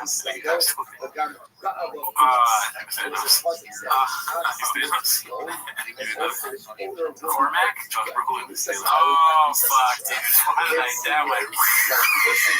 God damn it. Rogan, dude. That's another thing. I didn't even know it was Cormac. This whole time I've been saying Cormac. I'm shocked, dude. I'm shocked Van Rogan in this one. Always at the edge of his bed was that typewriter that he used 25, 30 years to write all those novels. And then he had one before that that was exactly the same. But that typewriter was on an old piece of wood at the foot of his bed. Wow. And even at the edge, Brolin is like, he's like, I'm going to snap and everyone with the brain will disappear. And I'm still here. What? Do you read it? Somebody kills you. Do you want to address that you're doing the shop bit? Oh, yeah. I did it last episode, too. I didn't even notice. Yeah. I'm also throwing them around the studio. Yeah. Did we get any comments on that? No, I don't think so. People will congratulate me on quick vaping. I'm saying it's very good. I'll start tomorrow. Let's see. wow. Get it out. It's cool. Yeah, there's rare humans like that and have that thing. Yeah, they just tap into and they tap into it and they just keep going. They get on that path, keep going, it just keeps getting better. Just get better. It's funny to see like in a lens that he knows nothing about McCarthy, but yeah. Probably. I mean, I'm always like surprised by someone lying. Like, why lie about that? Very easy to be like, I've never read a Cormac McCarthy book or Cormac McCarthy book. He was a human. He lived. Rogan seems like, I've read some of the books, but Rogan also seems like a kind of guy that would be like, I have to read at least one because I'm a man. Yeah. I'm reading the comments here. There's something about his writing that's like, Jesus Christ. That was been out of shape's comment there. All right, let's see what else we got here, dude. Haphazard posted this one. It's called "There's Been Enough Horrible Specials and People That Shouldn't Have Been Famous." Who do you think's his name in the waters? Like, I guess Brennan, yeah. Even though he's like, nah, that's he has no idea. But it looks like it's suggesting Eric said it. And it's the one time I believe him because he knows a thing or two about that. Oh, yeah. I know I'm funny. Yeah, I'm hilarious. Yeah. But it's like, and I realize, like, that's not the thing that they want to take and put on television. Right. Whatever. It's going to be some weird narrative now. I think it's going to come back, though. It might. I think they've done enough horrible specials and people that probably should have been famous that they don't want to offend anybody. We became the don't offend people culture. You're so worried about offending everybody. There should be a place where it's common. What I'm saying is, anyway, so what I was originally saying. Who was he talking about? I wonder. I hope it's not our girl. I mean, well, his voice said Triple H just dropped a special and it was not good. Yeah, true. So check out the Patreon for that. That was a joke. Yeah, we won't say it. Yeah, Mosh Patreon is one of my favorites. Very good. Never did. This is a lack of respect for the art form of stand-up comedy.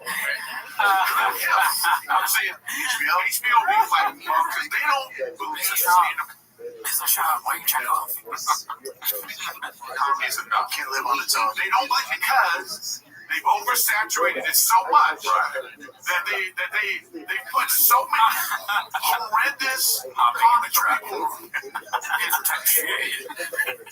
are not ready to put out an hour. They put out so much of HBO and Showtime and Netflix. And all you do, they put out so whatever. Okay?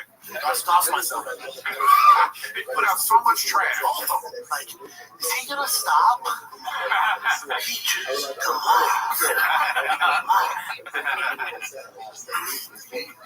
Who else do you think they're talking about?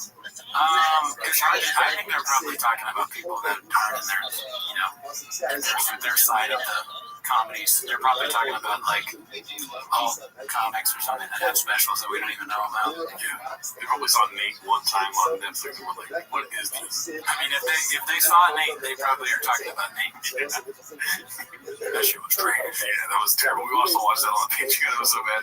Yeah, a lot of fake dicks. This one's posted by Busy Middle 8108 called Papa Just Goes Part 2. I believe there's a Part 1, but this one got more likes. So we'll watch this one first. Let's see. Don't get it twisted. Stipe, yes, he's had 4 years off. Yes, his last fight he lost. That's all correct. Stipe's bigger, stronger than he's ever been. He hasn't taken any punishment in 4 years. This isn't going to be a walk in the park. It's still fucking Stipe. Everyone discredits Stipe. This ain't going to be John just blowing through Stipe. I can almost guarantee you that. This will be a much better fight than you think. I don't think Stipe really would do that. I don't think he did. I think he's been done for a long time. He knows his body is a fraction of what it used to be. Does this not make you sad? It's like, it doesn't make me sad. It makes me sort of like confused. Like, what? How does he say one thing and then say the complete opposite thing the next day and not have any kind of acknowledgement of that? Yeah. It's wild. It's wild to me every time. It doesn't ever get less shocking to me that he does this kind of stuff. This is just as shocking to me as any of the other clips where he's done this exact same thing. He can't really put his best foot forward. It's just like he can't move his foot forward at all at this point. Have you ever heard in any sport, especially mixed martial arts, especially the UFC, a guy of that caliber, you're talking about an all-time great? I don't. It doesn't make me sad either. Oh no, that's a good question. That's a good question. I just thought about all the other negative stuff that he doesn't like. Yeah, fuck this guy, dude. Can I ask you a question? How much is your foot? 8 inches. Fuck, is that a good answer to that question? No. Yeah. All right. Anyway, an all-time great, Hall of Famer, first ballot. They give him the mic. There's no special thing. There's nothing there. He goes, I'm done. Thank God. That makes sense. But that was from when they got the question confused between reporters. Oh, my bad. It wasn't Chilson. It was Brendan Chop. He's like, that makes sense. Oh, yeah. Good douche. But did you watch the fight? I just saw the end where he like kicks him in the stomach. Yeah, It looked pretty brutal. yeah, it was not a good fight. Let's see here. This one's posted by PM Me Your Kitty. Is Papa driving or in the back seat? So it looks like he's driving, right? Probably. I mean, he's got his hand in the lens. So let's put this in two so we can get a good view of where he's You can at. see the wheel in the first one, I think. Let me see. Where's the wheel? Oh, yep, the wheel's right there. His hand is pretty close to the wheel. He's going in there. What we're looking at. This is It's kind of like his tickle track. And then the last one, I believe, is his clapback. Please don't take photos on your phone while driving, especially with your kid in the car. We can see the reflection in your glasses. Clearly not driving. Not really clear, though, is it? I'm just going off your track history. And then there was another post on the subreddit saying a ban imminent. Or like that he's going to get blocked. So Sunday plus travel ball plus new pup. So things are going great. Dude, I heard about that this spring. Really not driving, but what? But it's such a funny thing for him to add on to the thing. Like he writes back just like he talks. I would love to argue with him. And with Shop, I want to have a debate with Shop and debate things. And he's like, you're clearly wrong, but pal, hey pal. All right, so this one's called Number Guy Hair discusses how many people really watch the fight on Netflix. Confidence Search 8648 posted this one. Let's see. But I told you guys from the jump, and I posted about this, the very jump of this thing never made sense to me. No upside at any facet. Netflix isn't fight fans. They don't give a shit. All they care about is views. And this got over 60 million views. Not just 60 million per household. So unless you're some weirdo living by yourself, what? 6 million per household. Dude, like you can do 6 million views in one house. I don't know how the fuck you knew about that, dude. I had it on 6 million streaming services. I have 6 million tabs open in my phone. That's what I'm saying. They're all watching the fight. What the fuck is he talking about? Do you think any of the producers were like, oh, God damn it? I bet he was like, he was going to say like per capita or something like that. And he's like, wait, I don't know what that means. Fuck, per house. That means 6 million per house. So unless you're some weirdo living by yourself or this Netflix, and there's a lot of young men out there, don't hate on that, but most people have families, friends, so times that by, at the very least, probably 3. You mean people like sharing an account? No, like, so if you watch at my house, I have my father-in-law, my mother. Everyone is trying to figure out what he's saying. So when you said that, nobody gets it. We all get it. It's like dumbass. Right, so times that 60 million by at least 3, maybe 4. Someone's doing a math. Somebody's furiously typing away.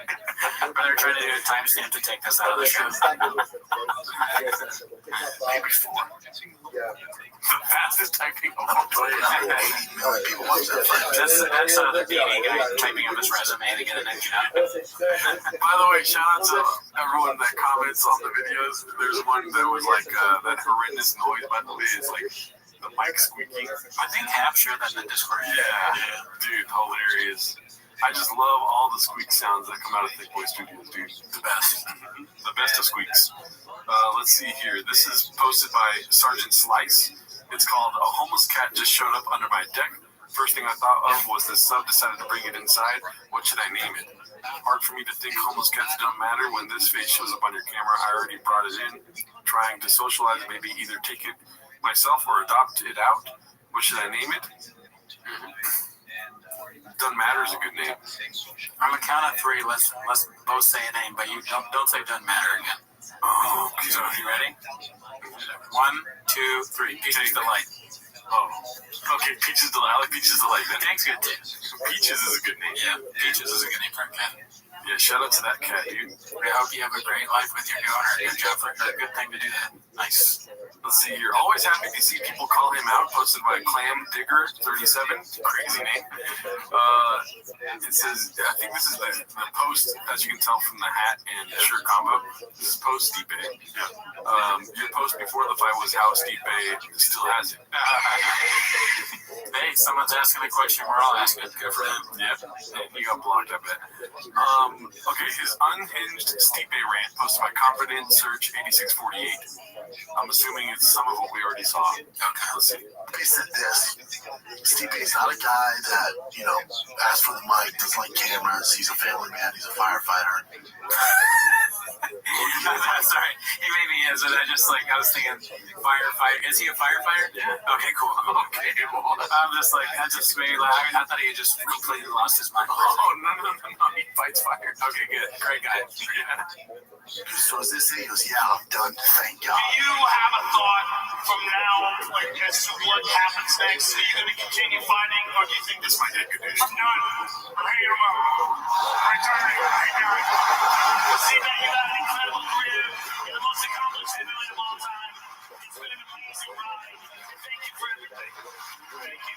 Steve Miocic, ladies and gentlemen. Thank God. Get me the fuck out of here. Thank God this bullshit's over. I don't want to be here in the first place. We good? Can I retire now? I did it for you guys. Fuck out of here. Thank God. You can keep this bullshit. Fuck out of it. He's happy. Probably has man's with his wife. Everyone good? Did you get what you want? Wasn't sure. Well, every fight, I was retiring. It's from the first fight. It's always been here we are. So. I don't understand the last part. Like, is he saying that his family and the manager made him fight? Yeah, see, this is a painted narrative. Right. No, Stipe won the fight, probably. Yeah. It's probably the most money. I'm speaking out of my fucking bubble here, right? Call me a Sharpie. It's probably the most money he's ever made because it's John Jones. Yeah, I mean, it would be kind of funny if his wife was like, "You gotta fight John. We need the money." But babe, I'm a firefighter and I'm a family man. He's like, I mean, he's gonna beat the shit out of him. This, dude, we would need $1 billion. His wife's like a brutal, like, fucking money hungry, terrible person. His kids are like, Daddy, you have to fight John Jones. You have to do it. They're both married to the same person. I don't think that happened. He has a Mexican, she's spicy. Yeah, dude, no, bro. Listen, bro. I sometimes worry about you. This one's probably the first Papa Just Goes. It's posted by Busy Middle 8108. Let's see. Tom Aspinall is the best. So he's an Aspinall. Yeah. You know who Tom Aspinall is? Yeah. Number one contender, heavy middleweight. Oh, heavyweight. What am I doing? Heavy middleweight. He's a firefighter. I'm tired, dude. Yeah, so I'm assuming this is before the fight. Heavyweight in the world. And anything that you hear from these other camps that represent these other heavyweights, nobody wants to fight Tom. However you want to paint it, he hasn't beat this guy, he hasn't done this. Whatever makes you feel good to not make this fight is okay. But at the end of the day, I don't think we've ever seen fighters at this level scared of another fighter. That's just being honest. Nobody wants to fight Tom Aspinall. Francis isn't scared. John's not scared. Tom Aspinall's not scared. No fighter in the UFC, hate to tell you journalists out there, is scared of another man. What the fuck, dude? His brain is not working. That's crazy. You know, like, and so much you tell him. You said the opposite of this. Usually we laugh really hard at these. That one was ridiculous. I think back to back, it's like, God damn. Remember I said I'm always surprised?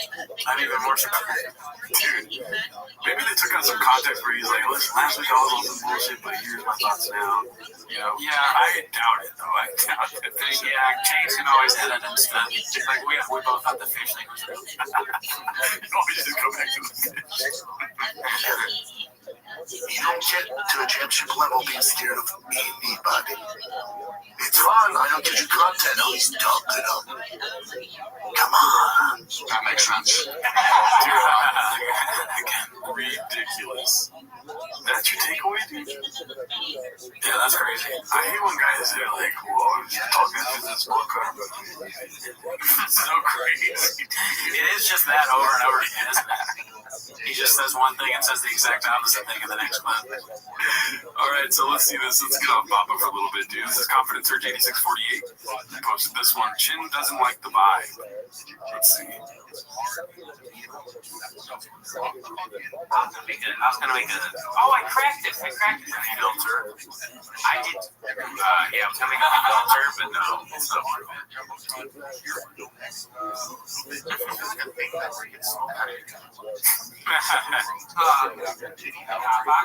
Are you worried about? No, I don't care about that. I'm just like, just get stuck here.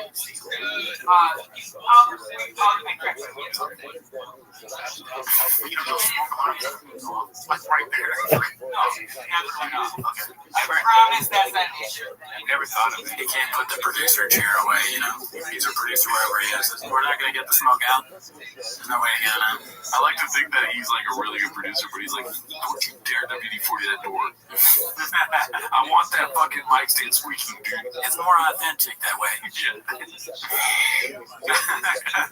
When he hears, he's like, we're good.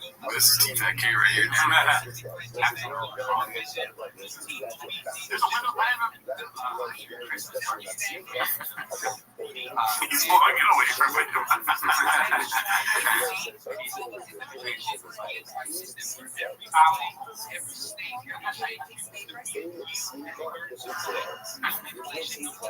Okay, but you just strike out. Getting so fucking blitzed around. I'm White Cloud Pod. That's the way they watch the successful podcaster do it this way. They watch Brendan and others just learn how to do it the right way. This is the way you do it.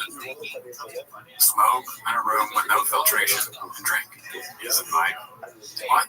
He's gonna stab that guy.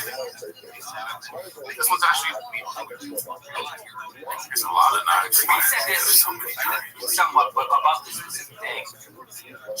Jin's a little autistic. On all these like Rogan Offspring podcasts, they have like knives or guns that they just pull out. Check it out, look at this. Safety's on. Well, I'm not getting a cut. We're getting guns. And knives. Bring him out next month. Hell no. All right, so this one's posted by Haphazard. It's called At Least It's a White Guy. Oh. Who says shut up? Beanie Man's got a beanie on at least. no. Alright, Sean has a dog on. Oh, fuck, the new dog. This is John Krasinski, since he's been alive, title outrages, internet trolls. Oh, no. Really, this man just turned into just normal run of the mill. Yeah, I mean, that's it. This is a white guy, so I don't know what you have to do to get that cover, how much you paid, but hey. This is a white guy. It's just so racist. Yeah, that's racist. Yeah, he should be pulled for Latino up there, dude. We all know that he's Mexican. Dude, yeah, right hand, you're on. This was posted by Confidence Surge 8648. I'm sure we've already seen this before. It's called This Will Never Not Be Funny. And it's the LA Podcasters sketch. What kind of sneakers you got on, big boy? Yo, you're up watch MMA. Bro, they gotta be fresh. You probably got girls, though, bro, because you got confidence. That's what it's about. Response and confidence. That's how it's about. Yeah, look, I've been doing comedy 6 months. I'm committed to the lifestyle. I've got the podcast going up every night. I got the speaking series. I can do 50 rates. Dude, Bobby goes on stage and fucking, people are putting words in the mouth, blowing the fucking brains out for an hour. Can't stop laughing. It's a big deal with that. You ever heard of Debisols? Debisols. No, I looked it up. So, Tommy C was telling me about this. They got this shit, Deb Smart. Tommy C, Debisols. It tells you how fucking loud the shit is. You know? So, like, you know how, like, you know, you weigh something, right? Like, that's how many pounds it is. You know? I'm 5'4", 392 pounds. You know, so height, that's got a number. Weight, that's got a number. But sound, that has a number too. Now it's got, it used to be volume, but that's on the other, that just goes up, that's on the knob. You know, that depends on the fucking thing. Like, what if you're outside, you say, like, what's the volume? And that's what Devil Sauce is. Yeah, that's right. They put that in one of Bobby's shows, and the number was so fucking high that, you know, they had to close the league because people were laughing so hard. They lost the business like that. They had to close the place down. Separate from that, I guess the owner of the club had like raped a couple of female comedians. The owner raped a bunch of female comedians. I said, damn, I had no idea you also did comedy. I mean, I know that they're just mimicking the pod, but really good. Yeah. You know, because like that's the kind of pod I listen to. Yeah, T-Pack It's so good. I mean, I wish our pod was more like T-Pack personally. Hey, one day it will be, dude. Just because. All right, so this one's called "No One Gives a Fuck What Your Favorite Show Is, Bubba." Posted by Kill Guitars. As you can see, the title of this episode is Brendan Chops' New Favorite Show. 189 views in 1 hour. So, I don't know how much it has now, but I'm assuming it's at 1K now or something. Yeah, right. He likes the penguin. Is that what it is? Well, it looks like it because I got the. Oh, look at that. Yeah. Didn't even see that. Yeah, but of course, since it's a comic book thing, of course, Brendan likes it. Well, he was, you know, he really adopted the comic books. He was born in it, drafted by it. He sold them in his mom's closet. You know, he got trapped in his mom's closet until Uncle Alfred came in. Yeah. R. Kelly was going to make a song about it until he got locked in. Let's see here. This one's posted by Air Pumper. Brendan needs a handler. Hopefully it's not the same that we already saw. I'll tell you this, man. I'm having so much fun on stage now. You kind of know he's going to come and say that, but they're having a good time. No. Yeah. Really? What? I sort of just really enjoyed fucking around and just doing comedy for doing comedy, you know, and then doing it at the club.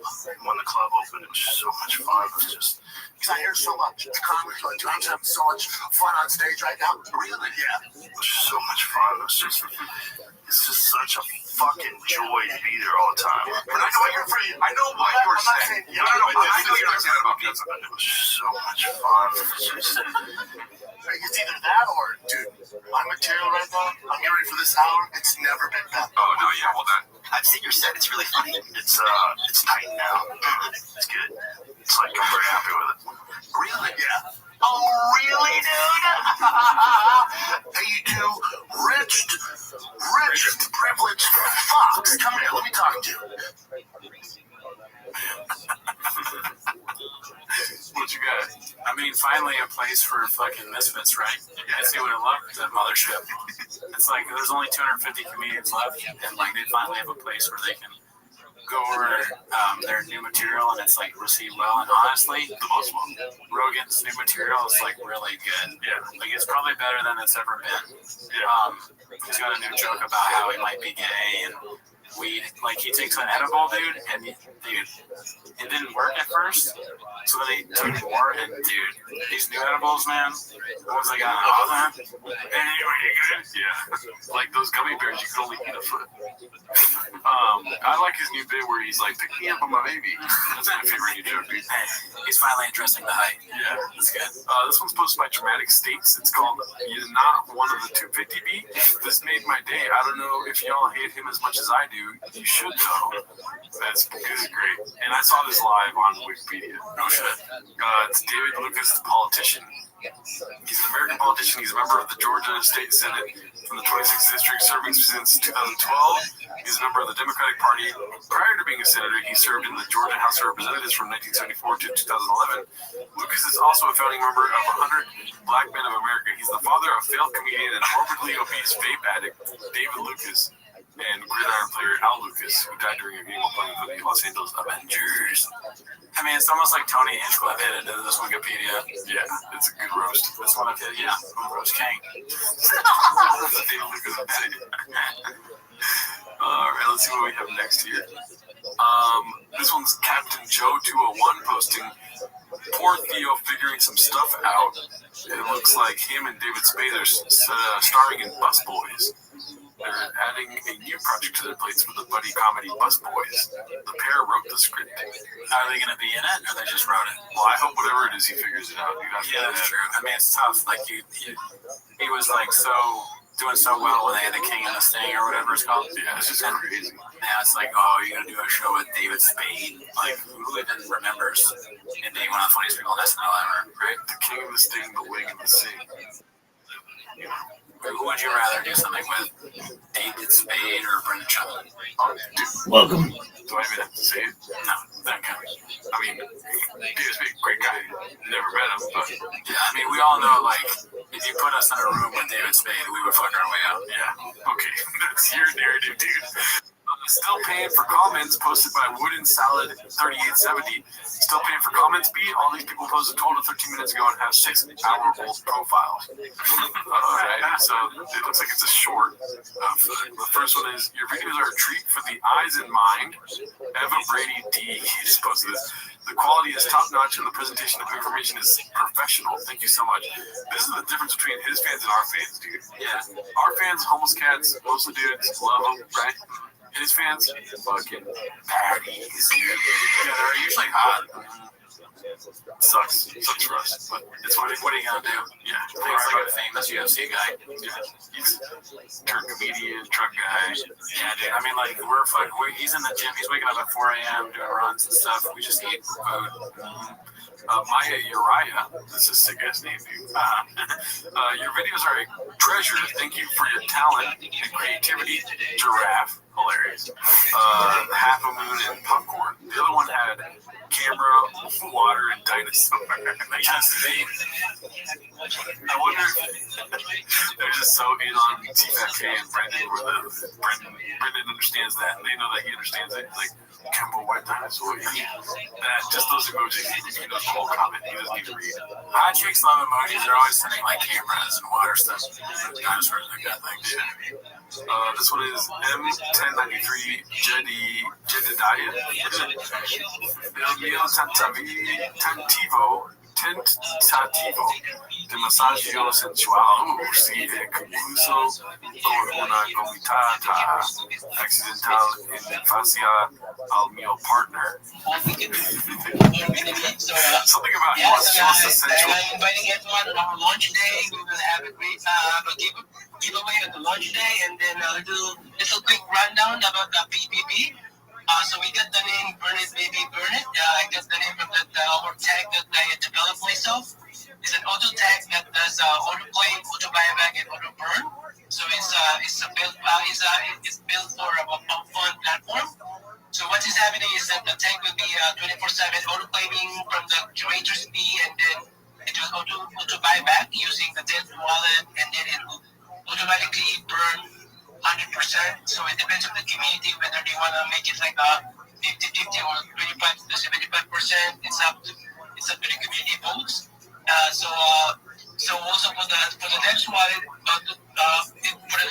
it will be using that one for the future development, such as maybe for the airdrops for the loyal holders, so people holding for and also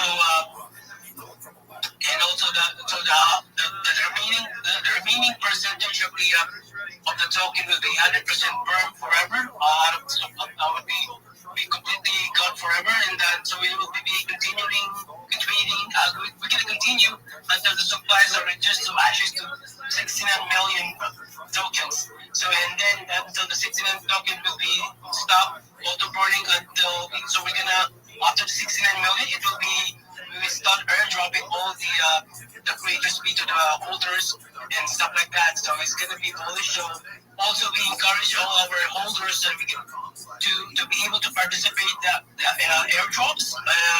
They must at least maximum hold at least 2% or less than that. So you'll be able to become part of the airdrops. So you're gonna be able to participate for the airdrops. So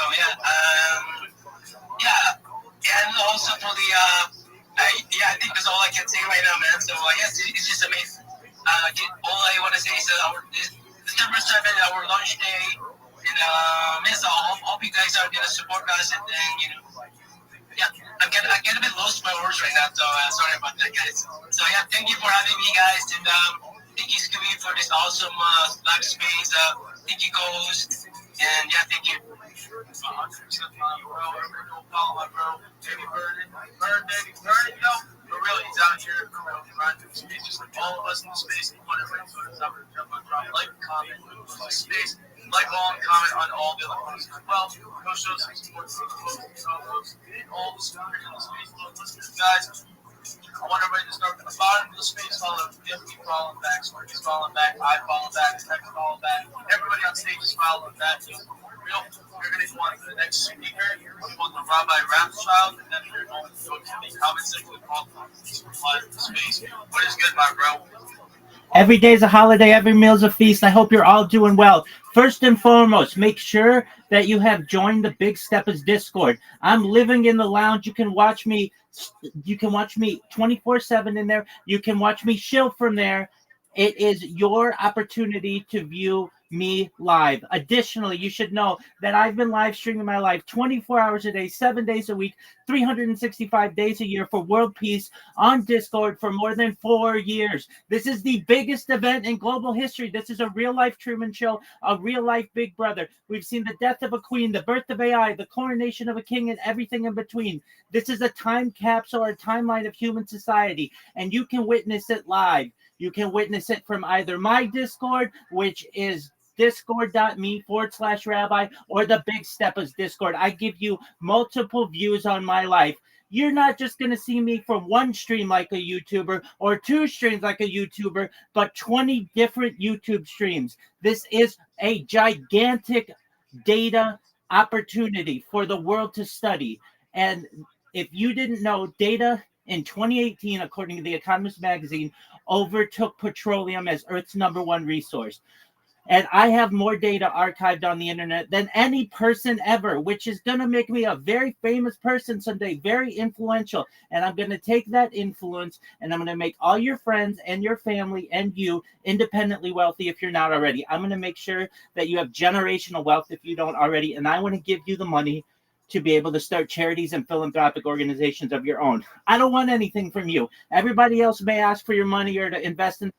I don't want that. All I want you to know is that I am here for world peace. I'm also here to help end world hunger through the use of technology such as agricultural drones, floating greenhouses, things like hydroponics, vertical farming, cloud seeding.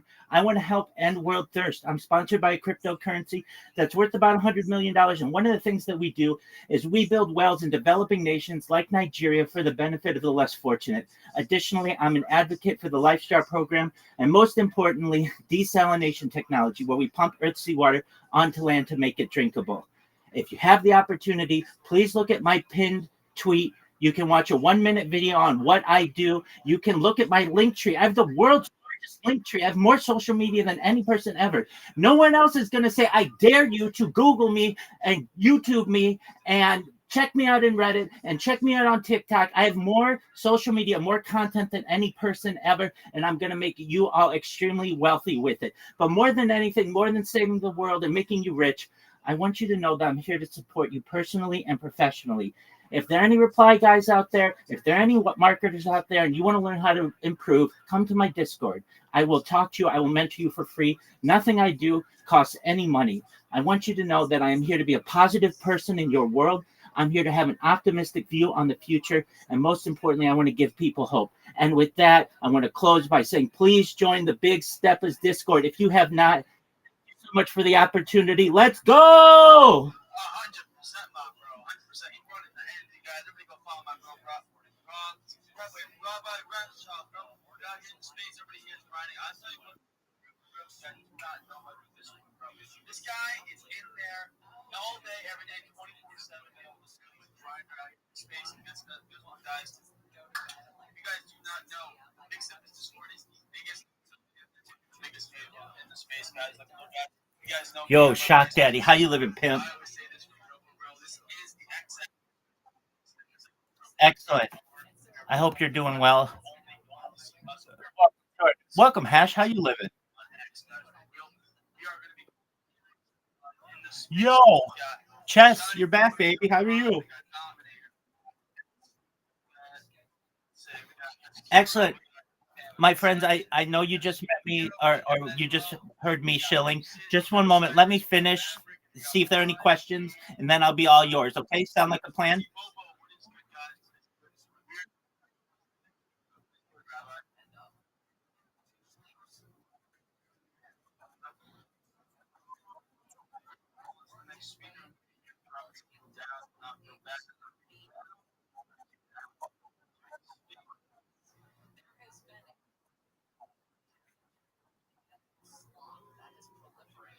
All right, friends, I'm all yours.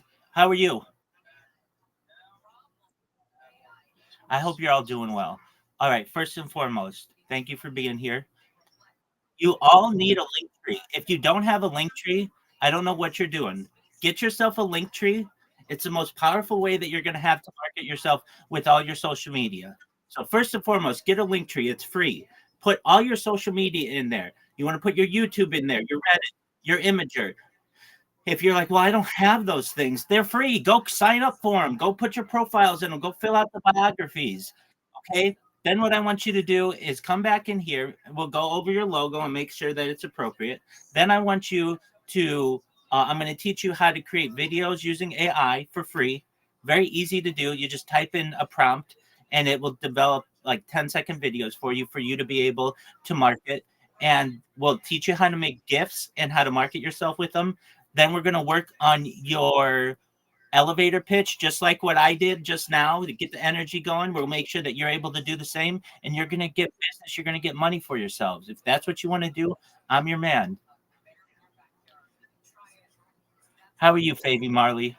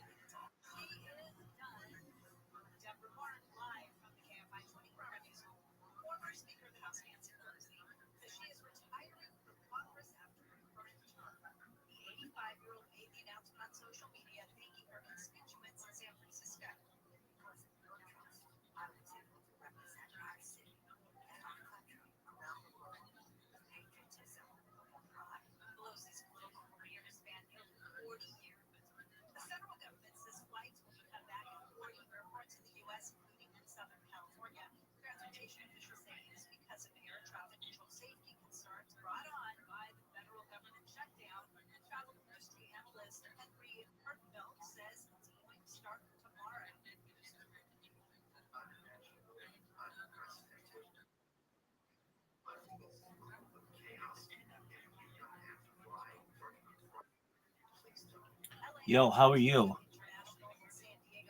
Hope you're doing well.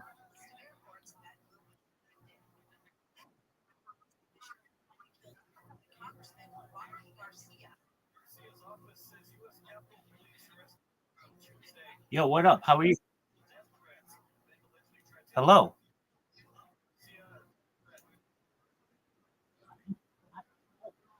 If Absolutely. I just sent you a message. I was literally just typing to you. So ignore my message. You found me. Okay. Okay. I just read your message. Okay. It's okay. If you can, that's great. If you can't, I understand. Hello. Pleasure to meet you.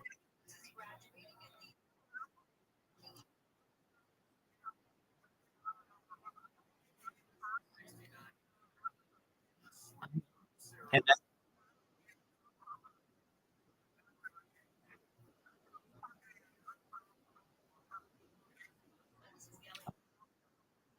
100%. Excellent.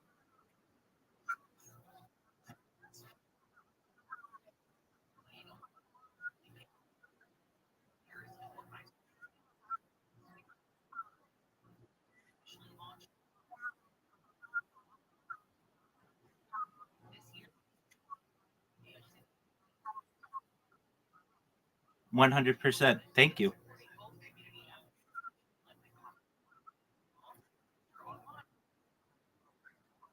Lovely to meet you as well. Every day's a holiday, every meal's a feast.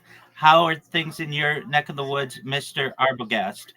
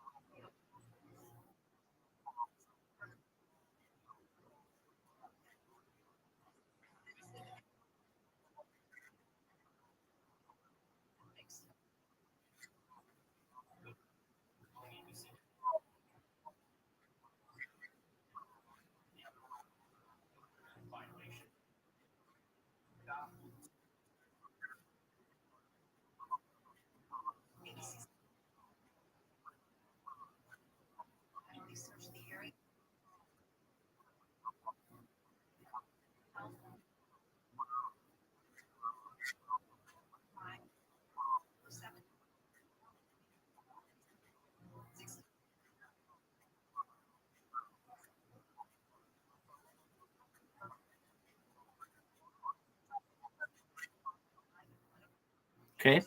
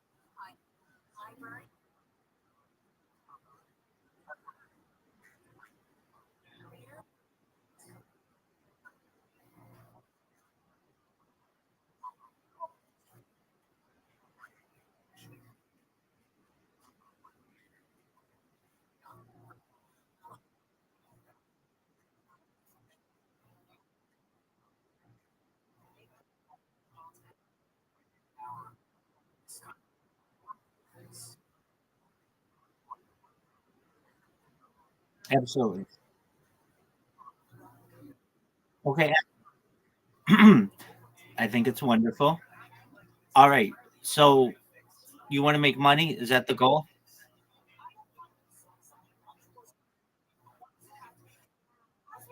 What is the goal? Okay.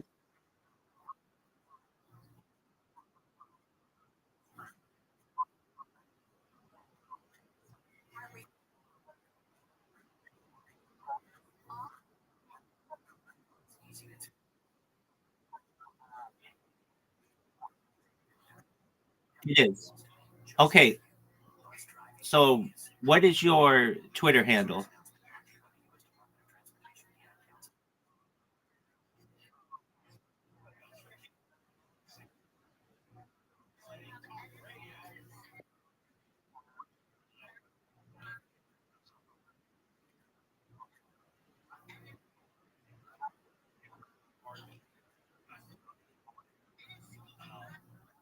Okay. And Dvisk Arbo. TheViskArbo.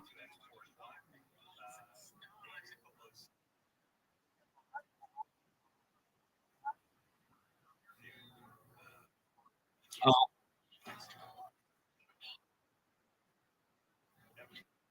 that's okay. Excellent. Okay, I'm following you. Okay, here's the thing. You, in my opinion, could market yourself better as the crypto mathematician. You could be an expert in math and crypto. Right now, Visk Arbo, nobody knows what that means. But what you could do is in the title of it, I mean, you could either create a new Twitter, which you don't need to do, but it's not like this is like a giant one anyway. If I were you, I would market myself as the crypto mathematician. You're passionate about math. It shows. I hear how you speak about it. And there are people within cryptocurrency who are going to want you, who are going to want to ally with you. So let's say I was Viscarbo. This is what I would do. I would keep my Viscarbo account. That one's cool. I would get at math Web3 or something that is a username that's Web3 and math, something crypto mathematician. It can only be 15 letters. Okay, but let's say we get that. Then what I'm going to do if I were you is I'm going to create a link tree and I'm going to create social media and market myself as the crypto mathematician. And I'm going to have a YouTube account and a Reddit account and an Imager account and a Snapchat account and a Facebook account and an Instagram account. You're just going to get all of those so that you have them. Then what I'm going to do if I were you is I'm going to you already know how to use AI quite well, but I would market myself with Sora. Do you know what Sora is? Okay, so basically, Sora is a subsidiary app of OpenAI, which is ChatGPT, and it allows you to take a prompt and make a 10-second video. And so I would make several 10-second videos of myself talking to Web3 teams, and it will create it for you within about 3 minutes or so. And then I would post that on my social media so that people know who to go to and they have a visual way of seeing this and an audio way of seeing this. And very quickly, you're going to be the guru of mathematics in the Web3 environment. Then what I'm going to do, if I were you, is I'm going to be in these Twitter spaces, specifically the shill ones. And this is what I would say if I were you. Uh, my name is the crypto mathematician, and I am your first source of opportunity to make more money than you could ever imagine in cryptocurrency. I have a mathematics background. I speak in mathematics. I am essentially an expert in all aspects of math, and you want to ally with me. Not only do you want to ally with me, but you can see my social media. It's linktree.com/crypto mathematician. I want you to know that I'm here for all your math and crypto needs. I want you to know that not only can you connect with me, but I can work on projects for you. If you're looking to launch a coin and you need somebody to make sure it aligns mathematically, I'm your man. Additionally, I'm going to be in these discussions every single day. You're going to get to know me, and I'm an influencer in not just the crypto world, but the mathematics world. You may get a lot of people on here who market themselves as Web3 marketers, and that's great. But none of them have as much of a mathematics background as I do. When people hear that you're a mathematician, they're going to send you a follow. They're going to hit your DMs up and they're going to say, crypto mathematician, I've got this project. I'd like you to take a look at it. Or we're looking for smart individuals to be on our team, join our Discord, or join our Telegram. Do you have a crypto wallet? Okay, you do. Okay, so that's the first step. You need a crypto wallet because people need to be able to pay you and give you money. Do you know how to get a crypto wallet?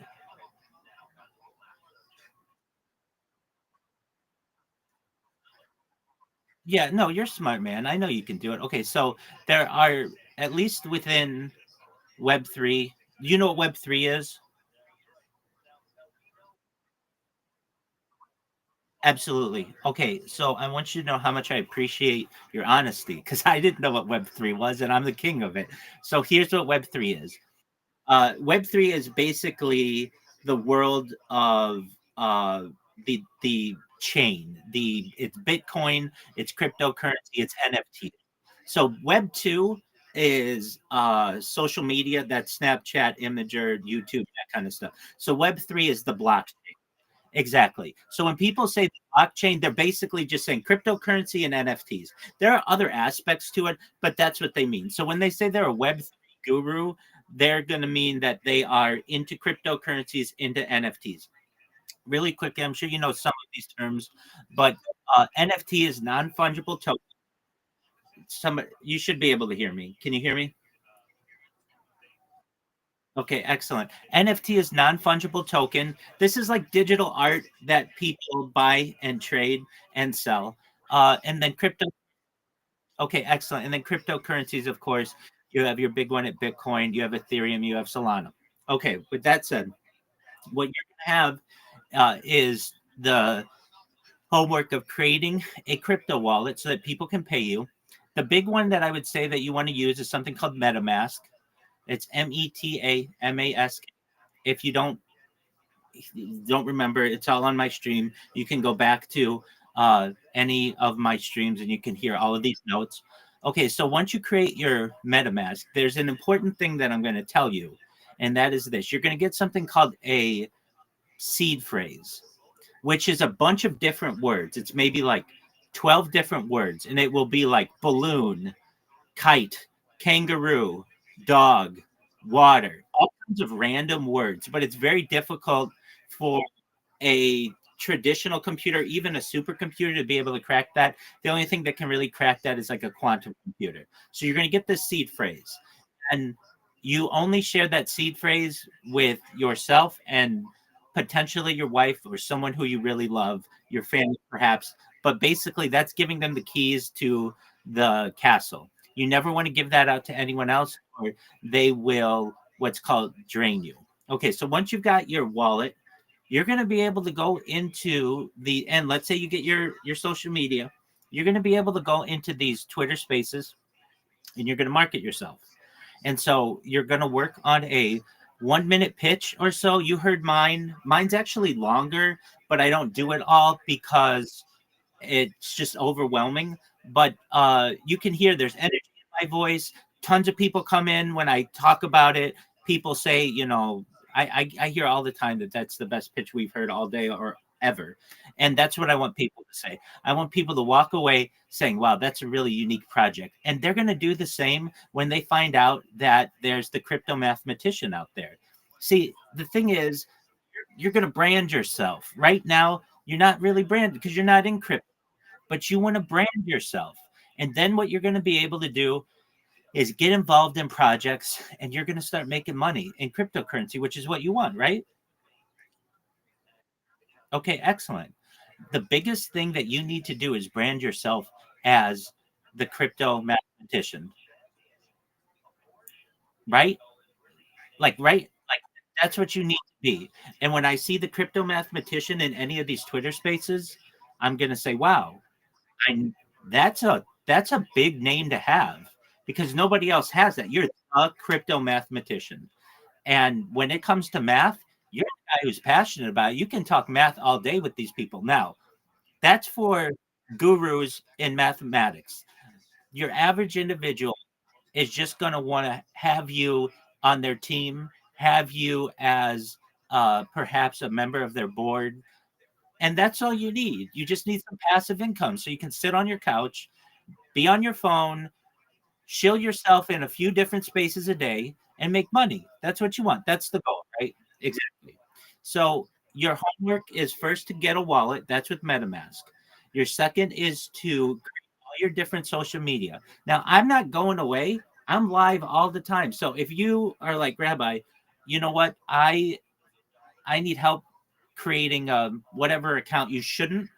Everything that I say is free. I don't want any money from anybody. So I don't want you to think like, oh, being friends with Rabbi. It's completely free. I'm here to help you, and I want you to be really successful. And I want your wife to be really successful. She loves you a lot because she put you in touch with me.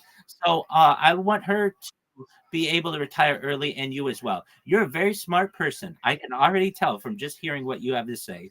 And we want to put your knowledge to work. And we want other people to know that you're out there. But nobody knows you're out there right now. So what do? You create a MetaMask. That's the first thing you're going to do. You get that seed phrase, you're going to write it down.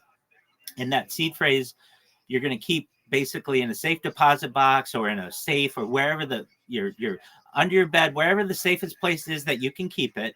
And then eventually when you get some money on it, there are other ways that you can preserve that. But it's really important. And you never want to give that to anybody. Okay, with that being said, then you're going to create your link tree and all your social media. And I want you to come up with a really good logo for yourself. What's your logo going to be? In my opinion, it should resemble you, but it should look like a mathematician, which you do. And this is what I think is the best way to do it. It's about impressions. I like circular logos. They're appealing to the eye. The top part of the logo will say the crypto mathematician. The bottom part of the logo, like the bottom part of the circle, will say linktree.com / whatever your username is for math, crypto. And here's why. When I see your logo, it's going to tell me something. It's going to tell me what your username is. That's going to be reinforced. I'm going to start seeing you a lot and be like, oh, I like this guy. I like when he talks. He's smart. I'm going to follow him. And then also, if I need your social media, it's linktree.com / whatever. And I get boom, boom, boom, boom, boom, all your social media. It's going to be wonderful.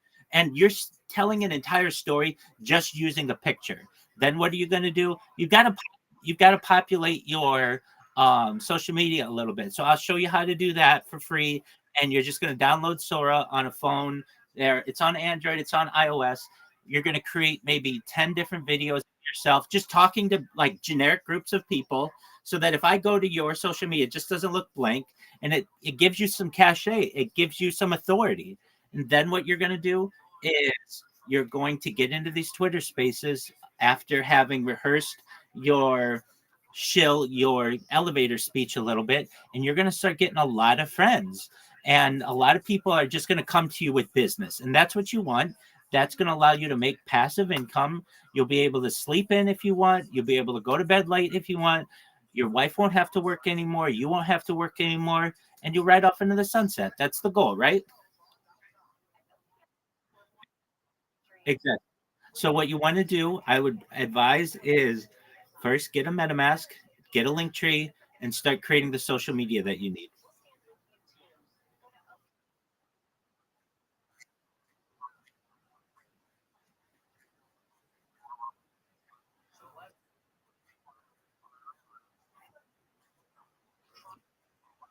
Absolutely. Does your wife know the plan?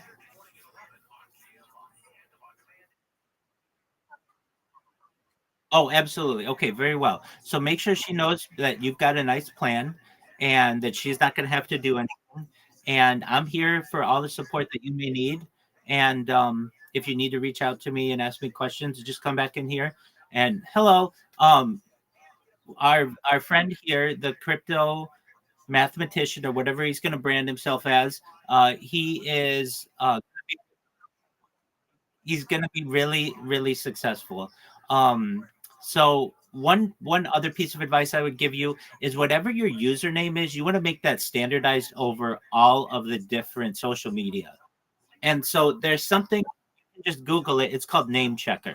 And what you do, instead of having to create all the different social media and hope that it exists under your spelling, it'll check them all at once for you to see what's available, and it's a much simpler tool. So I believe it's NAMECHEKR, no E, so Name Checker. But you can just Google that, and then when you're shilling yourself or you're giving your elevator pitch, people are going to hear you, and you're going to be able to say it. Then you can find all of my social media at linktree.com/crypto mathematician. And also, if you want to just follow me, I'm at Crypto Mathematician on all the social media. You can Google me and YouTube me. You can find all of my stuff. I'm here for you. And we'll get you, you're going to get a community. You're going to get other mathematicians who want to connect with you. And, but the big thing is going to be projects that are going to want mathematicians on their team. So you should be excited to work.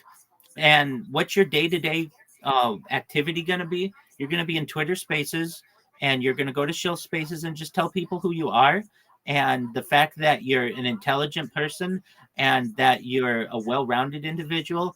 You're going to have such an advantage on all of these other people, influencers, marketers, because you can talk the talk and walk the walk.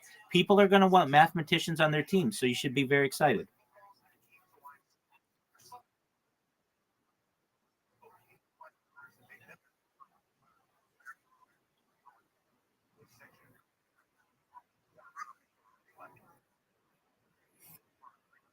That's true. Math always equals money, though, under the right circumstances. So you could do it in many different ways. Math is a valuable resource in everything that we do. But am in agreement with you. Crypto is a great way for you to be able to utilize your math education and be very successful with it. And at the end of the day, all we want to be doing is adding to your wallet. And I'm sure you can do some simple addition, right? Excellent. Well, that's what we want. Okay, with that, the list of what you want to do, I won't go through all of it. It's create a MetaMask. That's the first thing. And the second thing is create a link tree and get all your different social media connected to it. What I'm going to do is I help projects for free. This isn't like you part of my program or anything like that. Just people who hear what I do and know that I've been successful. I'm going to send you an example link tree, which is what you want your link tree to look like. And the reason why is it has all of the different social media links that you're going to want, everything from YouTube to um, Flickr, Pinterest. Now, you may say, well, I didn't really think that Pinterest is a big Web3 resource. It isn't.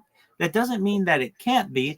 But on the other, a main aspect of this is you don't want somebody to impersonate you and be like, hey, I'm the math, I'm the crypto mathematician. Send me your wallet. You don't want people to be able to do that. So you're basically beating them to the punch. Too often, what happens is somebody gets content with just being whatever they are on Twitter, and then somebody gets that name on YouTube and they have to pay for it in order to get that. You don't want that to happen to you. So, what I'm doing is sending you a project that I helped, and I put together their link tree, and to give you an idea of um, what we're looking for when it comes to social media. It's going to be Just one moment. I'm going to pull it up. Honey Badger. Okay, so you're going to be wanting to create a. If you don't have a personal website, that's okay. We can help you with that. Don't worry about that right now. You're going to want to have a Gmail somewhere that, like, whatever your, I keep saying the crypto mathematician, that's not going to be available to you. So we're going to want to figure something out. Keep in mind, we can get creative and change let's say, in the word mathematician, we can change like an O or something, to a zero or something like that. Okay, so you're going to want a Telegram. Telegram's a huge one. If you don't have a Telegram, aside from Twitter, Telegram's the biggest place for crypto. YouTube, you may say like, well, what videos am I going to put up? Just these generic YouTube videos. They're going to help your SEO, your search engine optimization. So when somebody types crypto mathematician, you're going to be at the top. That's really important. Instagram, TikTok, you've got the Twitter, but I would just create a new one. Not that yours isn't good, but it's not hard, and then everything will be aligned. Exactly. You're going to want to create a Kick, a Rumble, a Threads, a Pinterest, a Tumblr, a Twitch, a Reddit, an Imager, an Odyssey, and a Snapchat. And again, you may not use all of them right off the bat, but you don't want someone interpreting you and impersonating you. And then you have a really nice social media net with which to cast. And you're going to have a lot of different channels for people to be able to connect with you, to be able to invite you into their projects. That's what you want to do. And if you're able to do that over the course of the next, like over the weekend or so, or even sooner if you can, then by early next week, you will have an opportunity to start your elevator pitch and going into these spaces. Have you ever spoken in an elevator pitch? Or have you ever, pardon me, have you ever spoken in a Twitter space?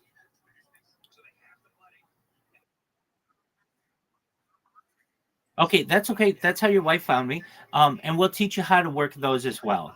Now, there's the option to join as a guest, which is how you're going to start. But once you start getting a following, we're going to have you start hosting spaces, and it's not hard. You just sit there with your phone and talk with people, just like we're doing right now.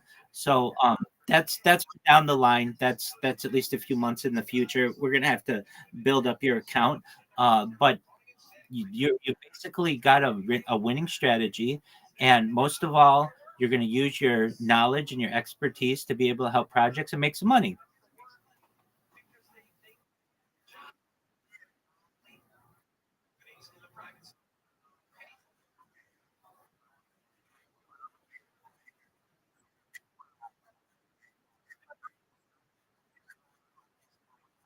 100%. Okay, you've got a strategy. I sent you that link tree to your Discord. So if you check your DMs, you'll see what one looks like that you want yours to reflect. We'll work on your branding after you create the link tree. And then from there, we're going to get you some content for your social media. And your goal should be to have all this done by Monday morning, and you're at least listening to spaces on Monday, and we'll start you in on those initial conversations. We'll teach you how to join a Twitter space and how to talk in one. And I'll tell you this: the cryptocurrency world is very forgiving and very welcoming for the most part. So you can literally say, "This is my first day on Twitter Spaces. I'm still just learning things, but I wanted to introduce myself. I'm the crypto mathematician. I want you to know that I'm an expert in mathematics and my knowledge in Web3 is growing. I'd like to network with you in any way possible. If you have projects that have any type of math involved, which they all should, please connect with me. I'd love to have discussions with you. I'd love to increase the depth of my network. And if you have any questions or I can help you in any way, my DMs are open." And then they're going to move on to the next person, and you're going to do that for a few hours a day, and you can sit on your couch and do that, and you can watch television at the same time, and it's a really nice way to live. Okay, all right, my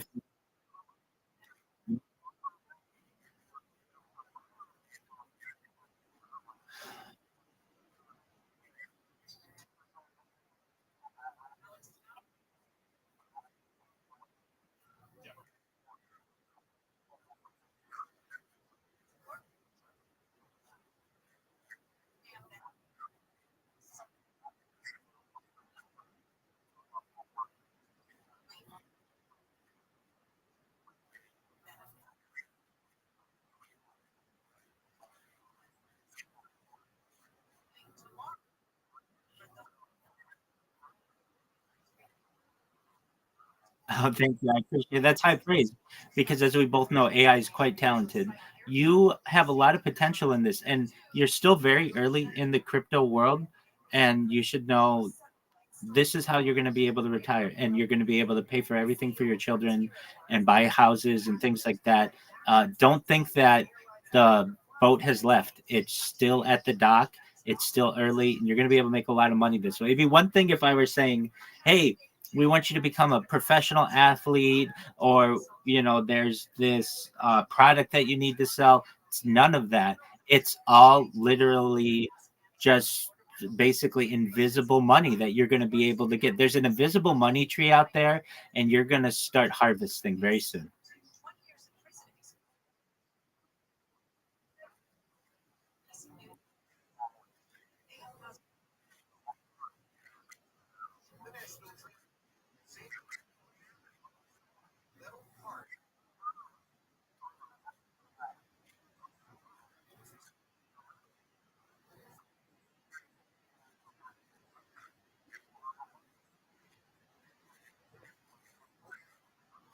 That's exactly right.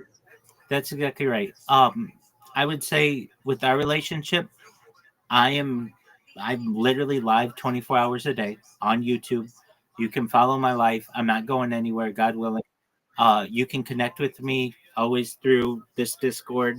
I have some connections. Once you get established, I'll introduce you to some people. We'll get you into some other communities where they're gonna really like you.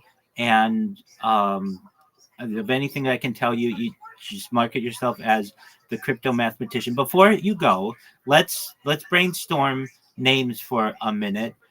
You don't want anything mathematics oriented that is too vague. Really, it's got to be simple. So, I think, um, I think the term mathematician isn't used that often anymore, unless you are really good at math, and you are really good at math. So I think that that's what you want to go with.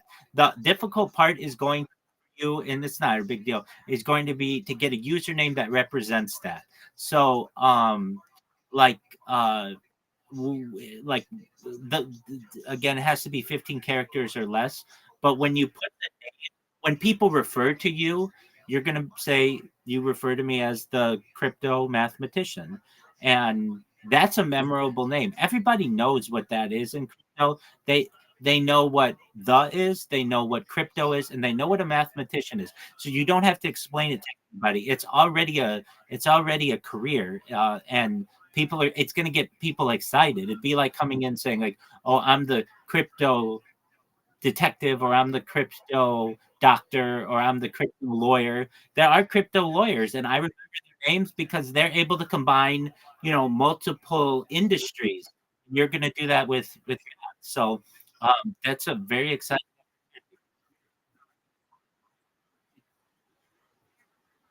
Go ahead. I like it. That's a very good one.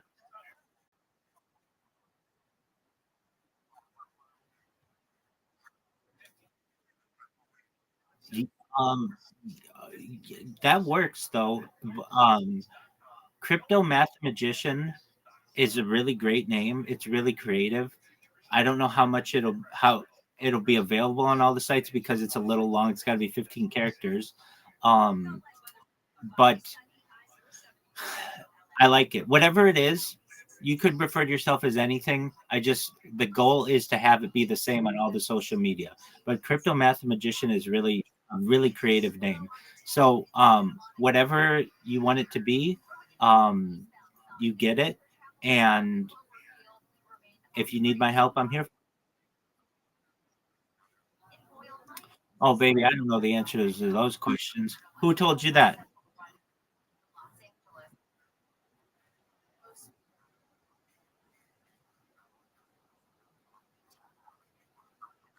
Okay, I mean, and that's a nice story, and I like that you want to talk about that. But at least for right now, I'm talking to my friend about cryptocurrency. But I'd love to be able to speak to you about that in a little bit, so we can have that discussion.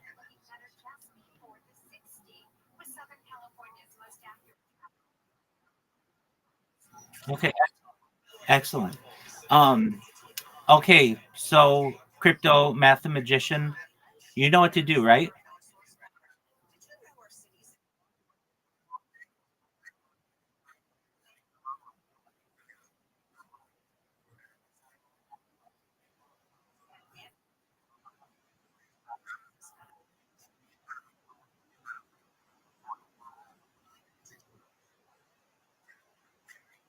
100%. That's extremely important, and we'll get that for you.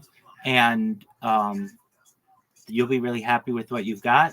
It'll be really identifiable, and then you're going to start your elevator pitch hopefully as early as Monday morning.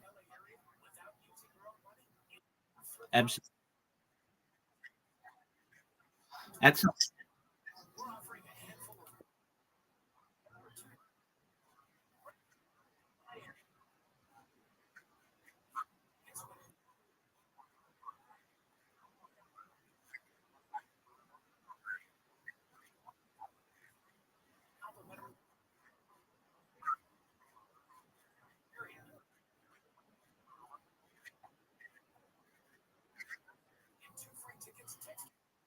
Wonderful.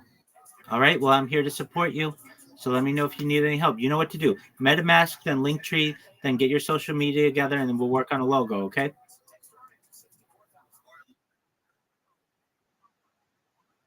My pleasure. Thank you so much. Take care and say hello. Well, thank your wife on my behalf for introducing us, but also thank your wife for just connecting us.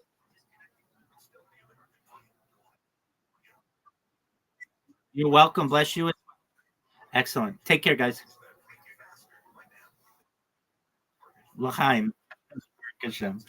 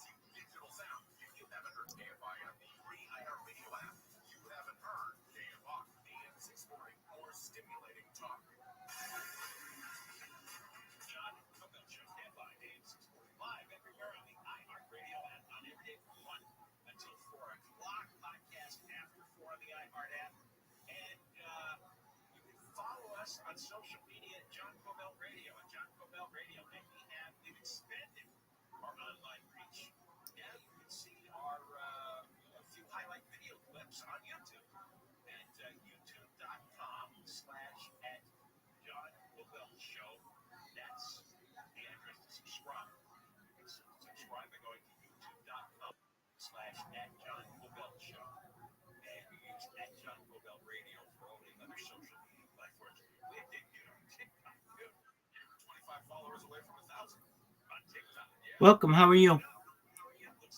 What up, Hilly?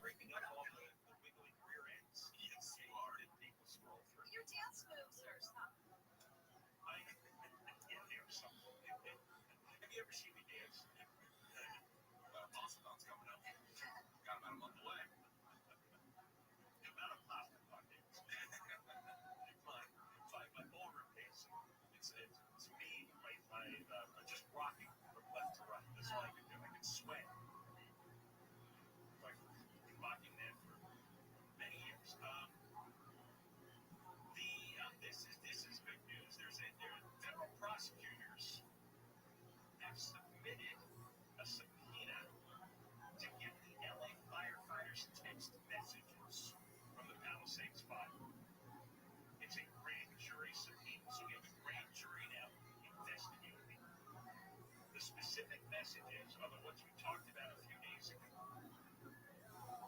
January 1st, New Year's Day fire in Palestine. Blocking the fire. January 2nd, by then it was put out, except it wasn't put out. It was a major hotspot. The ground was smoldering, wisps of smoke in the air. Tree stumps were hot. Rocks were hot to the touch. It needed a lot more treatment from the fire department. But the battalion chief, Mario Garcia, told the firefighters, "We're going home. We're done here." And the firefighters protested, saying, "No, we really want to stay, Mr. Battalion Chief." And there was a flurry of text messages, which nobody knew about publicly until a few days ago when the LA Times published some of the text messages. Here's, if you haven't heard the story, this crew is mopping up the block with fire the next day, and they warned Mario Garcia that we want to smolder in here. In one text message. Whoa, I just got a lot of fucking followers.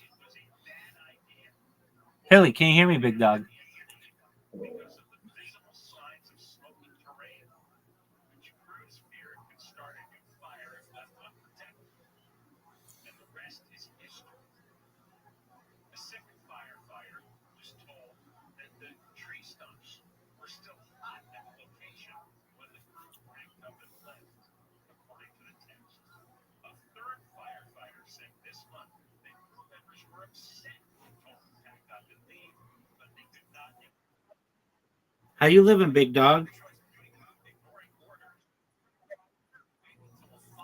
Absolutely. Did you complete your link tree?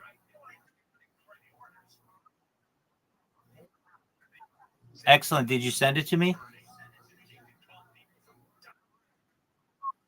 All right, you do it right away. Emmanuel, how you living, big dog?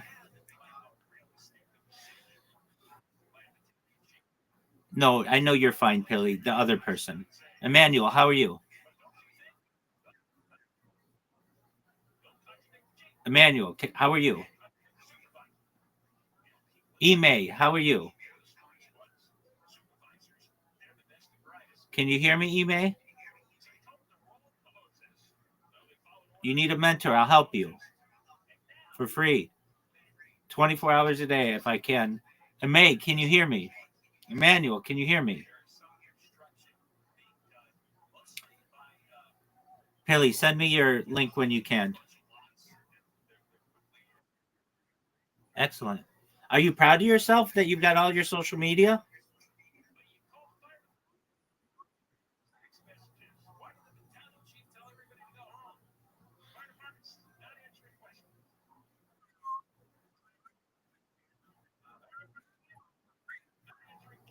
Can you repeat? How do I make money? Oh, I've launched apps on the App Store and Google Play that have allowed me some financial independence.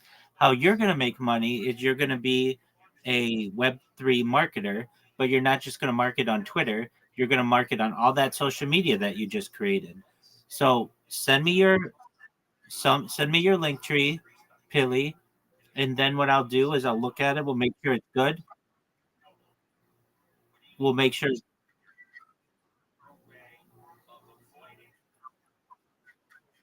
My pleasure, big dog. Okay.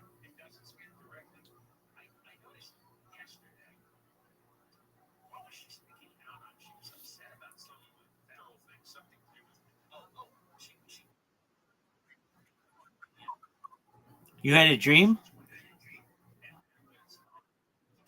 Okay, good. You know what the difference? It's beautiful. Do you know what the difference between a dream and a goal is? What's the okay, yeah, that's true. But the difference in some ways between a dream and a goal is a plan. Meaning a dream is just something that you might accomplish someday. A goal is a dream with a plan. Does that make sense?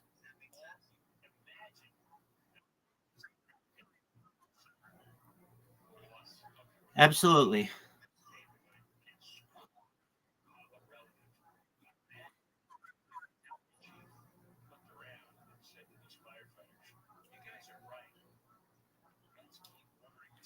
Okay. Pilly, you're sending me the link, right?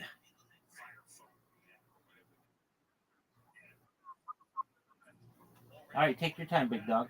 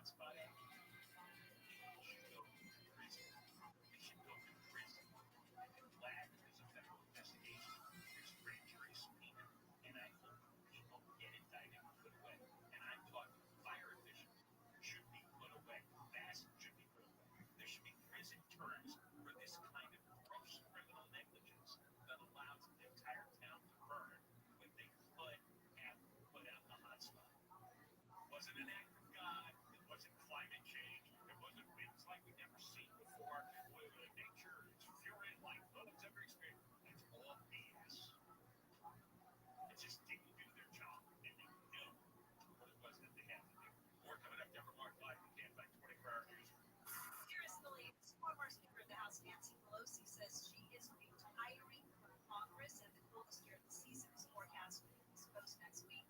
We'll have more at the top of the hour. We're going to go to the 101 next. If you're looking to sell your home, you call Seller's Advantage. You're going to get cash offer, no need for repairs. Seller's Advantage, there's no real estate agents, no closing days, and they got the cash. And they might even offer a $10,000 advance to help book. Go read the reviews online. Call for no obligation offer. 888-321-AS-IS, 888-321-AS-IS, 888-321-2747, sellersadvantage.com, DR number 01961658. Southland weather's KFI sunny, high 60s and 70s. This report brought to you by King's Hawaiian Gliders. The traffic center is brought to you by your Toyota dealers. It's the Here and Now sales event at your Toyota dealer. Don't wait to grab a great deal on a new Toyota. We make it easy and slow on the 101 in Sherman Oaks. Looking at the southbound side, and that's where the drive becomes crowded at Whitman, taking you ahead to the 170, 134 split. We're slowing in Hollywood on that 101 southbound from just about Santa Monica Boulevard as you continue into downtown Los Angeles. Also, I have reports of a wreck on that South 101 coming up on Normandy. They're clearing these guys out of lanes. The 5 southbound slowing down in Griffith Park from the 134, heavy all the way to the 605, and the drive on the 55 freeway in Irvine delays northbound leaving the 405, and there's a work zone coming right up on, looks like Dyer Road. They're clearing that, or you've got Caltrans crews on the scene, and that's what's causing that. The 7 California most accurate traffic reports. I'm Angel Martinez.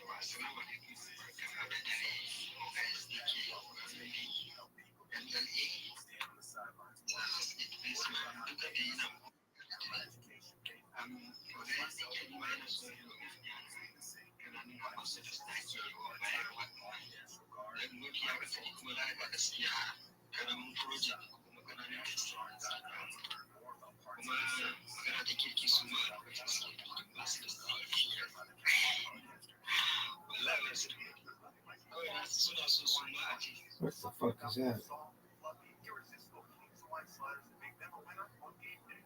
Pick some up this weekend today for your deli section of your grocery store. King's Hawaiian, there's nothing like it. This report is sponsored by That's because of the streaming part, I suppose, because like the rest is pretty much the same. I mean, there are some differences, but yeah, it's the rating is from why this report gets sort of nice and codes, funny deals on traffic, but we feel that if we could have released the we think we might have been out, things like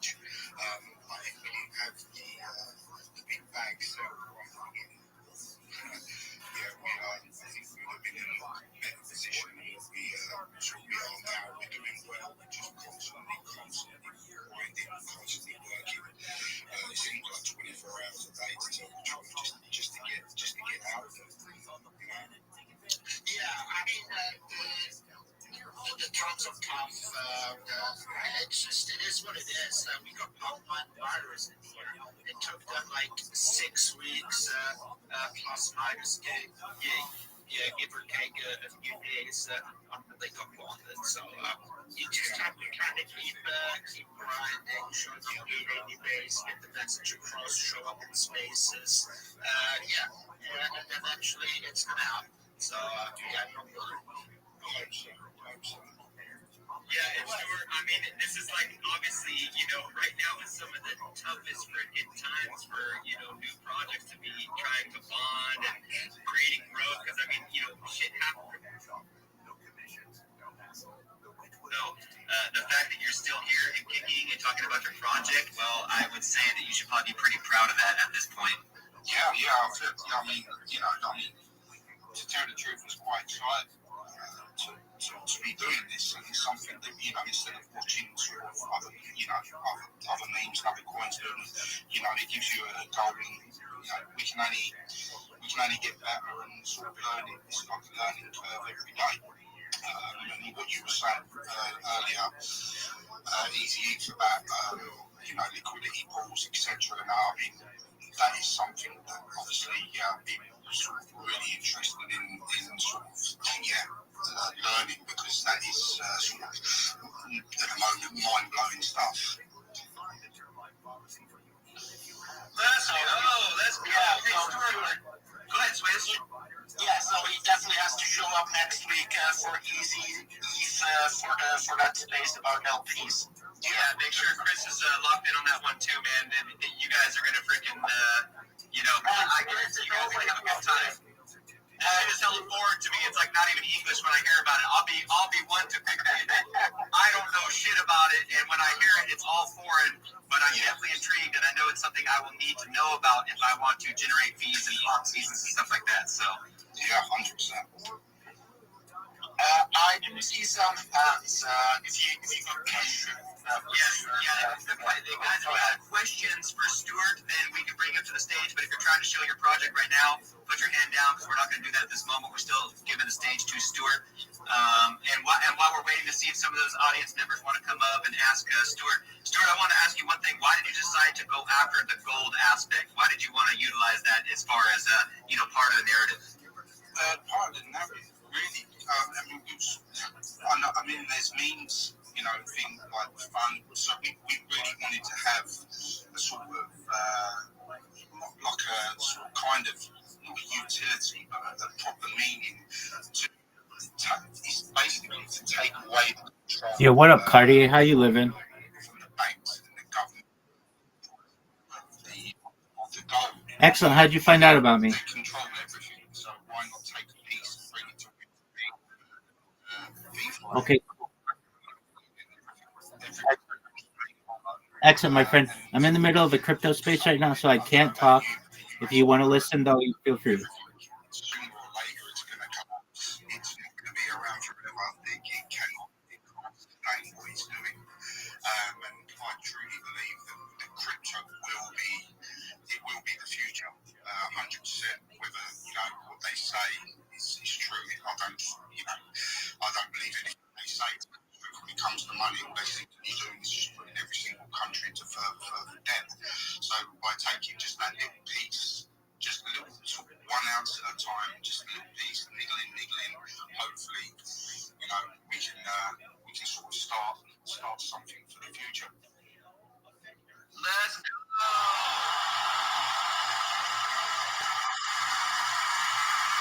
Easy E, you got a question? Go ahead, brother. Yeah, I was just going to chime in a little bit. Stuart had talked about the pretty exciting things, and there's definitely lots of potential for it. And I'm happy to kind of chat offline about what I'm doing. But the one thing I caution is that having these external liquidity pools does have a buffering effect on your charts. So if you're not bonded yet, first of all, it very efficiently, and second of all, it will hold down your price if the market goes against you, right? So it's great for volume, and it does have a lot of good applications, and especially Bonk. I can't remember who Bonk does revenue creator reports, right? I think they do. Yeah. Yo, what's up, Legendary? It would be good in that sense at some point to look at, but I wouldn't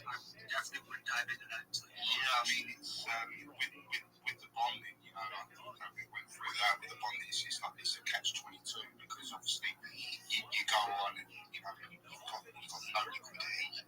You sort of class as a high risk, sort of investment. But once we are bonded, which we will be, I can guarantee that.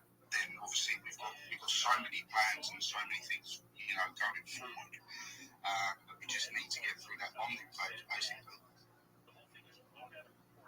Yeah, I feel you, brother. I feel that pain, definitely.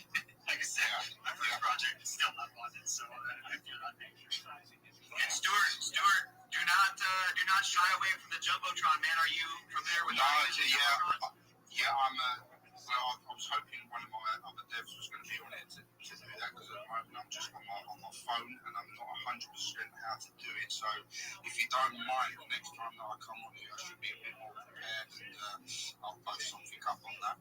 I can school you real quick while you're the speaker. If you haven't got a post on your own profile, just go to your own profile real quick and then click the link to your pinned post or whatever your favorite post is that you've created recently. And then when you press that link to do it, it'll say, basically it'll open up a little thing that says Block Talk, and you can just click on that and it should throw it in the jumbotron. So you can pretty much go to any tweet upright. You see this kind of arrow, share, and then share to space. And if you did it in the comments section also, you can just do it right from the comments section underneath the Block Talk post. I posted at Web3 thing. We see it up there. Let's go. Good job, brother. Let's go. We got it, yeah? Yeah, we got it. Fantastic. So, if there is anyone in here who has a question for Stuart and he's talking, please let us know. It's now pretty much time to do so. Otherwise, we move on to the 60-second chill. And I don't see any requests. Me neither. Stuart, you get to have fun with this, man. Just start it anytime you're ready, and I will get the clock started. So anytime you're ready, fire it off. Okay, so we're Free Gold. We represent vision to bring gold's value and narrative from traditional finance to decentralized. We're a major sort of community-driven coin. We just got to flip that 1 ounce of gold. As I say, we've got a low fixed supply of 75 million. We're on the Solana, on fund. We're totally organic. We've done no promotions, nothing. Mascot is Sabara, which is a three-legged wolf. And basically, we just want to take away from the control from the governments and the banks and bring piece by piece to the future of crypto. So yeah, that's basically it, guys. Let's go. 10 seconds to spare.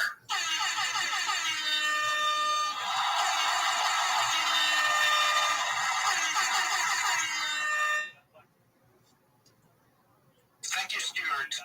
So, yeah, any time we run those spaces twice a week, every Monday at 11 PST, and Thursday that would be 2 p.m. PST. So, yeah, brilliant. No, thanks for having me on. Brilliant. Thanks so much for showing up, Stuart. And again, man, I know that you've been here since the very beginning of January. You are one of the OGs. So it's great to still see you in this space and doing your own thing as well, growing your brand, growing your project, growing other communities. Yeah, love to see it, Stuart. Thank you again so much, man. Thank you. Cheers. Thank you. So, Wes, who's next? I would say probably PMB guys, possibly. Yeah, and then Chris with Although Retire, followed by Droplet, if I remember correctly. And then we got Rabbi in here as well. Yep. You just popped in. You jumped from the line, Rabbi, so you're going to have to take a back seat for a moment and let these other guys get up in here. That's how we do it. So we got the P&B crew guys. Let me get about 15 seconds of music while we get the P&B guys up here.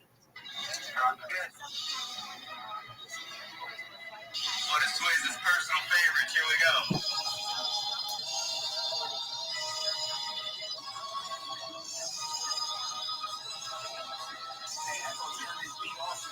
Let's go.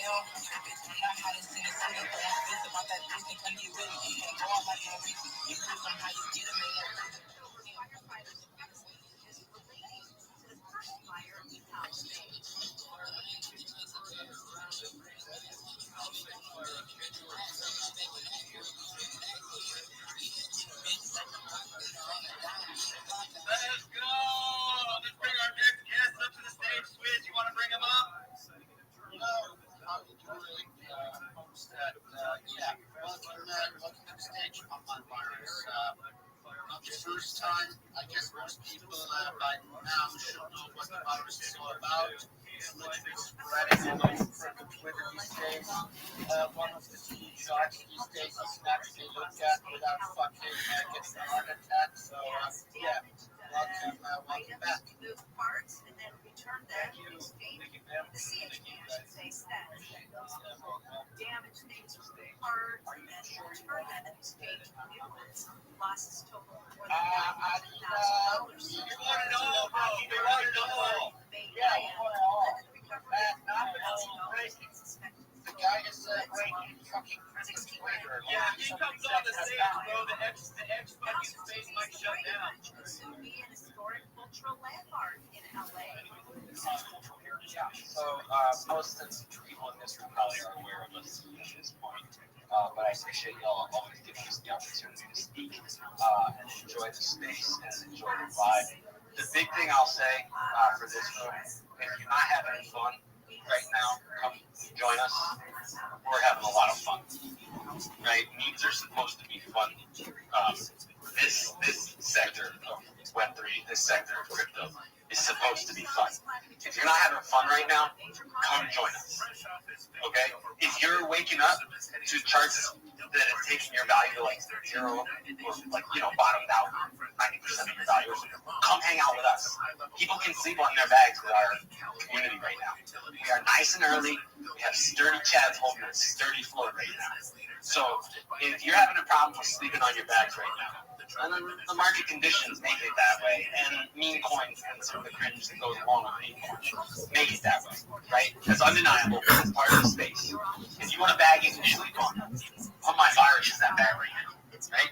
If you want a community that's having fun, if you want a meme that's having fun, Pump My Virus is that meme right now. If you like culture, we have culture.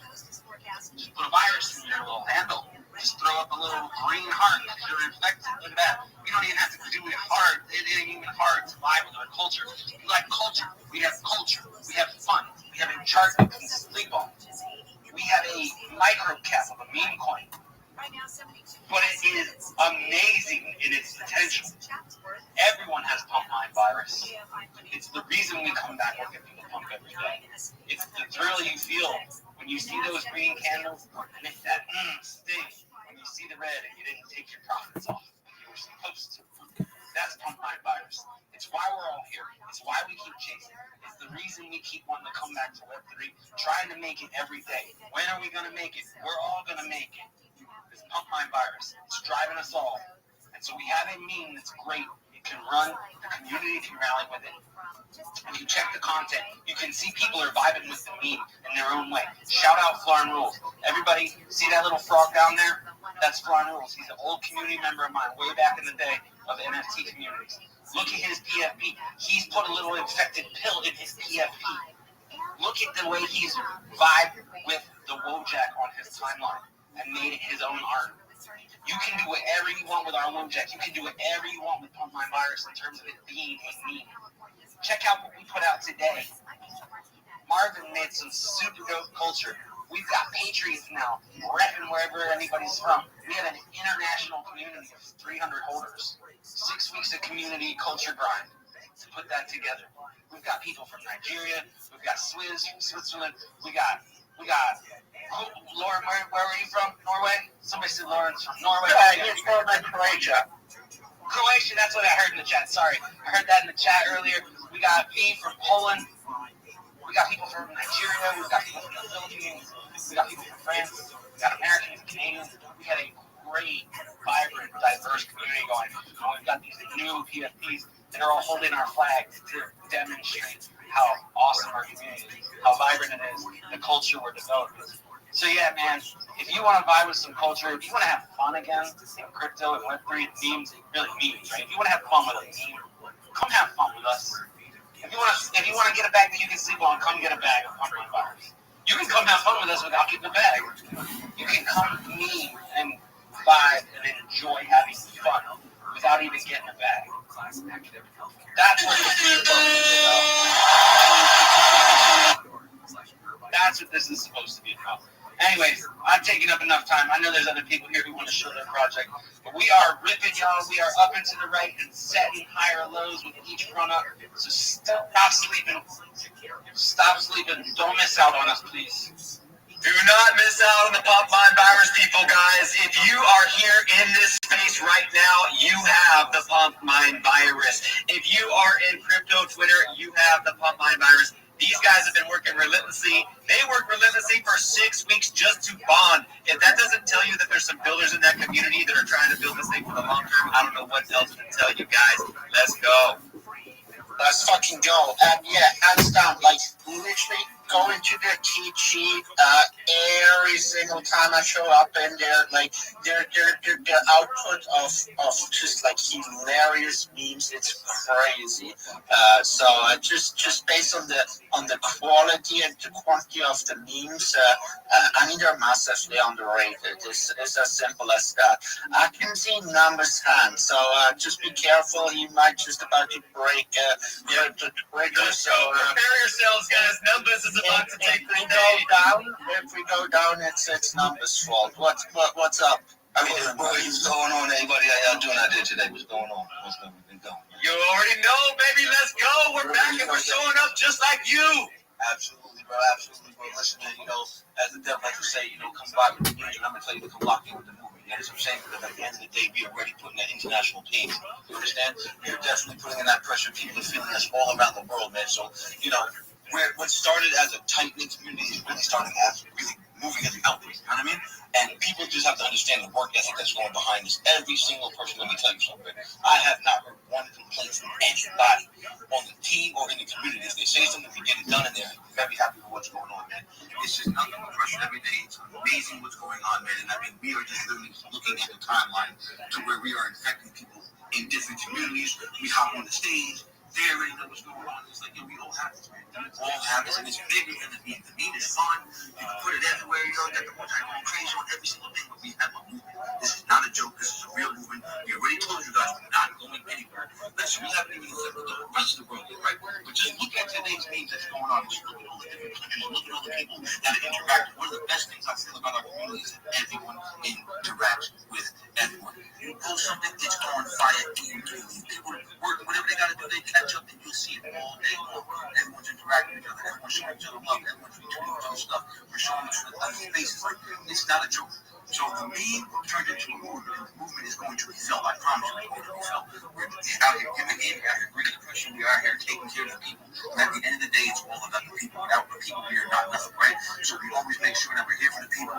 We always make sure that we're showing work ethic. We always make sure that we're involved. Anything that's going on, open transparency, right? So these are the kind of things that people need to bring back to crypto Twitter, man, and just understand and just vibe. Just come vibe. Like everyone says, you gotta vibe up and come vibe with us, because the vibe alone is gonna make you wanna be a part of this. Like, you can't miss out. Steady growth the whole time. The chart is a lot. I mean, we got Swizzy here, we got Wesley here, we got Robbie here, we got a lot of people here that invest themselves in us and understand that we're working every single day to make the best. One of my goals in this project, and I tell the devil that, is that we're going to have some of the biggest, strongest holders ever, right? I want to create a movement, like, you're not going to say millionaire, but I want to create the biggest flow where people are just up. Everybody's up, so we're all winning. If you come in the early entry enough, you understand what conviction is, you understand what support is, you understand how to build this. There's really not going to be too many losses out here. There's going to be people that come by the top, obviously. You're going to have those comebacks. I think a good majority of the community understands that there's strength in numbers, man, and you can see it. People have been holding the whole time.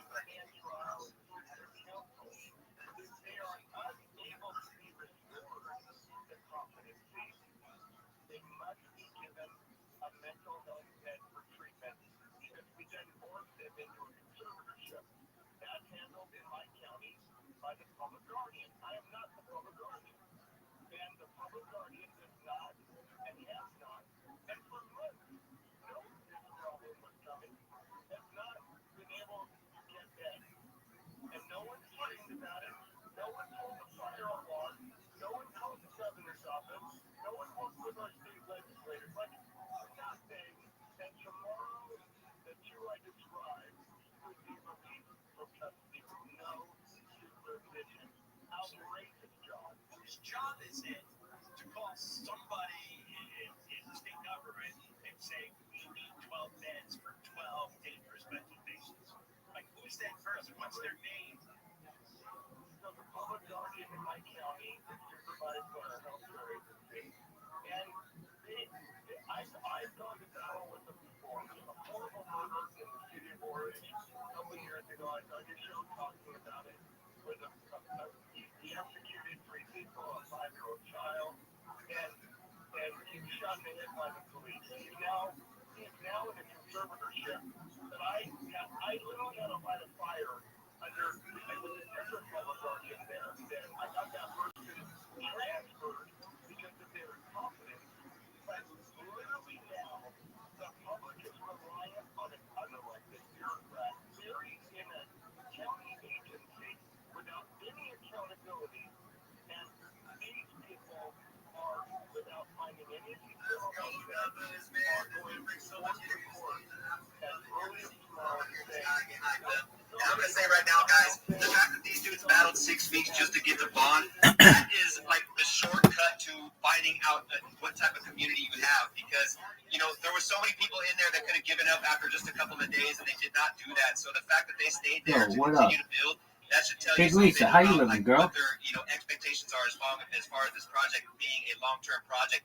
And not only that, we all know the community's number one, but I have to give hats off to the people that are creating the memes for PNB because, dude, these memes are off the fucking hook, man. They are, I mean, every day I open and I see some new shit, I am literally just dying, laughing, and mind blown at the thought process that somebody actually came up with that meme. So, dude, the team of people that you have creating the memes, the team of people you have that are representing the community, you have everything going on in my eyes.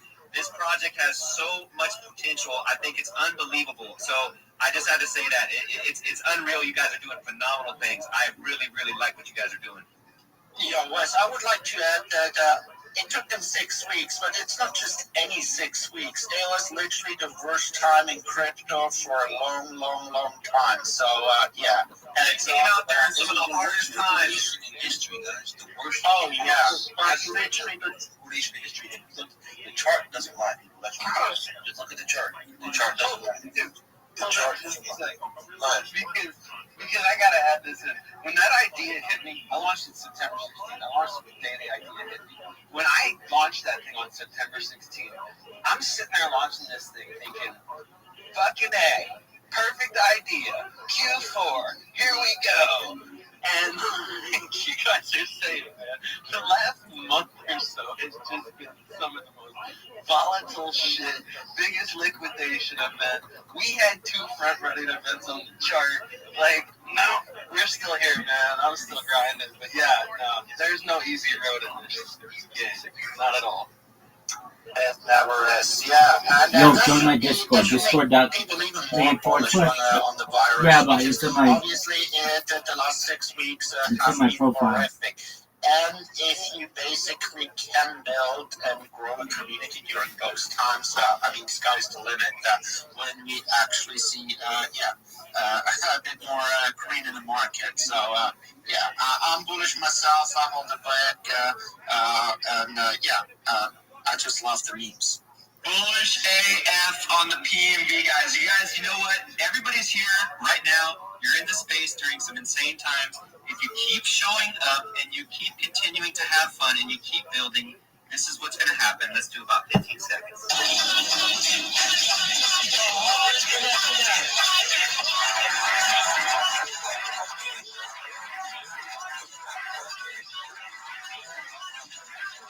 We're going to get that money, guys. Let's go. Do we have people in here who have questions either for Homestead from the death from frontline virus or Anonymous? Yeah, I do. I'm just wondering if I can get numbers to come up and speak about AWR for us next. Is that possible? Is that thing? Oh, we were talking to it, you know what I'm saying? Nah, you guys just be knowing. create a relatable narrative, right? So at the end of the day, why not? You guys are giving us a stage. We're locked in with you.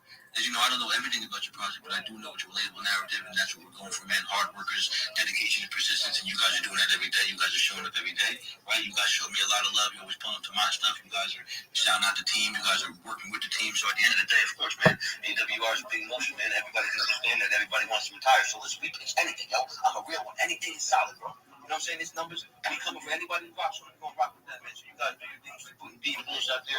Keep putting on for the community. Keep putting on for the normies, quote unquote, right? And let them understand what's going on in the game. And just making everybody feel comfortable, man. So say AWR to the world goes right after PMV. You already know how. Love it. Yeah. There's the 60-second spill too. There's no crying in the casino if you don't have the numbers. Yeah, right. And that's I see my guy Wanye in there, man. You guys are my guy Wanye in there. He's a good project, man. He's a super soldier, man. So I see him in here. He's definitely probably following what's going on. So if he can get a chance, I'm not sure his schedule, but definitely check out Wanye, man. He's a dope individual, man. He has a good project. So I'm not going to talk about that. But thank you for letting me have a little fun today, man. I appreciate you guys. And stay blessed. We'll be here to lock in. Thank you, numbers, and thank you, Homestead. Yeah. So, anything else, Wes? Did we just lose Wes? Yeah. Let me get him back onto the stage. There we go. Give me a second or two.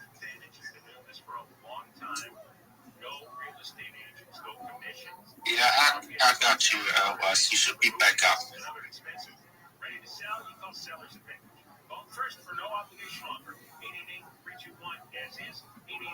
You with us, Wes? Chris, quickly,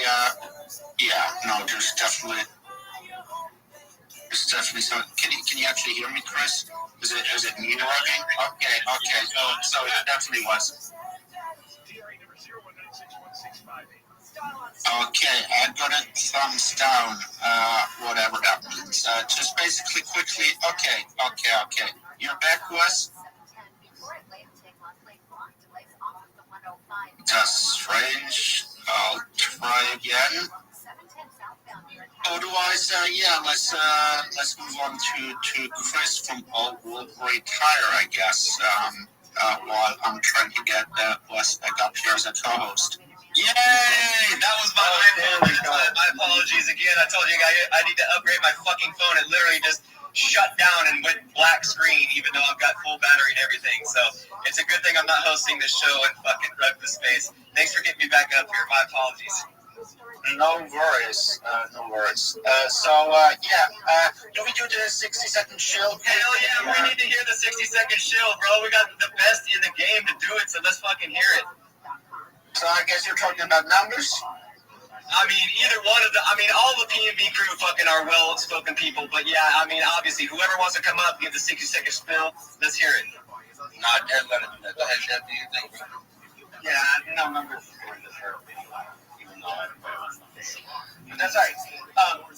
So I started with the 60-second show. If you're not having fun in meetings right now, this is the project itself. If you like culture and content, this is the project that's culture. If you really believe that organic runner is what the churches need, this is what we've created. The organic runner that the churches need. So, again, the community, 300 people, we're vibing, we're having so much fun. We've got great culture and content. And the holders are able to sleep on their bed. I'm a real dude. I've got a Docs channel. If you don't believe it, check out the Docs channel. I interact from that all the time. I'm a homesteader. I got 8 acres, 35 chickens. I was out there with the chickens in the earlier space today. Just come have fun. We created this project so people can have fun, and there could be some pure vibes and some pure meanings and some organic culture once again. Because that's what we all need. We need to know how to have fun and just, vibe together. Fuck it, let's meet together. Yeah, let's go. That's 55 seconds. Let's go. Yeah, thanks again, Paman Virus, Numbers, Homestead, the whole crew for showing up today. they're really incredibly hard workers. So you kind of got to respect that. And as Homestead just mentioned, man, really make sure you have fun in this space. Don't spend too much money on tokens so you can't bloody sleep overnight. Yeah, just it's about having fun. Just yeah. What else, Wes? Do we have Chris here? I think we do, man. I'm all pumped up, obviously. There we go. Let's go, Chris. Come on in, brother. Take the stage.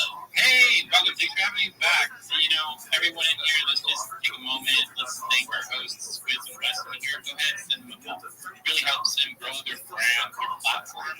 And in doing so, create space and opportunities for us to grow our own focus, our communities, get your voice clear. Also, please, take a moment. All these great projects in here, I might have come in late, so if I don't say your name, please go ahead and raise your hand so others can see you, but please follow All Retire, Easy E, Frontline Virus, we got Stewart with Blood. These little things that you can do right now really do compound and help us grow our communities. And it looks like I got bullets. Please follow them too. It really does help, and it really does help spread our message around crypto Twitter fast and attract more people. And me too. Interesting, hey,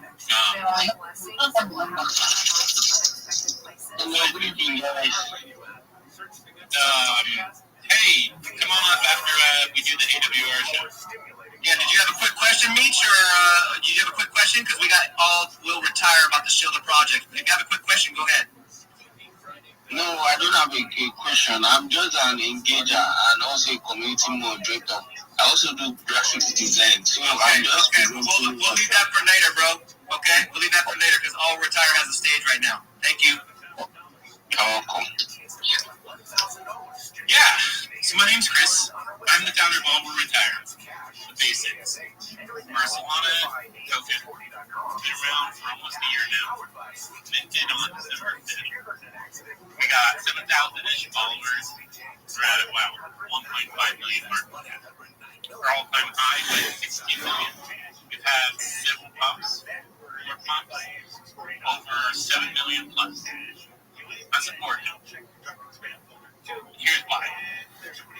So All Retire is a token that was designed to focus on both empowering individuals to build financial security on their own terms, but really help provide a track for us to generate and encourage us to think about how to retire. It's obvious, right, saying that, but so few little people think about that, right? Now here's what's important. All Retire is designed from the ground up to really embody those ideas, market itself, and pull in new real-world liquidity, people outside of crypto finance, to really start tackling the problems of understanding why 75 to 90% of the world doesn't yet own crypto. And if they do, it's probably because of Bitcoin. And here's why. Crypto, until recently, until these launch pads came out, has never been able to offer individuals, maybe except outside of Bitcoin if you got in early, has never offered individuals the opportunity to connect with both the token, the community, and the vision on a more personal, more emotional, more social level. Crypto is really supposed to be an extension of our identity, the way we want to self-express, find global community. And I know that's the case. I know that's the case because you're in here today because of these tokens, such as UFB, Frontline Virus, Gold. Who else did I forget? I think I forgot Easy E. People coming in, collaborating, because they want something more for themselves and they want a new journey. One that it hasn't offered yet since Bitcoin came out, right? And that's why All Retire was designed and created, backed by the idea of financial empowerment, working towards retirement, financial security, working towards retirement together. We provide this new emotional, social journey. And here's the thing, as I said, we're designed for the real world long term. We're designed from the ground up to get listed on Coinbase. The message to branding is on point. We use our family members, market, and build All Retire. We hold signs. We use real people, dox people, because we're spreading a message, one of hope and inspiration for better futures for ourselves. Because I know people in here you're involved in crypto right now, I know you're in here because you're trying to engineer yourself financially out of difficult hardships right now in the world or what you see coming down the line. That's why we're in crypto, to make money and to engineer a better financial future for society. We will get Lizzo on Coinbase in time. We're building. We have the messaging, the branding to do so.